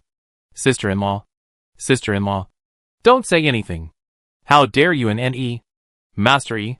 Although she knew that Siki and her son were close, they were cousins after all, and Siki was Yingxuan's maid, so she would definitely be married with him in the future. She didn't believe that her timid son would cause such a big disaster. But Wang's attitude didn't seem to be groundless. She couldn't help but look at her timid son behind her. "Hurry up and tell me. What's going on?" Her words woke him up. Pan Yuan, who was pale, knelt on the ground with a thump and said in a trembling voice, "Aunt, please understand. This is absolutely not the case. What kind of person is my nephew? How dare he compete with Master Yi?" Master Yi. Chapter 279. The arm cannot twist the thigh. "You still dare to quibble?" Wang coaxed and threatened. "Your cousin has already resigned from the madam. Could it be false?" Qin Gui, who was standing aside, was stunned. Just as he was about to speak, he caught a glimpse of Wang's eyes and swallowed his words back. Pan Qin complained, "Sister-in-law, I don't know what's wrong with this girl. You can't wrongly accuse our Yuan." She glared at Pan Yuan, who was kneeling on the ground, and the latter immediately kowtowed and said, "Yes, Aunt. My cousin's resignation has nothing to do with my nephew. You can't wrongly accuse a good person." "Good person?" Wang sneered and insisted. "Whether he is a good person or not, let's go to the master and the lady to tell him." This sentence scared Pan Qin. She immediately knelt on the ground, hugged Wang's legs and said, "Sister-in-law, Yuan is also your nephew. You can't force him to death." Pan Yuan's face was already pale, and he lost all blood. He knocked his head with a bang-bang sound. "Yes, Aunt. My nephew would never dare to commit such a disaster. Even if my cousin really resigned, it is her own business and has nothing to do with my nephew. You haven't done anything wrong, right?" Wang Shanbao, who was in the house, suddenly came to the door and spoke. When she spoke, Pan Yuan and his mother realized that there was someone else in the room. As Mrs. Xing's companions, they thought that it was Mrs. Xing who instructed them to question. She also said what everyone was most worried about, and the scene was surprisingly quiet for a while. Pan Qinshi's face turned pale, and she kicked her son and said, "Evil creature, You are going to kill our family. No. No. No. It's absolutely not true. She is Yuan's cousin and the second lady's deputy lady. Even if I had the guts to do it, I wouldn't dare to do it. I only treat her as my own sister. Maybe she misunderstood. If you don't believe me, you can ask her to confront me. It has nothing to do with me. Siki is not a one-sided person. If it weren't for Pan Yuan's sweet talk, she wouldn't have given up her job as a maid. However, now that something has happened, how can she admit it? Anyway, even if the two parties confront each other, they can stick to their own opinions.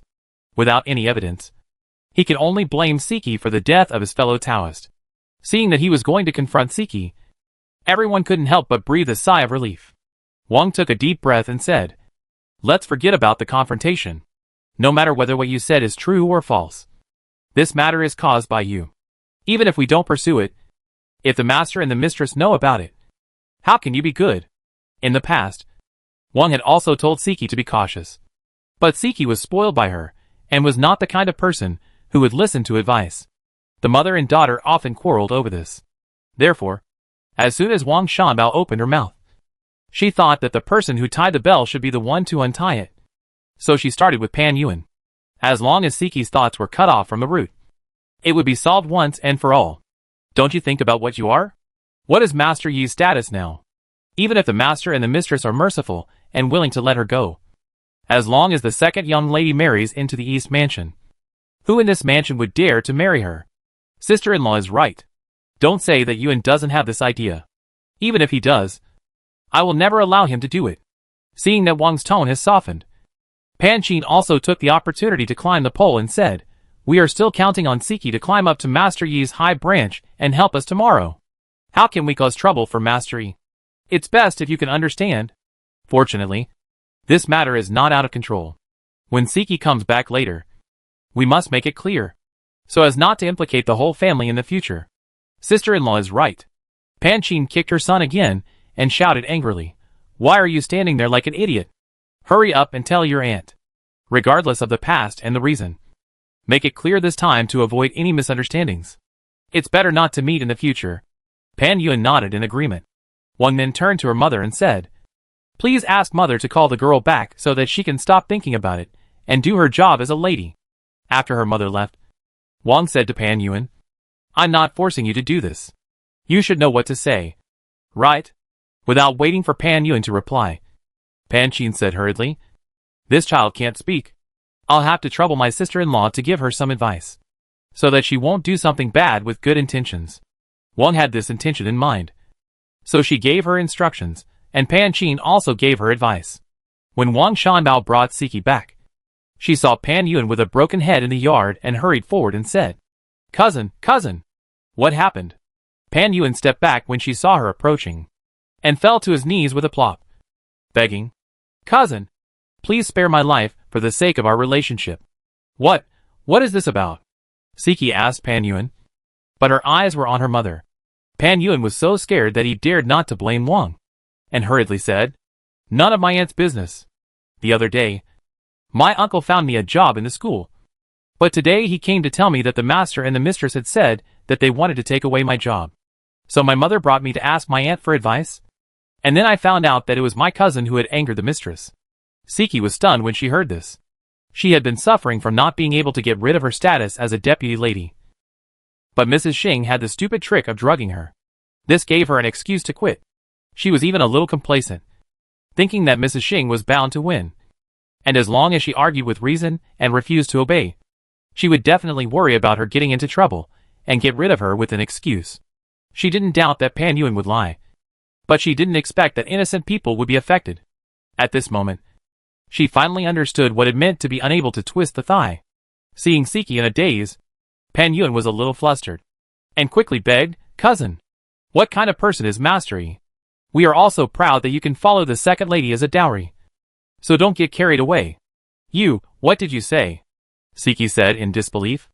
"With your character, if you marry the second young lady, Master Yi will surely love you. He is kind and gentle. If you are willing to serve him, they will be harmonious. Cousin, please don't make mistakes." When he said that, his voice was a little hoarse. Listening to Pan Yuan's unbearable words, Siki felt dizzy and trembled. Do you really want me to marry the young lady? Of course. Pan Yuan straightened his chest. If you can serve Master Yi, I will be proud of it. At that time, you only need to please Master Yi and whisper in his ear. Not to mention the job in the school. Even if you ask for an official position, like the son of the housekeeper Lai, Master Yi may agree. It must be said that no one knows a daughter better than her mother. Every word Wang taught Pan Yuan to say hit Siki's sore spot. Even though she had already understood what it meant to be powerless, she still felt disheartened when she heard Pan Yuan repeatedly instructing her on how to climb onto Zhang Yuni's bed and curry favor with him. My cousin's future now depends on my cousin's thoughts. Considering that we are cousins, you must help him. Wang knew her daughter's character very well, and was calm on the side. Seeing that Siki didn't say a word, Pan Qinsher became a little anxious. It's not that my aunt said that you are unwilling to help your cousin. But don't let us get involved. Siki was already very hot-tempered, and Pan Yuan's words made her feel like needles piercing her heart. But Pan Qinsher rubbed salt into the wound and blamed her for getting involved with others. When she thought that the plan she racked her brains for was exchanged for ruthless complaints, she felt as if she had died. She stared at Pan Yuan kneeling in front of her in a daze, not expecting him to take any responsibility, but only hoping that he could at least speak for her. But seeing Pan Yuan's evasive eyes, she dared not look directly at him, and felt bored. Forget it. Before she could continue, Siki waved her hand and interrupted. Since you all want me to climb this high branch, I will do what you want. Hey. Then we have a deal. Pan Qinsher was afraid that she would regret it, so she emphasized it quickly, and took her son away. When she reached the door, she turned back and said carefully, when you have a promising future, it would be best if you can help your cousin. As she said this, she raised her hand and patted Pan Yuan's head. The latter shrank his neck and said hurriedly, Yes. Cousin wishes cousin a son soon, and the mother will be honored by the son, and the children and grandchildren will be full of children and grandchildren. If it were in the past, Siki might still think that this cousin was quite talented. But now, after hearing these idioms, she just felt disgusted. Chapter 280, Taking Advantage of Others. The 3-day banquet passed in a flash. During this period, it was nothing more than welcoming and seeing off guests. In addition to all the subordinates, the Jia family and related people, they all gathered together, because they were thinking about Shan Yun's marriage. The Shi brothers had to come in person, because Wang Ziting was promoted. Although he was not in the capital, his wife stayed in the capital, accompanied by Mrs. Wang. They also came to congratulate in person. For example, the king of Zhongshuan and the chief officials of the various departments of the inner court are not to be mentioned. Even officials from various departments, whether related or not, came to make friends. And there were many lobbyists for King Ming. There were many who brought their female relatives to the door. Zhang Yuni did not marry a wife, and Yu Shi, the legitimate sister-in-law, was in filial piety. So Wang Shifeng, the chief sister-in-law, took the lead. Although she had received many of these wives of officials when she was in Rongfu, she could only be humble and modest because Jia Mu and Wang Furen were present. On the contrary, she took the lead in Ningfu, which greatly satisfied her vanity. People are in high spirits when they are happy, and they are coaxed by a group of wives of officials during the day. At night, not only did she not refuse to be the master and servant of Pinger, but she also half-heartedly accepted it under the instigation of Qin Kiching and Yu Shi. And in front of them, she let Zhang Yuni experience the second wife's eloquence. However, happy days are always short, and when the 3 days are up, she has no excuse to stay. When she went home and stayed for 2 days, she couldn't help but miss the taste that went deep into her bones. If it is said that before, she was humble in front of Zhang Yuni because she was at a loss because of being manipulated, and the money was the reason. Now, she is even more uncontrollably proud because her vanity is satisfied by Zhang Yuni's power. The more this happened, the more she looked down on Jia Lian, and the more she relied on Zhang Yuni. However, this relationship was not presentable after all. Not to mention that Zhang Yuni would marry a wife in the future. Even if Yoshi's mourning period was over, it would not be her turn to show off. Moreover, she was in her prime now, and she could still win Zhang Yuni's heart. But once she was old and ugly, if she lost Zhang Yuni's support, would Jia Lian still treat her well? She couldn't help but feel a sense of urgency. Then, thinking of what he said in the ear room that day, She couldn't help but feel excited. If she could have a child, she wouldn't have to worry about being old and ugly, and having nothing to rely on in the future. She was a person who would take advantage of others. Jiao Yan took the initiative to ask her to stay in Ning Mansion, which undoubtedly recognized Zhang Yuni's previous statement. Because she was eager to expose this window paper, she immediately found Jiao Lian and asked him to invite Zhang Yuni to his house. First, although they had known each other for a long time, they had not yet torn off the fig leaf. After the showdown, although it was inconvenient for him to go, he could openly ask Jiao Lian to invite him over. Second, it could lower Jiao Lian's bottom line again and lay the groundwork for future pregnancy. Anyway, Jiao Lian had seen it all and raised the threshold in front of Yusher and Qin Kiching. Master, Grandma said that you should take the initiative and give Jiao Lian a hard time. It would be best. At this point, Pinger hesitated for a moment and said, it would be best to break this window paper in front of him. Oh! Zhang Yuni was surprised. He had never thought that Wang Shifeng, who had always been restrained, would actually take the initiative to make this request. Yesterday, Jiao Lian sent someone to invite him, and he was still a little unsure about the scale of the wine table. Now it's good. Naturally, he had no reason to refuse. So he stuck out his tongue and licked his upper teeth. He said, what on earth is she doing? Grandma should want a child. Although Wang Shifeng did not say it clearly, Pinger had followed her for many years and could guess a little. Zhang Yuni heard it and just nodded, and then stopped talking. These days, let alone Wang Shifeng, who is not allowed to see the light, even the wife of the family, when they reach old age, most of them no longer have sex with their husbands. If you have children, you can still have children and grandchildren. As for those who don't have children, those who have the conditions can adopt the children of concubines, and those who don't have the conditions can only be lonely and helpless. Most of the Buddhist temples in wealthy families are built for this reason, which is nothing more than seeking other sustenance. As for Wang Shifeng's current situation, she has completely torn her face with Jiao Lian. It is impossible for her to get pregnant with Jiao Lian's child, and it is impossible for Jiao Lian's concubine to raise her children. If Zhang Yuni cannot be tied up tightly, he will be helpless in old age. To be honest, he is a little entangled. He is not too worried about Jiao Lian, who is just coercing and luring. But during the banquet 2 days ago, he was so excited that Yusher vomited nonstop. And then he knew that she had been hiding it and was pregnant for more than 2 months. Calculating the time of pregnancy, Jiazhen is still alive and well, and the title of posthumous child cannot be escaped. Maybe he saw that Jiazhen's death was related to him, and was worried that he didn't want his son to recognize the thief as his father. So he didn't tell him. Zhang Yuni didn't consider this aspect. After all, the person was dead. However, he knew very well that Jia Jing and Jiazhen had a deep friendship with King Ning, and King Qin might not settle the old accounts when he ascended the throne in the future. At that time, he decided to let Yusher conceal the news of her pregnancy, and then pretend to be sick and not see guests, and lie that Yu Erji was pregnant. When the child was born, it would be registered under Yu Erji's name. For the same reason, if Wang Shifeng had his child, she would be implicated by the Jia family in the future. Could he just sit back and watch?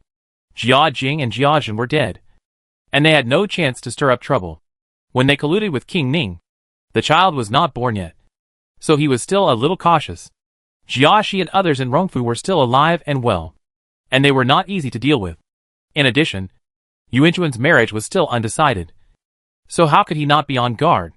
However, he could still appease Yusher by using the method of Li Dai Tao Jiang, and she could live in Ningfu legitimately.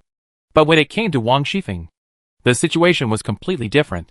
He thought carefully about the possible hidden dangers in Rongfu, and weighed them secretly. Make up your mind. Do your best. Leave it to fate.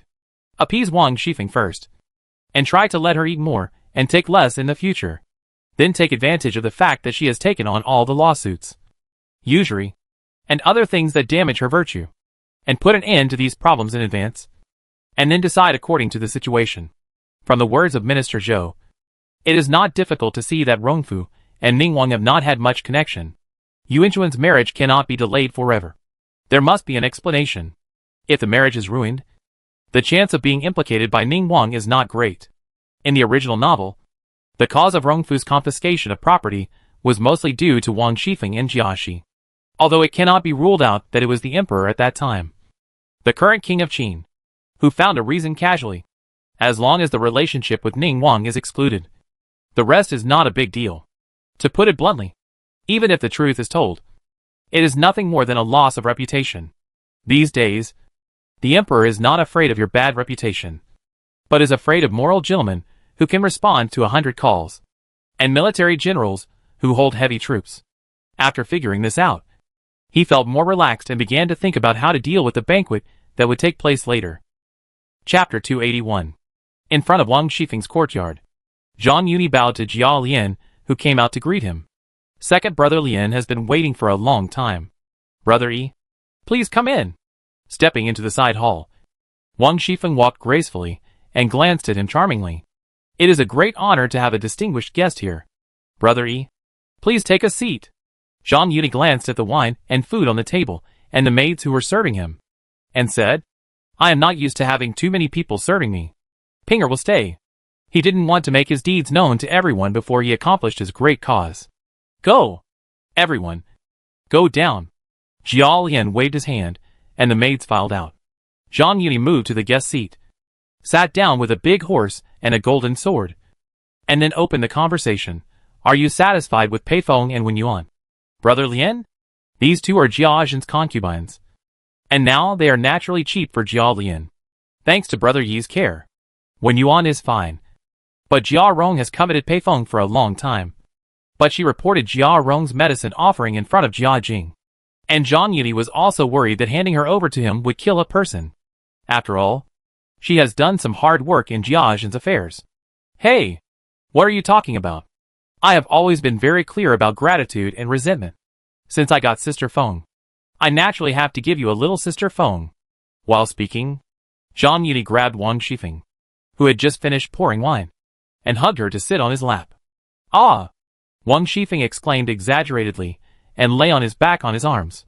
Then she narrowed her charming eyes, raised her hand to pick up the wine that had just been filled on the table, raised it to his lips, and said angrily, Lian Air is still here. Why is Brother Yi so anxious?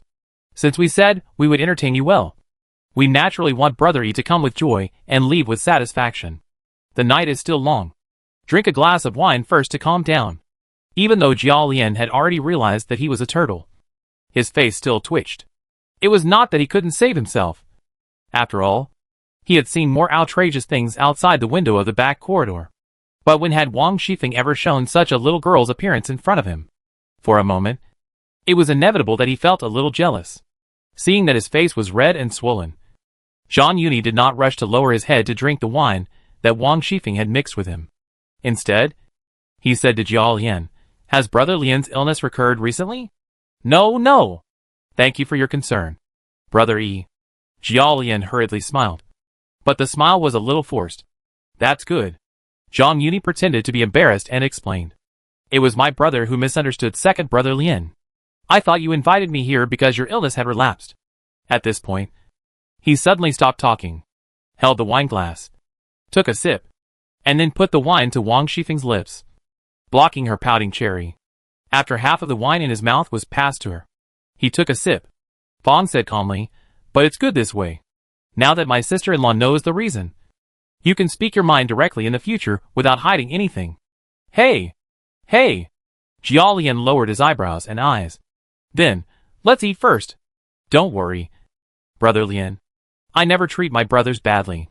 Although I was trying to help Brother Lian cure his illness, it was you who got the advantage after all. I heard that Brother Lian also has 2 lovers in Jingxianjuan. You can ask them later. I'll take care of the money. After hearing this, Jia Lian's smile became more normal. Then, how? The words of refusal were not said in the end. Zhang Yuni also interrupted very considerately. Why are you embarrassed? We are not strangers. I am not polite to Brother Lian, so you should not be polite to me. He gave Jia Lian a date. Even though Jia Lian still had the written document with him, there was no need to use chicken feathers as a token to force him into a dead end. Thank you, Brother Yi. Jia Lian quickly took advantage of the situation and said, Brother Yi, why don't you pick up your chopsticks? I am sorry for not treating you well. Zhang Yuni complained in his heart. I am holding your wife. How can I hold chopsticks with my hands? He said. It is said that beauty is a feast to the eyes. My sister-in-law is here. How can I have the heart to eat?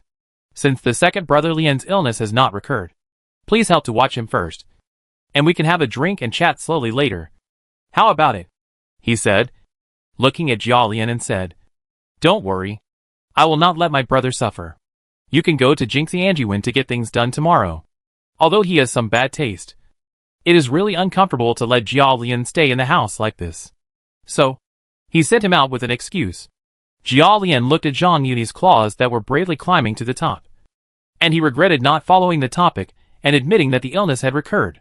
He swallowed his saliva, stood up and said, Then Brother E, sit down first. I will watch outside. After that, he stood up, hunched his back, and walked away. Before leaving and closing the door, he did not forget to stick his head in and glance inside. Wang Shifeng had been deliberately trying to discuss Jia Lian, and before he even stepped out of the door, Wang Shifeng had already entered the mood. However, although she knew that Jia Lian was waiting outside and had sent the servants away, she was still worried that the noise would be too loud and someone would hear it. So she tried her best to suppress it and kept humming. However, this movement could not be hidden from those who were interested. After a moment, Zhang Yuni inside just got interested, pressed Wang Shifeng on the table, and got down to business. Jia Lian outside was already anxious. He looked up and looked around. After all, he was still worried that someone would accidentally break in. So he had to suppress his temper and lie down outside the window. After listening for about another stick of incense, he could no longer hold back, and suddenly stood up and ran towards the wing where he lived. Unexpectedly, just halfway through the run, a figure suddenly jumped out in front of the screen wall. Ouch! He bumped into the person who came. When they saw the person opposite clearly, they were both shocked. Where are Master Yi and Second Madam? Why are you here? The two shouted almost at the same time. But although Jia Lian asked the other party, he turned his head towards the side hall and shouted. Although there was no order of questioning, there was a difference in status after all. Wang Shanbao hurriedly said, The master told me to come here and ask the second master and the second mistress to come over. It would have been fine if Jia Lian had kept his head down and acted like a turtle. But he didn't expect that everyone would know about it. Although he had just given a warning, he was worried that he would not have time to clean up inside. So he hurriedly delayed and said, Since we know that Brother Yi is here, why did I ask you to come and ask us to come over? Although Wang Shanbao watched Zhang Yuni enter the yard, she went back to report. But since Zhang Yuni was here, why would Jia Lian suddenly leave the table? Therefore, in panic, he exposed his true colors as soon as he opened his mouth. Hurry up and evaded the question, saying, This? I don't know about this. Maybe the master has something urgent. Although she was evading the question, Jia Lian knew that she had always been thinking about Yingchuan's marriage. It happened that Zhang Yuni was going to a banquet, so he sent someone to invite him. It was inevitable to guess that it was related to Yingchun. With a previous experience when he just came back, he did not dare to shirk responsibility. However, he did not know whether the side hall had been cleaned up, which made him feel overwhelmed. But Wang Shanbao's wife asked again, Why didn't I see the second wife? This time she learned her lesson and did not mention Zhang Yuni. But even so, Jia Lian did not know how to answer. Just when he was at a loss, he saw the door of the side hall opened. Pinger stuck her head out and said, Madam is discussing business matters with Master Yi. Master said he was going to get pen and ink. Did he get it? Jia Lian was relieved and said, No. Didn't the master send someone to delay it? He saw Pinger take a look inside, and then open the door, and then brought Wang Shanbao's wife to the door of the side hall. Wang Shifeng brushed her skirt with a look of resentment, panted, and walked to the door with graceful steps. Brother Yi, wait here for a while. Lian Air and I will be back soon. After she finished speaking, she stepped out of the door, turned her head and pursed her lips to Pinger, and ordered, You stay here with Brother Yi. This was just the beginning. But Jia interrupted it. In order not to ruin Zhang Yuni's interest, he specifically reminded Ping. But this sentence reminded Wang Shanbao's wife, and she hurriedly said, The master said that Miss Ping had better go together. Wang Shifeng frowned and said, Why didn't you say it just now? There is not even a decent person in this room. Isn't it neglecting Brother Yi? This? I don't know about this. Maybe the master has some instructions. Miss Ping is also a member of the second master's room after all. Wang Shanbao's wife also responded. Jia Lian and Wang Shifeng were in a dilemma. But Zhang Yuni came to the rescue and said, Brother Lian and sister-in-law, please do as you please. I am not an outsider. He also heard what Wang Shanbao said, and guessed that it was probably related to Yingchun. Compared with Pinger, Wang Shifeng was obviously more selfish. As the saying goes, one person is selfish, and two people are public. In order to avoid partial listening, it is more reassuring to let Pinger go with him. Chapter 282. Another incident occurred when the courteous behavior was shown. Jia Lian and Wang Shifeng took Pinger and Wang Shanbao out of the courtyard, passed through 3 side halls, and rushed to the east wing. 2 figures appeared at the west corner door. Looking at the disappearing figures of the 4 people, he muttered to himself, What do you think the master is up to? He called everyone away and left the lord here. That's right. Is he crazy? Or does he know that the second girl is not worthy of the lord? So he wants to give back some face? Not really. What if the old lady knows about this? Should we go and tell her? No. How can we explain to the old lady if we go and tell her now? Wouldn't it make her suspicious? Then should we go in and say hello to the lord? Let's wait a little longer. If the lord gets tired of waiting and comes out, we can go up and ask. The number of servants in Rongfu who can speak in front of Lady Jia and can get along with Zhang Yuni can be counted on one hand. The only 2 people who can get together are Lida and his wife. In theory, they should not be so diligent at this time. But since he saw the reward, Lida made up his mind to cling to Zhang Yuni's thigh. Knowing that Zhang Yuni would come to the mansion for a banquet today, he was worried that he would be in the mood and want to experience the second master's addiction. Fearing that no one would support him, he took his wife and wandered outside Wang Shifeng's yard so that he could be on standby at any time. Although they did not enter the yard, they listened to the whole process from outside. Just as he was wondering about Jia Shi's devilish operation, he suddenly caught a glimpse of a figure holding something in the 3-room porch. Looking around furtively, Is this Qin Xianjia? Lida and his wife looked at each other, and the latter nodded quickly and said, If I remember correctly, she is the aunt of Siki in the second lady's room. At this time, she is holding a wine pot in her hand. Where is she going? Seeing Qin Xianjia holding a wine pot, walking towards the side, the 2 of them retreated a few steps in tacit understanding, and then put their hands behind their backs, pretending to walk and patrol. Qin Xianjia didn't expect to run into Lida and his wife. When she passed through the west corner door and saw the 2 of them, she almost dropped the wine pot on the ground. What are you doing? Lida took the wine pot from her hand and asked. If I remember correctly, you were on duty in the garden tonight. Right? Did you sneak in to drink wine? Lida took the wine pot and looked at it carefully. You can drink this wine? Tell me quickly. Where did you steal it from? Qin Xianjia waved her hands and said, No. No. No. This is what the eldest wife asked me to give to Siki. It is really pitiful for Jia Shi and his wife. Although they are the heirs of the wrong mansion, they can still make decisions in the East Cross courtyard. When they come to the second house, there are no capable people to send, because they don't know when Zhang Yuni will attend the banquet. They are worried that if they put the medicine into the wine in advance, it will lose its medicinal properties. They had to make an appointment with Siki in advance, and taking Chen with them after receiving the wine. Although it is not impossible to let the people in the East Cross courtyard do this. It is late at night, and bring wine into the garden. The second house was not on good terms with the first house, and Madame Xing was worried that if someone took it too seriously, something might go wrong. There was no great General Liao Hua in Shu to serve as the vanguard. So after much thought, Qin Xian's family was the most suitable. On the one hand, she is Siki's aunt, so it is reasonable to ask her to bring something to Siki. On the other hand, it is easier to get things done with acquaintances. Since she is from the second house and works night duty, it is not unusual for her to bring something. However, even so, she and Qin Gui did not dare to tell Qin Xianjia what kind of wine it was.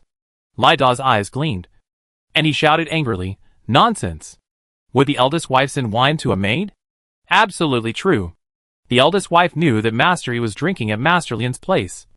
This is not, in Mrs. Xing's opinion, it was a foolproof thing. Even if someone saw it, it was no big deal. It was nothing more than Siki's secret talk, and few people would take it seriously.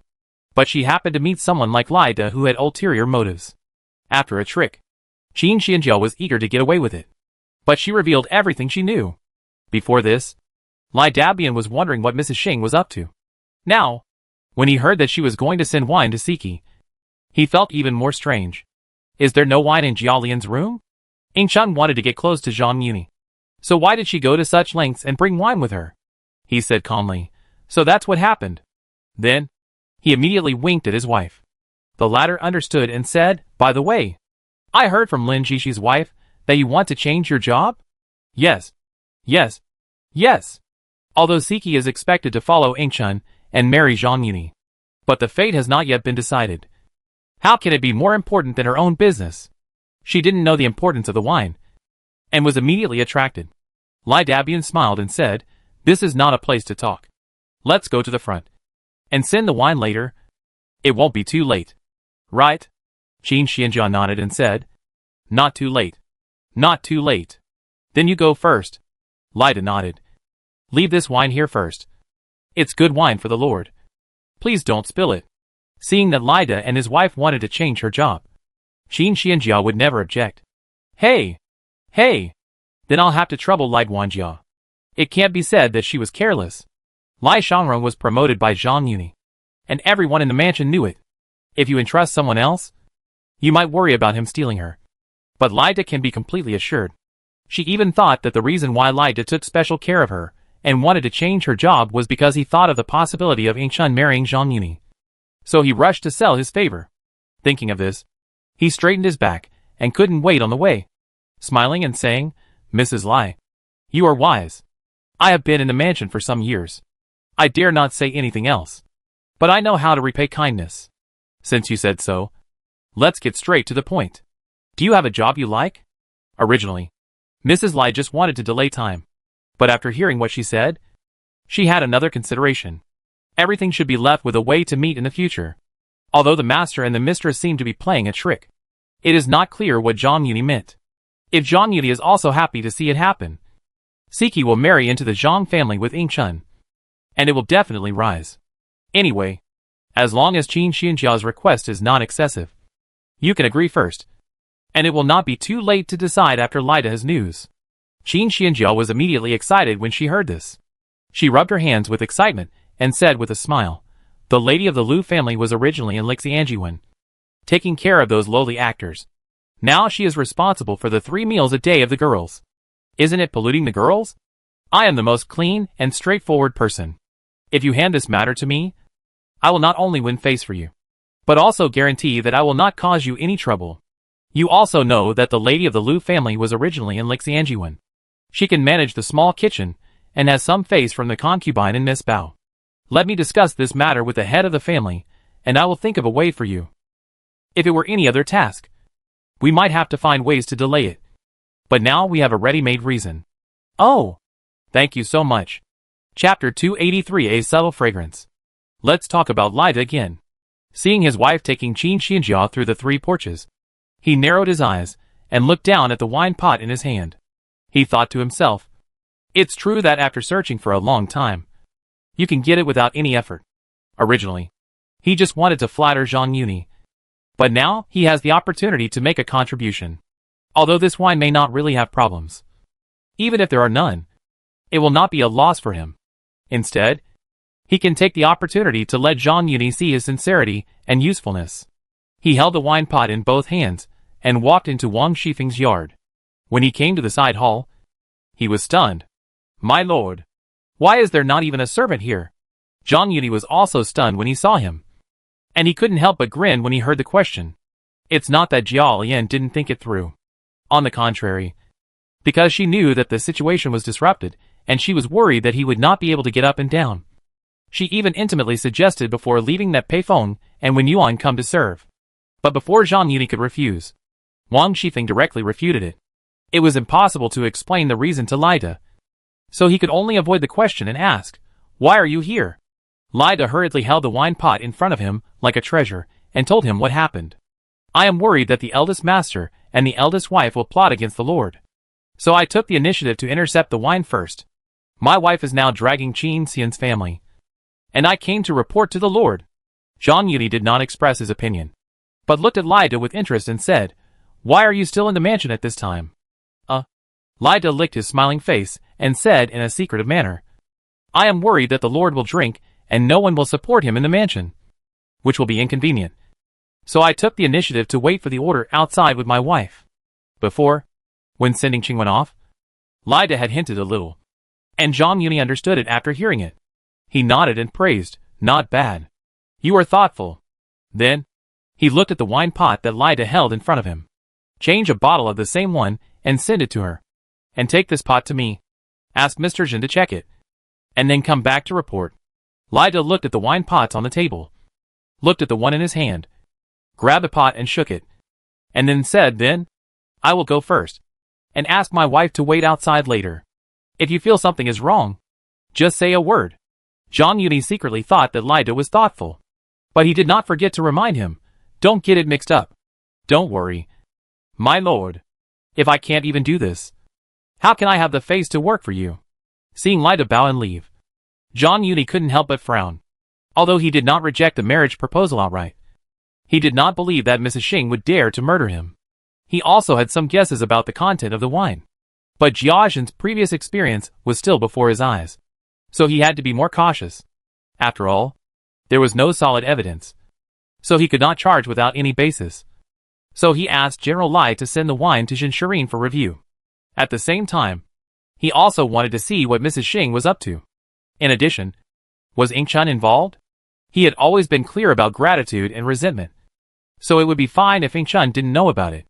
If it was really as he thought, and Ying Chun was not clean, then don't blame him for taking advantage of the situation and making her suffer. It just so happened that he was disturbed by the good things just now, and he couldn't enjoy Wang Shifeng to his heart's content, so he had to make up for it from Ying Chun. He was thinking about how to use this as a threat to make Ying Chun swallow bitter herbs. Then, he heard Ying Chun's timid voice coming from the door. Brother E, can I come in? Zhang Yuni looked in the direction of the voice, and his eyes lit up. Although it was midsummer, Ying Chun was wearing too thin. The light gauze skirt not only failed to cover the fragrance, but also added some temptation of seeing flowers in the fog. Second sister, how can you say that? This is the home of second brother Lien. I am just a guest. But you are half the host. The guest follows the host's wishes. How can the host ask the guest for permission? Second sister, please come in quickly. Zhang Yuni stood up to greet her, and glanced at Siki, who was following behind her with a wine pot, and then looked at Ying Chun without hesitation. Suspecting Ying Chun's involvement, he did not hide his scrutiny, which made Ying Chun more and more shy. She hurriedly said, It was too hot, so I walked in a hurry. How could she enter and leave the garden so openly at night? She took off her shawl when she reached the side hall. Originally, she would not dare to be so reckless, but Jiaxi and Mrs. Xing were pressing her, and Tanchan and Shishanyun were watching her. The opportunity was rare, so she didn't care much. However, even though she was mentally prepared, when she appeared in front of Zhang Yuni like this, she felt that his eyes seemed to have some kind of magic, which could penetrate the thin gauze skirt and burn her body. She quickly turned her head and glanced at Siki behind her, motioning her to put the shawl hanging on her arm on her. Unexpectedly, Siki turned a blind eye to her and took her arm to walk towards Zhang Yuni, saying, Miss, please greet Master E quickly. Don't be negligent. Brother E. Brother E. Ying Chun was panicked and subconsciously stretched her arms forward. But not only did she fail to hide her beauty, but she squeezed out her snow-white breasts, which were not very revealing, to be lively and deep. Zhang Yuni raised his hand and said, Second sister, don't be restrained. We are not strangers. Why should you be so formal with me? No, no.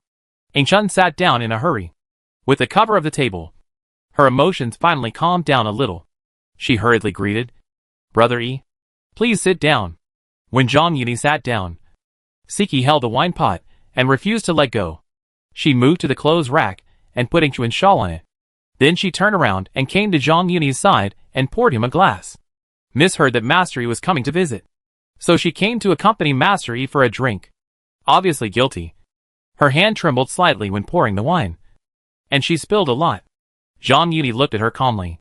Siki was tall and strong, and leaning over to pour the wine, coupled with her sideways body, made her look even more curvaceous. However, she was not like Ying Chun, wearing a thin gauze skirt. although she could see the magnificent appearance inside.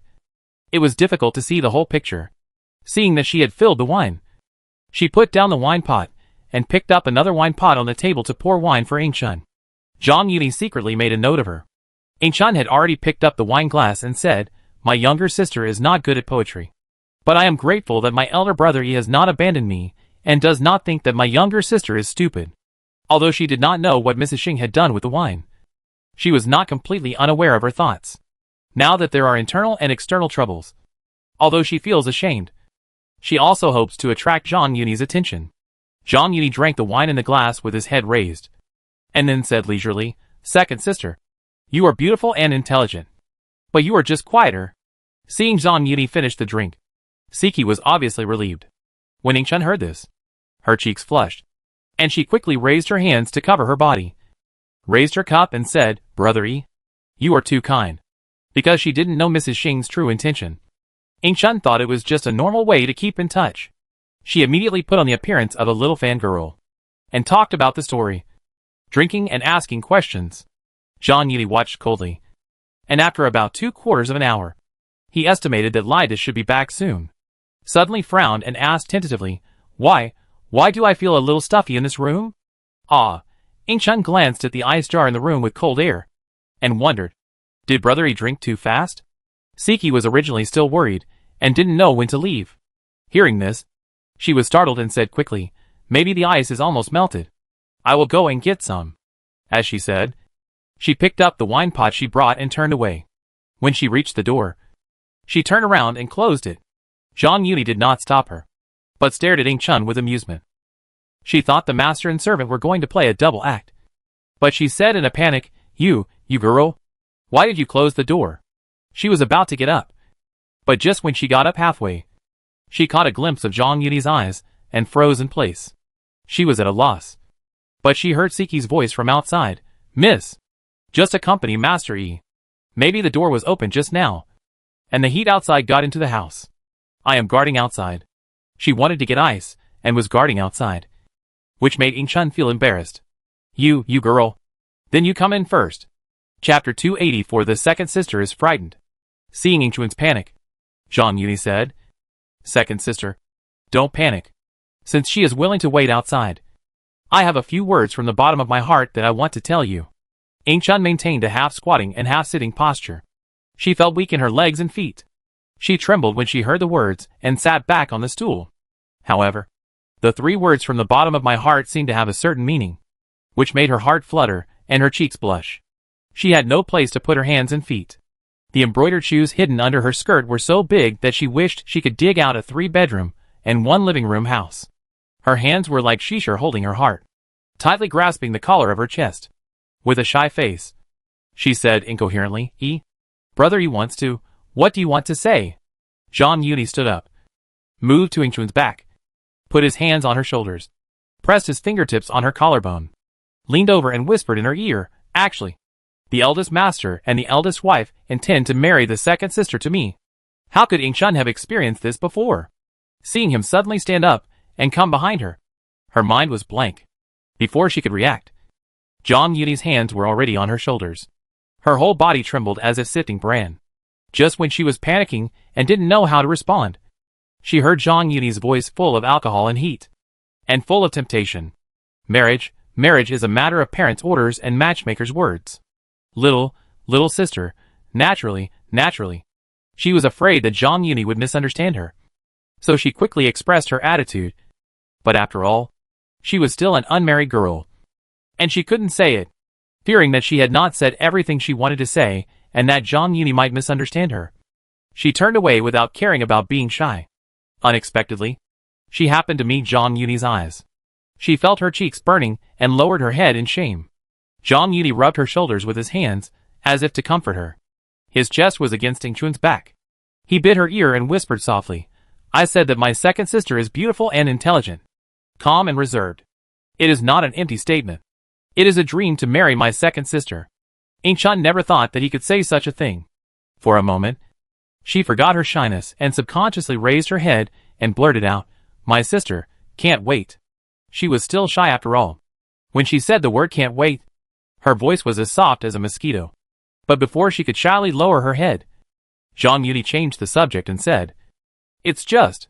Sister also knows that the eldest master and the eldest wife are too incongruous.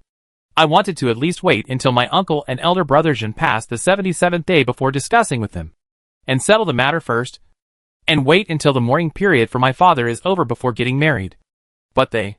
When Yingchun heard the word just, she felt her head buzzing, and before she could think about Zhang Yuni's implication, suddenly, his face changed, and he said anxiously, "Second sister, hurry up. They actually put drugs in the wine." Yingchun's mind was already in a mess, and when she heard this, she couldn't help but black out and her body softened. Zhang Yuni held her in his arms, and he was very close to her. But he said in a hoarse voice, "Second sister, the drug is taking effect. I can't hold on any longer." Yingchun was flustered and was held in his arms. How could she have any strength? Fortunately, Zhang Yuni seemed to be quite determined.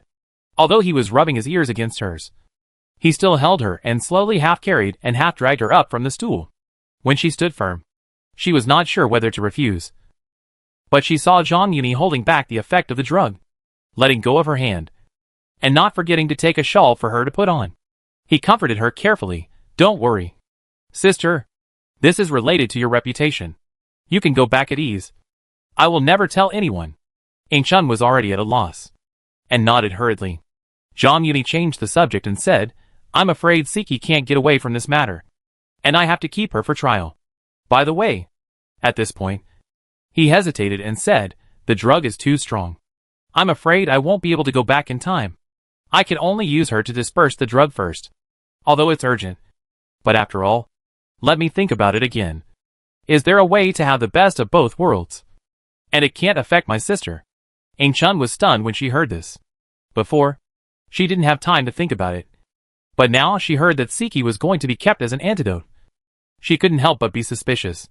It's not that she thought too much, but Mrs. Xing made many inappropriate suggestions, and Siki dissuaded them. And the words were all from Zhang Yuni's family. So she couldn't help thinking too much.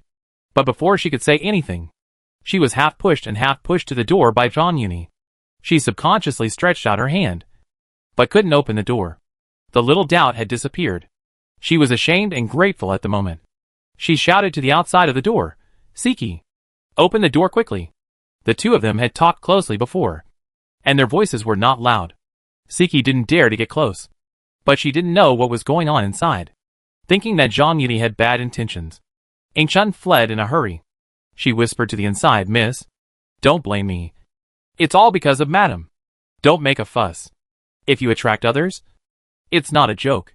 Yingchun felt her body soften, and she leaned into Zhang Yuni's arms again, feeling the burning heat on her back. She couldn't help but sigh in her heart. Just as she was about to accept her fate, Zhang Yuni unexpectedly spoke and shouted, "Open the door." Siki, who was outside, heard Yingchun's call for help, and thought that Zhang Yuni had taken the effect of the medicine and was ready to go. Suddenly, she heard his voice and was stunned for a moment, not knowing how to answer. But before she could react, she suddenly heard someone behind her shouting, "What's going on? Who is locked in there?" Hearing this shout, she was immediately startled. Her face turned pale, and she turned around tremblingly. Trembling, lie, anti-lie. As a person from Rongfu, she was naturally familiar with the voice of Lydagia. However, even though she was mentally prepared, she couldn't help but tremble with fear when she really confirmed that it was Lydagia. Yingchun in the room was the same. It was not appropriate to be alone with Zhang Yuni in the middle of the night. If everyone knew that he was drugged, she would die. Just when she was feeling hopeless, Zhang Yuni's voice rang in her ears again. Fortunately, it was her. "I have helped her son. Second sister, just go back without worry. I will definitely not let her talk nonsense and tarnish your reputation." This was undoubtedly a shot in the arm. Yingchun finally came to her senses, turned around, and looked at Zhang Yuni with gratitude. But he held her chin in his hand. Before she could say thank you, the bright and juicy cherry was already full in Zhang Yuni's mouth. Yingchun had never experienced this before. Although she knew the situation was critical and wanted to struggle hard, her limbs were sore and weak. She scratched Zhang Yuni's face twice, as if she was caressing her lover. She thought that Zhang Yuni's medicine had taken effect, and when she was completely hopeless, she suddenly felt empty. She opened her eyes blankly, but saw Zhang Yudi raising his head with difficulty, and said with a guilty look on his face, "It's all my fault. I failed to suppress the effect of the medicine and frightened my second sister." "No," Anchan said hoarsely. "Don't blame me." Before she finished speaking, she was blocked by Zhang Yudi again. Zhang Yudi was originally worried that his actions were too radical, but now he was getting more aggressive. Not only did he greedily stir up trouble, but he also didn't stop. Anchan was in pain and happiness at this moment. On the one hand, she was worried that the door would be opened at any time. And on the other hand, she enjoyed Zhang Yudi's tenderness. There was no movement inside suddenly, which made the people outside a little confused. After waiting for a while, Fawn said cautiously, "Sir, sir." This voice immediately woke up Anchan, and Zhang Yudi seemed to react. He slowly raised his head and said to the outside, "If there are other people outside besides you and Siki, send them all away and open the door." Hey! Hey! Sir! Don't worry. There is no one else except me. Lai Dajia asked hurriedly, "Then I will open the door now?" Chapter 285. Living crime cannot be escaped. With a creak, the door opened, and Anchan felt a wave of heat coming. Unconsciously, she thought of the heat on Zhang Yudi's body again. She didn't even have time to look at Siki, so she lowered her head, crossed her arms, and fled like a fly. She went out of the east and west corner gates and came to the wall of Shui's family in the northeast corner. She leaned her back against the wall and gasped. Recalling the scene in the side hall, she seemed to be in a dream. While feeling ashamed and angry, she also felt an inexplicable joy. Although, as a victim, she shouldn't have such emotions. But she understood Zhang Yudi's intentions, and he didn't vent his anger on her. Instead, he was kind and considered her everywhere, which made her feel warm for no reason. She even missed the feeling of being toyed with by him. When she thought of this, she felt as if thousands of ants were crawling over her body, and her tongue tip was numb. She couldn't help but purse her lips, stretched out her tongue, and stroked it back and forth on her lips. While savoring it, her heart actually felt a little sour. If it weren't for Lai Dajia's coincidence, perhaps Brother couldn't suppress the effects of the medicine, and he could only, before he came out, Brother couldn't suppress the effects of the medicine. Now, I'm afraid Siki is. Thinking of this, her cheeks burned and she shook her head fiercely, turning her head to look at the main gate of the Grandview Garden. And then at the way she came, she still couldn't muster up the courage to go back and find out. In the side hall, Zhang Yudi was not as anxious as Anchan expected, and he didn't let Siki wear off the effects of the medicine. Instead, he sat in the hall calmly, looking at Siki kneeling in front of him. It's not that he hadn't thought about making the best of a bad situation and taking Anchan. However, since Jia Shi and Lady Xing had even plotted against Anchan, they probably wouldn't care too much about her reputation. Once they made the best of a bad situation, they would probably end up with a fight to the death. Although Yuanchuan's marriage has changed, it is still pending. Rongfu is not in a state of danger. Even if he is right, even if it is for Yuanchuan's marriage, Jiamu will never agree to Anchan as a concubine. If Anchan participated in it, it would be fine. Zhang Yuni didn't worry that she would be upset if she used such a despicable method. Jiashi and his wife were just after money, and they were just bargaining. Even if he didn't take her in for the time being and promised her a concubine position, he wouldn't mind picking this flower first. But since she was kept in the dark, Zhang Yuni had to consider the consequences of making the best of a bad situation. Although she is right, and there is nothing to worry about if the quarrel breaks out, it is very likely that she will lose her life. Moreover, if this happens, she will completely break up with the Rong mansion. How can she plot against the golden hairpins in the future? It is okay for others, but if she cannot get ahead of him, it is hard to say whether Lin Daiyu and Anchan can survive until he has the power to decide the life and death of the Rong mansion. Things in the world are never the more tough the better. Sometimes, only by taking a step back can you take the initiative. After all, this is an era where reputation is more important than anything else. As long as you don't give them a chance to fight to the death, you can make the Rong mansion afraid to act rashly. As for Anchan, today, I will use the excuse of being drugged to break her psychological defenses first, and then slowly pua her. No, it should be guided slowly and step by step, which is the safest. He has never been a person who would not say a word when he suffered a loss. although there was no substantial loss. He was plotted against after all. How could he not fight back? Jia Shi and Mrs. Xing were not in a position to tear each other apart openly at the moment. And there was no rush. But Siki, a maid, dared to get involved. If he still swallowed his anger, it would be a waste of the title bestowed by the emperor. With the legitimate reason of being drugged, Ying Chun was still worried that Jia Shi and Mrs. Xing would ignore her reputation and break up. But Siki did not even have this qualification. Although from Siki's previous performance, and Jia Shi and his wife sending Jia Lian and Wang Shifeng away, the article in the wine, and the person behind the scenes were about to be revealed. It was not for the sake of a prestige, but waiting for Lida to send back the news. Jia Shi was present on the night when Jia Jing and Jia Zhen died. And he also heard Pei Feng's words, so it was hard to guarantee that he would not follow suit. If there is any problem with the medicine in the wine, he will directly take Siki, Lida and others to file a complaint with the emperor. As for the promise to Ying Chun, at that time, as a female relative of a criminal official, I believe she will not care too much about these details. With his current royal favor, if she dares to murder him, the crime must be serious. At that time, all the golden hairpins will be captured, and it will be much easier. Thinking of this, he couldn't help but grin and shouted, "Who gave you the courage? Dare to use medicine on the master? I am just following orders. Master Yi wants to beat or punish me. I accept it." "Oh." Second sister was kept in the dark. "Whose order did you follow?" "Madam, if she hadn't forced me, I wouldn't have ignored the young lady's reputation." Zhang Yui looked at Siki in surprise. After all, she was still in Rome Mansion. He thought she would at least hold on for a while and observe the situation. He didn't expect her to fall down. As he was talking, he heard Lai Da shout from outside, "Go in." Then, Wang Shanbao was pushed in with a stumble.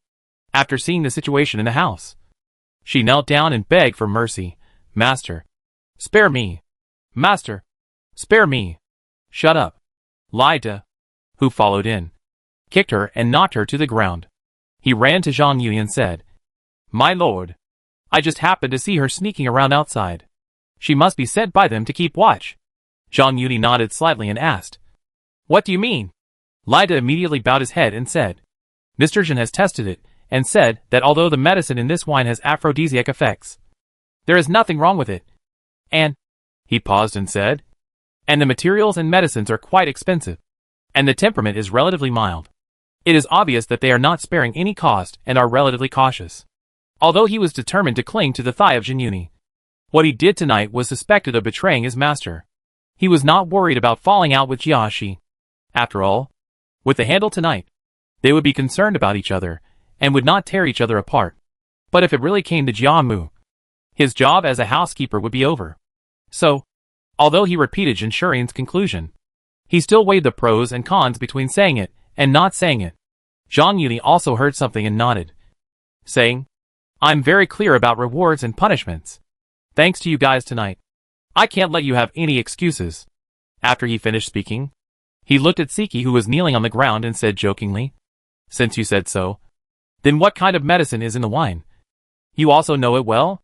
Siki was stunned when she heard this, probably because she didn't expect why he still wanted to confirm with him, and asked in confusion, "Master, why do you ask when you know the answer?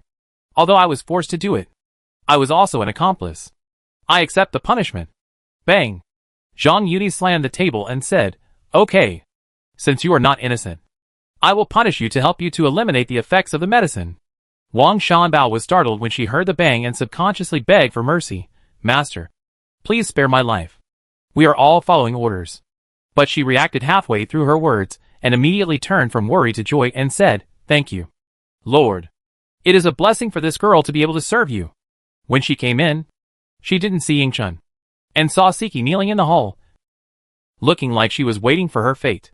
She already knew that the situation was not good, but she never expected that this benefit did not fall on Ying Chun, but on her own granddaughter.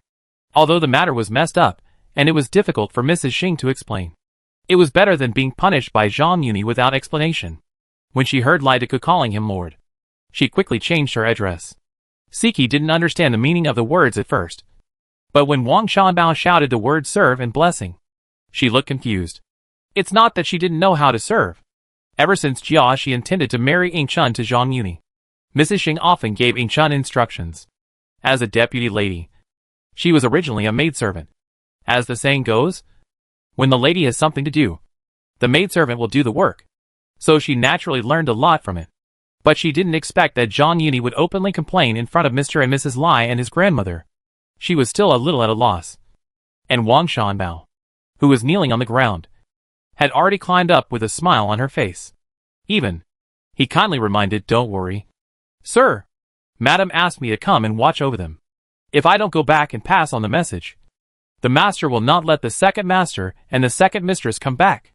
Although Mr. and Mrs. Lai knew that Zhang Yuni had not been tricked, they knew what to do and said nothing. They were still a little hesitant at first, wondering whether they needed to move to another place. Upon hearing this, they hurriedly retreated with Wang Shanbao. Zhang Yuni was already angry with Wang Shifeng, and took the opportunity of being drugged to have sex with Ying Chun, which made him very angry. How could he be polite in front of Siki, who was like a lamb to be slaughtered? He pulled her, who was still a little lost, in front of him, raised her skirt with his hands, and took in all the scenes that he had not been able to see before. Then he stood up suddenly, and because there were still wine and food on the table, and Siki was tall, he pressed her down on the stool he was sitting on. Outside, he always only looked at the position, not the right and wrong.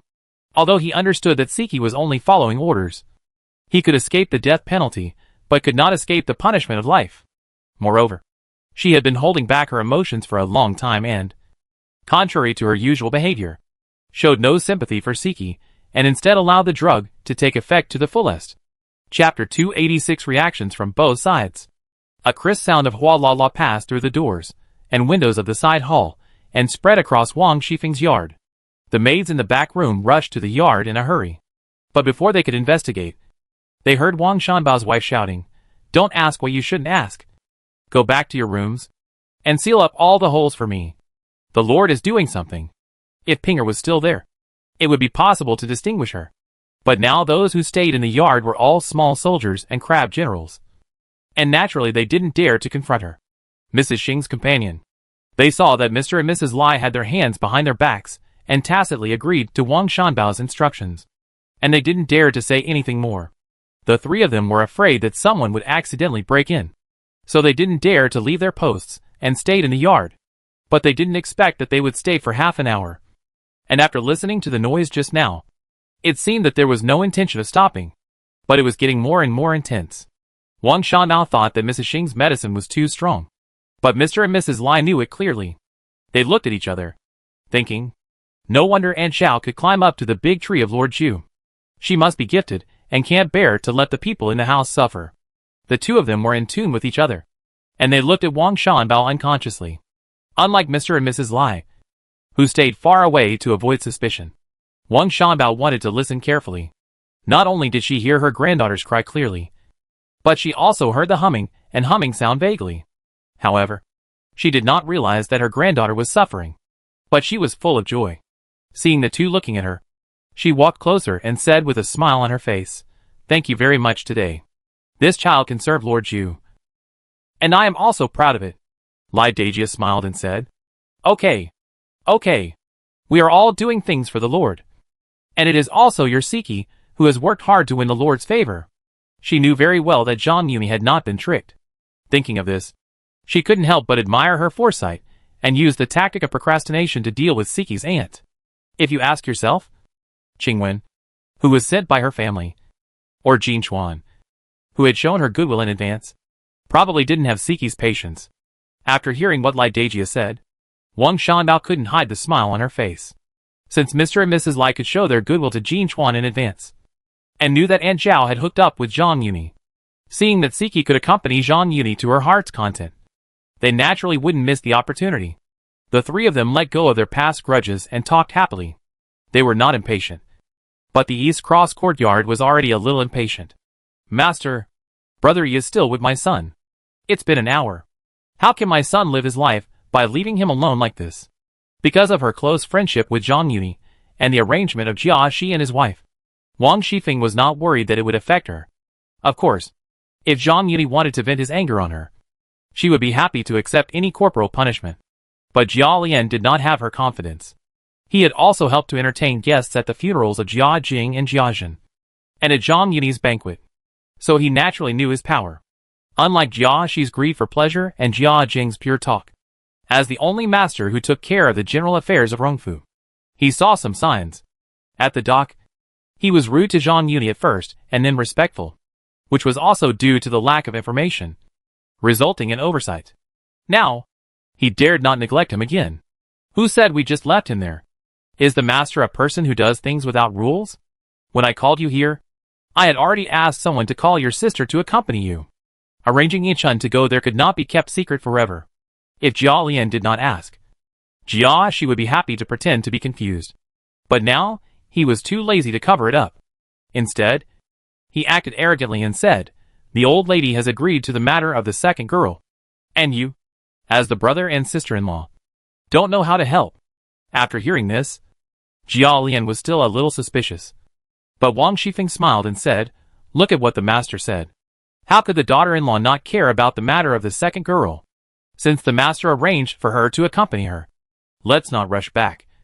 It's better to let her have a good heart with Brother Yi. She originally hoped to promote this marriage. Now no matter what Jia Shi and his wife have planned, she can stay out of it anyway. Even with the relationship of the eldest son-in-law, she will have an extra convenience in the future. Moreover, given Jia Shi's character, if Zhang Yuni gave him enough benefits, even if he really had his child in the future, he might not be unhappy, but might even think that he was a rare treasure. Hearing this, Jia Shi became more confident and pointed at Jia Lian and said, since you all understand, don't rush back. Let's continue to talk about our business. There must be a reason to call someone here.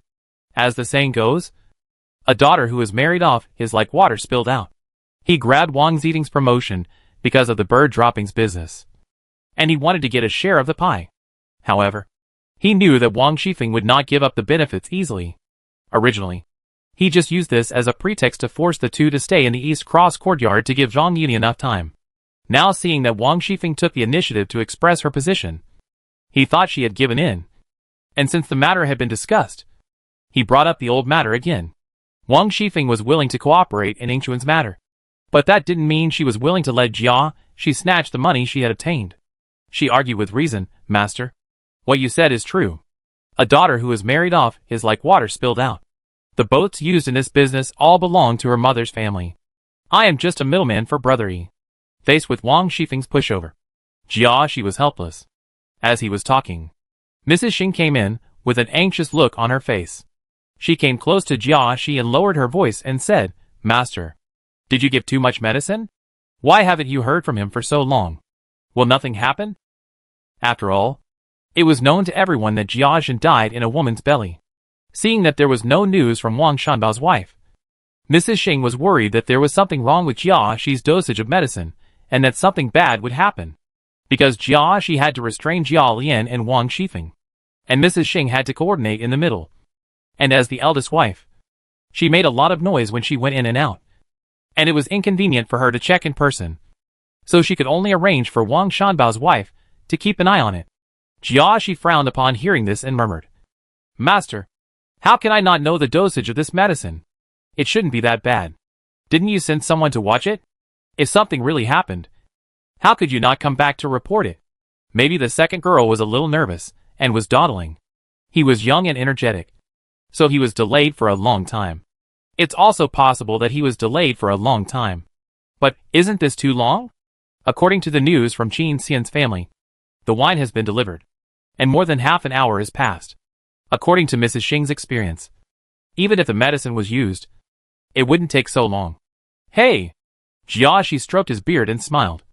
Who hasn't been young? As young and energetic as he is. And he took the medicine. He will definitely have to muster up the remaining courage. But the second girl is a virgin. How can she withstand it? Will she cause any trouble? Jia Shi said disapprovingly. Only those who endure the most hardships can become superior people. What's the harm of enduring this little bit of hardship? Who knows? You may not be able to eat in the future. Chapter 287. Don't give up even when you are right. You have suffered enough today. So just take it as a small punishment and a big warning.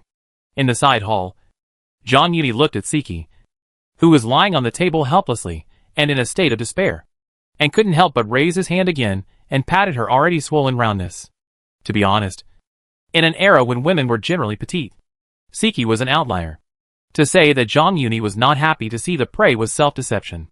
However, he didn't want to put a nail around him. Knowing that Siki and Pan Yuan were not clear about it, he didn't rush to take action. I thought Siki had someone in her heart, so she would at least struggle a few times. Unexpectedly, she was particularly obedient. This made him, who wanted to experience the pleasure of conquest, feel a little disappointed. The reason why he felt a little disappointed was because it was difficult to change his nature. Even though he was extremely disappointed with Pan Yuan, he had already accepted his fate.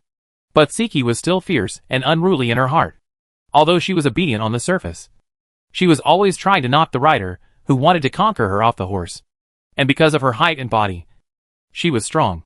When she gradually adapted to Zhang Yuni's galloping, she tried to take the initiative, so that Zhang Yuni did not dare to let the horse run freely. She had to hold the reins tightly with one hand and slap with the other hand, and changed her body position several times in a row. I know that I can escape the death penalty, but I can't escape the living crime. But the master only vents his anger on me. Although Mrs. Xing's arrangement also made her see Pan Yuan's face. But after all, she was not strong enough to twist her thigh. She was just angry at Pan Yuan for not fighting. But she hated Mrs. Xing. She knew that revenge was hopeless. So she tried to arouse Zhang Yuni's dissatisfaction. Pa! Zhang Yuni slapped him again and sneered. Don't think that I don't know what you are up to. With his cunning, he would not be provoked by a maid and reveal his secrets. Isn't it? The drug was given by the eldest wife. And I am at most an accomplice. Heh! Zhang Yuni sneered and tried. Why? Are you worried that the job will fail this time? And want to provoke me to cause trouble for them so that they can't take care of your cousin? Since it is torture, it is impossible to torture without asking questions. However, before that, Siki only nodded and hummed. Which can't be counted. No. What surprised Zhang Yuni was that Siki's answer was firm. He is just a timid villain. Really? Zhang Yuni continued to test. That's strange. Since it's not for your cousin, why do you help them plot against the master? I can't help it. If I don't follow the madam's wishes, my family will be in trouble, Siki said, supporting her hands on the table, stiffening her neck and said, It's the master, who is not a servant in this mansion. If he was plotted against but only dared to attack me. A servant. It's no different from my cousin. Zhang Yuni didn't expect that she, a maid, would dare to speak so bluntly. Since she dared to say this, no matter how true or false it was, her hatred for Mrs. Xing could not be faked. However, he said, You are so arrogant. Why should I prove anything to you? Seeing Siki pouting, obviously disappointed, he said sarcastically, Weren't you quite excited just now? What's wrong with you now? Are you lying here pretending to be dead? Do you want me to call someone in to help you? No. Siki, who was wild and unruly just now, immediately lost her temper after hearing this, and hurriedly stopped him. I can do it myself.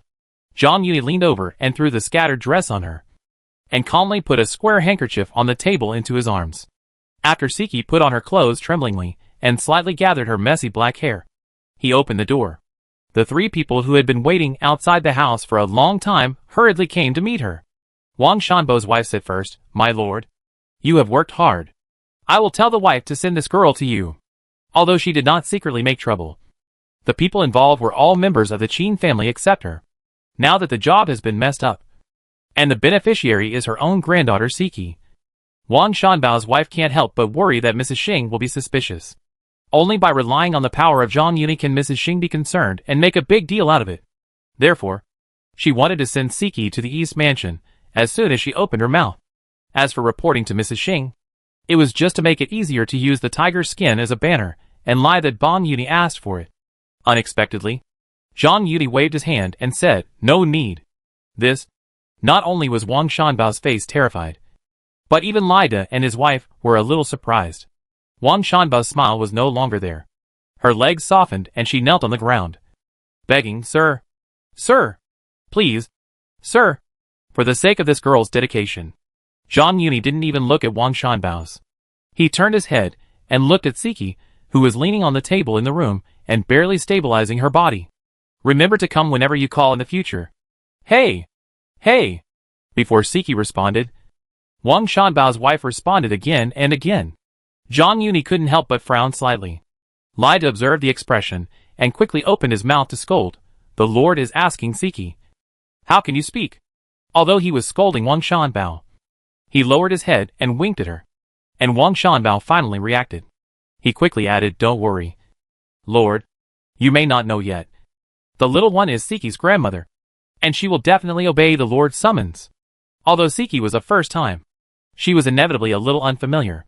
But Zhang Yuni saw that she had the potential to be no less than Li Wan. As long as she is well trained. No. More experience. There will be a promising future. Although the two are not exactly the same. Li Wan is like a beautiful python that chooses people to bite. Once entangled by it, it is absolutely difficult to get out without eating and drinking. And Siki is just the opposite. There is always the risk of being thrown off the horse and lying on her back. In addition, she had broad shoulders and thick hips. And a sturdy physique, which was very different from the other girls. And also aroused Zhang Yuni's curiosity, knowing that this girl was fierce. She didn't say anything, so Zhang Yuni took it as her acquiescence. Then he waved his hand and said calmly, let's go. Since the effect of the medicine has eased, it won't offend the old lady if we go to see her now. You all come with me. When he said this, Siki's eyes suddenly lit up, and she came to the door tremblingly. Wang Shanbao, the housekeeper, was speechless and looked at him in disbelief. Not noticing her granddaughter's behavior, she only thought that if she could make Jia Shi and Mrs. Xing lose face, Zhang Yuni would stop and stop. The Lai couple also didn't expect this situation. They looked at each other, but finally hunched over and nodded in agreement. If he had made the best of his mistake, Jia Shi might have had a chance to fight to the death. But now, there was no chance of a fight to the death. Although he promised Ying Chun that he would not let her be implicated. He went to bargain with Lady Jia without leaking the news. And naturally, he did not break his promise to her. He was not a good person to take your life while you were ill. And Siki was just a bonus. How could he easily pass up such a once-in-a-lifetime opportunity? As for Lida and his wife, would they feel embarrassed? This was a great opportunity to avoid being held accountable by the Rong Mansion, and to avoid being in a dilemma. Chapter 288 Pretending. Rongqing Hall. Zhang Yuni said with grief and indignation, I have been very respectful to the mansion. I don't understand why the mansion wants to plot against me regardless of the consequences. Jiamu had already gone to bed. She was a little dissatisfied when she heard that Zhang Yuni insisted on seeing her. Now she was panicked when she heard Zhang Yuni's questioning. What's going on? How could someone plot against you? Zhang Yuni told a series of things about coming to the banquet, being drugged by Jia Shi and Mrs. Xing, and how he forced himself to endure the effects of the drug and let Ying Chun go first. He sighed and said, fortunately, Lida was passing by during his inspection. Otherwise it would have been a big mistake. What? Is this true? Jiamu looked at Siki and Wang Shanbao, who were kneeling on the ground in disbelief. Seeing that they bowed their heads and kept silent, she turned to look at Lida and his wife. When she saw the two nodded, she beat her chest and stamped her feet, saying, they are going to piss me off to death. Go! Call them both to me. Because Zhang Yuni had asked Jia Mu to send everyone away in advance. Not even Yuan An was left in the house. Wang Shanbao immediately got up from the ground and went to the east wing to call people. After Jia Mu's palpitations subsided, she breathed a sigh of relief, looked at Lida and his wife, and said in a deep voice, You are very good. If it weren't for you today, the reputation of our family and Igur would have been ruined by that evil creature. Although she praised Lida and his wife, their faces were not happy, but rather sad. If they came to report it immediately, it could be said that they were loyal. But it had been nearly an hour since the incident, and they didn't take advantage of Zhang Yuni's time to wear off the effects of the medicine, but came with him now. Jiamu's mood can be imagined. To be honest, they couldn't understand why Zhang Yuni had to make a scene in front of Lady Jia. He was acting out of righteous indignation, which didn't seem to be the case from his previous behavior. If he had benefited from Ying Chun instead of Siki, he could still say that he didn't want to admit it. But for a maid, even if it was the head maid next to Ying Chun, Jia Shi and Lady Xing knew they were in the wrong, and could only swallow their anger. After thinking about it, it didn't make sense except that he wanted to make a fortune from the Rong Mansion. Grandmother Jia had the same idea, and she forced a smile, saying, Don't worry, Brother E. When they come, I will definitely scold them, and ask them to apologize to you. Thanks to your sensible attitude and tact. It didn't get out of hand. Alas. Zhang Yudi shook his head and sighed.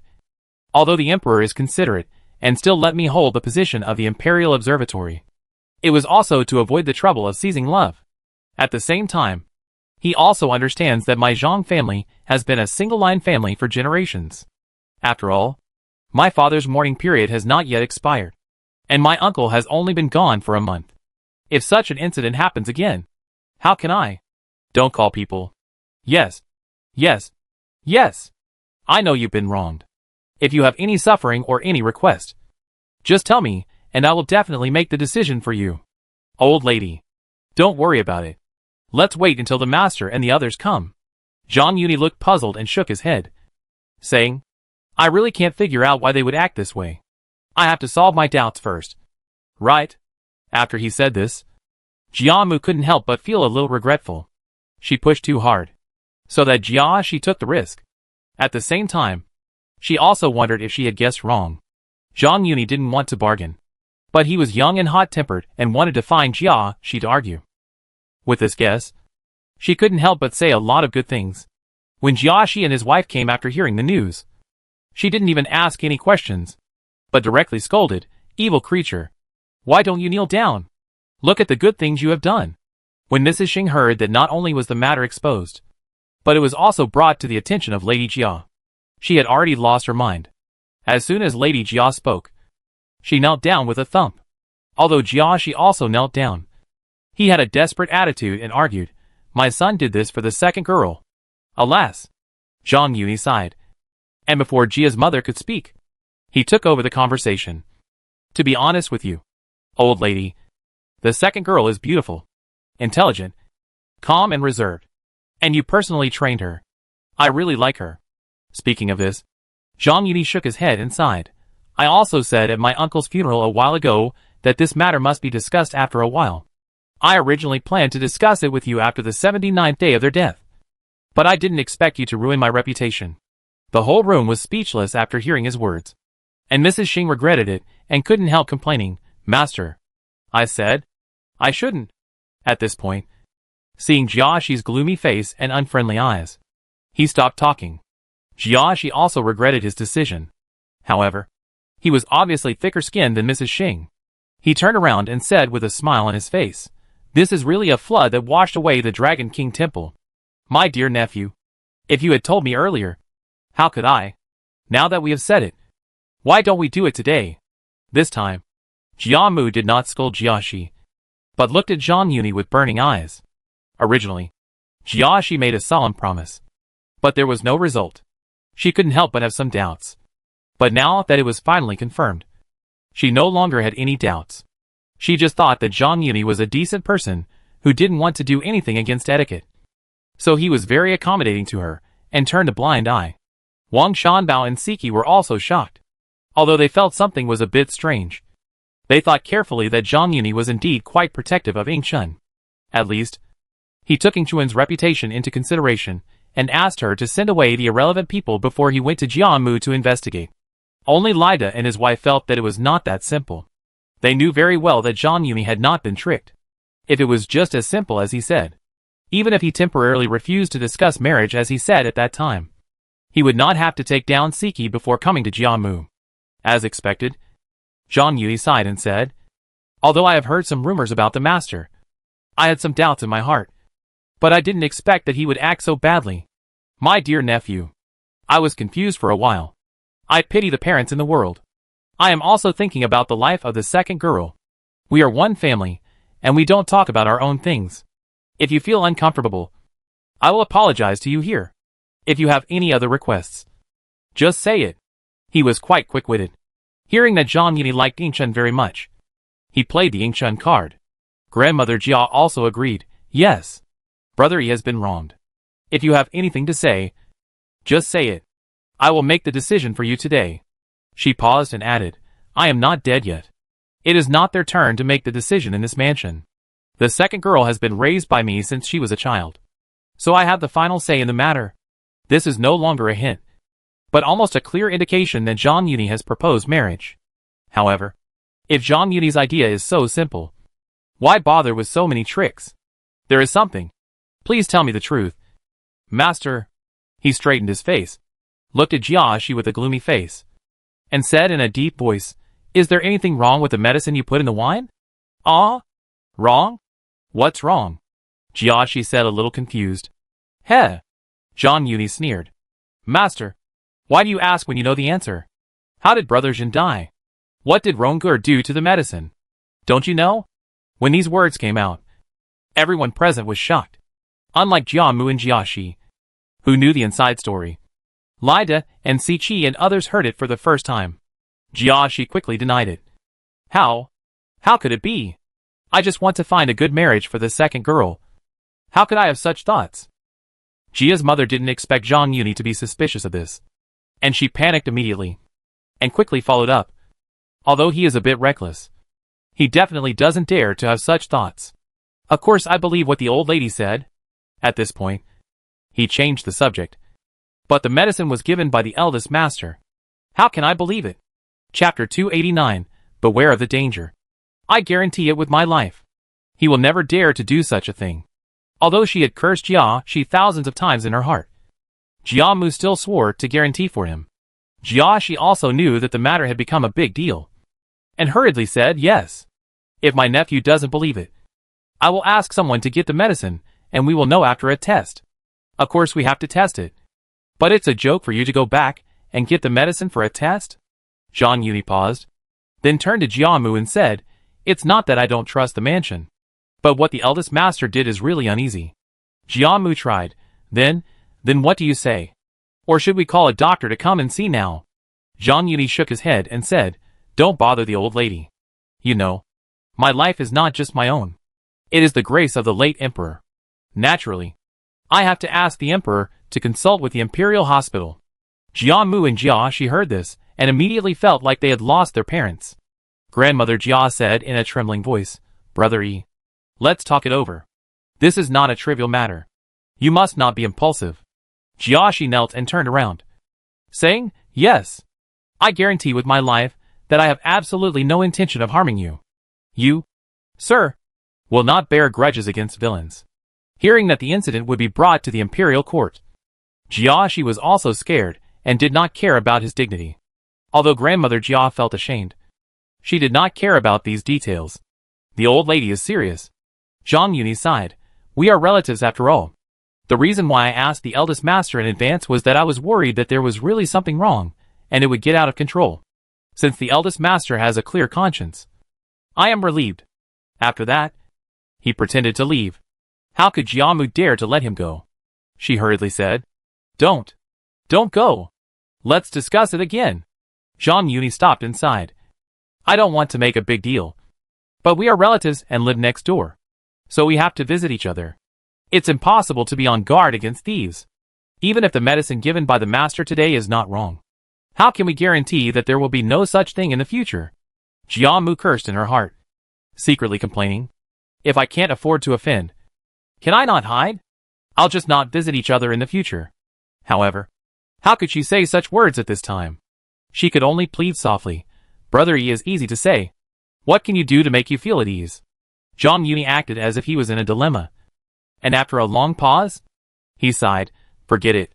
As long as the master signs a written document to guarantee that he will not give me drugs again in the future, and the old lady guarantees it, I will not distrust him. And I will definitely not distrust the old lady."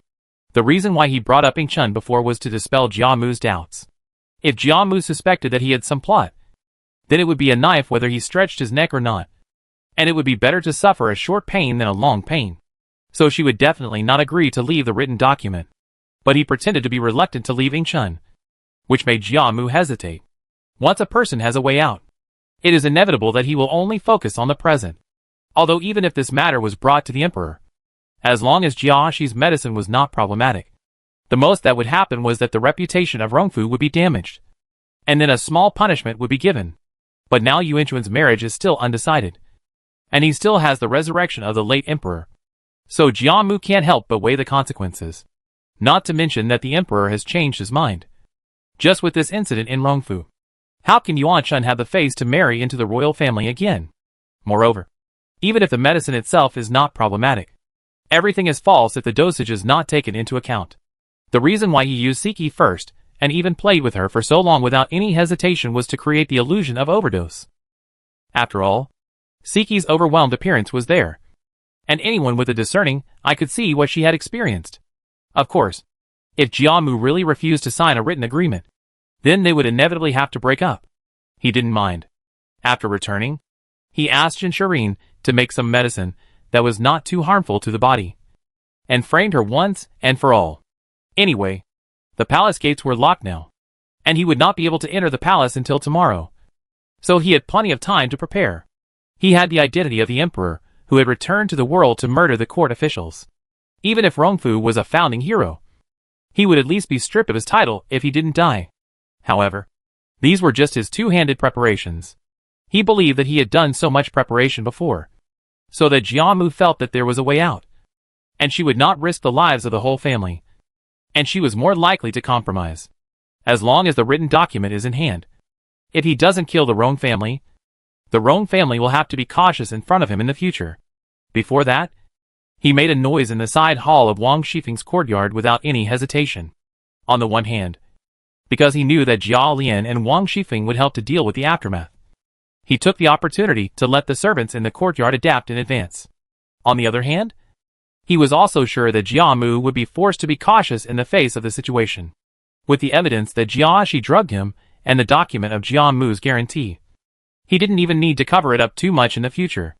Of course, if Jiamu insisted on her own way, it would be tantamount to tearing her face. And there was no need to hide it. The two grandmas in this mansion are now his private goods. But if you walk by the river often, how can you not get your shoes wet? It's okay for Jiaxi, who only cares about money. But if Jiamu or Jiazheng hears about it, how can they turn a blind eye? Originally, he could only be as cautious as possible and cover it up carefully. But Jiaxi just happened to bring the opportunity to him. How could he let go of the knife handed to him? He did all this to prepare for a rainy day and take the initiative. The reason why Jiamu had to be a guarantor was also because of this consideration. If it was just Jiaxi, Rongfu might still be able to survive. But with Jiamu as a guarantor, it would be difficult for the second house to clear its relationship. That's why he found Jiamu. I stand. Bring me the pen and ink. Jiaxi was obviously also worried about being abandoned, and he shouted before Jiamu expressed her opinion. Then he got up from the ground and searched for pen, ink, paper and inkstone all over the room. Pushing too hard may not be a good thing. Seeing that Jiamu's face was uncertain and she didn't express her opinion, Zhang Yuni didn't say anything either. When Jiaxi signed and sealed the written document and handed it to him, he looked at it carefully, handed it to Jiamu and said, "Don't blame me, old lady. I dare not believe what the eldest master said. Please be my witness." At this point, he sighed again and said, "Alas, the eldest master went too far, and I didn't want to make it to this point. After all, the second sister is so innocent. I have already told Siki before that this matter must not affect her. I asked Siki to follow the second sister and marry her later, so as to avoid any gossip outside. He only said to marry, but did not say to be a wife or a concubine." But with the previous preparation, Jiamu had already preconceived it. She even suspected that he was worried that Jiaxi would be greedy and took precautions in advance. Jiaxi, who was standing by, heard this and turned his worry into joy. He urged her, "Madam, even though my son has 1,000 faults, he is still a member of the family. Now the eldest daughter is at a critical juncture. You can't just stand by and watch her die." His words were undoubtedly the last straw that broke the camel's back. "Forget it." Jiamu sighed, took the document and signed it. Zhang Yuni carefully folded it and put it in his arms, then said goodbye. "Since the matter has been settled, I will not disturb the old lady's rest." At this point, he looked at Jiaxi and said jokingly, "Master, please don't be so smart. I told you last time that if you were worried, I can return the 800 taels of silver I gave to Brother Jin first." "What?" Jiamu almost died of anger. It was just that the family shame should not be made public, and it was not convenient to get angry in front of Zhang Yuni. Jiaxi and Mrs. Xing saw this and shouted that it was not good. They lowered their heads and wanted to run away. "Stop right there. You too?"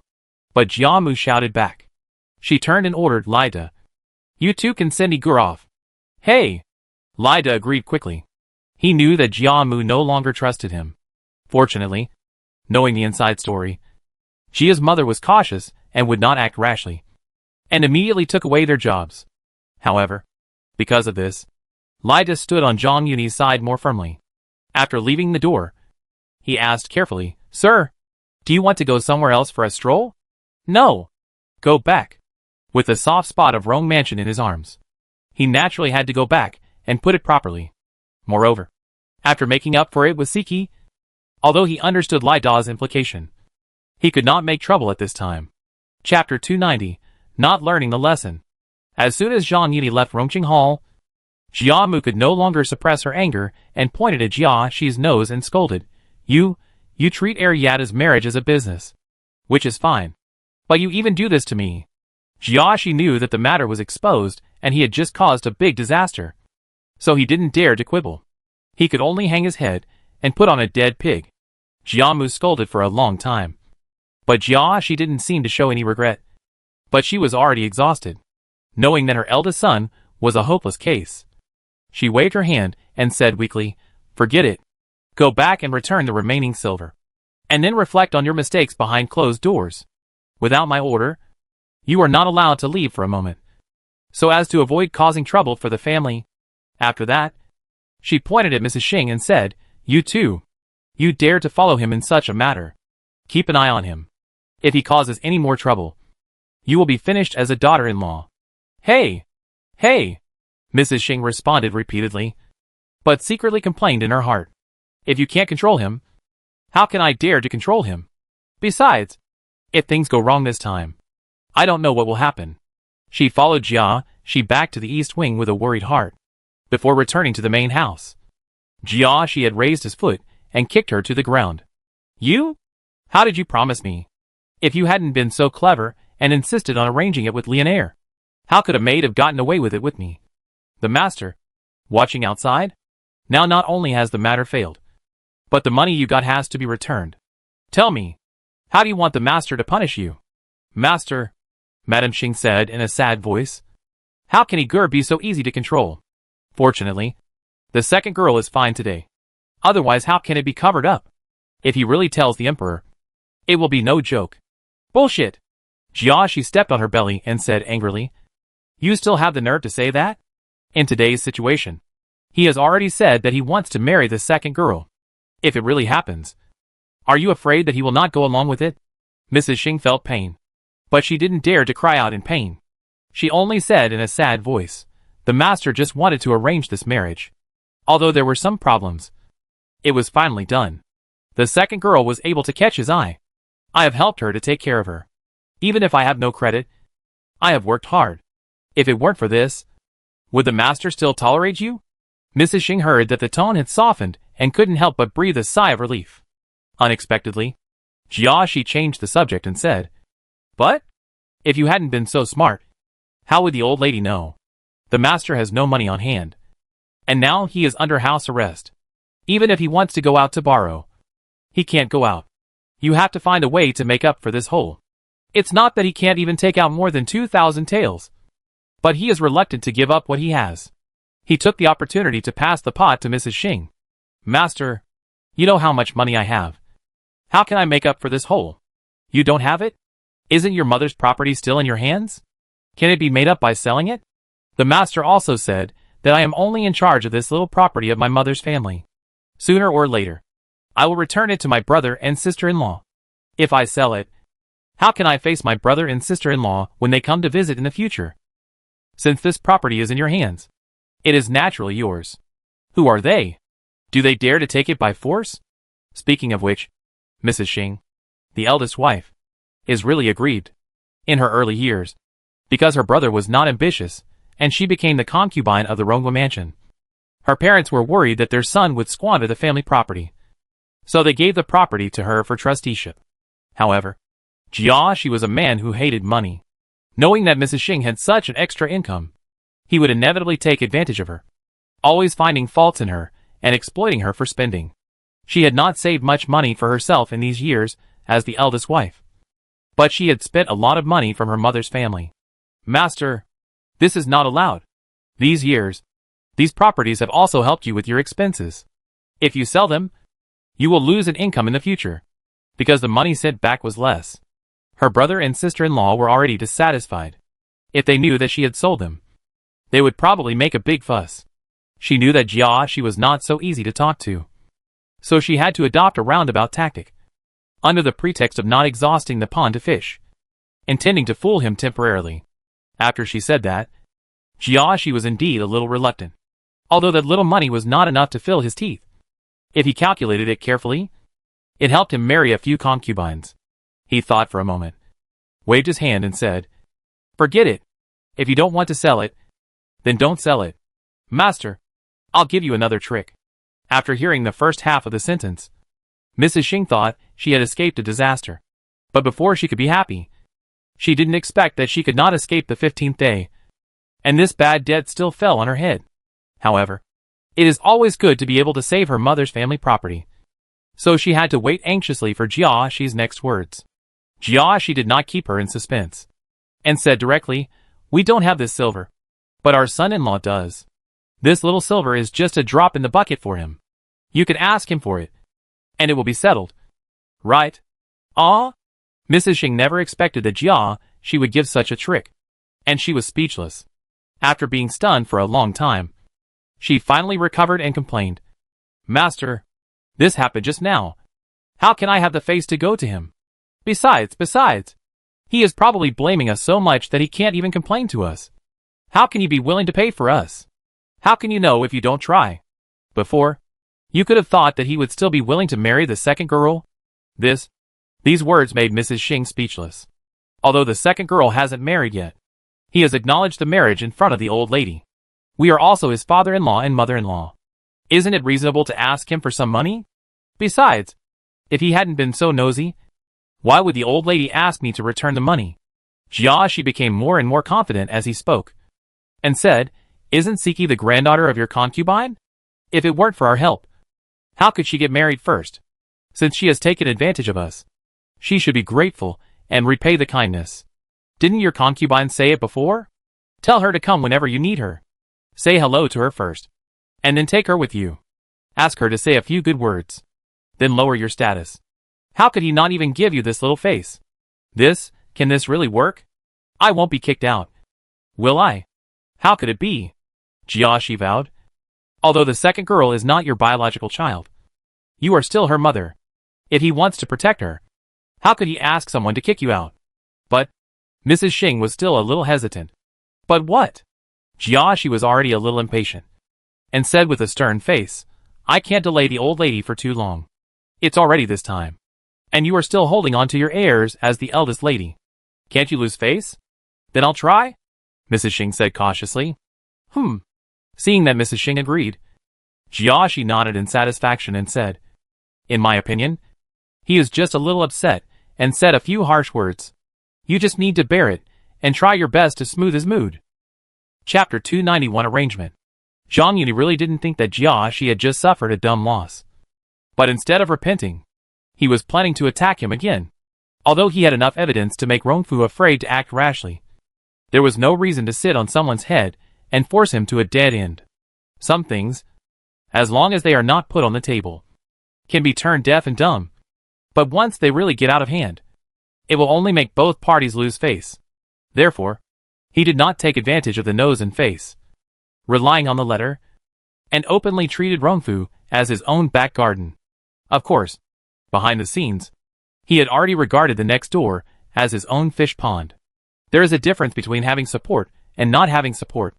That day, he instructed Yushir, "Send someone to guard the corner gate of the garden next door. I have already told them that we will guard this gate in the future, and the people over there will withdraw." "Their people withdrew?" Yushir said in disbelief. "Well, I've told the old lady. You should make it clear to the gatekeepers later. They only guard against men, not women, sister-in-law and the girls. Don't ask. Just let them go. Stop Baoyu for me. It takes 100 days to heal a broken bone." Jia Baoyu was beaten really hard, but after 2 months, he can walk again. Zhang Yuni originally wanted to add another layer of protection to the corner gate, So he asked Jia Mu to withdraw the staff on the pretext of making it easier for Ingshun and Siki to move around. Hearing that men are not guarded against women, Yushur also understood and didn't dare to ask more. Qingwen, who was serving on the side, was stunned and suddenly stiffened her neck and said, although I have served there, I have no private feelings with Master Bao. If you don't trust me, you can just send me away. Why guard against thieves? It is easy to change a country, but difficult to change one's nature. When she just came here, she was still careful.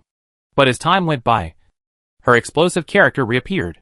You girl, how can you talk like that? Yushur scolded hurriedly. Zhang Yudi raised his hand to interrupt Yushur, and said calmly, Master never doubts his own people. Stopping him is not stopping you. If you want to go to the garden next door to hang out, Master will not stop you. You know the underwear designed by Master for you. If someone accidentally sees it when it is drying, what will happen? Master, it's my fault. I shouldn't doubt Master. Qingwen is quick to get angry and admit her mistakes quickly. Zhang Yudi didn't care, and even liked to see her make mistakes. He just nodded and said calmly, that's it. The Master has always been clear about rewards and punishments. This time it's a violation of the oral discipline. Just be punished at night. He said it lightly, but Qingwen's face turned red. People who are arrogant are often not good at flattery. Especially Zhang Yuni is not someone who can be served by one person. Every time he wants to change his tricks, Qingwen will be a little embarrassed. He sees the weakness of Qingwen's character and prescribed the right medicine. As long as she offended him, he would use the excuse of a small punishment and a big warning to fight back at night. Which worked every time, because of her status as a sister-in-law, and because she was pregnant and couldn't hide it. Although Yushur occasionally satisfied her cravings in Tianxiang Tower and Dufengxuan, she never stayed in Dangxian Pavilion. I didn't understand what was going on. But now after hearing what Zhang Yuni said, seeing Ruizhu covering her mouth and laughing, and Qingwen blushing, how could I not understand? From this to that, I couldn't help but feel some inappropriate emotions, and I looked under the table with greedy eyes. Ruizhu knew the inside story. Seeing Qingwen's blushing face, she pulled her over and said, let's go sit with the young lady. We'll come back to clean up after the master goes to the yamen. Qingwen was feeling embarrassed. She lowered her head and eyes, and half reluctantly followed Ruizhu to Tianxiang Tower. As soon as the two left, Zhang Yudi pulled Yushur to his side, moved his buttocks, made room for half a stool, put his arms around her slender waist, and sat down next to him. Then, he put his arm around her back, touched her belly and rubbed it twice, and then said, in another 2 months, I'm afraid you'll be pregnant. Let Yulu handle the things in the front yard if you can, and ask Kitching to help with the things in the back. Hey! In fact, it's not very noticeable at the beginning, and it was already autumn at that time. When the belly is really big, it will probably be winter. As long as it is well covered, it won't be noticeable. It is said that men love power, but in fact, women are the same. Wang Shifeng is needless to say. After tasting the power of the housekeeper, Yushur is unwilling to give up. Of course, this was also due to her awkward status. Zhang Yuni did not point it out, but only asked, how is the expansion of the hot spring villa going? When the hot spring villa was built last year, due to the tight time, the scale was not large, so it was barely enough for Qin Kitching and the 2 sisters of the Yu family to live in. This year, at the beginning of spring, he ordered the expansion work. According to Yuni's instructions, a few more rooms were added to the original courtyard, and 2 more courtyards of similar size were added on the slope. But the place on the slope was a little more compact, and many more houses were built. So the 2 hot spring pools were slightly smaller than the original one, considering that he would inevitably have to bring the girls and grandmothers of the Rong mansion there in the future. He specially built 2 independent courtyards adjacent to the courtyard at the bottom of the slope. In this way, it seems that he and his maids and concubines live independently, and the girls also have their own courtyards. You can also arrange for Yushur, Qin Keqing, Wang Shifeng and others to live together. At least, outsiders can't see any problems on the surface, which can be regarded as sufficient surface work. It's better to have a crowded pool. The key is that the house should be big enough to live in. The pool is too big, but it's not all an advantage. During the spring festival, he played hide and seek with his eyes covered, and he didn't find anyone after searching for a long time. On the contrary, The girls' residences need some spacing to facilitate him to defeat them one by one. He had already explained the guidelines. And Yusha hurriedly replied, "Don't worry about this. Although the place is not very wide, and can only be built next to each other, the girls' residences are all independent courtyards." Speaking of next to each other, she couldn't help twisting her waist and hips, and moving closer to Jean Muni. She was originally curvy, and now she was pregnant. Although she didn't show her pregnancy, her figure became more plump. Jean Muni felt the heavy scratches, and his hand unconsciously reached down from his waist. He held the roundness of the stool that was not fully occupied, and said with a smile, "I will ask you Lu to go over there and urge them. When winter comes, your place will be too full to cover up, so we can move over there and live there for a few months. It will be a good time to vacate Huifang Garden and renovate it. Times have changed, and Ningwa Mansion is now under his name. The front yard has been renovated and preparations have begun. Although the mansion cannot be said to be in decline, it has been there for decades after all." In addition, he also felt that it was unlucky that Jiazhen had lived there. In addition, the Jia family ancestral hall has moved to the east wing of Rongfu, and it is time to welcome the ancestral tablets of the Zhang family. It is inevitable to clean it up. Therefore, he simply renovated the inside and outside to get rid of the bad luck. Although Huifang Garden was built later, it gradually became a little stretched as the number of wives, concubines, and maids increased, and some space needs to be reserved for children, so it has to be expanded. Take Yishantaxi for example. There are only 3 rooms in the upper room, and they are connected together. The middle room is used as the main hall, and Xiangling and Feng have one on each side. The children don't even have a separate room. It was Feng who took the trouble to put the children in a room, and they were able to move over. The same situation is similar in Dufengxuan and Dangxian Pavilion. Only Taixianglu is relatively spacious. Therefore, he plans to take the opportunity to move to the hot spring villa outside the city and expand all the courtyards. Of course, this is only one of the factors. Otherwise, it is feasible to move after the front yard is renovated. Xianxue is now almost ready. The first batch of students is fine, but they also need to lay a foundation for literacy and arithmetic. But for teachers like Lai Shangrong, he needs to give guidance first, because the education policy of combining theory with practice was formulated for Xianxue. An experimental base is indispensable. In addition, most of the students enrolled are children of craftsmen, and it is inconvenient to run a school in the city. Therefore, he simply chose to set up a school outside the city, not far from the glass factory. On the one hand, it is convenient for poor children to go to school. On the other hand, it is very cold in winter, and it is just right to use the abundant heat energy of the factory to build a heating system. After all, most of these are children from poor families, and their warming measures are limited. If there is no heating, they can't even take their hands out. It is also because of this that he thought of building a heating system for his own mansion. Kunlutang, located to the north of the ancestral hall, was a name he disliked very much, so he just demolished it to make a boiler room. The above are only internal reasons, while the external reason is from Rongfu. Although the principle of eating more and taking less was set, Wang Shifeng couldn't keep fooling around like this since she was planning to keep the offspring. Therefore, hiding for a few months would also help observe the situation. In addition, in order to make Jiamu sign the contract obediently, he also promised to let Yingchun marry into the family. Last time when they went to discuss the matter of Jiamun, although Jiamu didn't express it clearly, Zhang Yuni still saw that she seemed to be interested in letting him flirt with Yuan Chun in front of the emperor. He didn't want to participate in this matter, nor did he want to reveal his true colors in front of Jiamu so quickly. So moving to Wakwan Villa temporarily was a way to kill 2 birds with 1 stone. Chapter 292. After the story.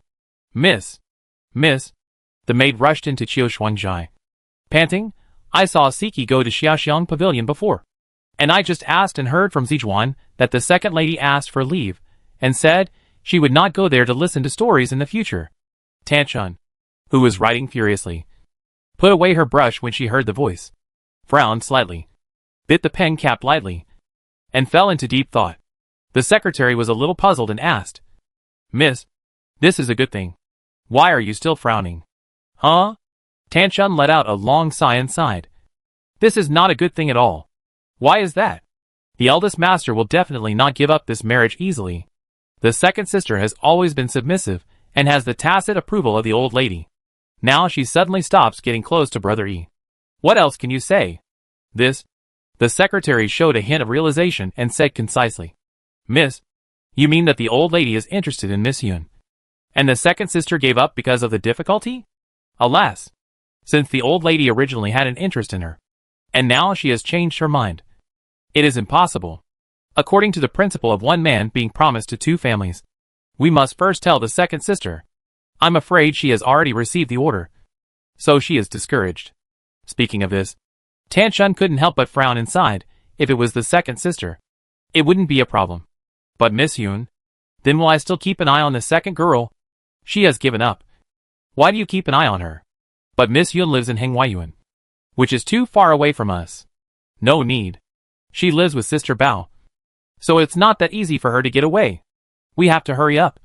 And it's best to stop this matter before the Shi family comes to propose marriage.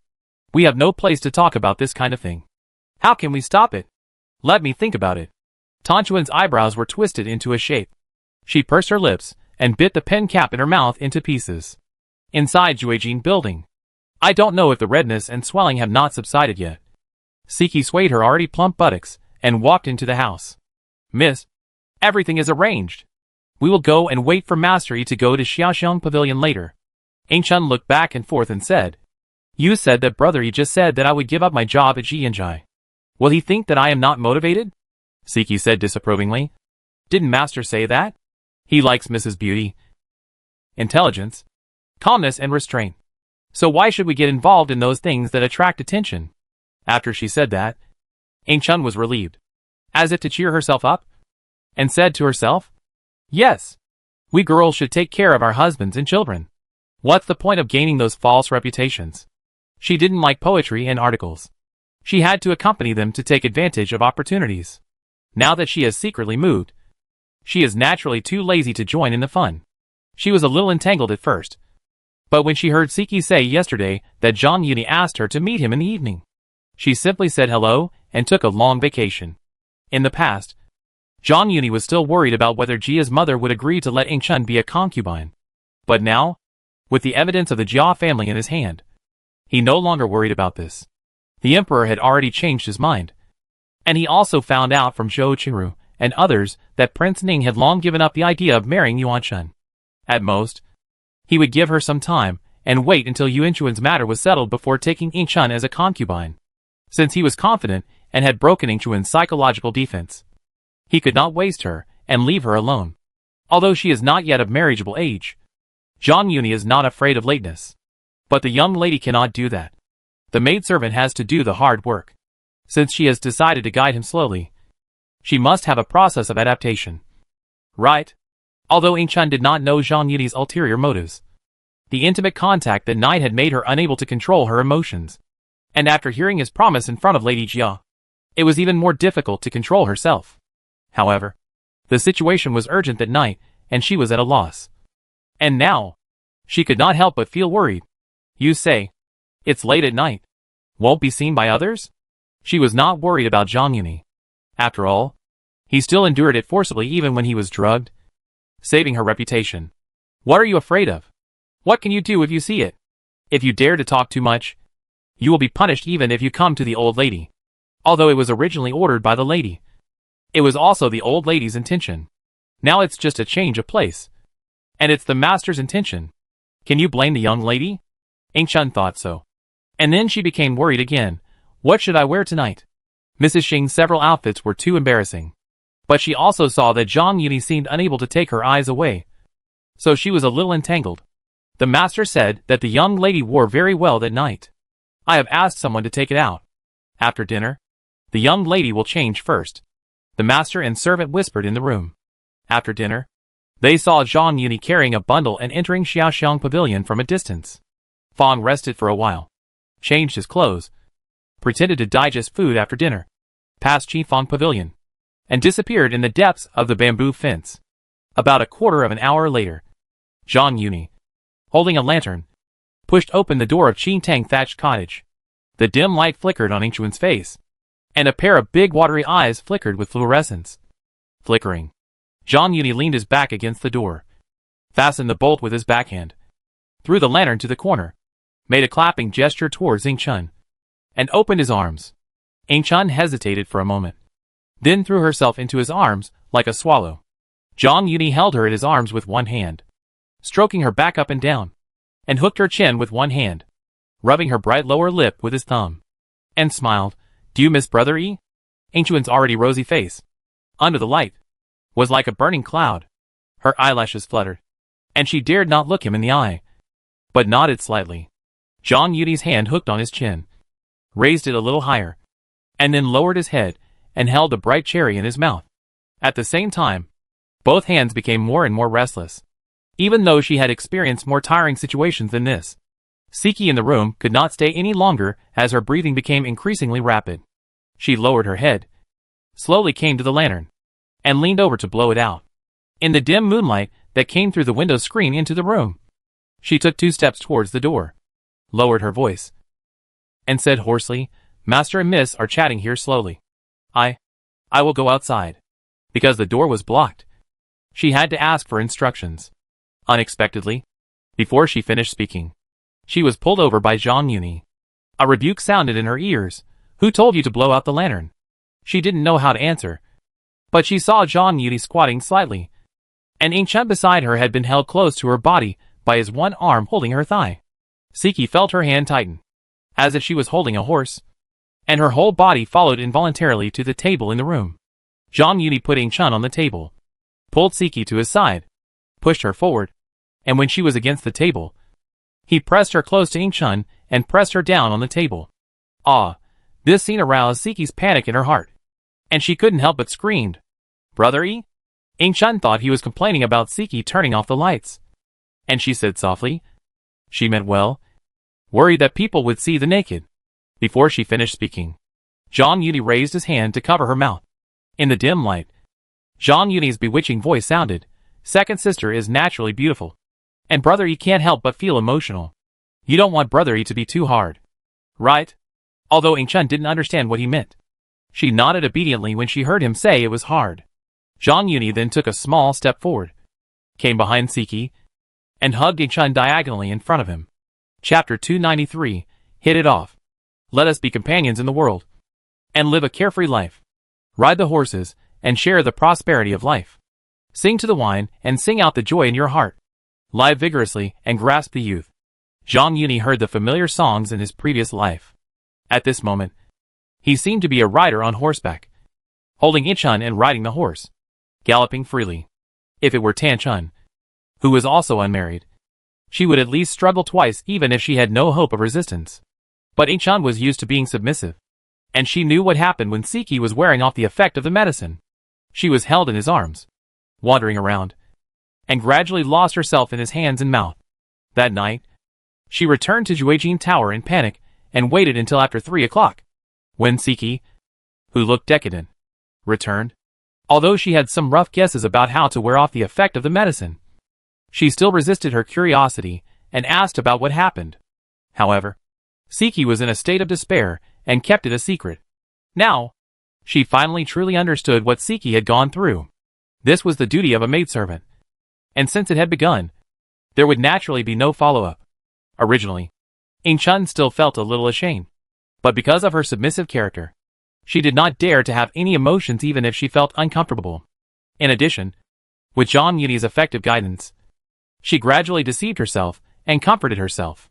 Brother E did this for my own good, and I couldn't let him endure it too hard. When Zhang Yuni gradually calmed down, she realized that she had actually sat on Siki's back. She felt a little ashamed and said, "I didn't. Did I hurt you?" It's not that Zhang Yuni had to do this. It's just that Siki was a hot-tempered person, and he had work to do, so he couldn't do it as usual.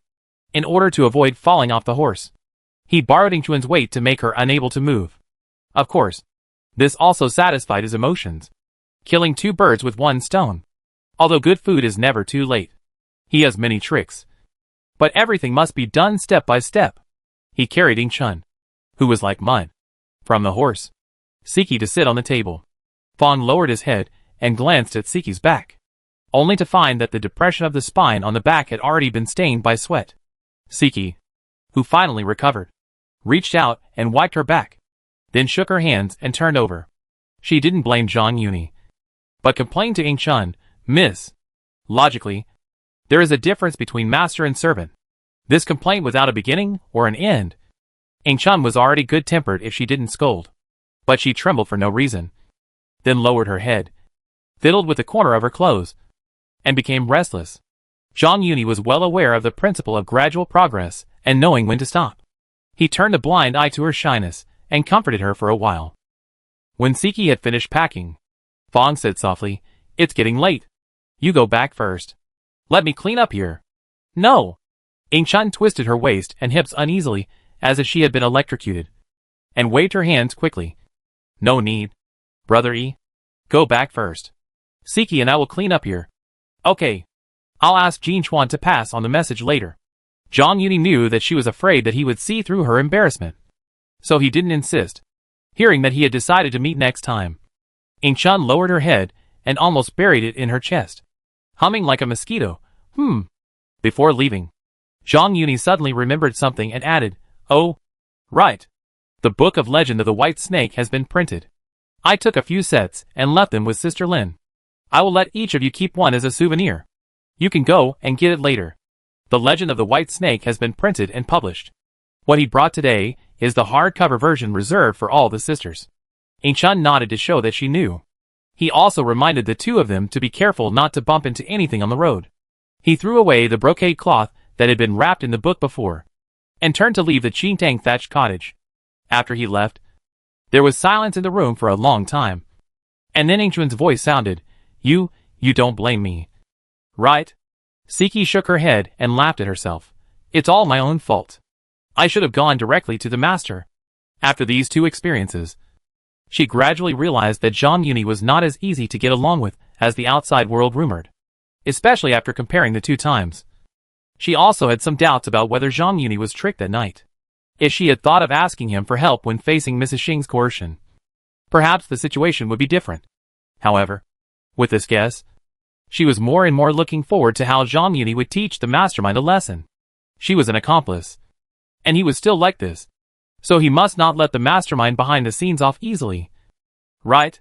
Ing Chun didn't understand what she meant, and just thought she was sighing. If she had known that Zhang Yuni had feelings for her, she should have contacted him earlier. It would also save her from being coerced by Mrs. Xing like a life-threatening coercion. And she was frightened for so long. Although Siki suffered more than Ing Chun, she had experienced it after all, so she didn't behave as badly as Ing Chun did. After she had packed up, she took the brocade cloth that Zhang Yuni had left to wrap the book, went to the Qifeng pool to soak the brocade cloth, and then went back to wipe the traces in the house carefully. Fong supported Ing Chun, who was covering her skirt with both hands, and returned to Xilingzi carefully, because they were afraid of being seen on the road. They did not dare to use lanterns. They stumbled along the way, and the journey that was supposed to take a minute actually took half an hour. When they returned to Juejin building and took a bath secretly, Ing Chun finally let go of her worries. Although Siki had concealed the drugging before, the two of them now had a life-and-death friendship. They were closer than before, and pulled Siki, who had just finished washing, to bed together and talked about girls' private matters. The two of them were very tacit, avoiding talking about the embarrassing topic of tonight, and chatting about family matters instead. Young lady is now proud of herself. With the support of the master, I want to see who dares to take us lightly. Didn't the old lady say that it's not good to let people know about this now? Wait a while. Siki didn't agree and interrupted. Young lady is too easy to get along with. The old lady only said that it's not good to let people know. But she didn't say that we have to endure it and let them deduct our expenses for nothing. It's just right to take advantage of the fact that no one knows about it now, so that those who usually look down on others will know how powerful it is. In the past, Ing Chun was not loved by her father and mother, and her expenses were deducted a lot. Siki was also very angry. However, although she was the granddaughter of Wang Shanbao's family, it was only the relationship of the first house. Not only did she have no say in the second house, but she was also a hindrance. Ing Chun was always making compromises, so she didn't have the confidence even if she wanted to stand out. Although the situation improved after the news that Ing Chun might marry Zhang Yuni spread, Siki always kept it in mind. She was a person who would repay grievances with directness, and she did this to Lady Xing who had once oppressed her. How could she swallow her anger for servants of the same status? Now, Ing Chuan's status was obviously different. So how could she bear this anger? Of course, she was not aimless. A few days ago, her aunt Qin Xianjia came to see her and said that Mr. and Mrs. Lai agreed to change her job. But they just lacked a reason. As the housekeeper of Rong Mansion, Lai Da had experienced many things like being entrusted by others.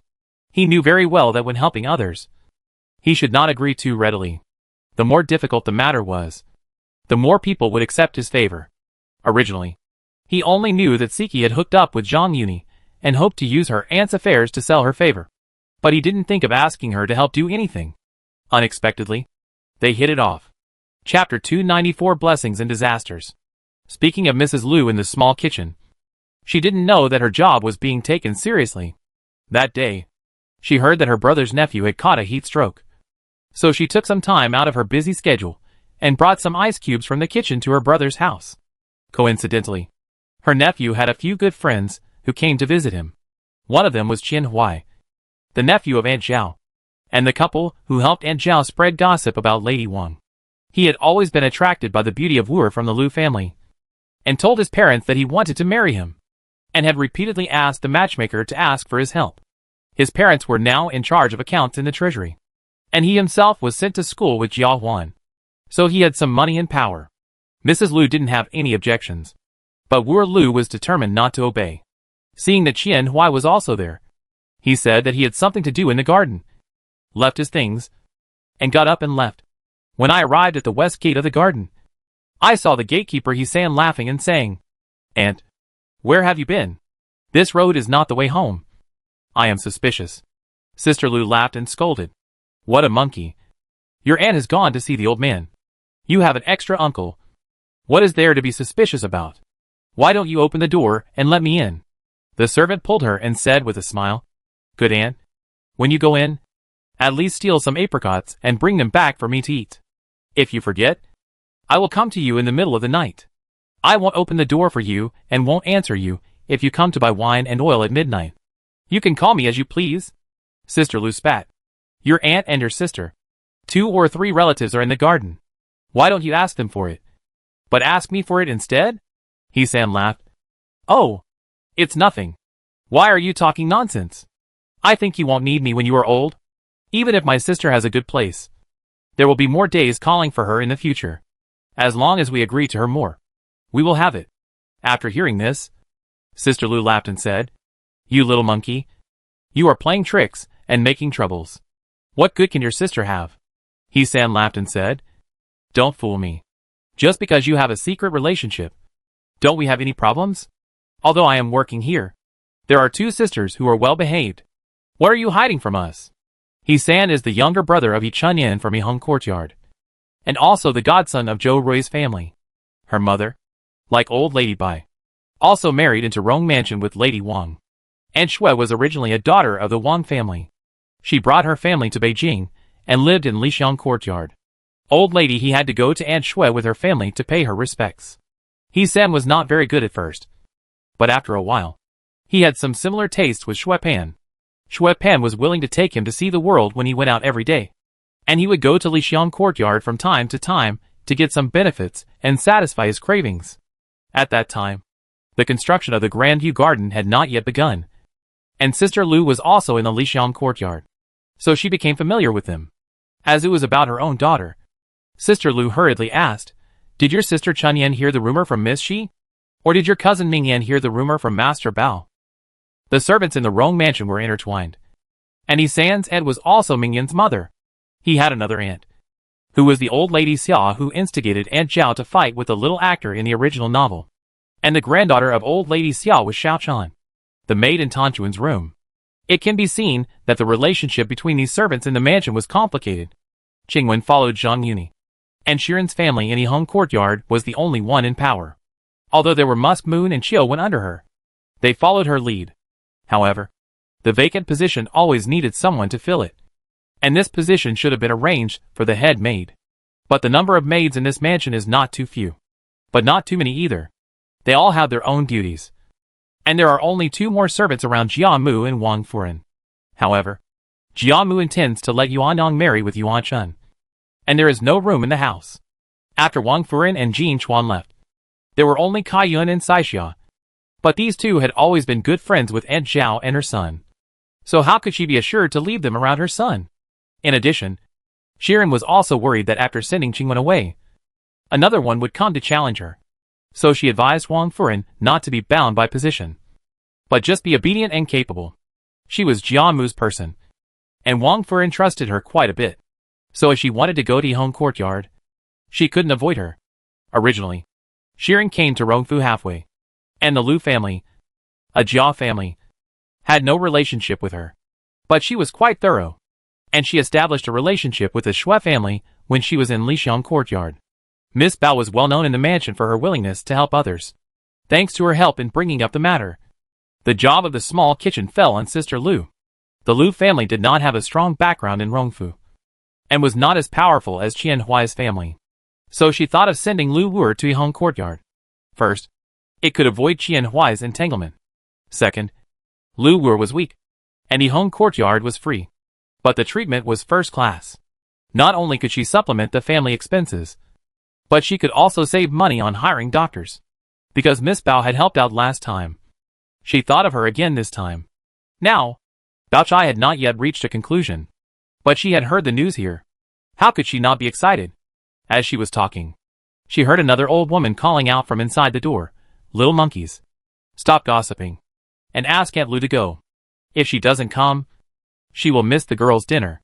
After hearing this, Lu's wife couldn't ask any more questions, so she pushed the door open and went in.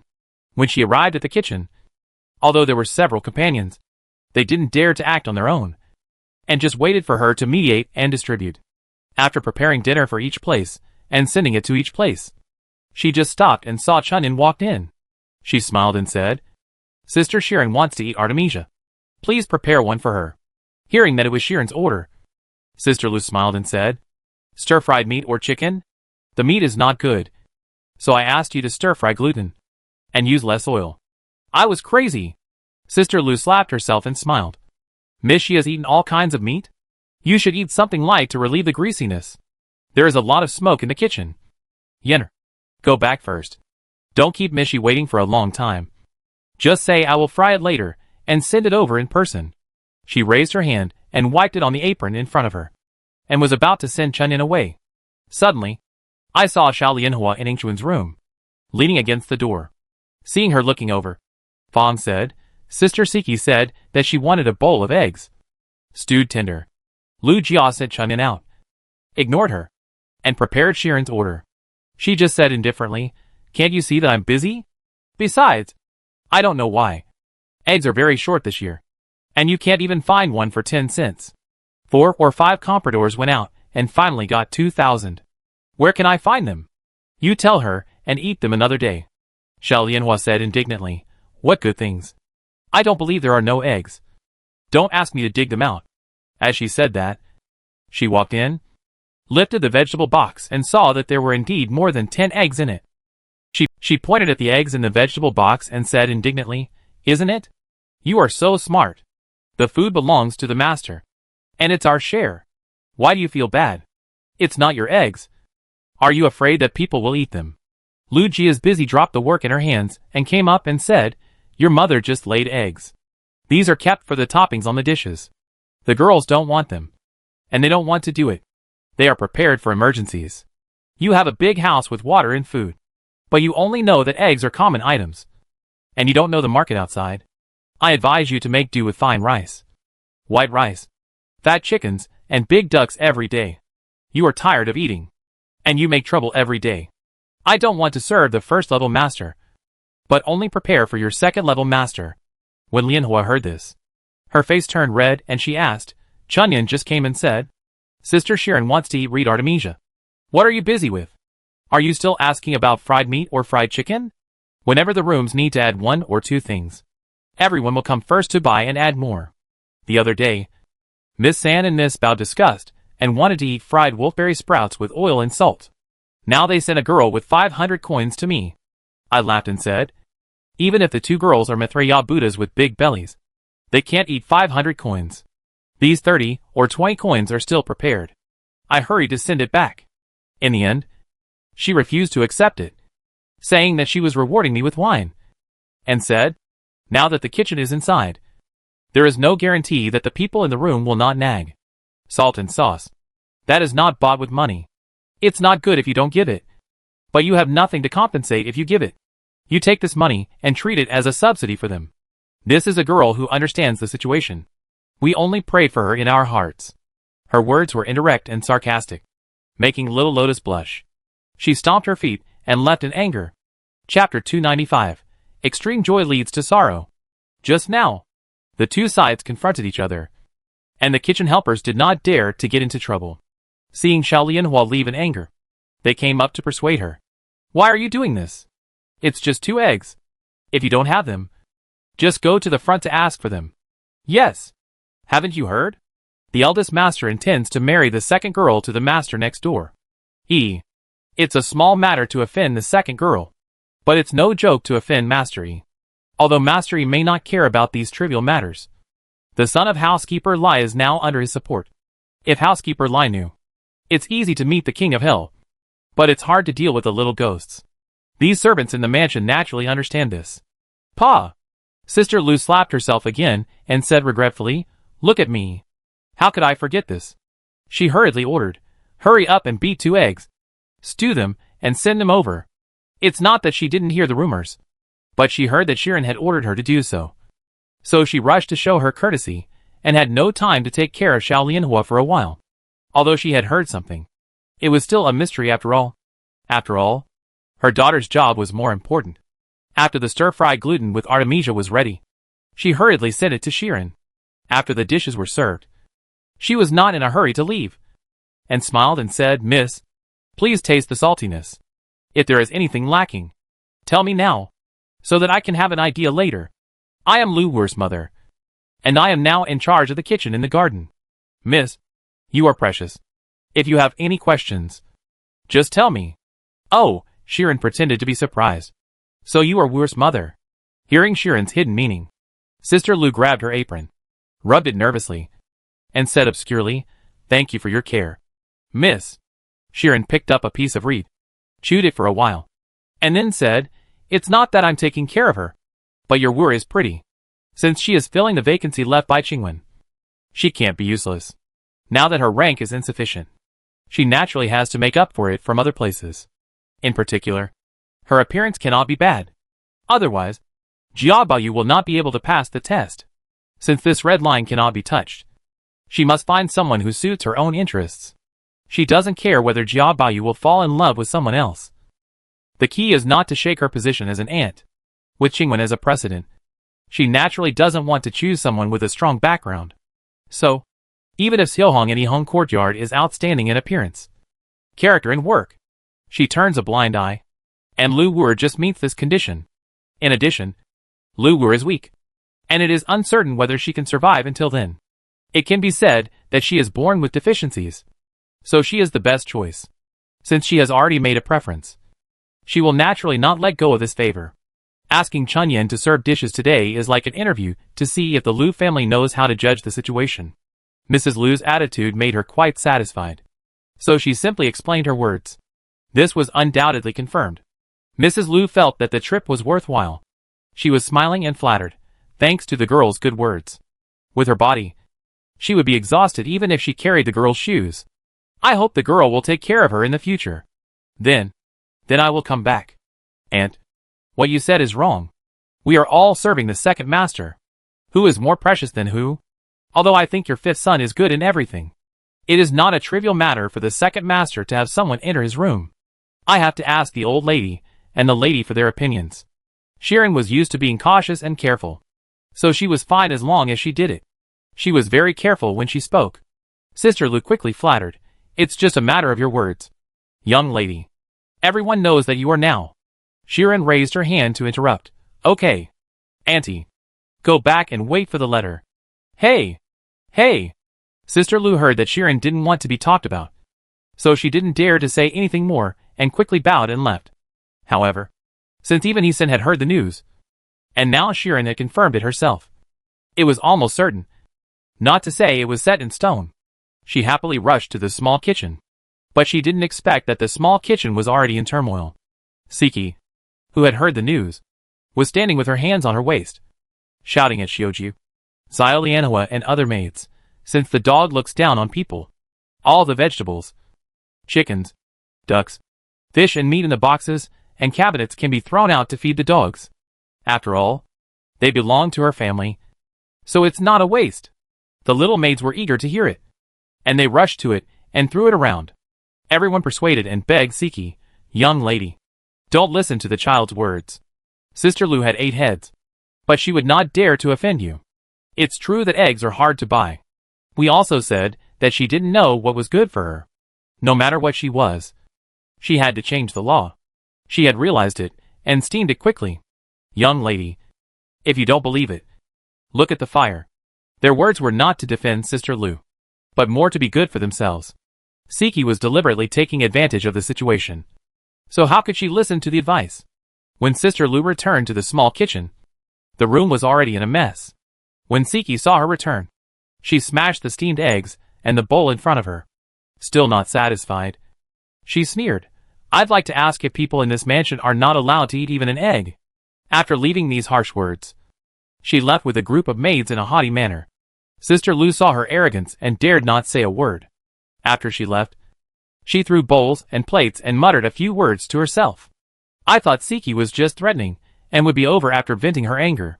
But before she could clean up the mess in the kitchen, she saw Lin Jixio's family and Qin Xian's family rushing over. As soon as he entered the house, he said, You have finished your job in this small kitchen. Hurry up and take out the keys and cards. Sister Lu was stunned. When she came to her senses, she said calmly, What did you say? Siki brought people to smash the kitchen.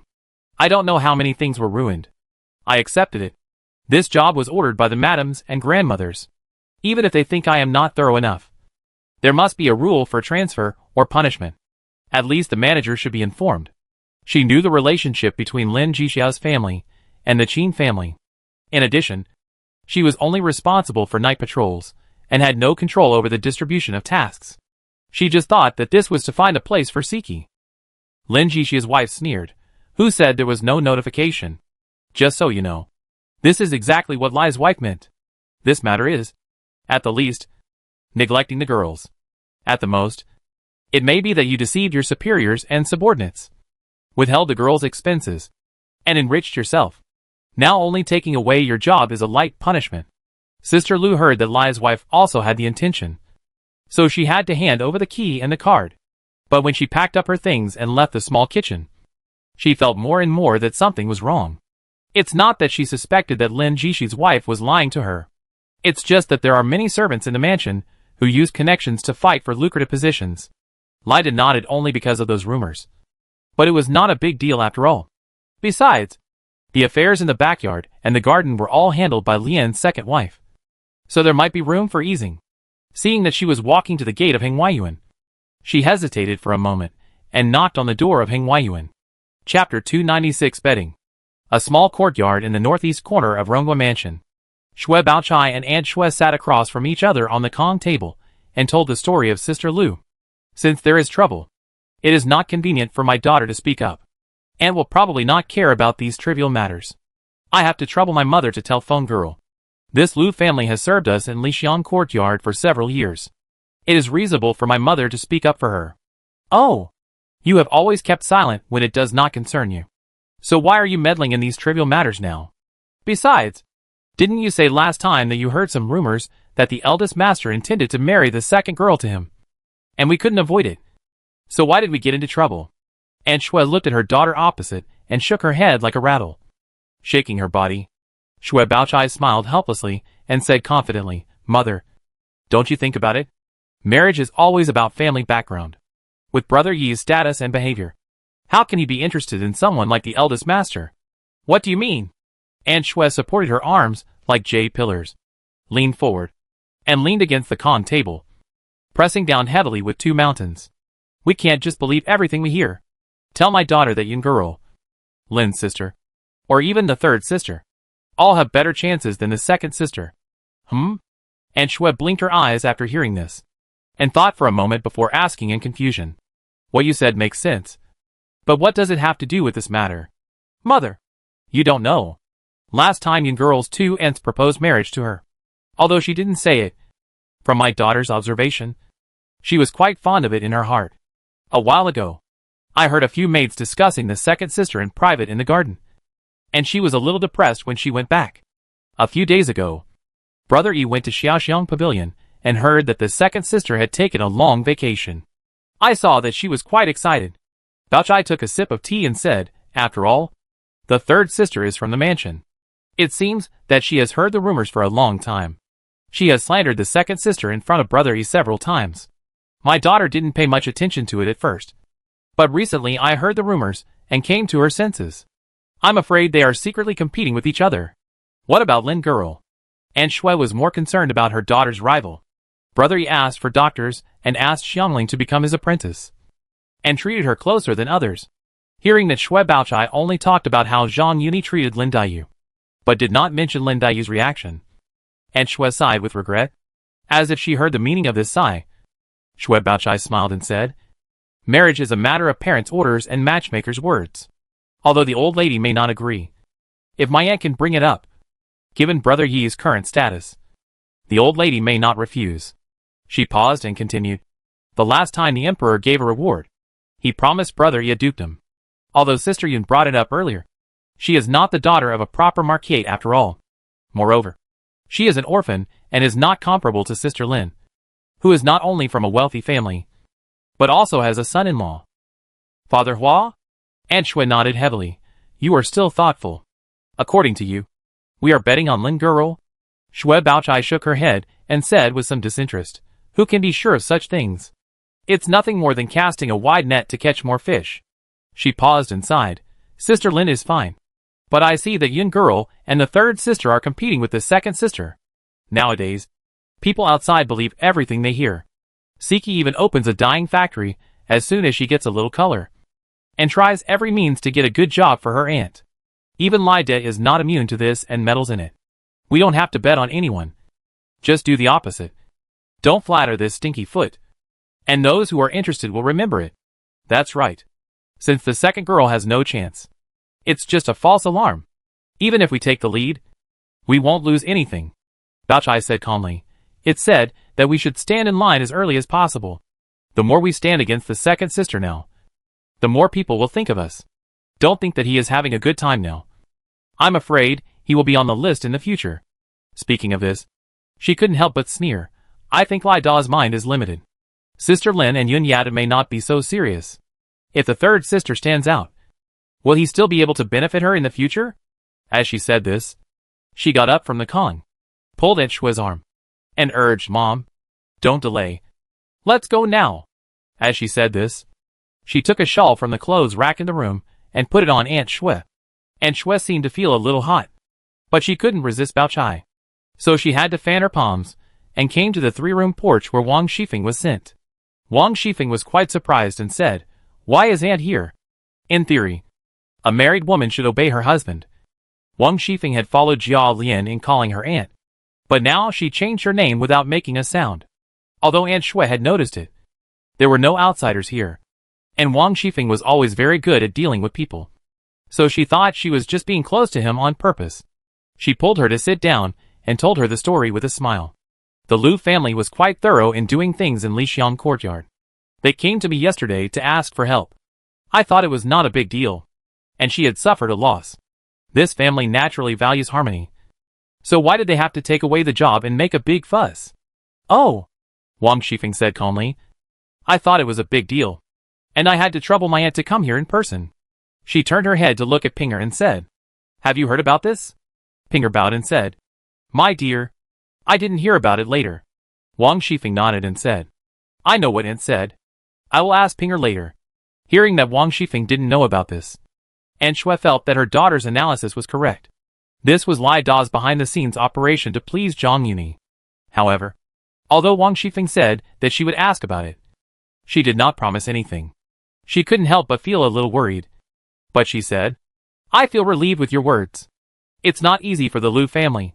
My daughter is weak and sick. If she loses her job, I'm afraid she won't even be able to get the money for medicine. Wang Shifeng was so smart that she couldn't hear what she meant, but she didn't say anything. just took Aunt Shue's hand and smiled. Aunt has a kind heart. The Lu family can be taken care of by Aunt, which is really 8 lifetimes of cultivation. Then she changed the subject and said, a few days ago, Lian Air bought 2 prostitutes from outside and set up a yard for them. I heard that one of them had some relationship with Wenlong. Wouldn't he blame him? Oh, such things are disgusting to hear. I always advise him not to go to these dirty places and not to lead others astray. How could he have any relationship with the people bought by Lian Air? Wang Shifeng was known for being a jealous person, and she thought this matter was related to Shui Pan and quickly denied it. The two chatted about some family matters, and Wang Shifeng sent her away, saying, "It's hot here. Aunt, please go back first. I also want to ask what's going on." Aunt Shui was fat and afraid of heat. Before Baochai left, she added a shawl to her, which made her sweat drip down the ditch, making her extremely sticky. She really couldn't stay any longer, so she got up and left quickly. Chapter 297, Seeking Fun. After Aunt Shui left, Wang Shifeng pondered for a moment and then told Pinger, "Go! Ask what's going on in the kitchen." Pinger listened to Aunt Shui's words throughout. She thought Wang Shifeng was just trying to be perfunctory, but unexpectedly, she really wanted to ask. So she quickly advised, "Grandma, what's the reason?" Although the eldest master and the eldest mistress used shady methods, the eldest master took Siki's body after all. Now he is just asking for a job for her aunt. Even Lida knows how to do this favor. So why should Grandma make things difficult for the eldest master? That night, Wang Shanbao's wife was ordered to go back. But Jia Shi and Mrs. Xing did not reveal the truth in front of Jia Lian and Wang Shifeng. However, Wang Shifeng had already been secretly communicating with Zhang Yuni. So why did she need to go far away? When she returned to the courtyard, she found that the side hall was in a mess, and she sent Pinger to inquire the next day. Zhang Yuni did not stop Pinger from following her at that time, because he also thought that Wang Shifeng might have selfish motives. After a questioning, Pinger naturally told everything she knew and revealed everything. He had been on guard against Wang Shifeng, and after hearing her attitude in front of Jiaxi, he would not tell the truth. He did not hide the fact that he had benefited from Siki, but only lied that he had been tricked, and did not tell her, forcing Jia Shi and Jia Mu to leave a written receipt, in order to prevent her from being fearless and instigating him to leave a seed for him. He just said that the matter was resolved. Bah! He didn't ask us to help take care of him. So why do you have to be so sentimental? Wang Shifeng spat. This conscienceless thief. It was the eldest master and his men who were making trouble that day. What does it have to do with us? Not only did he leave without saying a word, but he didn't even show his shadow for so many days. It was a waste of my face that day to accompany him to go crazy. After hearing what she said, Pinger realized the crux of the matter and said with a smile, "Madam, what you said is all your idea. How can it be said that you are accompanying the master to go crazy? If you miss the master, I will just pass on a message. Why do you have to make such a fuss? Who misses him?" Wang Shifeng leaned on the pillow with her back, lying on the Kong with her back facing up, her long legs with even bones and flesh. The left leg and the right leg were tightly entangled together. After taking a deep breath, Fong said indignantly, "He can come or not, but the ant will not invite him 3 or 4 times. He usually controls people. This time, it is easy for him to have something happen in my hands. If he wants to support those dirty people behind the scenes, he should come here immediately and make me feel comfortable first." Speaking of controlling people, she couldn't help but cross her chest with her hands, and she was even more uneasy when she mentioned supporting people behind the scenes. When she said the word comfortable, her voice stopped abruptly. She glanced at Pinger and asked, "What are you still doing here?" Pinger saw this and couldn't help but smile. Seeing Wang Shifeng urging her, she asked calmly, "Since Grandma said so, you have to explain the rules, so that the master won't be angry and take it out on me. You little slut. You're dreaming." Wang Shifeng raised her eyebrows and spat. "Go and ask first. If it's really as your aunt said, help the Lu family get their job back first. Then pass a message to Lida and others in a subtle way." Pinger understood what she meant and hurried to the Grandview garden. After asking about what happened, she asked someone to call Lu Saozi and took her to find Lida. Although Lida was the housekeeper and had the right to deal with the servants in the mansion, Wang Shifeng was the wife in charge after all. Now that she has asked about it, it is difficult for him to refute it. In addition, Pinger mentioned Zhang Yuni intentionally or unintentionally, so he could not help speculating that Wang Shifeng was also taking the opportunity to sell a favor. So he could only bite the bullet and let Qin Xianzhou return the key pair to Lu's family, and let his wife report the news to Siki. Poor Lu's wife. She didn't know that she was just a tool for Wang Shifeng to have fun. She took the key pair with thousands of thanks. And let's not talk about it for now. But Siki received a message from Lai Dejia. Second madam asked about this matter. And then Miss Pinger came forward and asked your aunt to return the key pair. The lord and the second madam have always had business dealings, so they would not give this little face. I'm afraid she doesn't know the inside story yet, so she has to ask the lord to come forward. Siki never expected that she didn't get the place back, and was slapped in the face. She was in a hurry, and wanted to find Zhang Yuni. But Ainchun stopped her and said, Brother E, you won't think we are causing trouble, right? I say let's just forget about it. How can that be? Siki said. If you are worried about the master getting angry, just put it all on me. Anyway, I caused the trouble. I won't let you take the blame. That's not what I meant. After all, they were friends for life. And although Ainchun was worried, she didn't feel comfortable staying out of it. So she just told him, remember to talk to him nicely when you get there. If Brother E finds it troublesome, don't make a fuss. At worst we can go find the old lady. She was afraid of causing trouble to Zhang Yuni. But now the situation was different, and it was justified to go to Lady Jia to make a fuss. Siki knew that it was not easy for Ainchun to say such words given her submissive nature. Not wanting to embarrass her, she said stubbornly, Miss, don't embarrass yourself. The master said that night that he would ask Butler Lai to help take care of us. Now that this has happened, we have to find him. She didn't lie, but she didn't feel comfortable talking about herself, which made Ainchun feel warm. She took Siki back to the room, took out an unfinished purse from under the pillow, and took the needlework basket, saying, it's still early now, and Brother E may not have finished his office yet. I'll hurry up, and you can take it to Brother E. Siki couldn't refuse this kindness, so she chatted with him. She hurriedly finished the work until dinner time. Siki then took the purse Ainchun gave her, and came all the way to Dangxian Pavilion. Zhang Yuni saw that she was angry. Her chest was heaving. Her eyes were wandering around Qingwen and Ruizhu. But she didn't say anything. So she said, just say it. There are no outsiders here. Siki hesitated for a moment, then took out Ainchun's purse and handed it over, saying, this is the purse that the young lady embroidered for you. Now we are being bullied over there. Please help us. She recounted the whole story. And when she talked about Wang Shifeng asking Pinger to intervene, Zhang Yuni frowned. Pinger must have told Wang Shifeng about Siki's situation. And he certainly didn't think that Wang Shifeng was deliberately making trouble for him.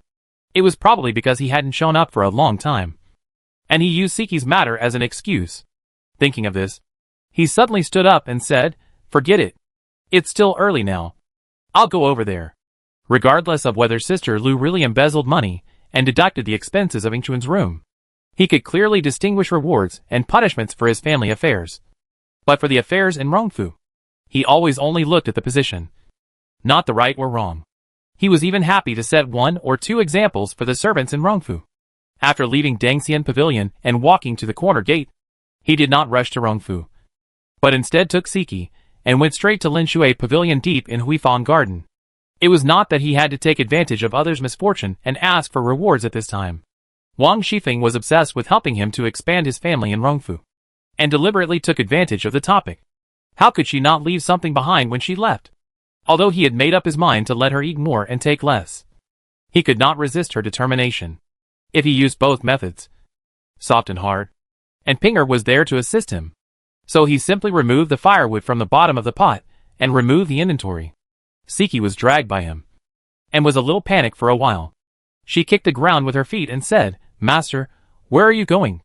If someone sees us, they will suspect the young lady. Except for the first time when she was terrified. She gradually got into the mood and got used to it. But she was worried about affecting Ainchun's reputation. Don't worry. There is no one where the master takes you. After hearing this, Siki gave up struggling and was half-heartedly taken to Linshui's Ixuan. Chapter 298. Secretly crossing Qinsong. Unlike the previous 2 situations, there was no one else present this time, and Siki no longer had the worries she had at the beginning. In addition, Zhang Yuni did not refuse and agreed without asking. Therefore, it was a great meeting between a talented person and a worthy opponent. And it was very enjoyable. After half an hour, Zhang Yuni was dressed up and said to Siki, who was still panting, I will go first, so as not to delay the time. You can rest here for a while, and then go back and wait for the news. This time, he entered the Grandview Garden. Siki was indeed worried about being seen, so she nodded and agreed. Zhang Yuni then left the Linshui Pavilion, passed through the corner gate, borrowed the Grandview Garden, and came to Wang Shifeng's courtyard. He entered the courtyard, and as soon as the maid reported it, Pinger came out to greet him and whispered, Grandma said that the master has not come for a long time, but he is waiting. After Pinger said this, Zhang Yuni immediately understood that Wang Shifeng's mischief was indeed because of him. He did not hide his tracks and entered the house with a big horse and a golden sword. When he arrived at the inner room, he saw Wang Shifeng leaning against the door frame, raising her hand to stroke her temples, and said with a sour tone, After all, the new one replaced the old one. She has not shown up these days. But now she comes here. Perhaps she knew that she could not hide it from Zhang Yuni. So she did not hide it. Zhang Yuni did not take it as an offense, but approached her and pressed her against the door, saying shamelessly, How could it be? Isn't it that you have to appease Lian Heir first before you can live with a second wife? It's not that he has to give in to Wang Shifeng, but she has already burned her boats and wants to have someone to rely on, which is reasonable and irresistible. Wang Shifeng was held in his arms, and after hearing his words, her resentment immediately disappeared. She had her own set of values. Zhang Yuni was not stingy with money for her, so naturally there was nothing wrong with it. But he said insincerely, Who wants to live with you? Don't use these words to coax me. He. Second Madam's words are exactly what I want. Zhang Yuni laughed evilly. I've been missing you for a while.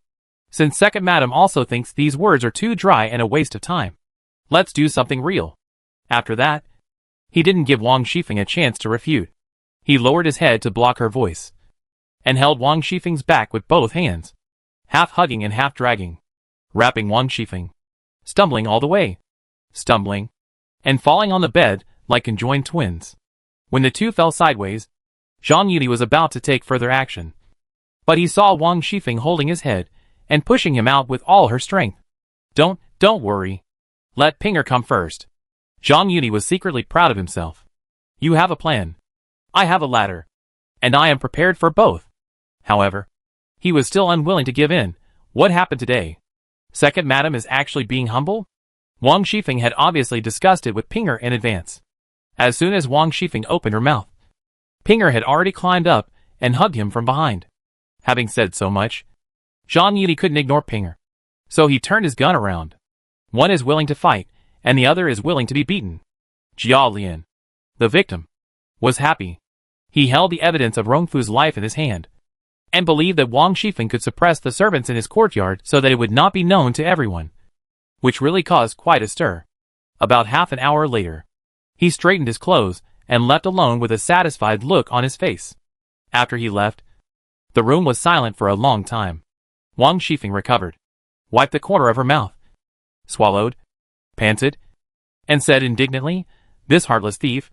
Could it be intentional? Madam, you can't bear it yourself. Why do you blame the master for holding it in for a long time? Pinger said with some resentment, We agreed before. But Madam was greedy and hungry, and couldn't wait to drive the servant down. But you are not motivated, and now you blame others. Okay, you little slut. You dare to make up stories about me. Watch your skin. She took 2 breaths, pounced on Pinger with her teeth and claws, and muttered, It seems that you, little slut, blame me for eating too much, so I will compensate you. After all, she was exhausted, and after playing for a while, Wang Shifeng lay back on her back. Pinger sat up and said, Master has just said that, madam. Please don't make things difficult for him this time. Although Wang Shifeng had eaten a lot, it was different from what she expected. Pinger was worried that she would do something weird again, so she reminded her. Wang Shifeng waved her hand weakly and said, That's enough.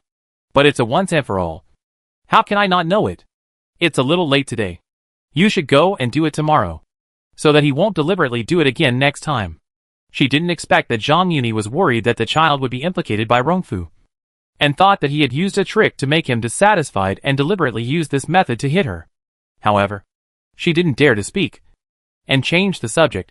By the way, don't forget to hit Qin Xianjia, so that she won't think that someone is backing her up and follows suit. This, Pinger was obviously a little hesitant. Wang Shifeng said, "What are you afraid of? Are you not as good as Siki? Just say that the expenses of the kitchen this time are all his money. If he dares to deduct the expenses of the girls, no one can save her." It's not that Zhang Yuni is eager to show his courtesy, but he is standing up for Siki, which is not good. Therefore, he found an excuse and heard that the small kitchen deducted the expenses of the girls. So he was fair and took over the expenses of the small kitchen in the future. Speaking of this, Wang Shifeng fell into deep thought. After a long while, she pondered and said, "Which girl in the garden do you think he has taken a fancy to? He is worried that she will not eat well, so he is eager to subsidize her." Even though she knew Zhang Yuni's wolfish ambitions, she didn't expect that he had the idea of catching them all in one fell swoop. If it was just to help Siki and find a good job for her aunt, why should she subsidize the kitchen expenses? Pinger didn't think so, but laughed. "Let me say that the master knows that the government is not very well off now, and is worried that the lady is a good housewife and can't make ends meet. So he found an excuse to help her deal with it." "Who knows? You are talking to him. How could he know this?" He stopped talking here, obviously thinking of something. Pinger saw this and immediately laughed. "The lady is joking. How much money this garden cost? The master knows it very well. And this matter is just because of a stewed egg. What kind of person is the master? Can't you see this trick?" Wang Shifeng had thought of this, and now she heard Pinger say it, and she felt more convinced. You can't blame her for being sentimental. After all, Zhang Yuni was not shy about paying the thousands of taels of silver Jiao Lian spent on prostitutes. So the expenses for the small kitchen were no problem. She was very happy in her heart. But she said proudly, "He still has some conscience. And it's not in vain that my cheeks are sore today." Chapter 299, Asking for Help.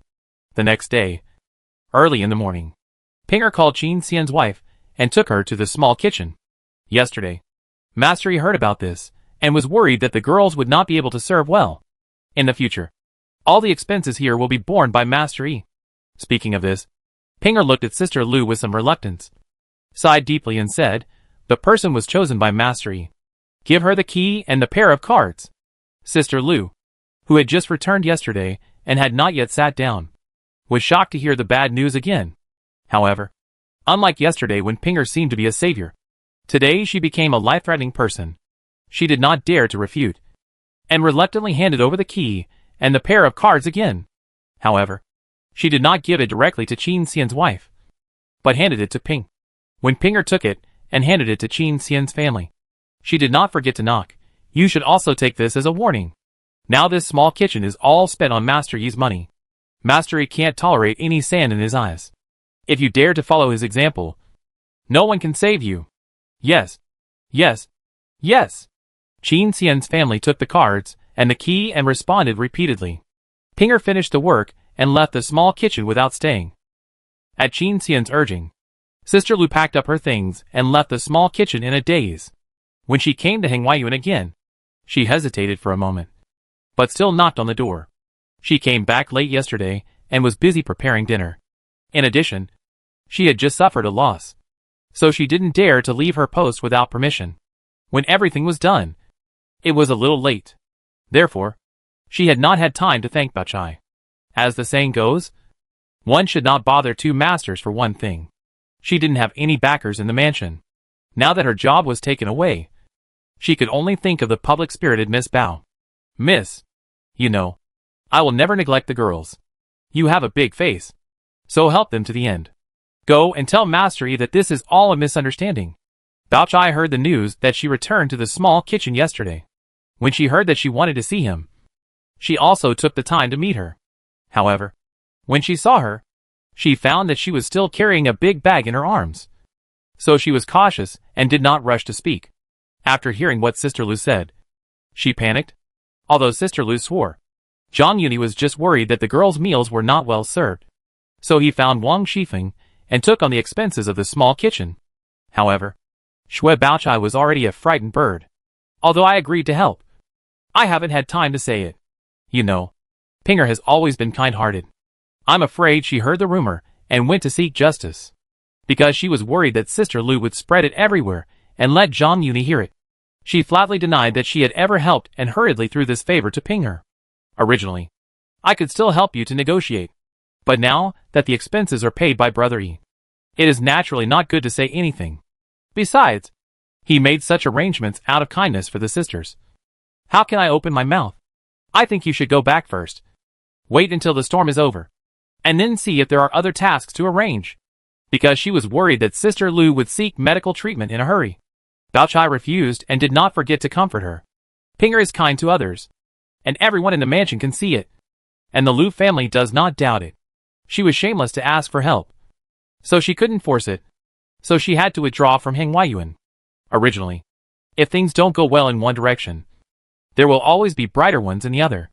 Although she had lost her job, Lu Wuer still had hope of going to Yahongyuan. But Wang Shifeng was a good person.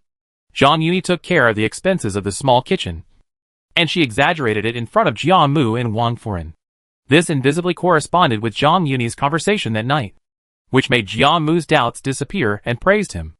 Wang Furen was also concerned about it. When Shirin came to report that she wanted to put Lu Wuer in Yihong courtyard, she asked if she had any relationship with the Lu family. When she heard that Lu Wuer was the daughter of Lu Shaozi, she not only denied it immediately, but also scolded Shirin, accusing her of not being careful in employing people. Shirin was in trouble, so she was not happy and didn't even bother to report it. Lu Shaozi waited for many days, but she didn't get any news about her daughter's job, and she became more and more uneasy. After making arrangements, she finally touched the door of Yihong courtyard, but was kindly stopped by Chun Yin. He pulled her to a deserted place and said, "You are too careless in doing things. How come you even brought this to Master Yi? Now even the old lady and the mistress know about this." For this matter, Sister Shirin was reprimanded by the mistress. "Don't bother with this." Sister Lu felt as if the sky was falling and the earth was collapsing when she heard this. She held onto a tree trunk and steadied herself. She trembled and said, Why did it get to the old lady and the lady?" Chun Yin glanced around and saw that there was no one around. She whispered, "Don't you think about it? The eldest master intends to marry the second lady to Master Yi, and the Shi family also intends to marry the eldest lady Shi. Now Master Yi's title is higher than that of the mansion. I heard that the emperor promised in person that he would definitely become a duke. That's the master's great-grandfather. He followed the great ancestor to conquer the world and earn the glory after several life and death. Doesn't the mansion treat him as a hot commodity? The second wife has always had business dealings with him. He is willing to subsidize the small kitchen. How can the old lady not be happy? The second wife is also a good person. Why would she hide such a good thing? Sister Lu was just a cook, but she was not as sharp-eyed and as good-eared as the maids in Yihong courtyard. This was the first time she knew these inside stories, and she felt a buzz in her head when she heard them. Seeing that she was dumbfounded, Chun Yin was also worried that she would be seen if she stayed too long. So she hurriedly urged her, "Go quickly. I should go back too." After that, she did not dare to stay. After Chun Yin left, Sister Lu took a long time to recover. If she had not heard these hidden stories, she might still hope to get another job by arranging things. But now, it is an unattainable luxury. As the saying goes, the person who tied the bell must be the one to untie it. I am afraid that only Zhang Yuni can speak up, and the family can have a way out. However, Zhang Yuni is not someone she can reach. Thinking about it, she can't help but think of Pinger. She was Wang Shifeng's confidant, and Chun Yin's words just now reminded her that Wang Shifeng and Zhang Yuni had business dealings, and Pinger could always speak to them. She had always been kind-hearted, and she still remembered the reluctance when she brought Qin Xianjia to let her hand over the key and check the cards. Bao Chai also said that she had secretly helped her before. Now she was at her wit's end, and she could only try her best. Thinking of this, she hurried out of the Grandview garden and turned to the 3 small porches. Because Pinger never left Wang Shifeng, she could only bite the bullet and enter the porch. As soon as she entered the door, she knelt on the ground and begged bitterly, "Grandma, I am wronged. Please give me a way out and explain to Master Yi that I really didn't." Who asked her to come in? Get her out now. Wang Shifeng didn't care about the life and death of the servants, and she didn't want to make trouble for Zhang Yuni because of her. So she immediately had someone kick her out. Pinger couldn't bear it. If it weren't for the unspeakable reason, things wouldn't have gotten to this point. She finally chased her out. Mrs. Lu wanted to ask her for help. Seeing her come out, she immediately felt hopeful. She knelt down and hugged Pinger's legs and said, "Thanks to the young lady for upholding justice last time. You are the kindest. Please give me a way out." Pinger sighed and said, "Since Master Yi has spoken, no one in the mansion dares to open this door for you. The person who tied the bell can untie it, and only Master can speak up." Sister Lu kowtowed when she heard this. "Miss, you are right. Please help me explain. I really didn't mean it." Pinger thought for a moment. "Master is kind-hearted. I heard that your daughter is weak. If you bring her with you to ask for help, Master will certainly be reluctant. As long as he is willing to speak, Grandma will be able to go with the flow." Speaking of going with the flow, she couldn't help but hesitate. Before she could continue, Lu Jia had already thanked her profusely. "Thank you, Miss. Great kindness." Hearing that there was still a chance, she couldn't help but feel relieved. But then she was a little embarrassed. But what is my status? How can I see Master Yi?" "Forget it," Pinger sighed. "Come over later. Bring your daughter. I will take you there. And say hello to Grandma Jin by the way." Lu Jia thanked her profusely again, and didn't dare to slack off immediately. After returning home, she took her daughter and returned to Rong Mansion without stopping, waiting for Pinger outside the 3-room porch. Chapter 300. Pinger takes the credit. As the saying goes, it's easier to get things done with help. Although Zhang Yuni is a powerful person, he is not someone that Lu Xiaozi, a cook, can meet whenever she wants. But with Pinger leading the way, it's not a difficult task. However, there is a limit to helping others. Because she didn't know Zhang Yuni's attitude, Pinger was worried that her presence would make it difficult for him.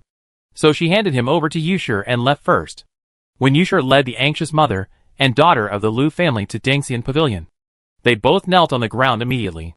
"Master, I really didn't do it on purpose. It's just that I've been weak and sick since I was young. My family can hardly afford to see a doctor or take medicine. I begged and pleaded a while ago, and finally got her a job in Yihong Courtyard. When Miss Shi sent someone over, I was anxious for a while, so I neglected my job in Miss Shi's room. Although I made up for it later." She kowtowed like crazy, explained her behavior, and then begged. Because of this, she even lost her job. "Please have mercy on me, Master. If I lose my job and lose my medicine money, I won't regret dying. But I'm afraid that my child will be implicated. Miss Pinger is kind-hearted. Pity me and my daughter." So, she didn't waste the time waiting. When Pinger praised Zhang Yuni for his kindness, she focused on this aspect. At the end, she didn't forget to bring Pinger out. Although Pinger was just a maid, she was different from other maids. She was Wang Shifeng's confidant, and she could bring them to Zhang Yuni. So she had some face. Zhang Yuni heard the words, looked at the mother and daughter who kowtowed like crazy, and secretly gave Pinger a credit. In the original novel, Lu Wu'er plotted to enter Yihong Courtyard through the little opera singers. He didn't expect that now that the little opera singers were still in Lixiang Courtyard, she actually planned to go in advance. Since Lu Wu'er was one of the golden hairpins, and her temperament was similar to Lin Daiyu, how could he not notice her? He had planned to take her into his house after a while, using the excuse that he couldn't bear to see her suffer. Unexpectedly, she actually came to his house on her own initiative. Pinger brought her here. Yushir, who was standing by with her head bowed, saw that he was silent, and thought that she was doubting whether Lu's words about Pinger were credible. After hearing Yushir's voice, Zhang Yuni realized that he was a little distracted. He looked at the somewhat delicate body kneeling in front of him, and said in a deep voice, "Raise your head." As soon as the mother and daughter entered the door, they knelt on the ground. So he didn't have time to take a closer look at their appearance. As soon as he opened his mouth, Lu's family stopped crying and raised their heads quickly. Zhang Yuni coughed awkwardly and covered it up. "Didn't you say she was weak? Raise your head and let me see." Sister Lu could no longer hide her embarrassment, and pulled the obviously timid Lu Wu'er, tremblingly raising her head. Lu Wu'er was already nervous, and with that tenderness, she looked even more pitiful. Although she didn't look like Ling Guan, her appearance was very similar to Daiyu, but her sickly and delicate state was very similar to Lin Daiyu. After confirming the eye contact and knowing that it was the right person, Zhang Yuni no longer hesitated. Forget it. Saving a life is better than building a 7-story pagoda. since the incident was caused by me. I can't let you lose your job for no reason. He sighed, turned to look at the Liu family, and said, since I can't go to Yihong Courtyard, it happens that Aunt Yu is short of a personal maid. If you are willing, ask your daughter to come here, and I will go there to greet them. He paused, thinking of Yu Erji, who was still pretending to be pregnant, and added, since she is weak, there is no need to rush over. It happens that Mr. Jin has superb medical skills. Take her pulse first, and then go to serve her after she recovers. You don't have to worry about the cost of conditioning. Just transfer it from the mansion. He looked at Yusher as he spoke, and Yusher nodded quickly to show that he understood. He had Ruizhu and Baozhu taking turns. And there was also Qingwen. Xiangling now had Jin Chuan. And although Yuzenji had long wanted to find a personal maid, she was too embarrassed to serve with others. On the contrary, Yurji was quite considerate, and she would rush to arrange it without him even asking. If it weren't for Chuanyan's words, the Liu family might not have known which side was higher and which side was lower. Now, not only did they already know it, but they also saw Yusher standing by with her head down. So how could they dare to hesitate? Instantly, worry turned into joy, and she cried with joy, and hurriedly pressed Lu Wu and Cao to thank him. Thank you so much, sir, for your mercy. Thank you so much, sir. It is her blessing to be able to serve my aunt.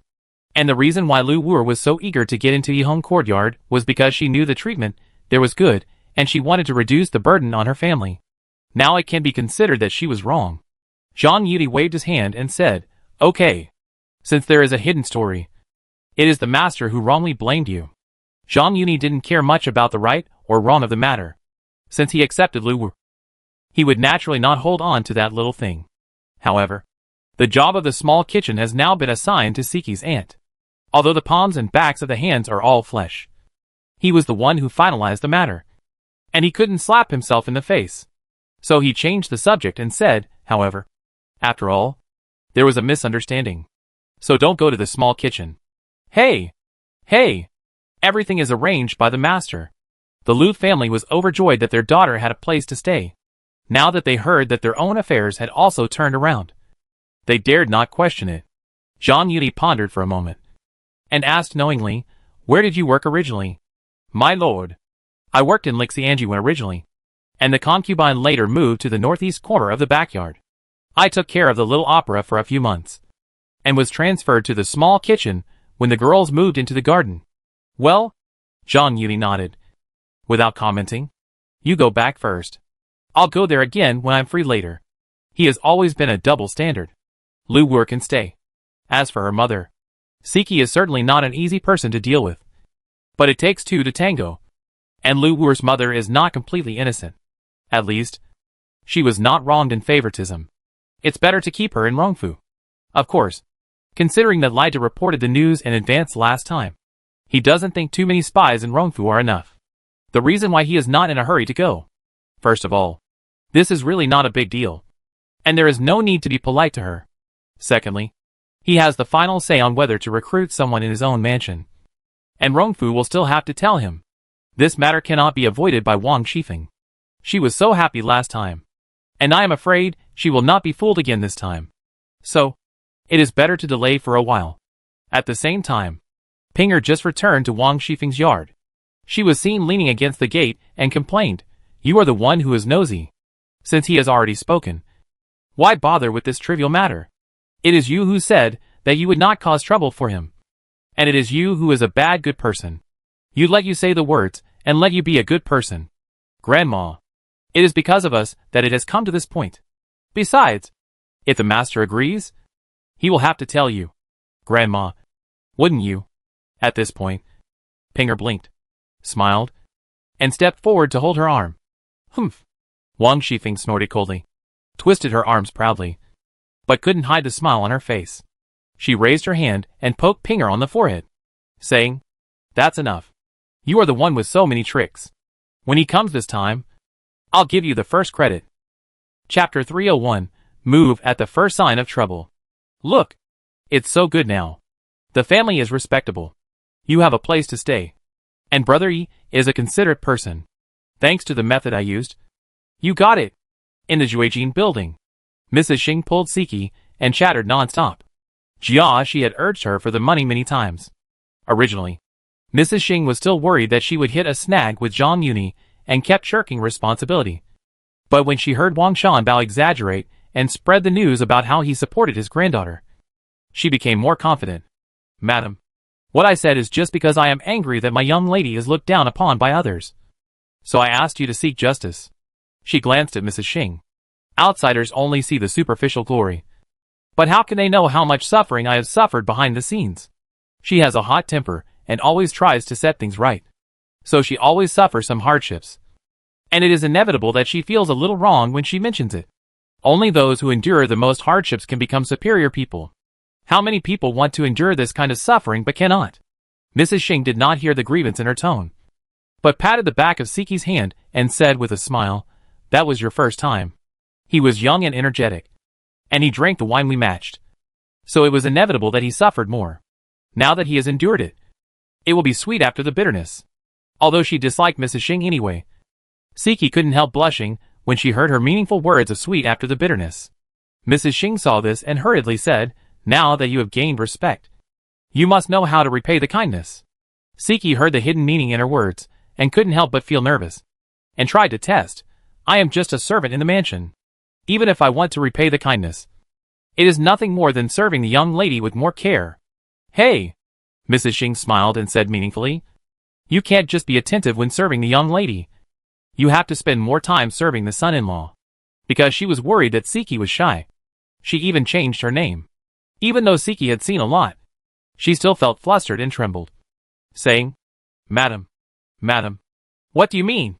Before, in order to let Ingchun seduce Zhang Yuni, Mrs. Xing had taught her some knowledge that was too embarrassing to talk about. Now she was hinting at something, and Siki couldn't help but think it was wrong. Mrs. Xing saw it and said disapprovingly, "You girl, why are you still shy? You are the deputy lady, and it is your job to be a concubine. Now you have served the son-in-law before the young lady. When you get married, you will definitely be a concubine." Hearing the word concubine, Siki was a little dazed and said, "Madam, you are joking. I am satisfied to be with the young lady." Mrs. Xing quickly followed up the conversation and said, "I know you are a very loyal girl. Now the lady is in trouble. You can't just sit back and watch." "This," Siki hurriedly declined. "I am a maid. How can I get involved in the lady's affairs?" "Hey! Now you are also a person of status, and you can have a say in front of the son-in-law. Don't belittle yourself." Siki finally understood this time. It turned out that Mrs. Xing was planning to get Zhang Yuni again. She quickly evaded the question, saying, "Madam, you are joking. Master is only doing justice for the sake of Mississippi. It is also because of Mississippi. How can I have any say? Why not? Last time, your grandmother said that Master wants you to be available whenever he calls." At this point, Mrs. Xing paused, stared at Siki's face, and asked, "Have you been asked to serve recently?" Siki was speechless when she asked this. Although she made an appointment with Ingchun once and took the initiative to go to the house once, she never missed it. Mrs. Xing observed the expression, patted the back of Siki's hand, and said with a smile, "Isn't it settled? Since the son-in-law asked you to serve, he must be thinking about you." At this point, she put on the attitude of an experienced person and said, "Min, isn't it just that? Look at Aunt Zhao. Isn't it because she is comfortable serving the second master? Not only does she go frequently, but she is also willing to take on the responsibility for her when she encounters problems." Siki's family members also said this to her. Faced with Mrs. Xing's facts and reasoning, she had no choice but to remain silent. Mrs. Xing just thought she agreed and said with a smile, "Last time at the old lady's place, you also heard that the master still owed the old lady more than 2,000 taels of money. The old lady is pressing for it. Now he is under house arrest. I can only trouble you to help tell the son-in-law and help him to pay for it for the time being." Siki waved her hands repeatedly. "Such a large sum of money. I can buy as many maids as I want. How can I afford it? Ah, it's hard to buy the one you love. How do you know if you don't try? Isn't Xiangling a maid? How much money have you spent on her? You think this amount of money is a lot, but it's just a drop in the bucket for him. At most, he can deduct it from the betrothal gift in the future. According to Jiaxi's intention, it is naturally borrowing without repayment." But Mrs. Xing was worried. She chose a compromise plan as she could get through one hurdle at a time. After she said this, Siki was immediately embarrassed. She had seen through these few times of getting along that Zhang Yuni was definitely not easy to talk to. Otherwise, he would not have gone to Jia Mu and asked Jia Shi to sign a document. After seeing this, she was not worried that Mrs. Xing would target the family again. But Jia Shi and Mrs. Xing would obviously not give up, since Mrs. Xing could say what she wanted to withhold from the betrothal gift. If she shirked it, she would definitely trouble Ying Chun. It was difficult to disobey her father's order. If Ying Chun didn't know the truth, she might cause dissatisfaction with Zhang Yuni. She glanced at Mrs. Xing and said, "Since Madam has said so, I will obey you." At this point, she changed the subject and said, "But, after all, I am just a servant. Even if I said such a large sum of money, the master might not believe it. Madam has to go there in person." This was originally Jia Shi's intention.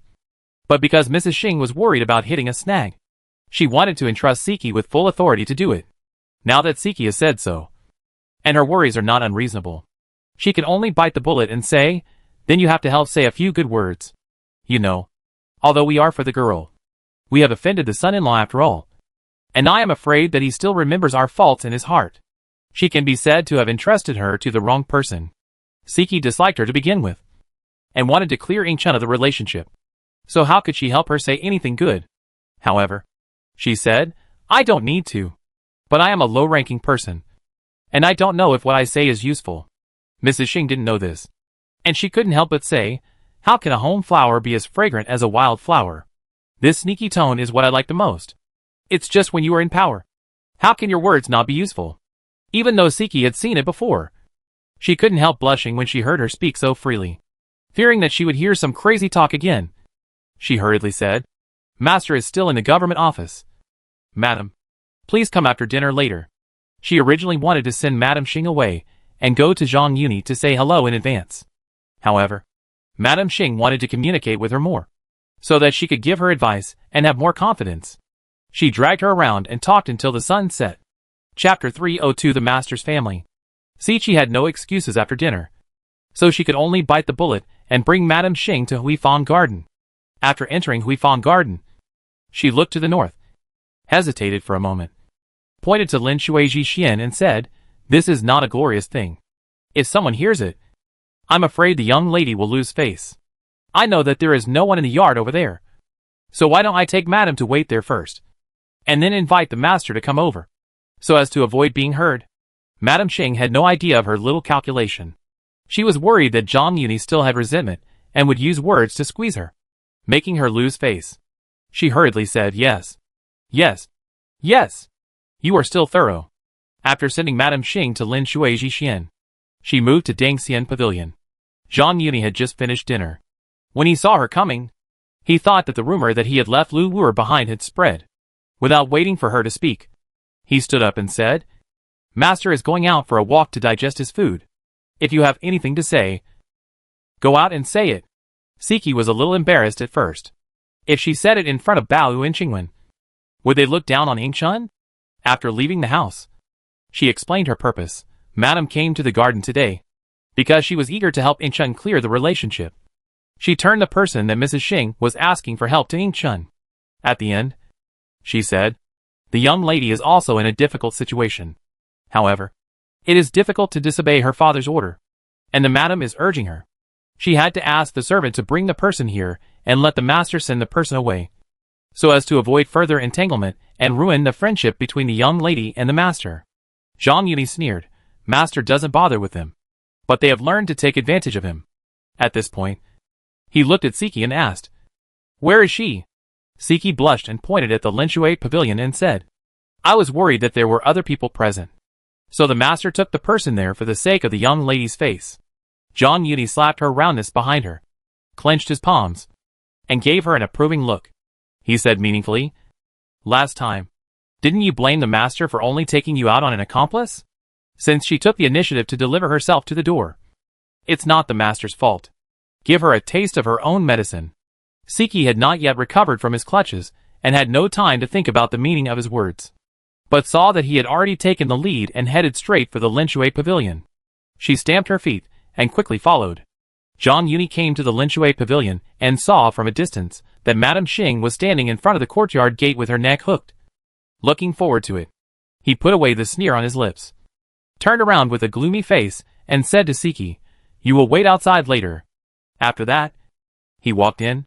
Seeing him enter the yard, Mrs. Xing hurried forward and nodded and said, "Brother," in front of Zhang Yuni. She did not dare to call him son-in-law again. But before she finished speaking, she saw Zhang Yuni smiled and said, "Can you call me brother?" Even though Mrs. Xing had been mentally prepared, she couldn't help blushing when she heard him being so ruthless. She couldn't help but secretly rejoice that Siki had taken precautions and avoided the embarrassment of being humiliated in public. However, she wanted to seek some hints from Siki, but she was too embarrassed to look at her now. She was quite willing to swallow her pride, knowing that the situation was stronger than the person, and she didn't dare to act like an elder. She just bit the bullet and bowed her head and said, "Master is talking about." She had just started talking when Zhang Yuni walked into the house without looking back, as if he had not heard anything. Looking at his back, Mrs. Xing hesitated for a moment, then turned around and told Siki, "It was our fault anyway, so let him vent his anger. Don't go in. Just stand outside and help.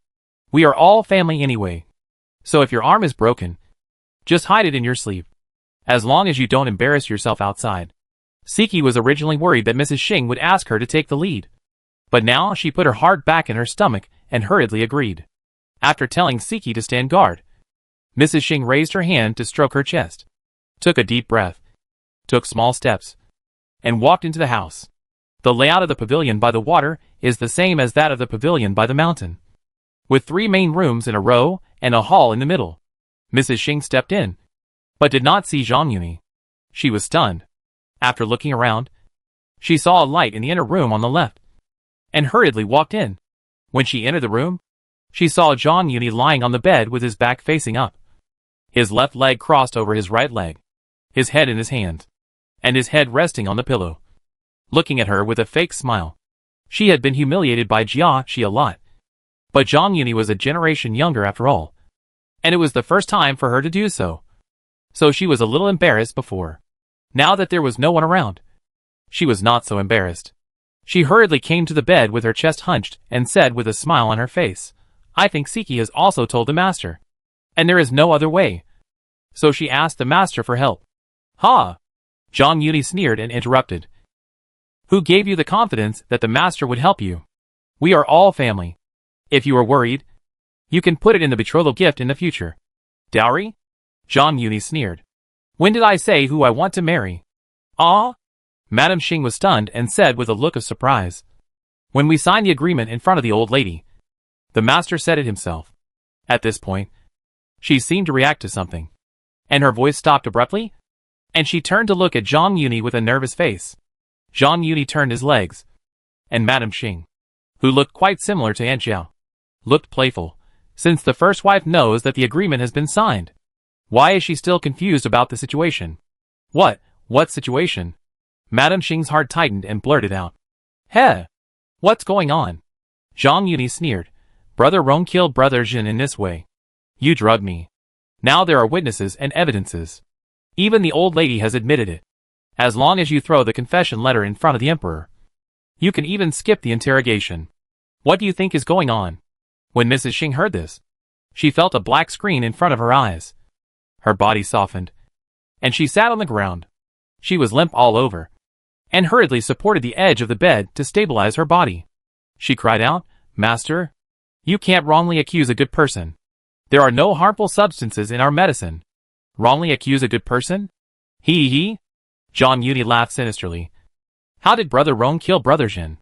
There were more than just the eldest master present. Who knows if you are harboring evil intentions and following suit? It doesn't matter if you don't admit it. There are many ways to make people speak in the imperial prison."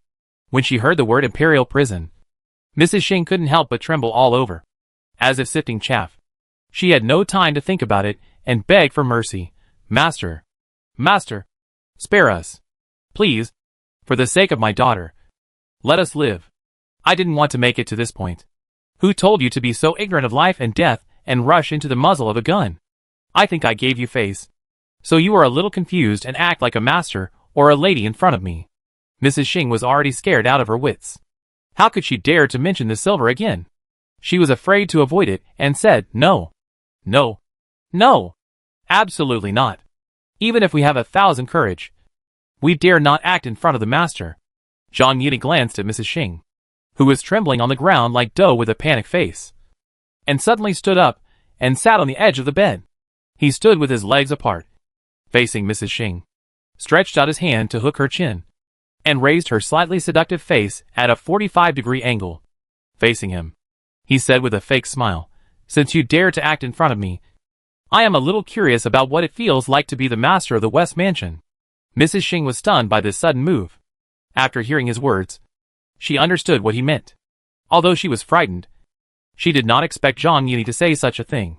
Just when she did not know what to do, she suddenly realized that Zhang Yuni's hand, which was pinching her chin, had already slipped down her neck. She subconsciously raised her hand to cover it. But suddenly Zhang Yuni's sinister voice rang in her ears again. "Recently, the master has always felt a little irritable in his heart. Maybe the after effect of the medicine has not completely subsided. If the first wife can get rid of the after effect of the medicine, I will not necessarily do anything extreme and have to report it to the emperor." After these words came out, Mrs. Xing's action of raising her hand could not help but stagnate. After a moment of distraction, she felt her collar loosen. Then, her chest seemed to be burned by an iron, and she could no longer think of resisting. Chapter 303, Boiling a Frog in Warm Water. Zhang Yuni shook her summer shirt, threw it behind her, and put it on. After all, she was the eldest wife of Rongma Mansion. She didn't have as many tricks as Aunt Zhao, but her attitude of being unable to let go of her hands and feet, but reluctant to accept, matched with her status as the eldest wife, was a different feeling.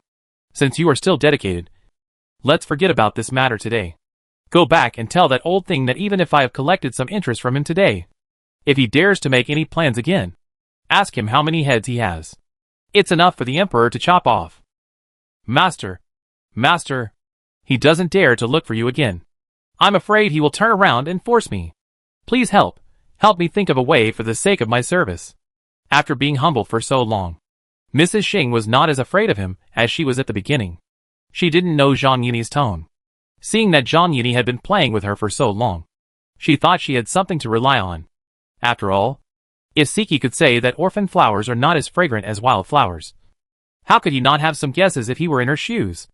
After listening to Mrs. Xing's plea, Zhang Yuni was thoughtful. Seeing this, Mrs. Xing immediately said, "As long as you are willing to help me, I will do my best to do whatever you ask in the future." "Bah! Wishful thinking," Zhang Yuni secretly complained. Could it be that Mrs. Xing was greedy and deliberately used this as an excuse to come to him to find food? He was playing tricks on Mrs. Xing today. On the one hand, he wanted to strip Master Jiaxi's underwear and teach them a lesson. On the other hand, he was also satisfying his own bad taste and having a taste of being a master of the West Mansion.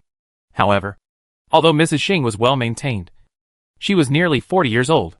She was used to eating delicacies from mountains and seas, and occasionally had some simple meals to satisfy her bad taste. But it was impossible to leave so many beautiful women and waste her energy on her. She thought so in her heart, but said, "Forget it. Master will help you once." "Thank you, Master. Thank you." Mrs. Xing handed her a bamboo pole, and she climbed along the pole, propped herself up, and lay in front of Zhang Yuni, burying her head in the front of the clothes he had just put on. Before, although he did not show mercy to Mrs. Xing, he was worried that she would be resentful and did not dare to risk her happiness in the second half of her life. Now she was grateful and took the initiative to meet him. But there was no reason to refuse this kindness. About half an hour passed. He stood up, patted his collar, and said in a deep voice, "Go back and tell that old man to sign another document to sell the second girl to me as a concubine for 10,000 taels. Not only will I pay him this money, but I will also give him another 5,000 taels." Speaking of this, he paused, and then said, "But the second girl will be my master's from now on. Don't let me know, or she will be embarrassed by anything." It was also Siki's fault that she didn't explain the origin of the 2,200 taels of deficit. Zhang Yuni had already included the money that she gave to Jiaxin. He didn't care much about the extra 1,000 taels, but it was embarrassing to say it out loud. Therefore, he simply asked Jiaxi to sign a document for 10,000 taels. Although he held the most important thing in the Rong Mansion, he could force the Rong Mansion to be cautious. If it really came to the emperor, it would not be good for him. even if the emperor punishes Rongfu and sells off the children of the whole family as he expected. But in this way, he will be the culprit who harmed the women of the whole family. Even if he buys them all back regardless of his reputation and keeps them by his side, he will not feel at ease. Moreover, Lin Daiyu, Shi Shangyun, Bao Chai, and even Xing Xiuyan, who has not come to Beijing yet, are not included in this list. By then, without Rongfu as a habitat, they will inevitably scatter like birds and beasts. It is better to stay by his side, boil the frogs in warm water, and defeat them one by one, which is cheaper. Before this, Siki had explained Ing Chuan's difficulties. After listening to Mrs. Xing's words just now, he couldn't help but worry that she would vent his anger on her again. Mrs. Xing felt a little embarrassed after hearing this. I'm afraid he may not agree. Zhang Yuli raised his hand impatiently and interrupted. Just tell him that there is still money to be made now. If they really fall out, don't blame the master for being cruel and ruthless. Tell him to think carefully. Mrs. Xing didn't dare to say much and packed up, following Zhang Yuli out of the house. She saw Siki watching the wind in the yard, and her face froze. At first, she was scared and forgot that there was a watcher outside. Only when she saw the person did she remember. Zhang Yuli was quite calm. He turned around and said to Mrs. Xing, "You go back first. Remember to tell the old man according to the master's instructions." Mrs. Xing leaned her head, snorted, and fled without raising her head. Zhang Yuli then waved at Siki, and when she came closer with a red face, he said, "This time you won't blame me, but we'll just take it out on you. A maid, right? Adhering to the principle that as long as I am not embarrassed, others will be embarrassed." He seized on Siki's angry words last time, and acted as if it was you who instigated it, and came here to complain first. When he said that, Siki was indeed panicked, and stammered, Master, I didn't ask you." Zhang Yuli raised his hand and interrupted, "After all, they should learn a lesson. So let's not talk about this matter." Hey! Siki was relieved. After all, she was a maid in Rong Mansion. If people knew that Zhang Yuli was instigated by her, the consequences could be imagined. Zhang Yuli changed the subject and said, "Today's incident also reminded you that you can't let them always make things difficult for the second lady." Siki raised her head with a puzzled look on her face. "Although I hold the written confession of the master, if this matter is exposed, wouldn't it be a waste of time for you? He can ignore your safety for the sake of money, and fight to the death. But I can't just ignore you, and I can only vent my anger in this way." Zhang Yuli sighed and said slowly, "But you should know what kind of person the master is.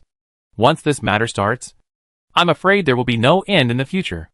In order to prevent the second sister from being caught in the middle, I can only suffer a short pain rather than a long one." Siki was a little dazed when she heard this, and said in a trembling voice, "Master, what does this mean? Do you dislike the young lady and cause trouble for me?" "Of course not," Zhang Yuli said righteously. "I am not that kind of person. I just thought of a way to eliminate the trouble forever." "What method?" Siki asked hurriedly. "I just told the first wife that I can not only pay this money, but also pay more to make up 10,000 taels." At this point, he shook his head and said, "Whether it will succeed or not depends on whether the first master will be blinded by the money. If he really falls for it, don't tell the second sister for now. I will tell her in person when we have a conclusion." At first, Siki was a little skeptical of his statement. But now, hearing that he not only did not refuse to pay the silver, but was also willing to pay 10,000 taels, how could she doubt what he said just now?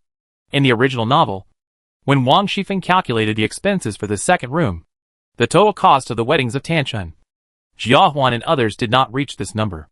She just really thought that Jia Shi and Mrs. Xing threatened Ing Chun as Zhang Yuli said. She raised her head and chest, and her face was full of indignation. "Master, don't be embarrassed. At most, you can go to the old lady." "Hey," Zhang Yuli took her into his arms. "As long as it can eliminate the trouble forever, how can I be reluctant to spend more money for you?" Although Siki disagreed with his actions, her heart was warm, and she couldn't help but bury her head in his chest. Seeing her like this, Zhang Yuli said calmly, "A few days ago, the Lu family brought her daughter to our house. I don't think she did it on purpose. And her daughter Lu Wu is quite pitiful. If she loses her job, she might lose her life. So I promised to forgive her and let her go back to where she came from. You have vented your anger, and let's just forget about it. He played a word game. Siki didn't hear the mystery in his words. Nor did she take it too seriously. She just said slightly indignantly, "You are so kind-hearted."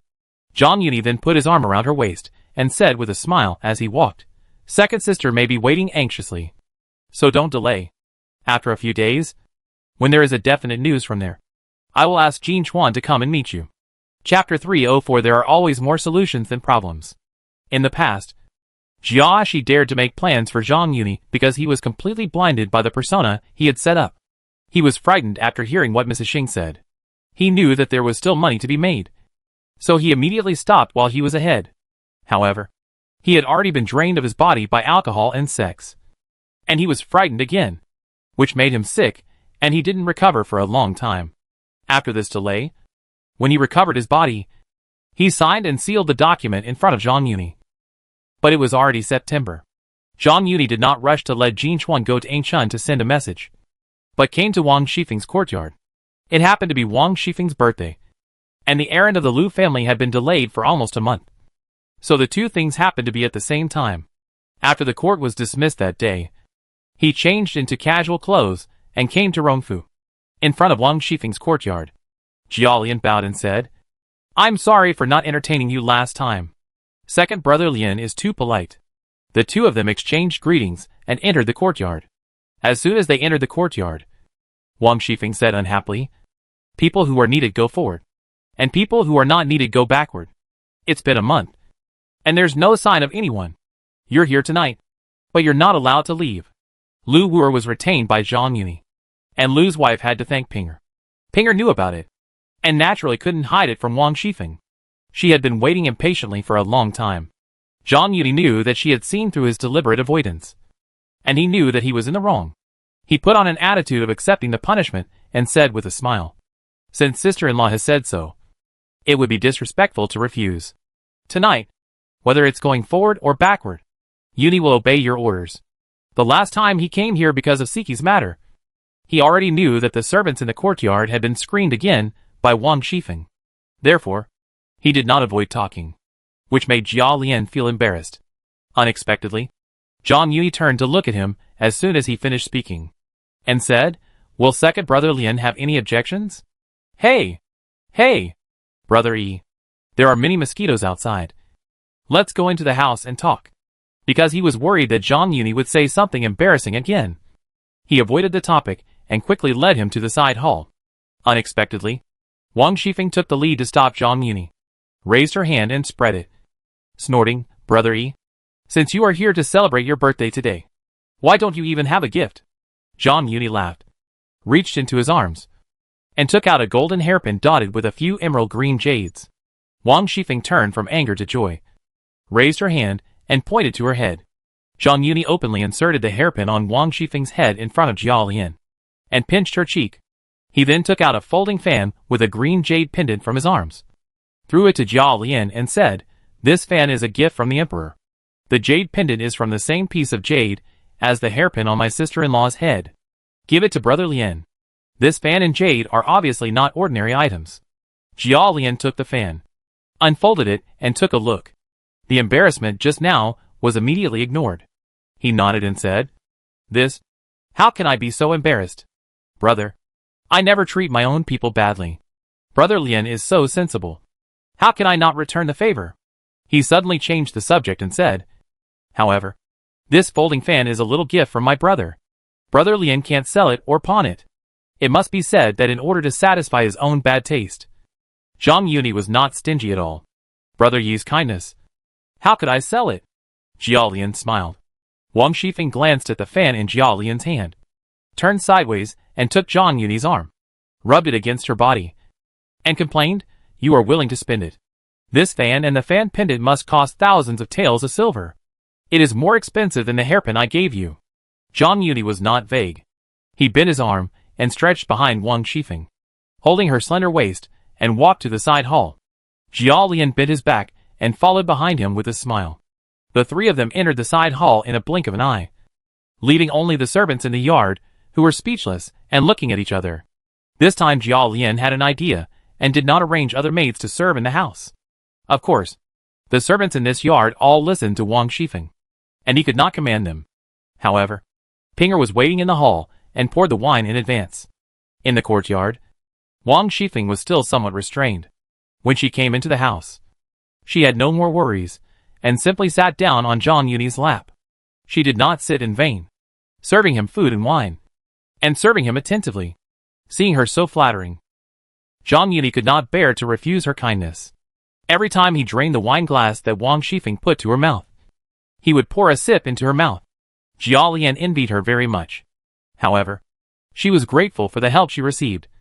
And what's more, this situation was caused by her treating his illness. Jia Lian could only swallow his anger and lower his head to play with his newly acquired folding fan. Not only did he turn a blind eye to it, he even glanced at it from time to time. Fortunately, they had agreed to stay here tonight, and Wang Shifeng was unwilling to settle for the side hall, so she didn't drive him out again. After Wang Shifeng had eaten and drunkenly, Zhang Yuni lifted Wang Shifeng up and said to Jia Lian, "I accept your kindness. I will entertain you here, but I will not delay you from going back to enjoy yourself." Although Wang Shifeng had no objection, Jia's mother would not allow the prostitutes bought by Jing Xianjuan to enter the gate of Renghua Mansion. Jia Lian simply placed Pei Feng and Wen Yuan in the outer house. Jia Lian did not seem to want to leave, and hesitantly said, "This, or I should stay in the side room, so that I can cover it up if something happens. I drank too much tonight, and my second brother asked me to rest here. But at night, he thought of the concubine in the outer house and left early. What could happen?" Zhang Yuni could see that he had a bad taste, and Jia Lian seemed to have a voyeuristic hobby. However, if it was just Wang Shifeng, it would be fine. After all, it was not the first time, but he knew what Wang Shifeng was planning, so he had to push Pinger to block it first. But he couldn't let Pinger be taken advantage of. Seeing that he refused sternly, Jia Lian couldn't force him to stay, so he had to leave in disgrace. Zhang Yuni held Wang Shifeng in his arms and walked out of the side hall in a dignified manner, strode proudly in the yard, and went straight to the inner room of the main house. When he arrived at the inner room, he bent his body and placed Wang Shifeng, who was charming and drunk, at a 90-degree angle to the edge of the bed, and then embraced her long legs with even flesh and bones, pressed them against his chest, and lifted them up high. He leaned over and pressed down against the tightly closed long legs, bending the powerful second wife like a bow. He said with a smile, "Is the second madam satisfied with this comprehensive approach?"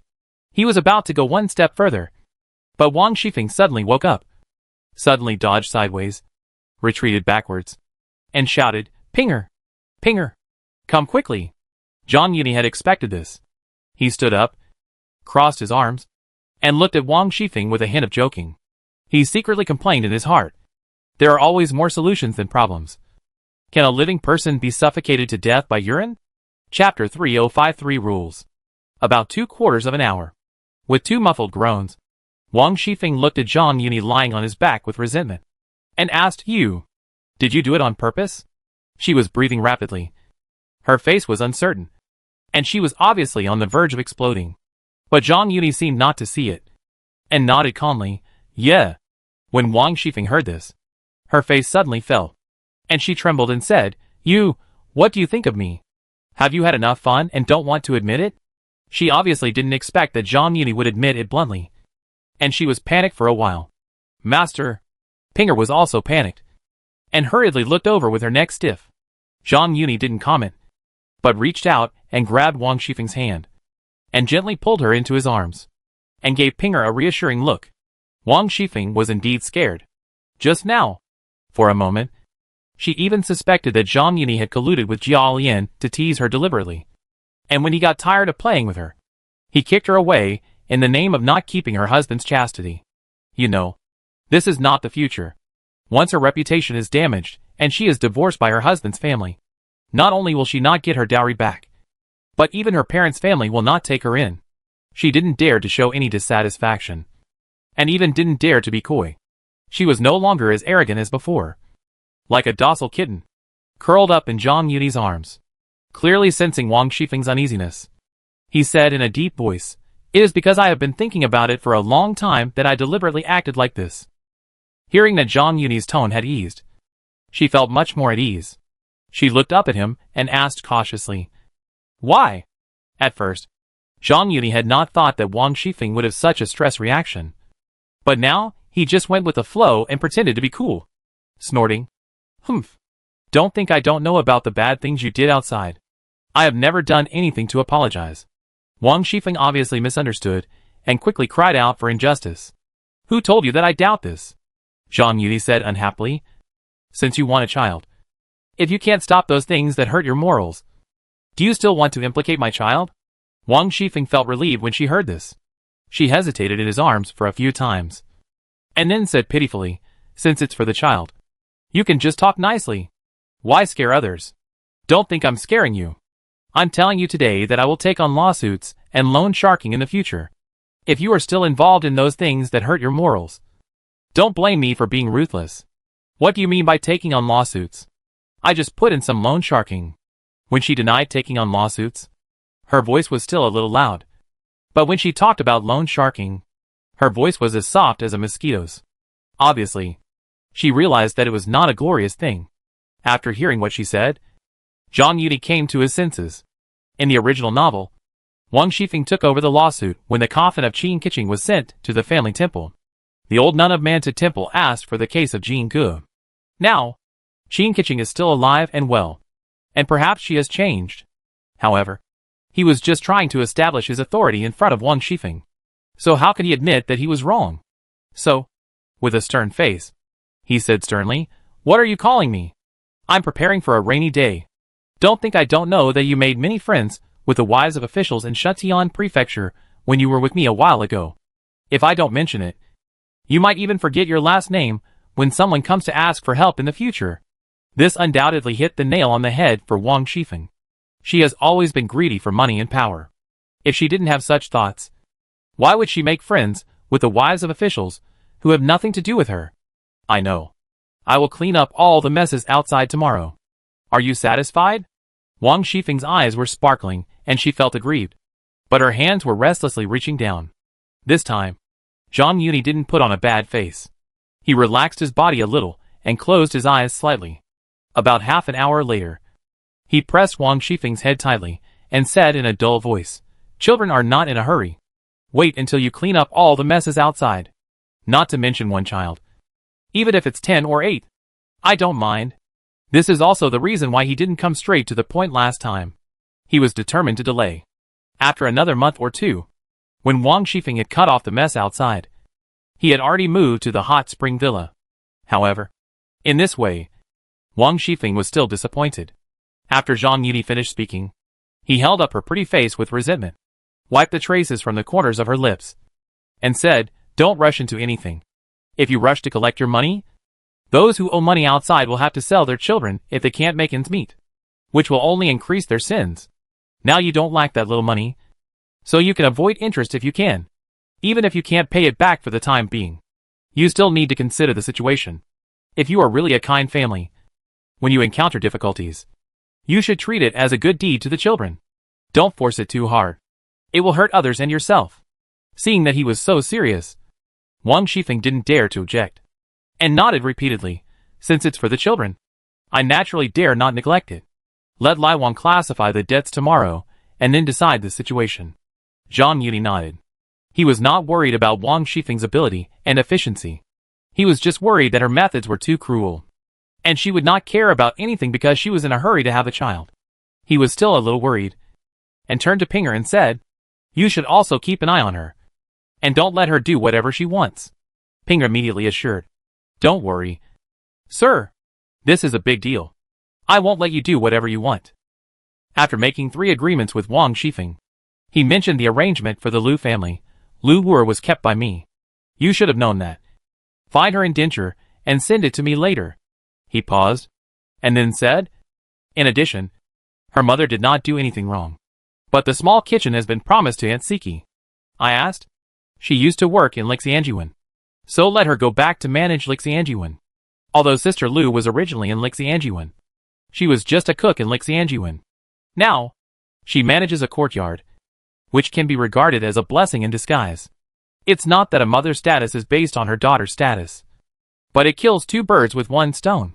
On the one hand, arranging a job for Lu Shaozi also makes the group of gold hairpins more convinced that he is not standing up for Siki and Ingchun, but is really concerned about their 3 meals a day. On the other hand, it also takes the opportunity to set 2 examples for the servants of Rongfu. Lu Wu was retained by him, and Lu Shaoxi's status immediately rose. From the small, these servants of Rongfu, who have a desire for wealth and 2 respectable eyes, must be able to more clearly understand who has the final say in the affairs of Ronghua Mansion. If it were in the past, Wang Shifeng would have said a few sour words even if she agreed. But now she is obedient and dares not even ask one more question, for fear of making him unhappy. Zhang Yuni nodded with satisfaction, waved to Pinger, hugged her left and right, and slid into the quilt with him. Chapter 306: The Charm of Journalism. Miss Lin. Miss Lin. In front of Xiaoxiang Pavilion, Jinchuan pushed open the gate. She just called out twice, and then she saw Zijuan came out quickly, stopped her and said, "Stop making noise. Miss is taking a nap. She just fell asleep. Then I'll go in and wait for a while," Jinchuan said, and then walked towards the house with her head down. Zijuan raised her hand to stop her and said, "I'm afraid Engine is still waiting for you to go back. If you have anything to say, just tell me." Hee hee. Jinchuan sneered. "Why? Master and Aunt didn't urge me. But you are anxious? What are you talking about? How am I anxious? I just thought that the young master over there is still young, and you are serving Aunt, and I'm afraid you will be delayed here." Although Zijuan kept saying that she was not anxious, she explained quickly and anxiously, "You don't have to worry about that. I came here today to receive the instructions from the master and the aunt. Besides, there is Lu Wu serving in the house now, so it's not that there is no one to serve." "Lu Wu?" Zijuan murmured to herself, and then raised her head and said, "She is a sickly girl, and you are lucky to be at ease. The family gossips are the most in the big mansion." Lu Wu entered the East Mansion, and the news that Lu Shaoxi turned a disaster into a blessing and was demoted in public but promoted in private spread in Rong Mansion in a few days. However, this matter is later. Moreover, for the girls in the Grandview Garden, except for a few sharp-eyed and sharp-eared ones, they still realized it later. After giving Wang Shifeng a not-so-happy birthday and taking care of Lu Shaoxi's affairs, Zhang Yuni took time out. The next day, he asked Jinchuan to pass the message to Ingchun and her servants. Therefore, Zijuan had just heard it at this time. "Do you think there is no one in our house? There are so many maids and wet nurses around my aunt. How can she be short of people to take care of her?" Speaking of this, Jinchuan paused slightly, squinted her eyes, and looked at Zijuan and said, "Don't think I don't know what you are thinking. I don't. Don't talk nonsense. What am I thinking?" Although Jinchuan didn't tell Zijuan's purpose, Zijuan seemed to have been bitten on the tail, and hurriedly denied it 3 times. "It's fine if you say this to others, but don't show off in front of me." Jinchuan sneered at Zijuan and said, "My aunt has some poems to ask the young lady, and Master Zhen has some medical advice to give to the young lady." "What? Sister Zijuan is going to destroy the bridge after crossing the river and not let me in. You?" Zijuan was obviously short of breath, took a deep breath, and said slightly indignantly, "Just talk about the matter. Don't talk about those things." "Hee hee." Jinchuan sneered. "What did I say? Am I not telling the truth? Or do you think that what I said bothers you in any way?" She spoke like a machine gun, and each sentence hit the point directly, making Zijuan speechless and her face flushed. Jinchuan was relentless and said, "You said you didn't have any plans, but now you are showing your true colors?" Although Zijuan was speechless after being scolded by her, it was not wrong to say that she was talking about things, because of Zhang Yuni's order, and because she wanted to make things difficult for Jia Baoyu.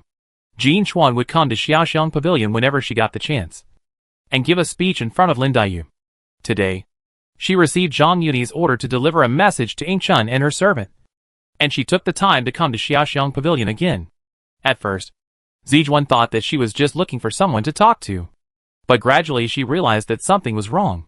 Especially, a while ago, Jia Baoyu was beaten by Jia Zheng, and Lin Daiyu only visited him once with her sister symbolically, and never visited him alone again. Even when she saw Baochai coming out of Yiheng courtyard, she looked a little listless, and she joked, "Sister, take care of yourself. Even if you cry 2 buckets of tears, you can't cure the wound." She didn't know that Lin Daiyu was deliberately avoiding suspicion, because she was reminded by Zhang Yuni when she was tricked by Jia Baoyu to watch the West Chamber. She just thought it was all because of Jin Chuan's influence. However, Lin Daiyu took on the task of teaching Xiangling poetry, and Jin Shirin was still helping her to recuperate. With these 2 gold medals, she had no excuse to stop it. Just when she felt a little embarrassed, Lin Daiyu in the room seemed to hear the noise and asked, "Is it Jin Chuan? Why doesn't she come in to talk?" Zijuan then took advantage of the situation and led Jin Chuan into the house. Hearing Lin Daiyu's voice, Jin Chuan stopped mocking Zijuan, raised her head and chest, and stepped into the house. Mr. Jin said that Gu Nian was weak and should not sleep after a meal. She should take a walk to digest the food. Why did she fall asleep now? Zijuan said that Lin Daiyu took a nap, which was not a lie. Well, I was a little tired today, and I forgot Mr. Jin's instructions. Lin Daiyu explained while taking a gauze to put on. Miss, you must not be careless about this matter. Now that Auntie has Lu Wu, I have a lot of free time. I can come here often in the future. Hearing that she wanted to come here often, Zijuan frowned slightly. Without waiting for Lin Daiyu to speak, she quickly changed the subject and asked, "Why did Lu Wu go to Auntie Jin's room?" Jin Chuan surprisingly did not argue with her, but smiled and said, "Didn't the master hear about the small kitchen a while ago, and worried that the girls' meals were not good enough? So he removed Lu Wu's mother's job and subsidized the expenses of the small kitchen?" Unexpectedly, this matter was heard by the old lady and the lady. And not only did they say that the mansion would no longer use her, but also implicated Wu. She took Wu to the mansion and cried a lot. It was not intentional that day, but because she was thinking about Wu's job. She was a little careless for a while. The master was kind-hearted, and seeing that Wu was weak, he was afraid that her family would lose hope and delay Wu's treatment. So he temporarily left Wu with Aunt Jin, and asked Master Jin to help take care of her. As a modern person, Zhang Yuni understood the charm of journalism better than the ancients. So he taught Jin Chuan a set of words, and spread them in the Grandview Garden. After hearing this, Lin Daiyu couldn't help but sigh. Brother E is still thoughtful. That's right, Jin Chuan said. Master has asked Master Jin about the girl's health, and has specifically told me to remind the girl not to be greedy for candied fruits, cakes and other sweets. If you are greedy, eat some fresh fruits, especially grapes, which are very helpful for relieving coughs. It seems that her mouth is dry. She swallowed her saliva and continued, I'm afraid that the grapes from the farm will be delivered again in the next 2 days. Master has also specifically instructed that the girl's side should prepare one more than other courtyards. Lin Daiyu said with gratitude, Thank you, Brother E. Please take me back to thank Brother E. She saw that Jin Chuan had a dry mouth, turned to Zijuan who was standing stupidly, and said, Go and pour a cup of tea. Jin Chuan heard this, turned around, and glanced at Zijuan with a hint of provocation. Zijuan pursed her lips and reluctantly went to pour tea. When she came back after pouring the tea, she saw Jin Chuan and Lin Daiyu talking happily. Don't worry, young lady. Although we will temporarily stay at the hot spring villa outside the city in more than a month, Master Jin will not go. If you are not feeling well, please ask someone to invite you. Also, there are grapes in our villa in winter. Master will send someone to deliver them to you at that time. With the current technology, even with a greenhouse, it is difficult for grapes to mature.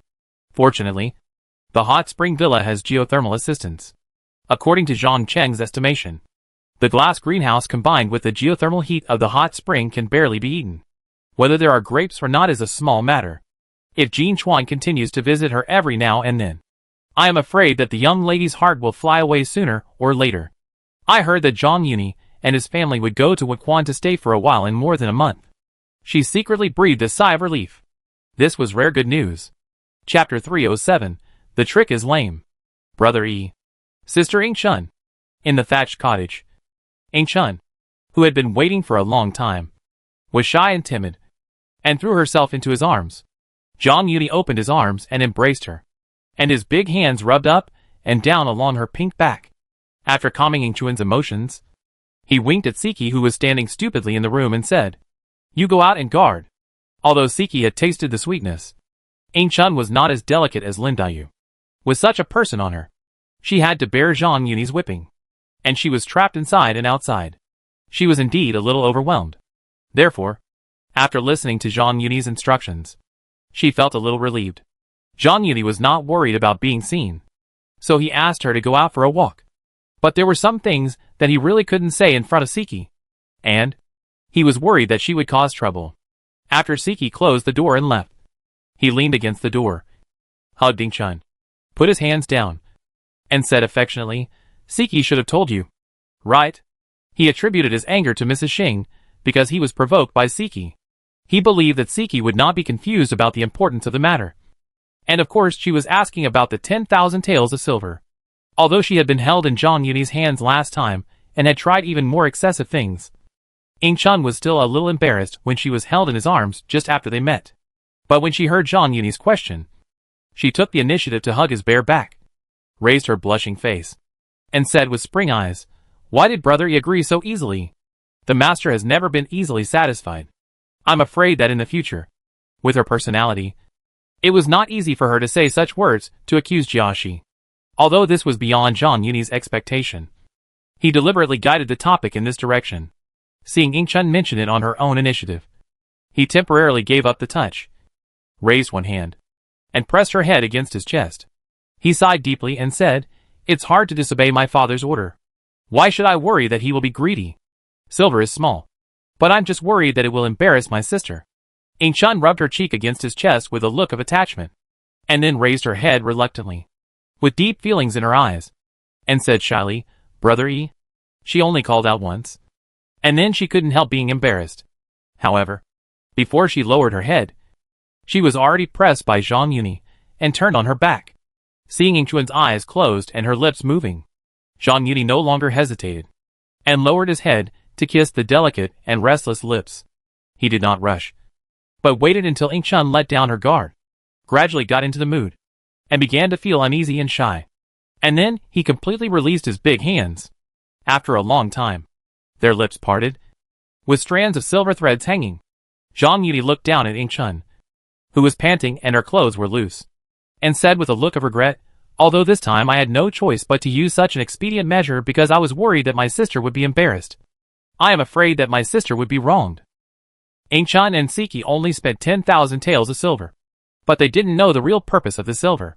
Hearing that Zhang Yuni was worried that she would be wronged, she was a little uneasy and said, "Brother Yi is so considerate of my sister.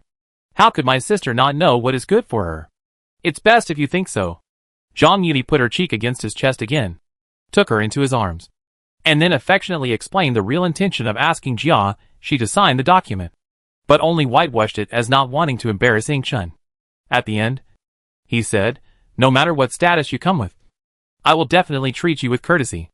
It's not that Zhang Yuni didn't want to hide it, but this kind of thing can be hidden for a while, but not forever. Instead of hearing it from others, it's better to say it yourself. This, Ingchun raised her head in a daze. It was that Ingchun had never heard the most ruthless words in the most gentle tone. Otherwise, she would definitely think of it at this moment. Even though she had already fallen in love with Zhang Yuni and was a submissive person, she still felt like she was in an ice cellar when she heard that she had changed from a wife to a concubine. Concepts are the most difficult to change, and this is also a must-go. Zhang Yuni had to harden his heart and persuade him, "Sister, you won't blame me for not discussing it with you, right?" He used a trick, and did not dwell on wives and concubines, but focused on whether he had discussed it with Ingchun. A woman who was deeply poisoned by etiquette had no awakening concept. She was said to obey her father at home and her husband after marriage. She had no say in even marriage. Even as a wife, how many husbands would discuss it with her? So when Zhang Yuni asked, she shook her head subconsciously. Zhang Yuni took advantage of this, and did not give Ingchun any chance to react. He immediately said with relief, "I knew my sister would not blame me." However, he did not pursue it blindly. Instead, he said, "Don't worry, sister. This is just a way to shut up the master. My feelings for my sister are only expressed by the heavens, the sun and the moon. Although no matter what status my sister has, it is the same in my heart. But if my sister can suffer less grievances, I will do my best to avoid it. Everything is too much or too little, and pushing too hard often backfires." He originally only intended to lay the groundwork so that Ingchun would not think too much afterwards. And by the way, plant the seeds of her possible concubine. Hope is sometimes more terrible than despair, because it will make people lose the courage to resist. If it was Lin Dayu or Tan Chun, it is highly likely that they would not be so easy to fool. But Inchun was used to being submissive, and his set of words was enough. After all, there are many people who sell their children in this era. Although as a lady of the Duke's mansion, she never thought that she would have such a day. But with a father like Jiashi, she can only accept her fate. After this deliberate guidance, she even overlooked that if Zhang Yuni had not proposed to buy her as a concubine, Jiashi might not be so shameless. She was actually a little glad that she was not sold to others. But to Zhang Yuni, on the contrary, Zhang Yuni was willing to explain all this to her, and was willing to think about her everywhere, and even made efforts for this, which made her feel ashamed. She said softly, "Brother E, you won't be too embarrassed, right?" "How could that be?" Zhang Yuni said with a pleasant face. "Like a spring breeze. Don't you know how I feel about my sister? If I wasn't worried about damaging my sister's reputation, I would have wanted my sister immediately." As he spoke, he had already stretched out his hands, hugged Ingchuan's thighs, and held her against his body. Suddenly, his feet left the ground, and he lost his balance for a moment. Ingchun subconsciously reached out and hugged his neck, and her legs couldn't help but wrap around his waist. Feeling the heat close to her body, and having personally felt the bumps of galloping horses, Ingchun was obviously a little flustered at this moment. She looked timid, lying next to Zhang Yuni's ear, and whispered, "If brother is uncomfortable, why not let Siki come in to serve?" Zhang Yuni pretended not to hear anything. He held her and went straight to the table, slowly laying Ingchun flat on the table. Then, he leaned down. Why hasn't the young lady come back yet at this late hour? Where did she and Sister Siki go? In the Juejin building. Xiao Lianhua chased after Xiuju, chattering non-stop. Why do you care so much? There are no ferocious beasts in the garden. But there are only a few deer. With Sister Siki here, how can she offend the young lady? That may not be the case. Last time I saw that the young lady and Sister Siki came back late, and their skirts were wet. I'm afraid they fell somewhere. Since the young lady and Sister Siki didn't say anything, why bother about that? The young lady has been strolling for so long, and I'm afraid she will be thirsty again when she comes back. Go and pour a cup of tea and put it in the room to cool down first. That's the real reason." As the two talked, they pushed open Ingchuan's boudoir. Ingchuan's boudoir was simply furnished, with only a few pots of green plants dotted around the bed. Through the carved and hollowed-out windows, the water outside the house can be vaguely seen, with ripples. "Sister Xiuju, the tea is ready." A faint fragrance came, and the room was filled with the fragrance of tea. Xiuju couldn't help but sigh, thanks to Sister Siqi's fuss. The tea in our courtyard is now much better than before. This year's newly launched Longjing before the rain is really fragrant. Sister Ingchun smells so good. In the Qintang thatched cottage, Zhang Yuni leaned over and lay on the table like a lost soul, with a purple face and panting Ingchuan's ear. Ingchun was so embarrassed that she quickly raised her hand to cover her eyes. But Zhang Yuni was relentless, biting her ear, and seemed to say something again. Ingchuan's delicate body trembled slightly, but she nodded imperceptibly. Zhang Yuni turned over and sat on the table, holding Ingchuan's cheeks with both hands, lifting Ingchun up, and lying on him. Chapter 3082 Sides. Isn't it that Mom is relieved now? In the northeast corner of Shue's courtyard, Baochai held Shue's hand. "Oh, how can I be relieved? I don't know if the Lu family will talk nonsense in front of him. Mom, you worry too much. If you want to say who is closest to Brother E in the mansion, it can only be Feng Girl. She is also the sister-in-law of the second sister. If Brother E really intends to marry the eldest master, even if he knows that Lu Wu'er stayed in the East Mansion, how could he arrange such a manager position for the Lu family?" She paused and said, "Besides, Jin Chuan has been strolling in Xiaoxiang Pavilion recently. When I sent supplements to Sister Lin, I asked around and found out that it was Brother Yi who went to find Feng Girl personally. That's really Amitabha." And Shui pounded her chest and suddenly turned her head and said, "You said Jin Chuan always goes to Xiaoxiang Pavilion?" "That's right. The fruits from my eldest brother's farm were all given to Lin Daiyu in double portions, and Jin Chuan often went there in the name of Xiangling, which shows that my daughter's guess was correct." Speaking of this, she frowned slightly and shook her head and said, "But my daughter once saw Zijuan blocking Jin Chuan from entering the house. Intentionally or unintentionally." Bang! And Shui slapped the table, shaking her body, and stood up angrily and said, "This girl is so rebellious. I'll tell your aunt right now." Bao Chai hurriedly pulled her back and said, "Wait a minute. Mom, we are guests after all. And it's not our family's business. How can we?" And Shui saw that Bao Chai was worried. So she sat down and explained, "I forgot to tell you about this. Last time you told me that Igua liked Lin Yatu. I told your aunt." At this point, she smiled and kept it a secret. Guess what she said? Bao Chai raised her eyebrows suddenly. Did she see it too? It's not your aunt who saw it, but Boyu who saw it. And Shui was busy announcing the good news to her daughter. But she didn't notice Bao Chai's face, and was as gloomy as water. After she told her what happened, Bao Chai raised her head and asked, "Since aunt knew about it, why didn't you help to match them up? Could it be that Boyu was upset? Or did aunt have?" "That's not the case." And Shui showed a trace of worry. "Your aunt naturally wouldn't have other ideas." She did mention it to the old lady. But the old lady seemed to have other ideas and asked your aunt not to interfere. "That's it." Bao Chai nodded. "The old lady should like Yun Yatu and the second sister more. One of them is her granddaughter, and the other is from the Sher family. It doesn't make much difference to the old lady who goes to the East Palace. So, I just said I would tell your aunt that although it is difficult for her to achieve anything as a maid, it is not a good thing for her to stay with Miss Lin. You just said that Jean Chuan always goes there.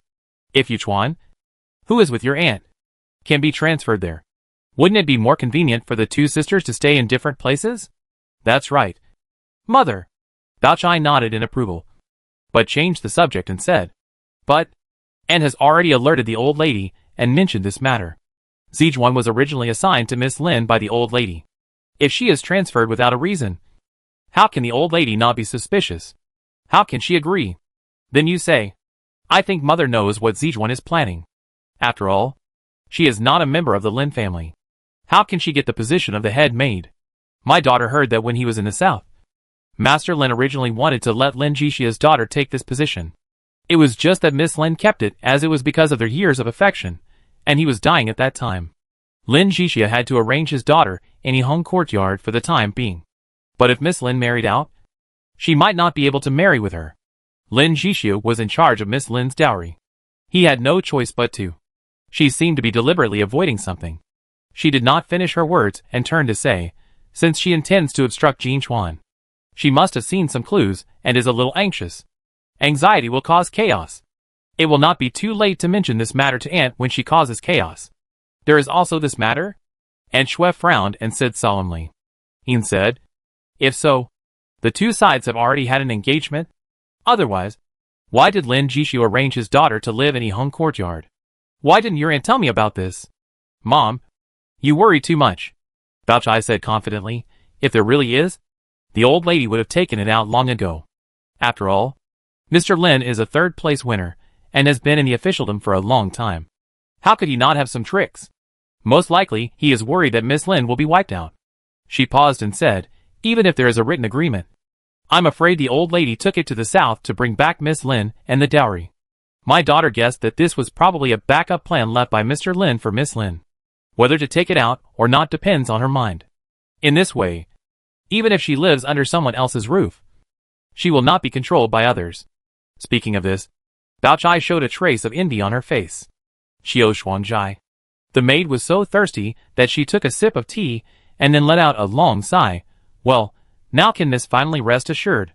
Tanchun showed a trace of relief on her face and sighed. I said it. Brother, he shouldn't be so. That's right. I just ran into Jean Chuan, and she told me that it was Master Yi who personally went to talk to the second madam about this. Miss, don't worry. If it's really as rumored before, how could Master Yi refuse the second madam's face just because of a maid like Lu Wu? Tanchuan's eyelids trembled, and she said in a deep voice, how have I ever been worried? The maid hurriedly lowered her head and said, it was my fault. Tanchun waved her hand and said calmly, it's okay. Who doesn't make mistakes? Just be more careful in the future. Seeing that Tanchun was in a good mood, the maid hurriedly. She said with a hint of meaning, it's not because of the second young lady. And there are only a few people in the garden anyway.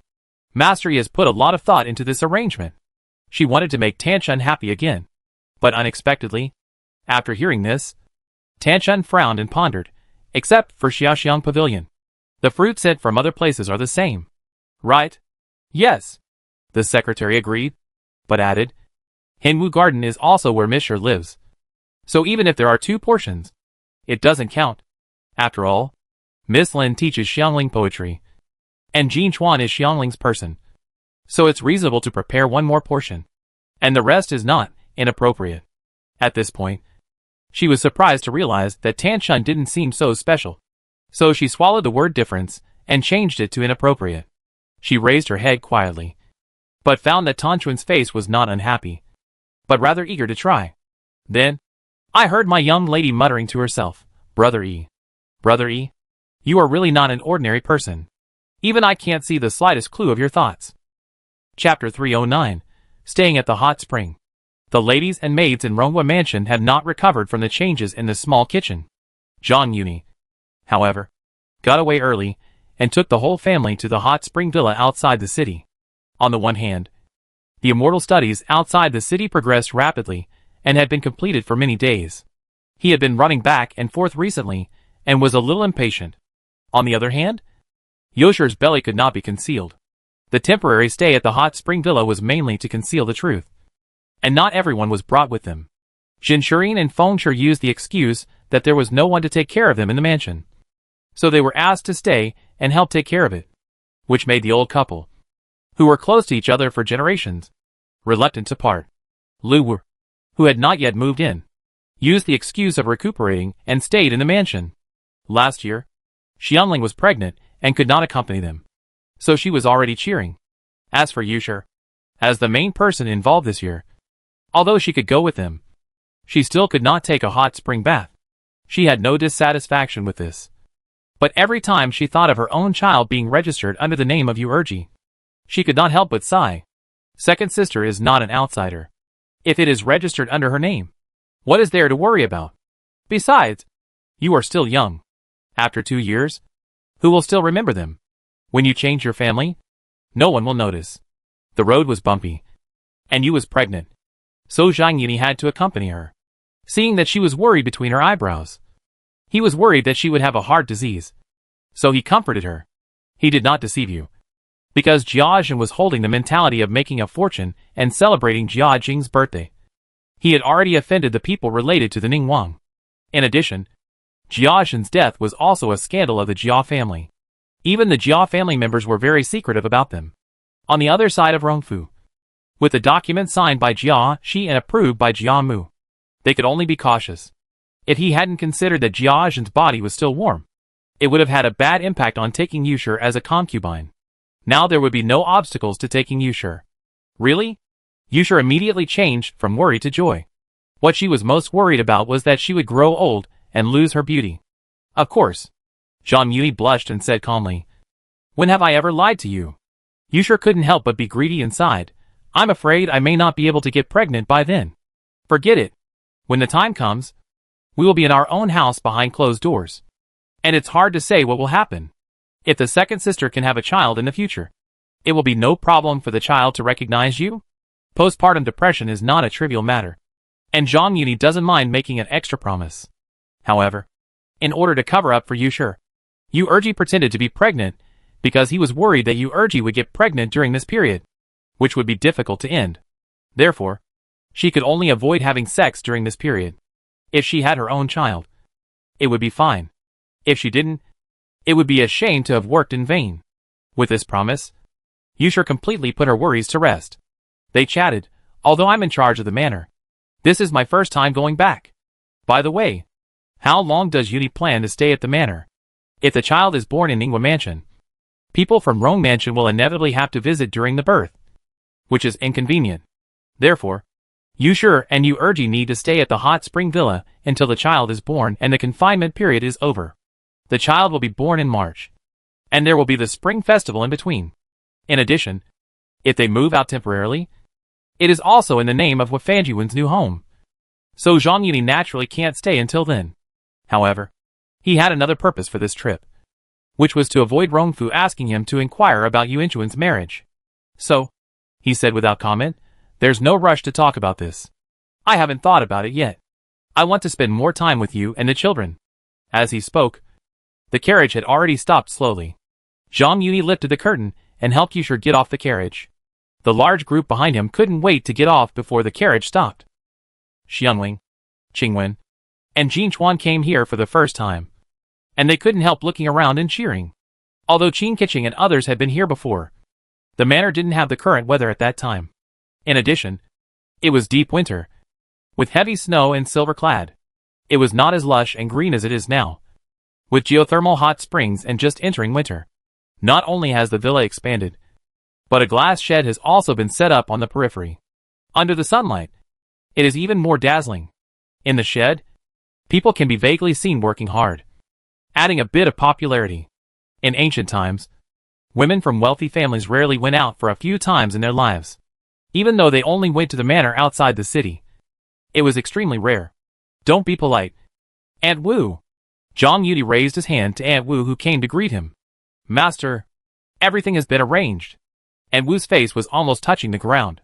Although her position as manager has not changed, the hot spring villa is no longer comparable to that of the past. She also assigned the errands in the surrounding greenhouses. Her authority increased a lot, and she became more respectful to Zhang Yuni. Let someone send all the luggage up first. As usual, you don't have to go in to serve without instructions. Meals, snacks, and fruits will be ordered down. After giving the order, he led the people who were already eager to move and walked into the gate of the villa. Runghua Mansion, Xiling Island. Ying Chun was standing by the water, facing the direction of the hot spring villa in the west, muttering to herself, Brother Yi should have arrived by now. Right? Siki, who was beside her, glanced at Ying Chun, who was obviously thinking about love, pursed her lips and said, Miss, didn't the master say that he would take time to come and see you? Originally, she didn't know what happened in the Qintang cottage that night. She only knew that Zhang Yudi called her in to clean up. The table was a mess. Ying Chuan's legs were shaking, and she couldn't speak clearly. And since then, such a situation has become commonplace, and she has to go there every 3 or 5 days. There were 2 times when she was called in halfway, and she was used as a cushion by Ying Chun twice. She was really pressed hard and soaked all over her body and back. Since she knew that Zhang Yudi was going to stay outside the city, her usually cautious young lady has been acting out of character. She has been going there every night these days. Last night, out of curiosity, she secretly leaned outside the window to take a look and almost dropped her jaw. She had never done such a shameful thing before. Ying Chun, who was still unmarried. Actually, how could she look like a young lady from the Duke's mansion? Thinking of this, she couldn't help but feel a little lucky that she was not a young lady. So Master Yi didn't have to worry too much about her reputation, and she was lucky enough to escape. However, she didn't know that she was not lucky enough to escape because of this, but because she had broad shoulders and thick hips, and the freshness of taming a wild horse had not yet passed. So Zhang Yuni had no reason to put the cart before the horse now. She was thinking about something else.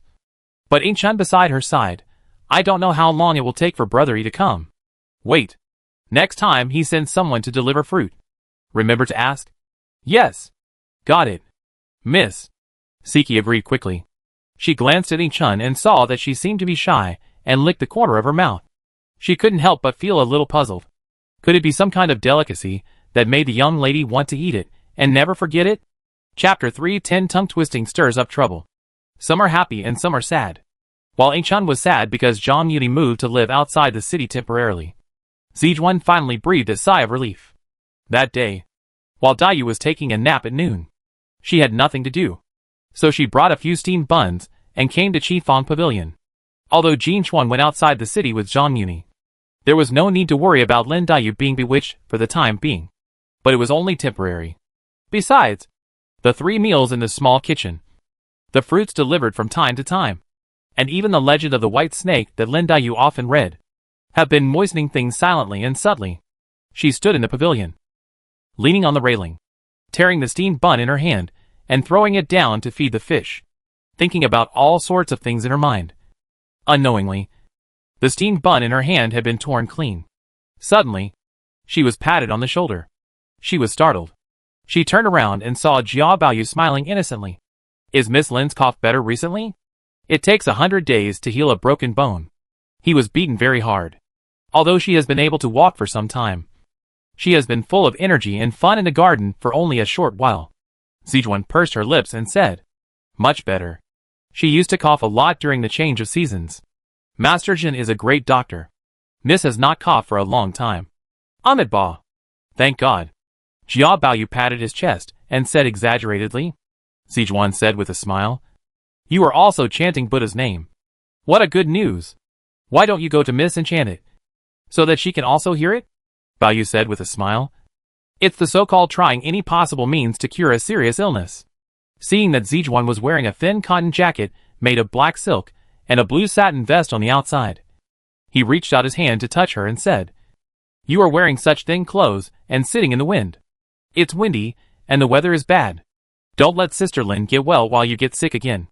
Zijuan took a small step back, straightened her face and said, From now on, we can only talk. Don't touch each other. 1 year older than the other. It's disrespectful. You got beaten and you're feeling better now. Why don't you remember the lesson? The most serious thing is that the bastards talked about you behind your back. Jia Baoyu already knew why he was beaten. And now when Zijuan brought up the old story again, he couldn't help scratching his head and looking embarrassed. Quickly changed the subject and said, By the way, who is Master Jin? His medical skills are so amazing. Because Jin Chuan and Qingwen both went to the East Palace. Shirin was worried that he had hysterics again. So she had already reminded the maids at Yihong Courtyard not to mention the East Palace and its people. So she didn't even know that Jin Shirin was treating Lin Daiyu. It's Xiangling's father. Zijuan's eyelids twitched twice, paused, and added, Thanks to Master Yi who has been thinking about the young lady's condition. Last time Master Jing and Master Jin passed away, he specially arranged for Master Jin to diagnose the young lady's pulse. Since he was caught last time and seduced Lin Daiyu to see the West Chamber, he avoided Zhang Yi as much as possible. In addition, Jin Chuan and Qingwen went to the East Palace. So he deliberately avoided her. Suddenly hearing his name, she was startled and trembling. Does he often go to Sister Lin? That's right. Xiantai has been open for quite a while. And even the script of the Legend of the White Snake has been printed. A while ago, I heard that the small kitchen neglected the young lady. And Master even replaced the manager of the small kitchen. From time to time, he would send some fresh fruits from the farm to make the young lady happy. After hearing this, Jia Baoyu looked a little dazed and murmured, Are you telling the truth? How could it be false? Zijuan said confidently, It's fine for other things. The fruits grown on Master Yi's farm are available in all seasons. The girl likes them very much. I'm afraid that after she gets used to eating them, she may not be used to them when she returns home in the future. What home? Jia Baoyu was a little flustered. You are speaking in plain language again. Although Suzhou is her hometown, she was brought here because her uncle and aunt died, and there was no one to take care of her. What home should she go back to? It's obvious that you are lying. Zijuan was not surprised but happy to see this and said, You underestimate me too much. Not to mention that the girl's family has been scholars for generations. They will never leave her family members at the relative's house and be ridiculed by others. Besides, the girl is old and will get married sooner or later. The girl often told us not to joke with you. You have been looking at her from a distance recently, and I'm afraid she is far behind you. Baoyu was stunned, as if a scorched thunder had sounded above his head. Zijuan wanted to see how he would answer, so she kept silent, just as the situation was at a standstill.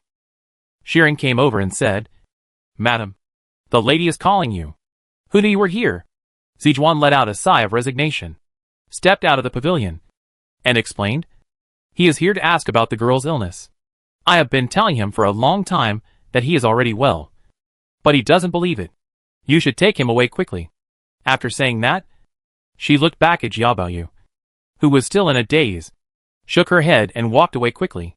Shirin saw Jia Baoyu in a daze, sweating and purple face, and hurriedly pulled his hand to Yihong Courtyard. When they returned to Yihong Courtyard, they saw Jia Baoyu's eyes were straight up, and saliva was flowing from the corners of his mouth. But he was unconscious. Shirin was immediately panicked. She sent someone to report to Jianmu and Mrs. Wang, and rushed to Xiaoxiang Pavilion alone. Seeing that Zijuan was helping Lin Daiyu to get up, she didn't care about much and came up to question Zijuan. What did you say to our Baoyu just now? He is not even conscious now. Go and take a look. I don't care anymore. She couldn't be sure that it was Zijuan who caused it. But Mrs. Wang handed Yihong Courtyard to her. She had just recovered from her injury, and now such a situation happened. How could she explain it? Lin Daiyu saw Shiren's face full of anger, tears, and a drastic change in her behavior. She couldn't help but panic and asked what happened. Shiren calmed down and cried. I don't know what Aunt Zijuan said, but the idiot's eyes are straight. His hands and feet are cold. And he doesn't talk anymore. He is almost dead. Lin Daiyu was also panicked when she heard this. Although Zijuan was from Rongfu, she was still a maid in her house. If Jia Baoyu really had something wrong, how could she face Jia Mu and others? She was so angry that she coughed twice for the first time in a long time. Zijuan came up and massaged her back. Lin Daiyu panted for a long time and said in a trembling voice, Hurry up and tell me. What did you say to him? Zijuan was also panicked. How could she admit it? She just cried, I didn't say anything. He asked me about the lady's condition. I just said that Master Yi arranged for Master Jin to treat the young lady. Who knew it would be like this? This gave Shiren the opportunity to seize the opportunity, and hurriedly asked, Are you sincere? Knowing that Jin Chuan and Qingwen went to Master Yi, I ordered them not to mention Master Yi in front of him, so as not to arouse his worries. You are so good. You just have to bring up things that are not related to the topic. And, she said as she walked forward quickly, grabbed Zijuan and said, Let's go. The old lady and the lady are probably here now. You go over and explain everything. Although Lin Daiyu wanted to avoid suspicion, she couldn't avoid it now that Zijuan had caused trouble. She hurriedly stood up and said, Go quickly. What did you say? Go and explain it as soon as possible. I'm afraid he will wake up. Zijuan heard it and hurriedly followed, and rushed to Yihong courtyard with Lin Daiyu and Shiren. Chapter 311. At that time, Jia Mu, Wang Furen, and Shui and all the sisters came upon hearing the news. When Jia Mu saw Zijuan, her eyes were full of anger and she scolded, You little bitch. What did you say to him? Zijuan quickly knelt down and repeated what she had just said to Shiren. Shiren was afraid of getting into trouble, so she quickly shirked the responsibility. I was afraid of causing trouble for the second master, so I ordered him not to mention the East Mansion. When they heard that Zhang Yudi was also involved, everyone looked at each other and didn't know how to start. Lin Daiyu quickly stepped forward and said, Zijuan didn't know the inside story. Even if she said something wrong, it was unintentional. Who knew that just when she said this? The silly Baoyu suddenly shouted, Sister, you can't go home. If you go, take me with you. Everyone hurriedly asked in detail. But Jia Baoyu just said to himself, If you avoid me again, I won't live. Everyone was relieved after hearing this, especially Jia's mother. If Zhang Yudi really triggered hysteria, how can she get married in the future? When Aunt Shui and Bao Chai heard this, they looked at each other. I thought it was something important, but it turned out to be just a joke. Grandmother Jia patted Jia Baoyu and said to Zijuan, Your child is usually very smart and clever, and you know he is a bit stupid. Why do you coax him for no reason? Aunt Shui smiled and said, I think this child must be old, and he is thinking that when the girl goes back, she can find a son-in-law as soon as possible. As soon as these words came out, Jia Baoyu, who was still stupid just now, jumped 3 feet high and said angrily, If she wants to get married, she can get married. Why bother to urge her sister to go home? Zijuan's face turned pale upon hearing this, and she murmured, I didn't. The young lady has been so kind to me that I will follow her even if I die. How could I urge her to go back? Her words came from the bottom of her heart. If she had to choose between Lin Daiyu and Jia Baoyu, she would rather follow Lin Daiyu. However, as a servant of the Rong Mansion, she had no choice. Mrs. Wang glanced at her sister and immediately understood what she meant. She hurriedly said, Madam, I think it's better to send Zijuan away, so that Baoyu won't be moved by the scene and cause any more trouble. Lin Daiyu hesitated to speak. Zijuan was a member of the Rong Mansion after all. If it was only Aunt Shui who spoke, she could still help. Now that Mrs. Wang had spoken, she couldn't take the initiative. Grandmother Jia glanced at Zijuan, who was trembling on the ground, then looked at Jia Baoyu, who was no longer in danger, shook her head and said, It was just a joke. Now that the misunderstanding has been resolved, let's keep her for a while. At this point, she looked at Lin Daiyu and said, What do you think? She knew why Zijuan did this, and this was also her intention to assign Zijuan to Lin Daiyu. Now that Aunt Shui and Mrs. Wang were singing the same tune, how could she not figure out their plans? It was nothing more than seeing the clues and wanting to send Zijuan away so as to plan the so-called golden marriage. It was a pity for her silly grandson, who could not distinguish between loyalty and treachery, and was used as a gun by others. And he didn't know it. Lin Daiyu was worried about not being able to help Zijuan to distinguish. So she said quickly, "What the old lady said is very true. Zijuan's granddaughter is used to it. So it's inevitable that she will not be used to it if someone else changes." Grandmother Jia then hugged Jia Baoyu and said, "Your sister said this. What do you think? As long as my sister doesn't go home and doesn't avoid me in the future, my grandson is fine." Originally, he was stunned by Zijuan's words. But he was also good at making a scene and pretending to be crazy. Seeing Jia Mu and others coming, and knowing that Shiren went to Xiaoxiang Pavilion, he suddenly decided to bargain. Aunt Shua looked at her sister, and Mrs. Wang shook her head slightly, but said, "Since the old lady said so, let's keep her for now, and see what happens later." "Well?" Jia Mu nodded. Over there, Jia Baoyu had already taken advantage of his madness and said, "Since I have agreed to my sister and kept Zijuan, my sister can't avoid me anymore. It's just some fruits. I'll ask someone to buy some and send them to my sister later." Lin Daiyu couldn't refuse, so she had to agree. Jia Baoyu cheered immediately. Seeing that he was fine, Lin Daiyu took the opportunity to say goodbye. She took Zijuan back to Xiaoxiang Pavilion and the inner room. Then she sat down heavily on the bed and said, "Let's see if you dare to talk nonsense next time." She was more perceptive than bygone, so how could she not see why Zijuan said something wrong? However, Zijuan had served her wholeheartedly for so many years, and she couldn't bear to see her die without saving her. Zijuan fell to her knees with a thump, and said with remorse, "Miss, I deserve to die.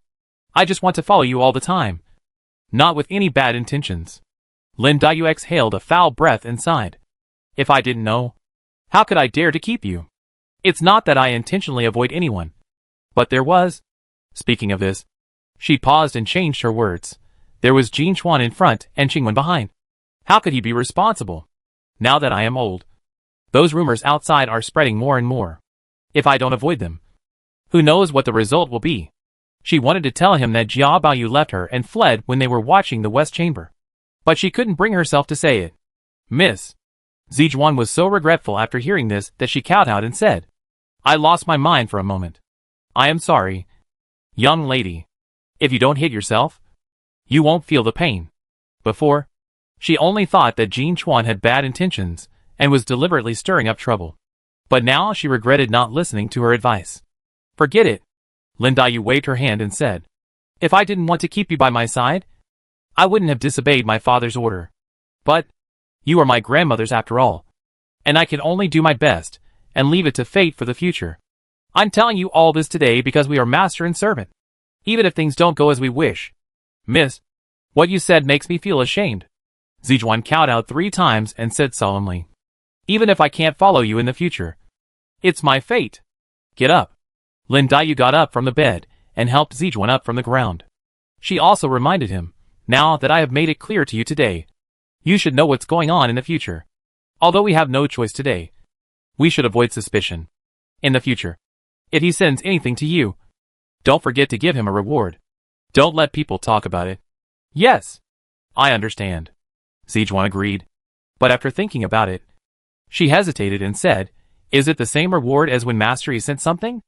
Although there was a reason for teaching Xianling poetry, Zhang Yudi treated her equally. But because she was suffering from an old illness, he gave her an extra portion of fruit. But every time someone sent something to her, Lin Daiyu didn't accept it calmly, and often gave 300 or 500 coins to Jin Chuan and others as a reward, even though it was still not comparable to the value of that wild ginseng and the love of Zhensherin's diagnosis. It was acceptable in terms of etiquette.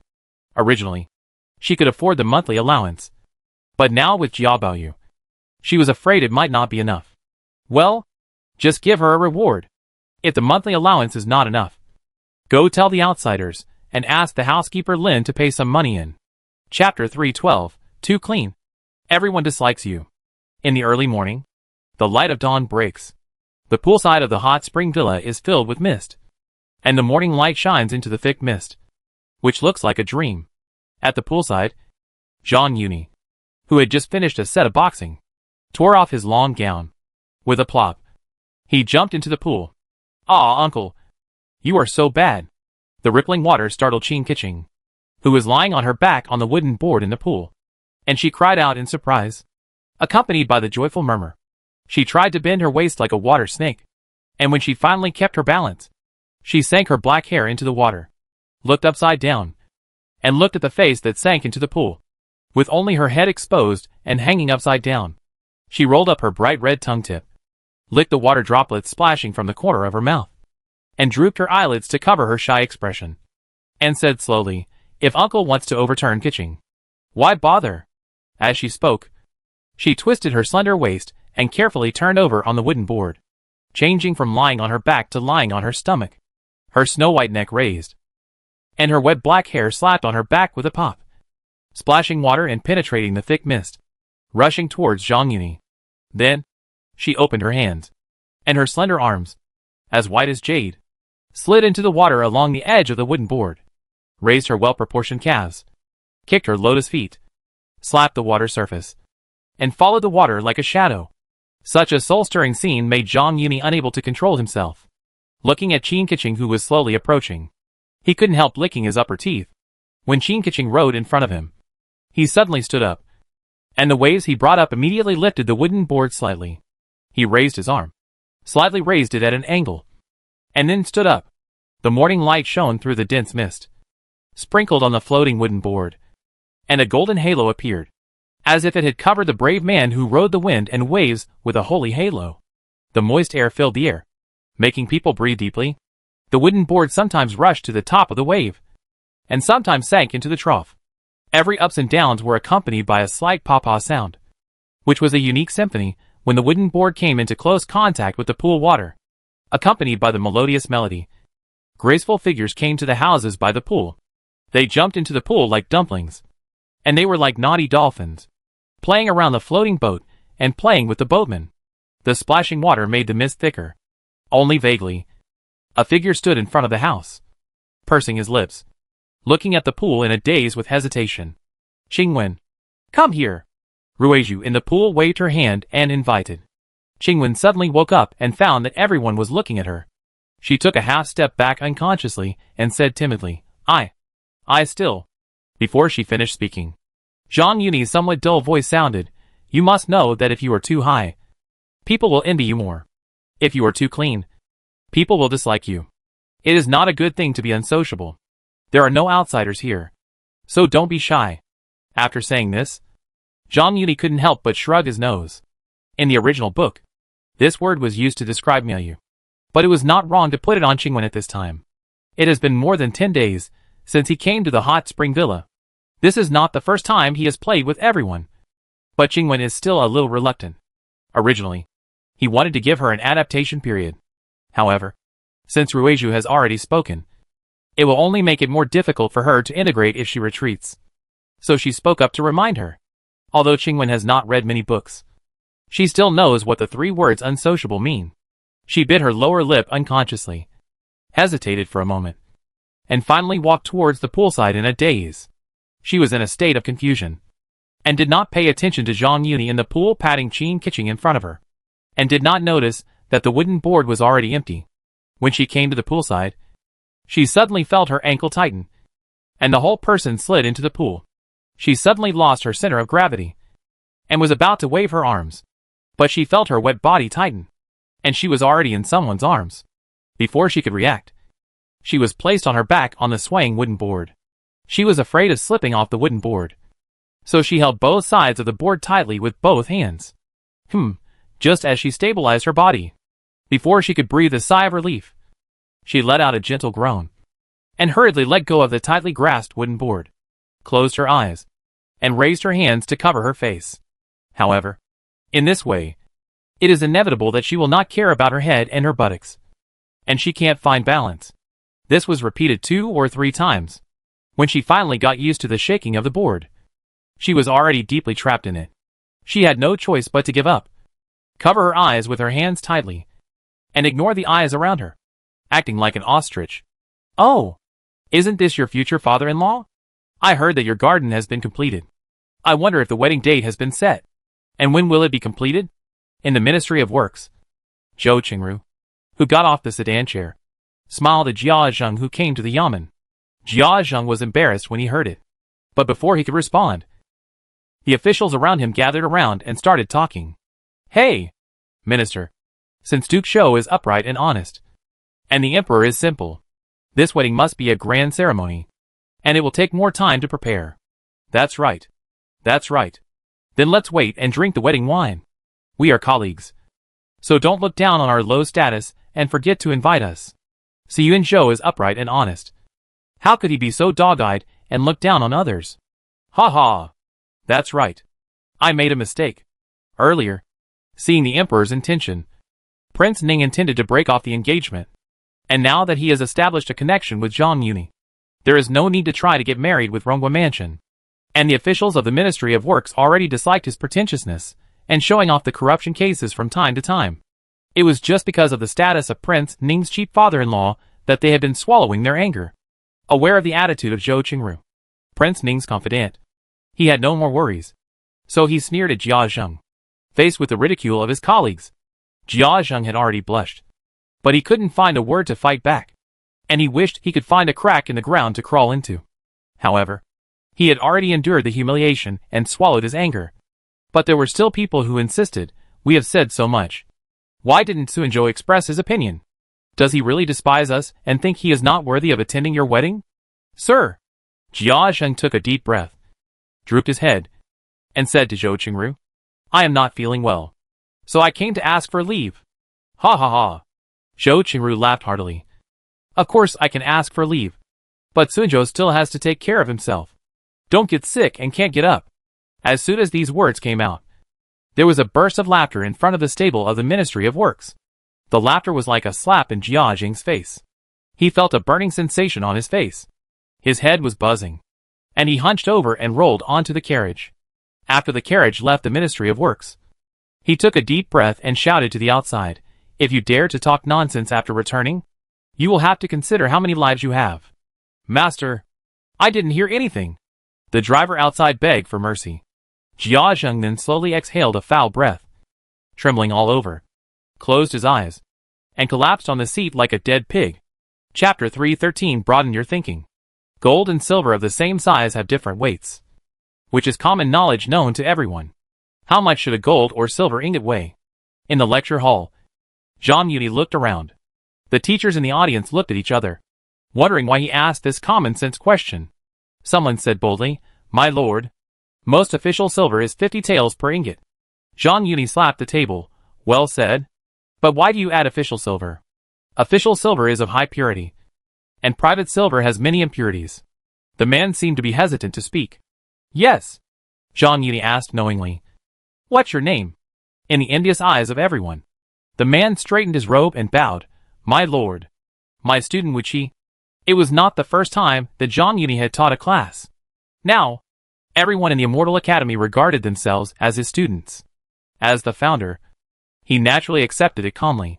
Purity. Zhang Yuni extended his right index finger and pointed to the sky, saying, as long as it is pure silver, the same size and weight must be the same. As long as you understand the relationship. The reverse is also true. If the weight does not match, it means that there are impurities. Zhang Yuni looked at Wuqi and smiled. I see that you have something to say just now. I think you have thought of the possibility of lead in the silver. But lead is lead after all. In addition to distinguishing by color, you could also use this method to distinguish. I call this density.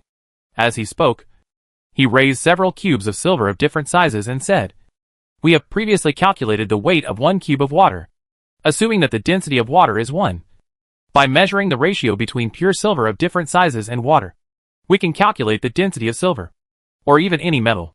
Zhang Yuni had no experience in education, so he planned to make a splash by making an ironclad warship.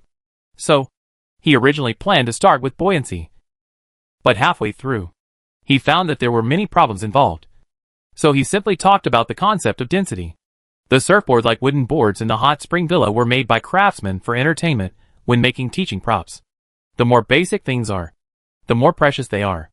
These common senses that everyone knew in the previous life were precious data in ancient times. Although, he can still remember some of the densities of commonly used metals. It is better to teach people how to fish than to give them fish. If everyone expects him to give the final answer, It will also go against his original intention of running the immortal school. If he can enlighten people's wisdom in this way, it will not be in vain for him to travel through time. And with glassware, many things are simpler. He even built a few large experimental sites around the immortal school. After all, the combination of theory and practice. People in this era do not have the knowledge of people in the previous life. Moreover, if the first batch of people who are exposed to relevant knowledge cannot understand the principles, how can they teach good students? He said a lot of things eloquently, then took a sip of the tea on the table and continued, the use of density is not limited to this. Last time I took you to visit the glass factory, you should have seen the tin pool of flat glass, which also uses this principle. The density of tin is greater than that of glass, just like oil floating on the water. He paused and added, of course, it cannot be generalized. Some things are soluble in each other, just like sugar and salt are soluble in water, and some are just like oil in water. These still need everyone to slowly explore in the future. Since most of the students of Xianxue are children of craftsmen, literacy and calculation are essential. At present, the teaching work of Xianxue is divided into two aspects. On the one hand, it is to let the children of craftsmen lay the foundation. And on the other hand, he gives special lessons to the teachers. Of course, because some aristocratic families also sent illegitimate children to study, they were not stopped from attending. Wu Qi, whom Zhang Yudi pointed out just now, is the illegitimate son of Wu Tianyou's family. Wu Tianyu is nothing special. He is also a noble family. He just doesn't get along with the 4 kings and 8 dukes, and even has some tit-for-tat. However, his daughter is the concubine of the king of Qin. With this relationship, Zhang Yudi is enough to treat him differently. However, the matter was too obvious, and it was inevitable that people would point fingers at him. Zhang Yudi saw him speak just now, so he deliberately left a number. This is not the first time he has done something similar. Previously, several children sent by officials of Shantian Prefecture to show their support were also selected, as well as the illegitimate son of Zhou Qingru, the assistant minister of the Ministry of Works, and several other teachers. It was not too conspicuous to select Wu Qi at this moment. Of course, the master leads the way, and the practice is up to the individual.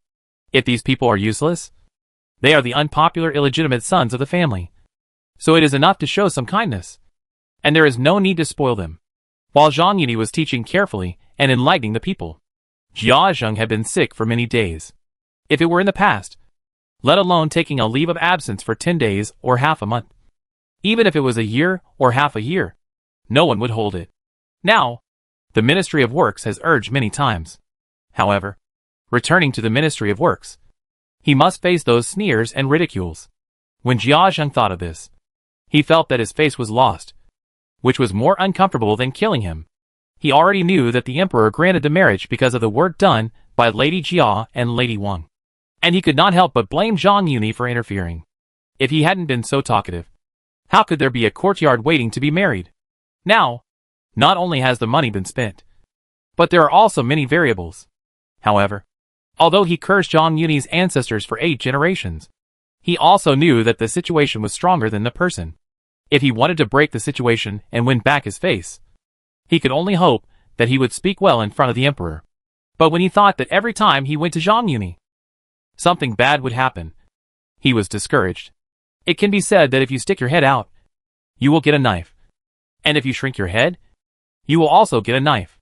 However, he chose the lesser of 2 evils. Losing face in front of Zhang Yuni would only be limited to the mansion. But if the matter was delayed, it would become a laughing stock in the court. Just when he finally made up his mind and decided to go to the East Mansion for help, he would rather suffer a short pain than a long one. Just as he arrived at the door, he heard the servants outside the house whispering, "Master Yi is different. A house like the East Mansion has to be renovated. I'm afraid Master Jin died in disgrace. So you think it's unlucky to live here?" Master Jin died in the backyard. Not long ago, the construction of Huifang Garden started.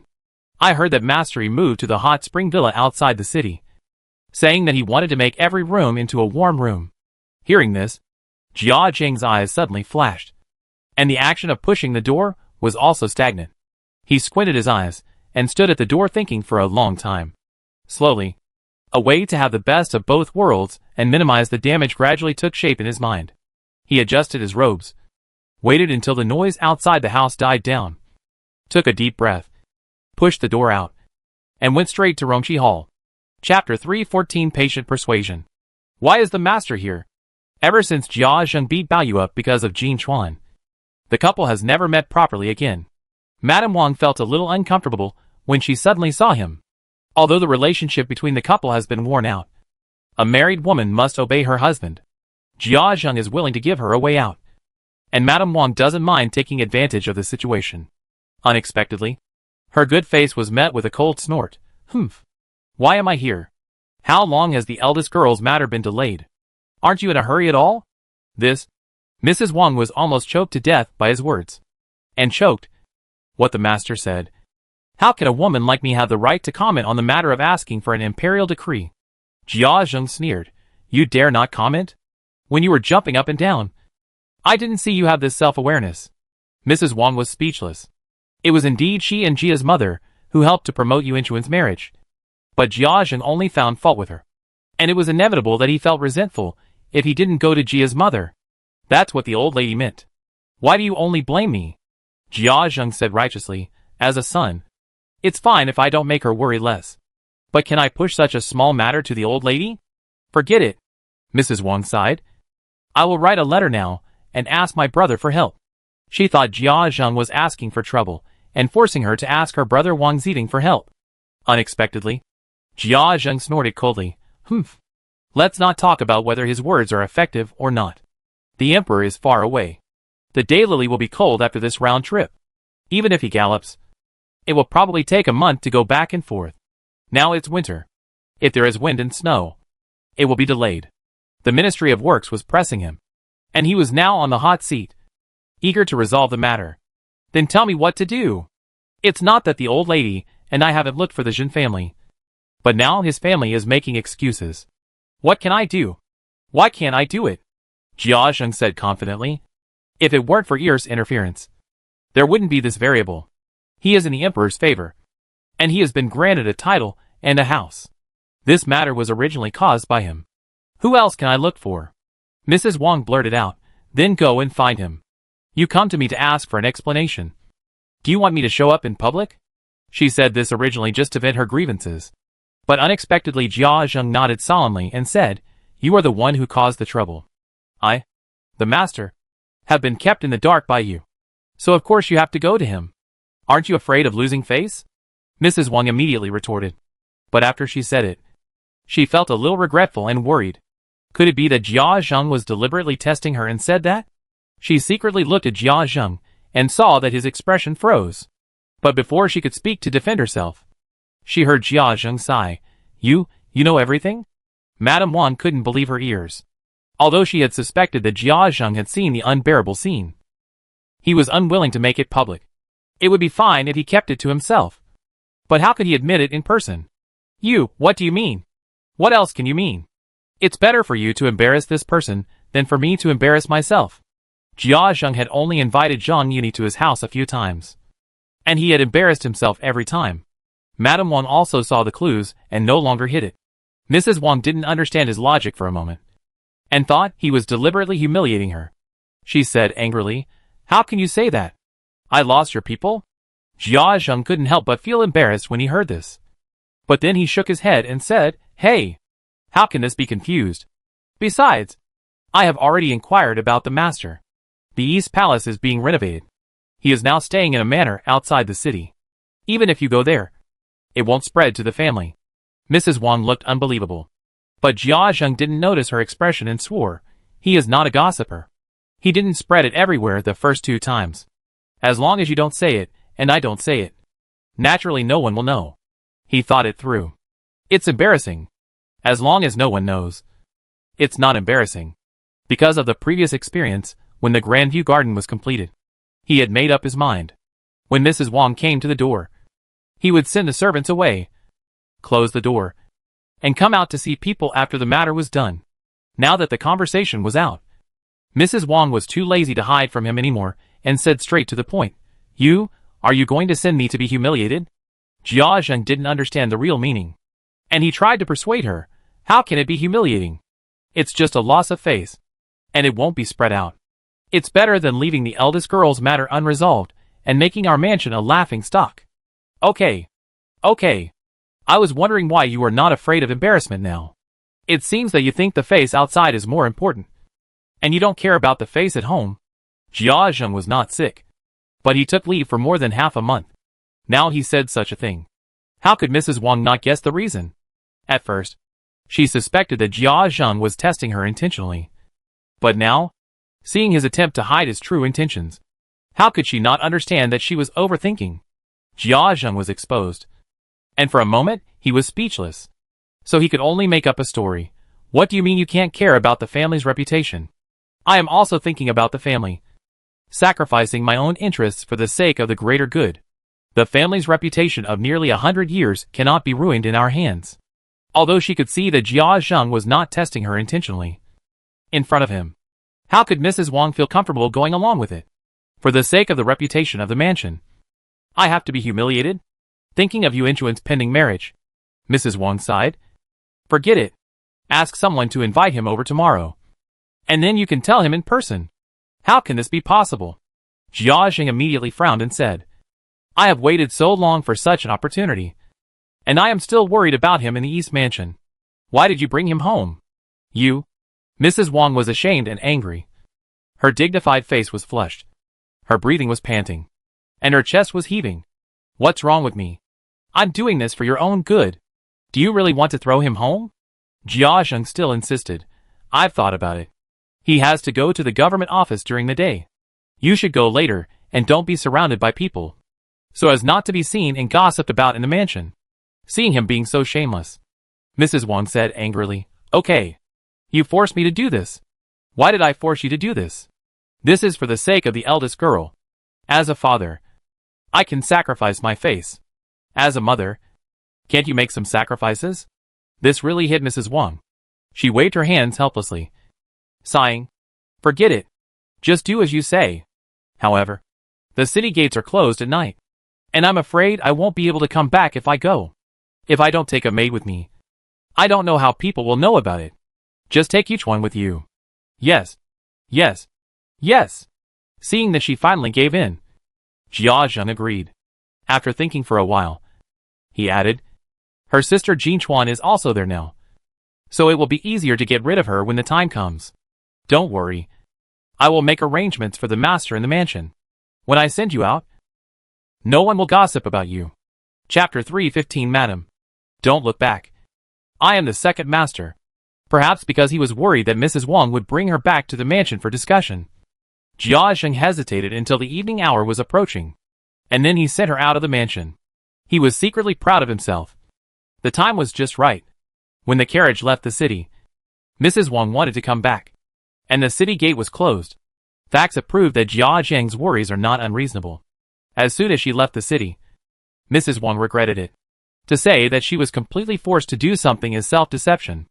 As long as she resolutely refused, Jia Zheng would not force her to do something. It was precisely because she had some expectations in her heart. And Jia Zheng was shameless and forced her hard. That she went with the flow. But when the time came, she couldn't help but feel timid. If Jia Zheng had been kept in the dark, she might not have been so entangled. But now that it was exposed, how could she face him in the future? Thinking of this, she hurriedly shouted to the outside, Quick! Go back home. Ah! The coachman outside hurriedly stopped the carriage and hesitated. Madam, the city gate is closed now.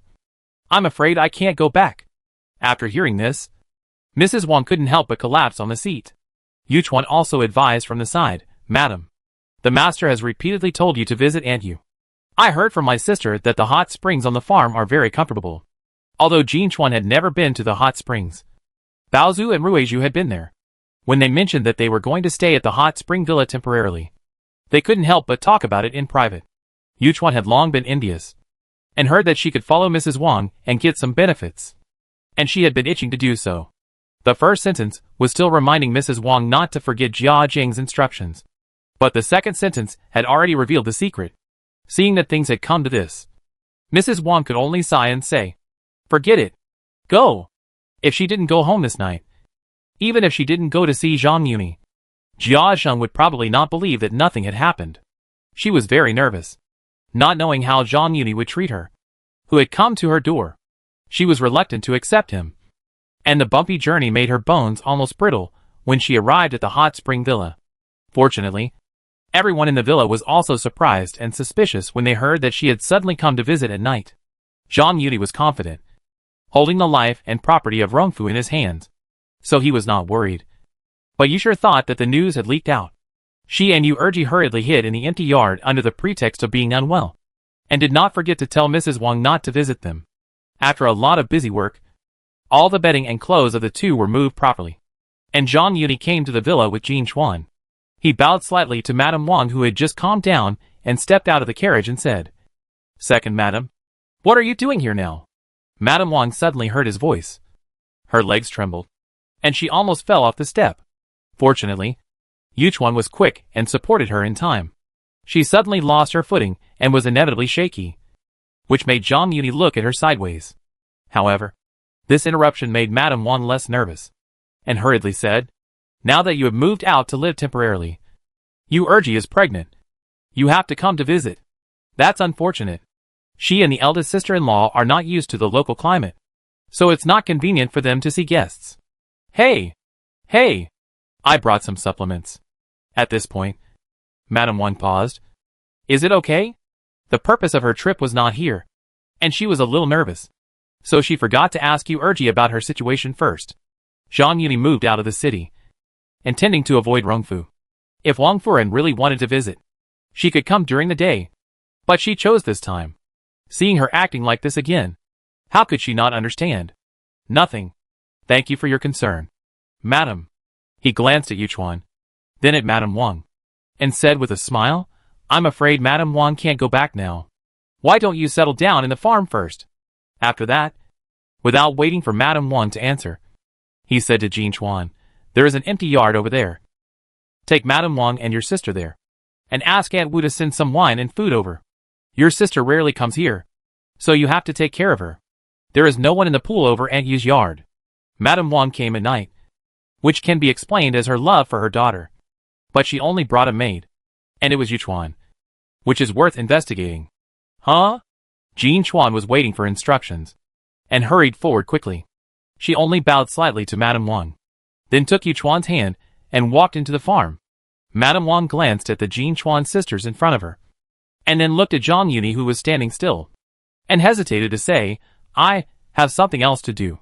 Although she had a certain understanding of Zhang Yudi's audacity, it was just a small fight after all. She was also worried that Zhang Yudi would settle her down, so she didn't care. The shit pot has been put on her head, and she has to get things done.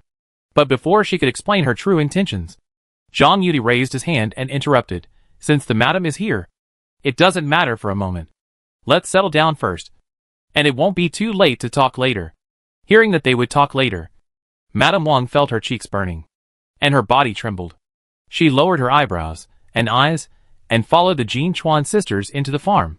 It was an uphill climb, and Mrs. Wang lowered her eyebrows and eyes, bit her waist, and presented a huge peach as if offering a peach. Zhang Yudi, who followed closely behind, could not help swallowing. He had done enough for the eldest master, but not for the second master. The 3 courtyards were in the shape of an inverted Chinese character, and each had its own door.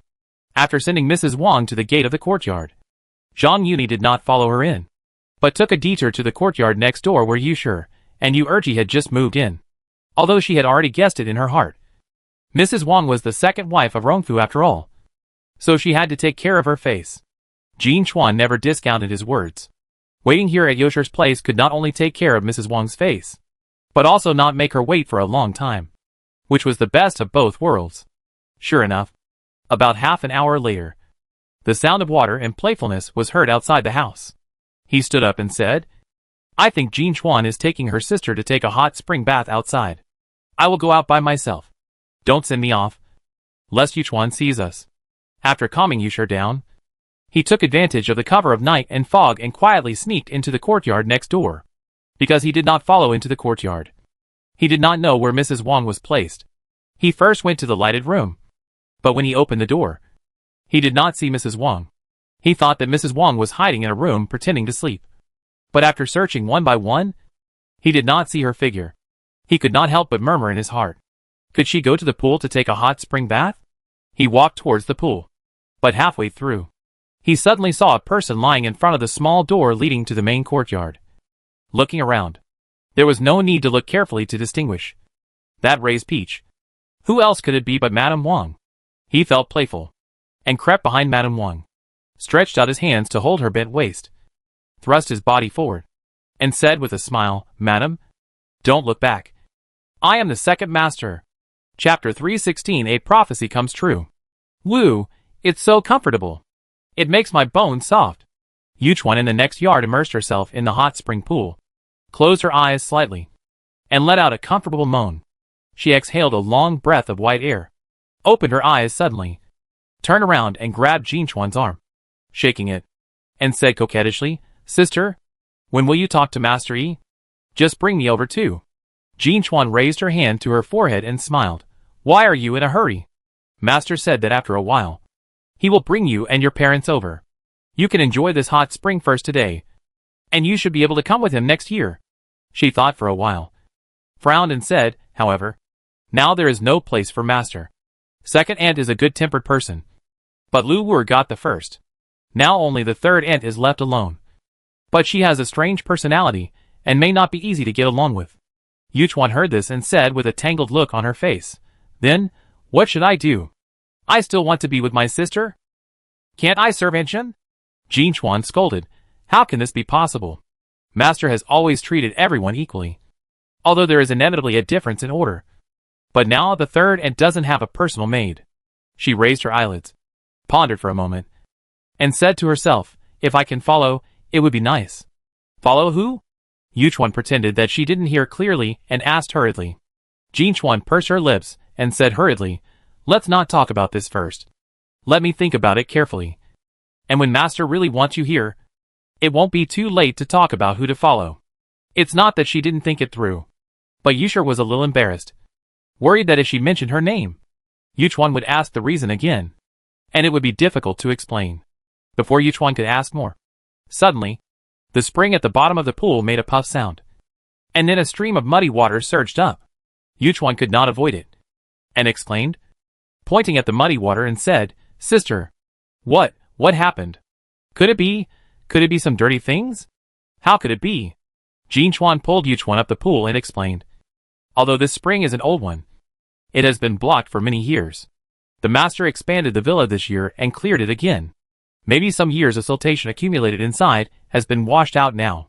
Tomorrow, when these stains are washed away, it will be clean. Then let's..." Yuchuan pouted, looking a little disappointed. Jinchuan looked at her disappointed sister, thought for a moment and said, "Dry yourself first. Don't get cold. The master and the concubines are all in front, so it's not convenient for you to go over there. You should go back and take a look. If the second wife hasn't taken a warm bath, we can soak there for a while." Zhang Yuni didn't care much about these things, but Jinchuan had worked in Rongfu. Although the hot spring pool is not like a bath, it is also known that Mrs. Wang will not share a pool with the servants. The two sisters dried themselves, each put on a blanket, hugged their clothes, put on their shoes, and ran to the neighboring courtyard. After rushing into the yard, they ran straight to the pool. Just halfway through, Yuchuan suddenly stopped, pointed at the edge of the pool in a daze, and exclaimed, "Ah, madam, this..." After exclaiming, she realized that something was wrong and quickly covered her mouth. "I saw a white figure lying on the edge of the pool surrounded by mist, covering her mouth and groaning. Who else could it be but Madame Wang? If it was just Madame Wang taking a bath, she wouldn't have been so shocked that she cried out. However, there was a burly figure behind her, which made Yuchuan panic. She even dropped the clothes in her hands without realizing it.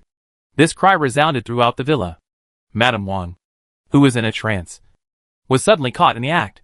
She felt like she was struck by lightning and her body couldn't stop trembling. But Zhang Yuni seemed to be stimulated. Not only did he ignore her, but he became more and more relentless. Jinchuan was also stunned by this sudden scene. However, she was used to big scenes, and she reacted in just a moment. She raised her hand and poked Yuchuan's forehead, scolding, "You girl." The wife didn't say anything. "Why are you making a fuss?" Yuchuan was completely stunned. She even wondered if she would be silenced after discovering such an ugly thing. Seeing her sister calm and composed, how could she dare to say anything? Blushing, lowering her head, like a child who had made a mistake, she squatted down to pick up the fallen clothes after calming down a little. Mrs. Wang, who was lying in the pool, finally reacted, raised her neck, struggled to twist her waist, and waved her arms back desperately like a bird flapping its wings. What's wrong? As she was talking, Qingwen came over after hearing the sound. Because the hot spring pool was covered by a rockery, she didn't see the scene inside. She just stood in front of the courtyard gate, looking at the Jinchuan sisters with a puzzled look. As soon as Qingwen opened her mouth, it was like a spell to freeze her body, and Mrs. Wang immediately gave up struggling. It's okay for the Jinchuan sisters. After all, they have served them personally. In ancient times, the big maids often had the task of serving in the house. When the master was weak, they even had to help and push. The two were sisters, and both had served her. Now one was with Zhang Yuni, and the other was her maid. Although her actions were exposed, and this master was not that master, she could still deceive herself. As for Qingwen, she had been in Jia Baoyu's room, and she had been picking on her and accused her of seducing her master. Now, if she saw such a shocking scene, she would be too ashamed to face anyone.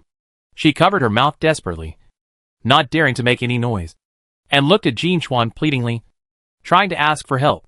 Unfortunately, Jinchuan did not look in this direction, leaving her with nowhere to turn.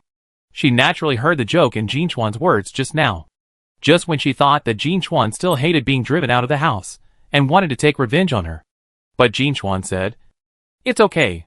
Just now a night cat came over to look for food and scared my sister. I just scolded her. You go first and don't disturb the second wife's rest." "What are you doing?" Qingwen pointed at the two people who were only covered with blankets and asked in confusion. Jinchuan said calmly, "Some dirt was just washed out of the pool here. It's not convenient for Aunt Yu to go there. My sister rarely comes here.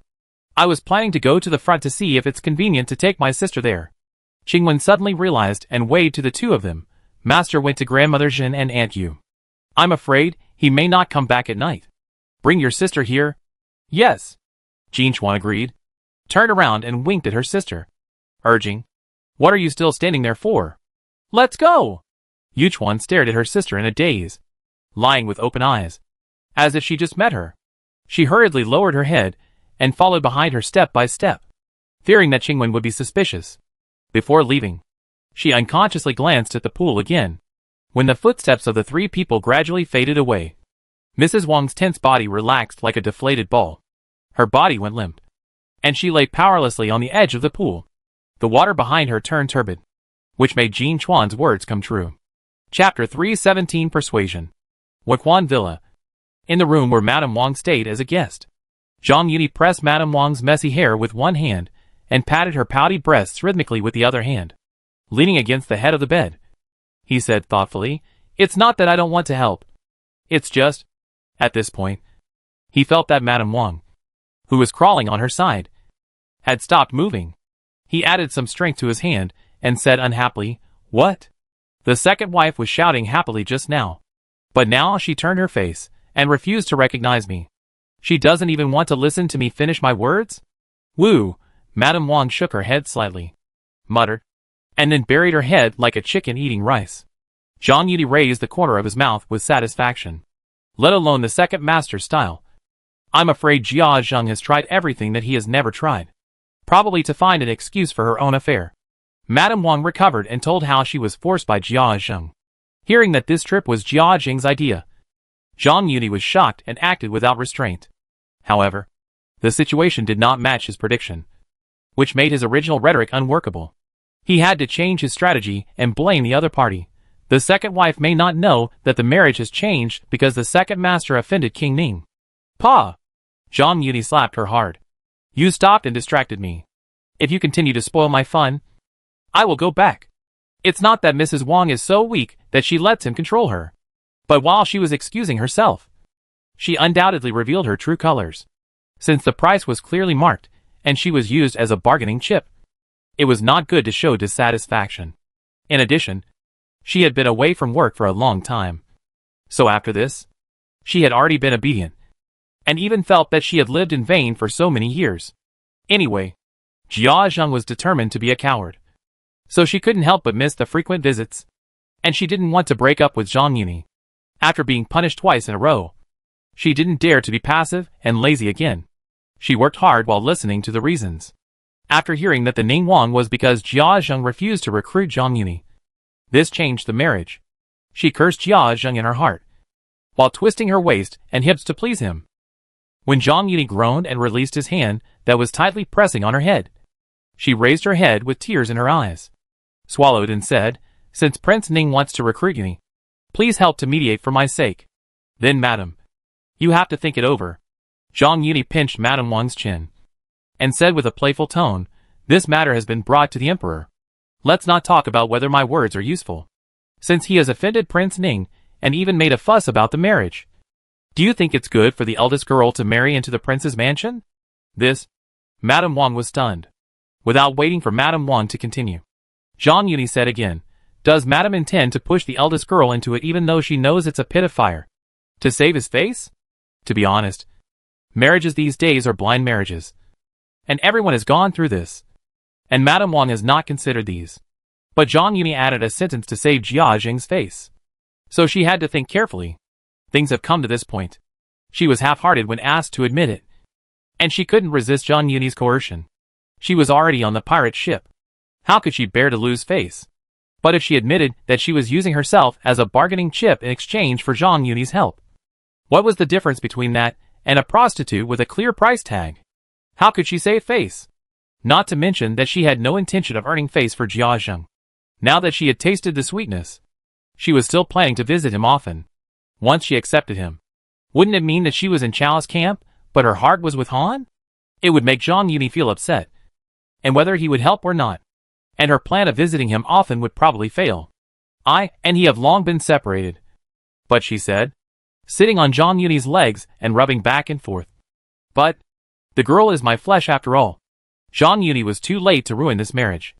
So how could he help to match them up? He originally thought that once Mrs. Wang accepted him, she would pretend to be indignant and leave in anger. Unexpectedly, she actually said this. However, although it was unexpected, he was still very satisfied with Mrs. Wang's attitude. And he couldn't help but think of a plan, since Madame said so. "It will be easy. Although I can't help. I can give you a trick." "What trick?" Mrs. Wang was refreshed and asked hurriedly. "Although the marriage is over, the eldest girl can't be left alone like this. Go back and tell him to ask the emperor for permission, saying that the eldest girl is old and ask the emperor to show mercy and let her go back for marriage." "This," Mrs. Wang said with embarrassment. "The emperor has already issued an oral order. Asking for an order now is... Besides, how can he agree? Hey! Everything depends on people." Zhang Yuni wiped Mrs. Wang's lips. "You also said that the emperor has issued an oral order, and it is difficult to get off the tiger now. As long as he is willing to ask for an order, the emperor will naturally go along with it." At this point, he paused and said jokingly, "Didn't you say that he didn't care about the life or death of the eldest girl, but couldn't stand being ridiculed in the government office? So he sent you here because he was worried that people would see you in the mansion and cause trouble? In this case, when he asked for permission, ask for a job outside the capital. Once he leaves the capital, who will know about this mess? No one will laugh at him. If he is still worried, find a job far away. When the time comes, I will come to find you. Isn't it more convenient? Besides, the emperor intended to break off the engagement first, so he must have some faults. He can just ask for a sky-high price. I remember that he has been in the position of Yuan Weilong for many years. Although the eldest girl's marriage has been ruined, he has been promoted and has earned some face. It is not in his interest to keep Yuan Chuan's marriage hanging like this. However, it was his idea to marry in a separate courtyard. He also had some ideas about Yuan Chun, but he couldn't be the first to do so. Otherwise, if he accepted Yuan Chun in the future, the emperor would think that he had some selfish motives. Although, this was also the truth. From Mrs. Wang's words, it was not difficult for him to see Jia Jing's ostrich mentality. Thinking of the original novel, he had been sent out as the academician, and he also found the reason why he was targeted last time. So he took the opportunity to instigate him to take the lead and temporarily get rid of him.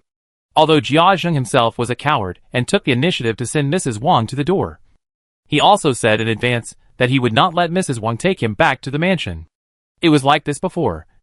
And now that the matter was on the table, I am afraid that I will be more like an enemy, and I will definitely let him go to the Grandview Garden, which will add a lot of constraints. Zhang Yuni talked freely here, and Mrs. Wang looked at his eyes and felt excited. She didn't know that Zhang Yuni was planning to marry both mother and daughter.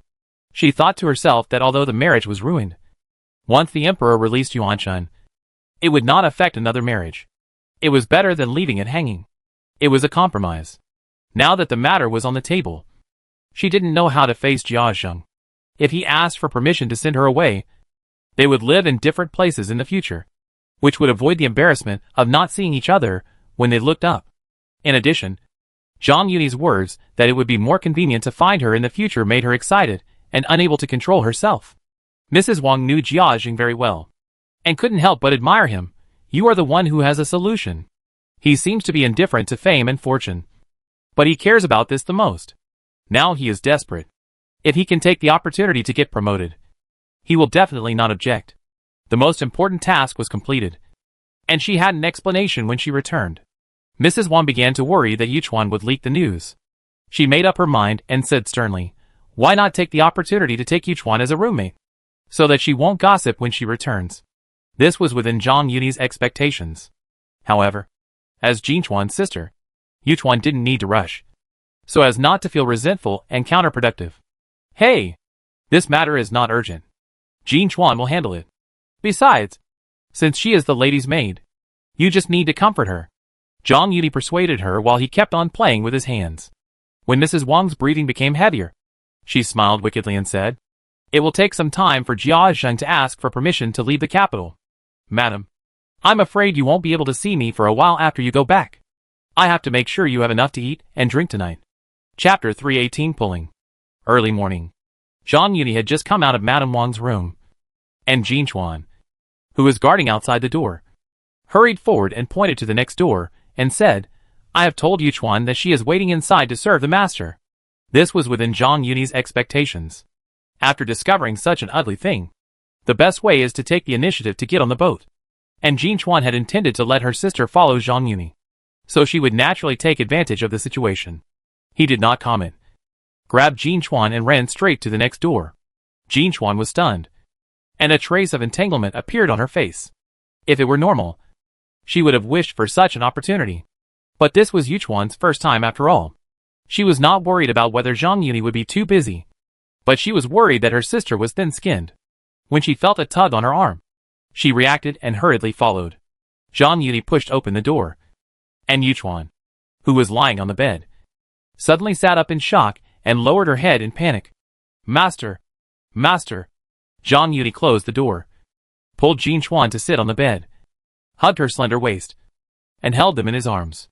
Feeling that Yuchuan was obviously trembling, he gently patted her waist and whispered softly, You are Jinchuan's sister. How could Master not believe you? Yuchuan looked up in confusion and looked at Jinchuan opposite her, blushing and said, Thank you. Master. Sister told me. I know how to serve you. Zhang Yuni kissed her red cheek and smiled. There is no rush to serve. Master has already told your sister that he will ask you to come over, but you have to take a car back today, and the road is bumpy, so as not to tire yourself out. After Master goes back, I will send you over to serve. Uncle. Jinchuan's eyes were filled with tears, and her face was full of gratitude. But then, he hesitated and said, But the second wife. Zhang Yuni smiled and said, Don't worry. Don't you think about who arranged this? And not coming home at night is already shocking. Why did you only bring your sister? Ah! The two sisters exclaimed, stammering. Second master. Zhang Yuni stopped talking and said, This time the second master is so kind. I can't refuse. But this matter is always easy to say, and not easy to hear. And he is a person who cares about face. Otherwise, he wouldn't send people here overnight. Speaking of this, he paused and said, Although he will leave Beijing in a while, the master has to take care of his face. Originally, I planned to let you sisters reunite in a while. But now, there is no trustworthy person in front of the second wife. It is not convenient. So I have to wrong you, and help cover up in the future. It doesn't matter when Yuchuan takes the room. The key is to make her fall in love with him. Taking advantage of the opportunity, he could win people's hearts and inform them that Jia Zheng was about to leave Beijing. when he was promoted to a higher position.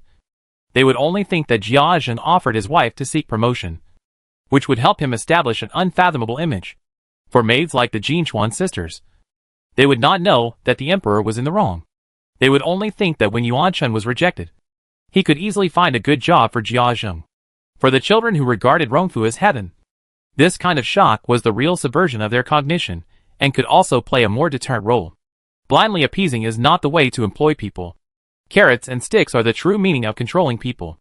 If it were someone else, he wouldn't have to go to such great lengths. But Jin Chuan had made enemies with Lady Wang. People's hearts are hidden, and it's hard to guarantee that they won't do something impulsive because of hatred.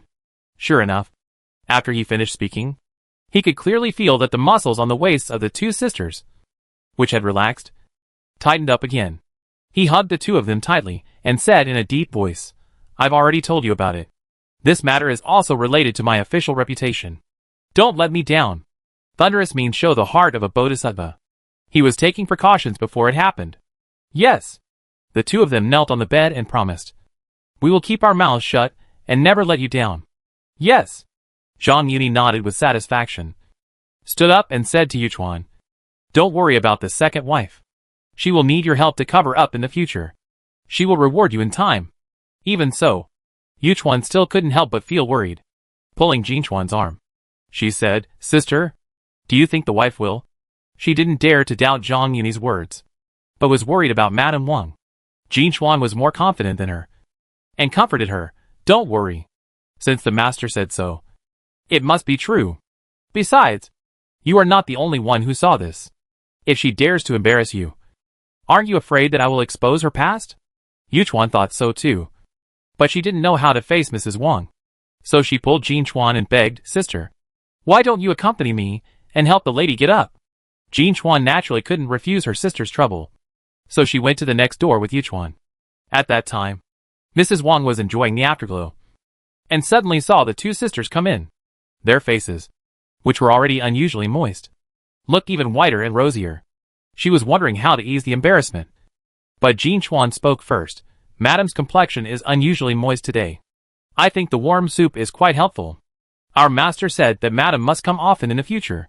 For Yuchuan's consideration, she did not dare to provoke Mrs. Wang too much. This time, she did not call her the second wife, but continued to use the previous name and mention Zhang Yuni again. Mrs. Wang heard the difference and said hurriedly, "Thanks to you yesterday. I was wrong before. You won't blame me, right?" "How could that be? If it weren't for you, how could I have the chance to follow you?" Jin Chuan came to the bed and said directly, "I used to serve you, and now I have the honor to serve you. Don't worry. You have already told me that I and Yuchuan will cover for you in the future." She paused and said, "Is your mother rested? I will serve you now. Instead of hiding it, it is better to be straightforward, so as to avoid Mrs. Wang's suspicion and misunderstanding." When Mrs. Wang heard this, she felt relieved. But when she heard that Jin Chuan was going to help her get up, her face froze. After hesitating for a while, she pulled the two sisters to the bed, took off the two bracelets on her hands, and was about to put them on. Yuchuan saw that it was just as Zhang Yuni said, and she felt relieved. But Jin Chuan declined, saying, "I cannot afford such a precious reward." It was not that she really felt that she could not afford it. After hearing what Zhang Yuni said and Mrs. Wang's attitude, the aura of the Duke's mansion had already been completely worn out in her eyes. However, after all, she had been forced into a desperate situation, so it was fine if she did not bear a grudge. But she was not willing to accept the other party's kindness. However, Madame Wang insisted on putting the bracelet on and said, "You are following Yin Yi, so what can you not bear?" After hearing this, Jin Chuan could not refuse. Madame Wang put the bracelet on the two of them and breathed a sigh of relief. She hesitated and said, You go get more water." As she spoke, she covered the quilt and moved out slowly. "Huh?" Jin Chuan agreed and said casually, "Yuchuan, go get some water. I will help Madame get up first." As soon as she finished speaking, she had already opened the quilt. "Ah!" Madame Wang was caught off guard and screamed. Her face turned blue and white.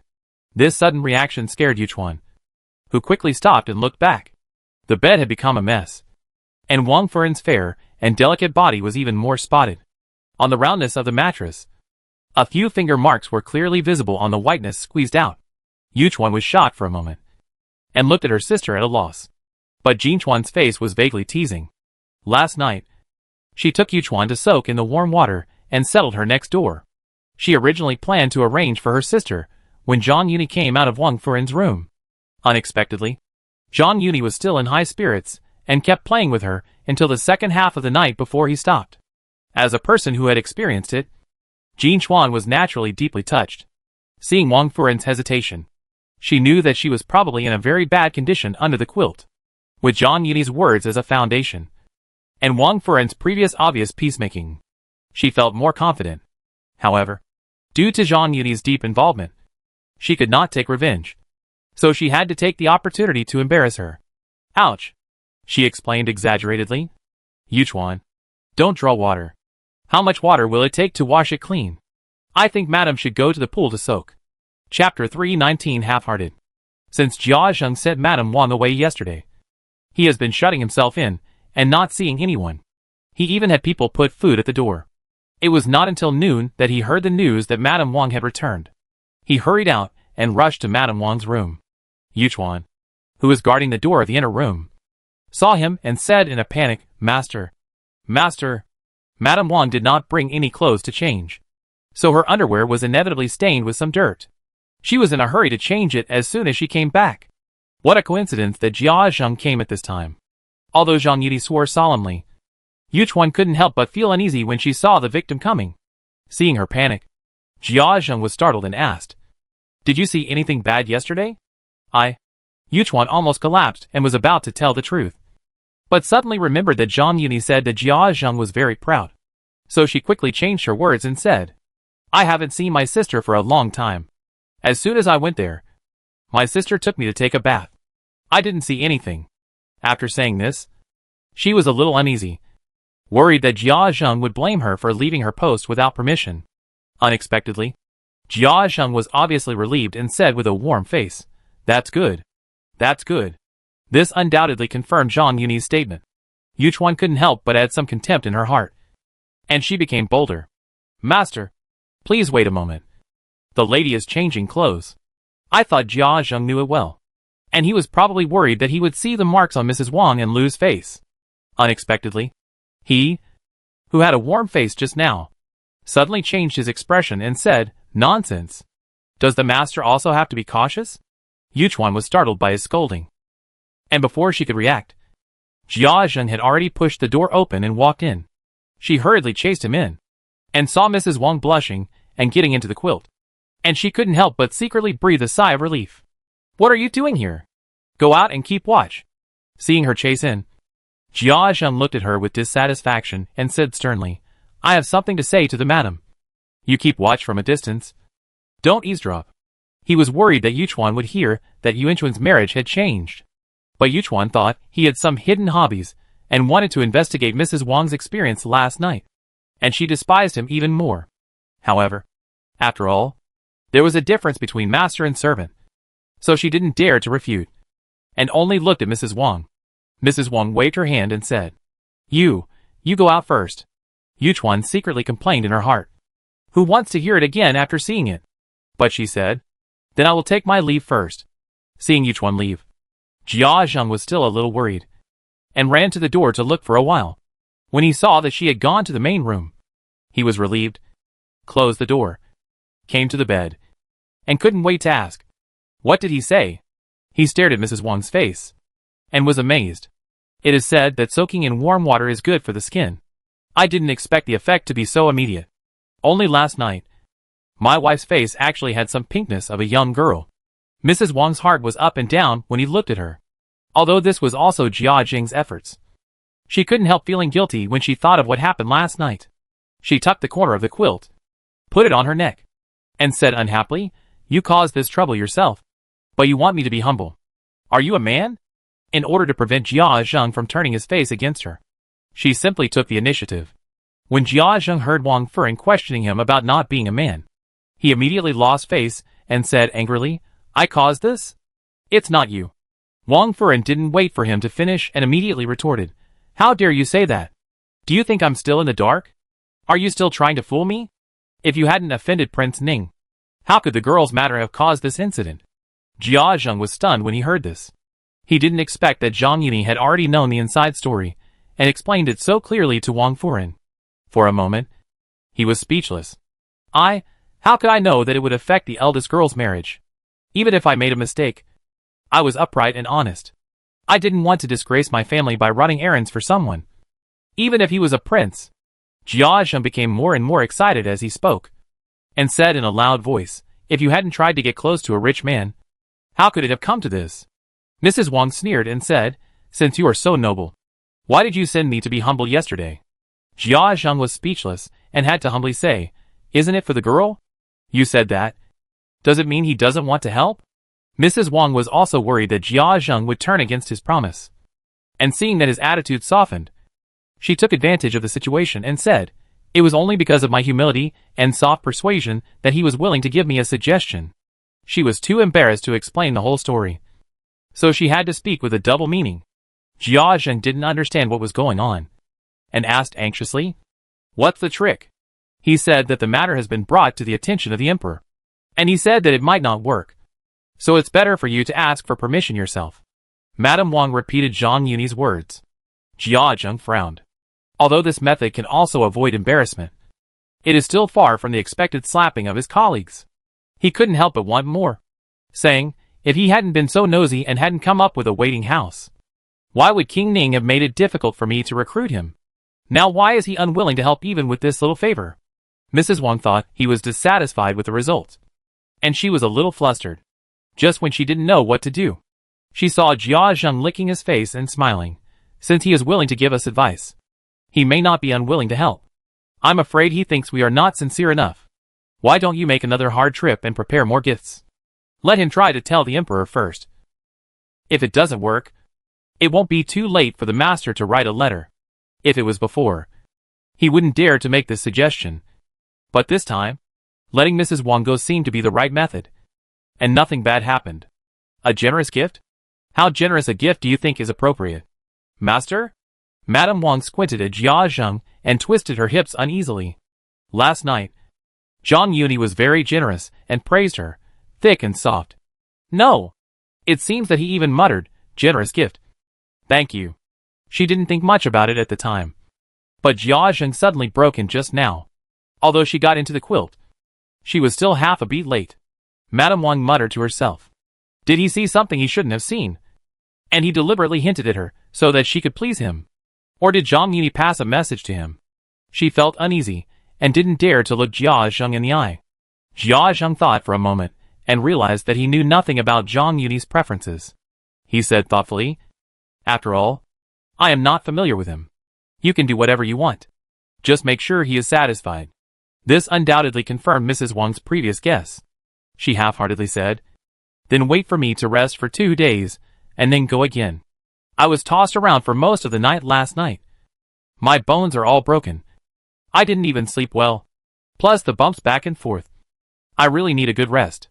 But Jia Zheng was eager for success, urging, this is related to the girl's lifelong event. You need to strike while the iron is hot. You should get ready now. Bah, do you think everyone is like you? Mrs. Wang spat. Jia Zheng didn't think about it. Just thought she didn't want to push too hard, and hurriedly said yes. Yes. Yes. For our family's affairs. We can't push him too hard. Let's wait for a while. Sensing that Mrs. Wang's eyes were wrong, he hurriedly changed his words. 2 days? Although it is possible that Zhang Yuni delivered the message, it cannot be ruled out that he made up an excuse for his generous gift. Seeing Jia Zheng so anxious, Wang Furen was worried that the greater the hope, the greater the disappointment. So she quickly made a prelude, but, go back. Whether it succeeds or not, you can't blame me. Jia Zheng was also trying to make a move. And finally Wang Furen relented, fearing that she would regret it. She quickly patted her chest and promised, how can there be no mistakes? Besides, how can the master blame you if you have to bear the trouble alone?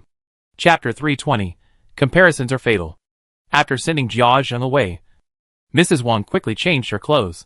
She came to the door of the inner room and waved to Yuchuan, who was waiting outside, saying, Go and call Saixia and Kaiyun to come over and divide the grapes brought back to each place. Remember to divide them according to the signs posted by Uni. Don't mix them up. Don't forget to send the portion to the East Mansion. Zhang Uni has been busy recently, so Mrs. Wang just happened to bring him back. After last night's experience, Mrs. Wang was embarrassed to call him brother. There was no one else around at this time, so she just called him by his name.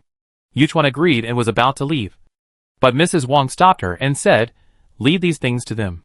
Remember to fetch a basin of water when you come back." She was worried about taking out the clothes that had been changed in the room to wash, so she had to ask Yuchuan to deal with them in the room first. There is no need to elaborate on how to deal with the marks on the clothes. Yuchuan went out to give orders, and the maids in Lady Wang's courtyard brought back grapes and distributed them to the various courtyards. When they were delivered to Yihong courtyard, Jia Baoyu happened to be in the room. He quickly picked up a grape, peeled it and took a bite, and then shouted, "Quick! Send some to Sister Lin." Shiren, who was standing aside, covered her mouth and laughed. "My lord, just be quiet.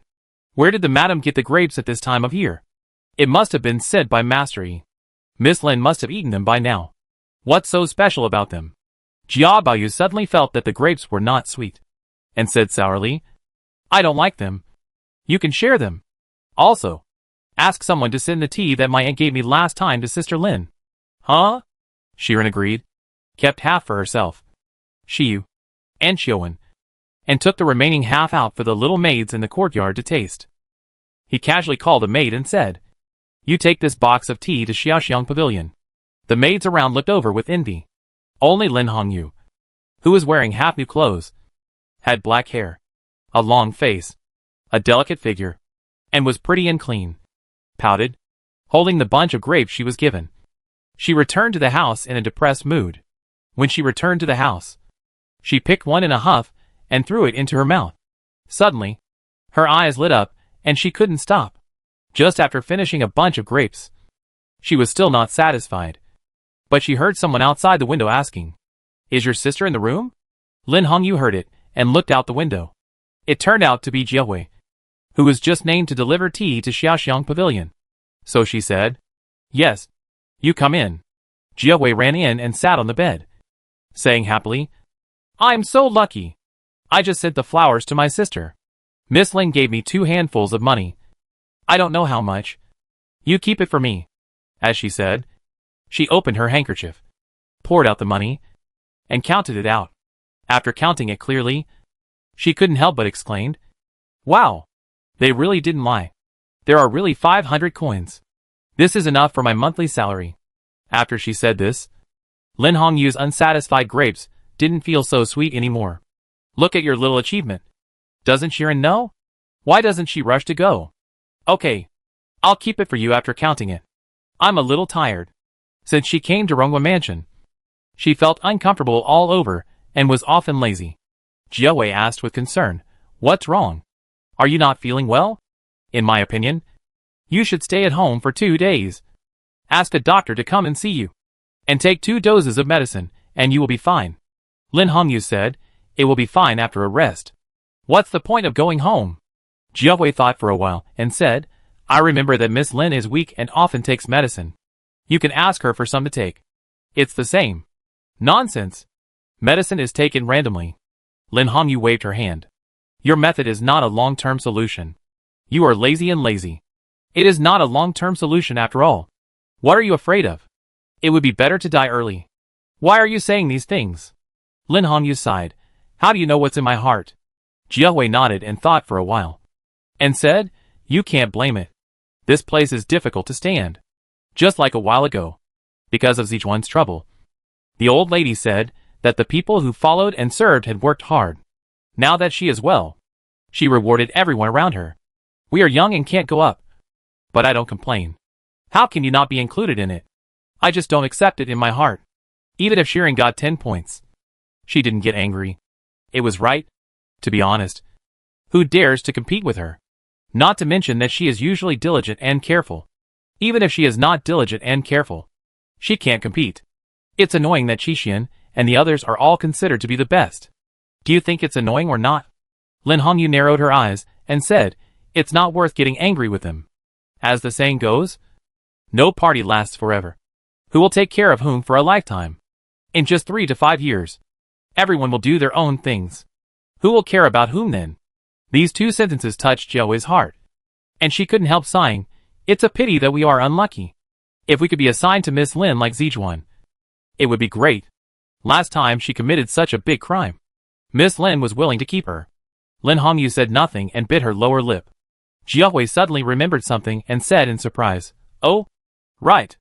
I was sent to deliver tea just now. And I saw Miss Lin's grapes. Not only are they bigger than ours, but they are also many times more than ours." Lin Hongyu was surprised and said, "How could it be? Didn't the lady send these grapes? I told you to go out more often. What can you learn if you stay in the house all day? Where can you get grapes at this time of year?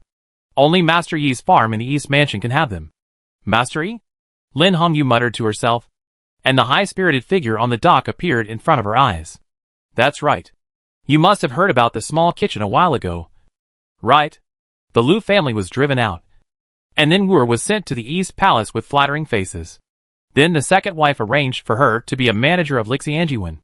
You don't know? I heard that he did some business with the second wife, and I don't know how much money he makes a year." She frowned and said, "But it's strange. He often comes to the garden. But the second master has been lying for so long, and I haven't seen him come to see him. And the last time he went crazy, I heard it was related to him. Is it possible that you have a quarrel with the second master?" Jiawei was analyzing the situation in detail. But Lin Hongyu suddenly said, "Oh, right. Do you still have the grapes I gave you? I ate some just now, and felt much better. I'll return them to you when I have something to eat next time." Jiawei was reluctant to part with the grapes, and took out a bunch of half-ball grapes from her bosom, saying, "I ate the bunch in front on the way. This is what Miss Lin gave me just now, and I couldn't bear to finish it." Lin Hongyu hesitated for a moment, but still reached out to take it, picked a grape, and put it in her mouth. Squinting her eyes, she chewed for a while, and then spit the seeds into her palm. Stunned and a little absent-minded,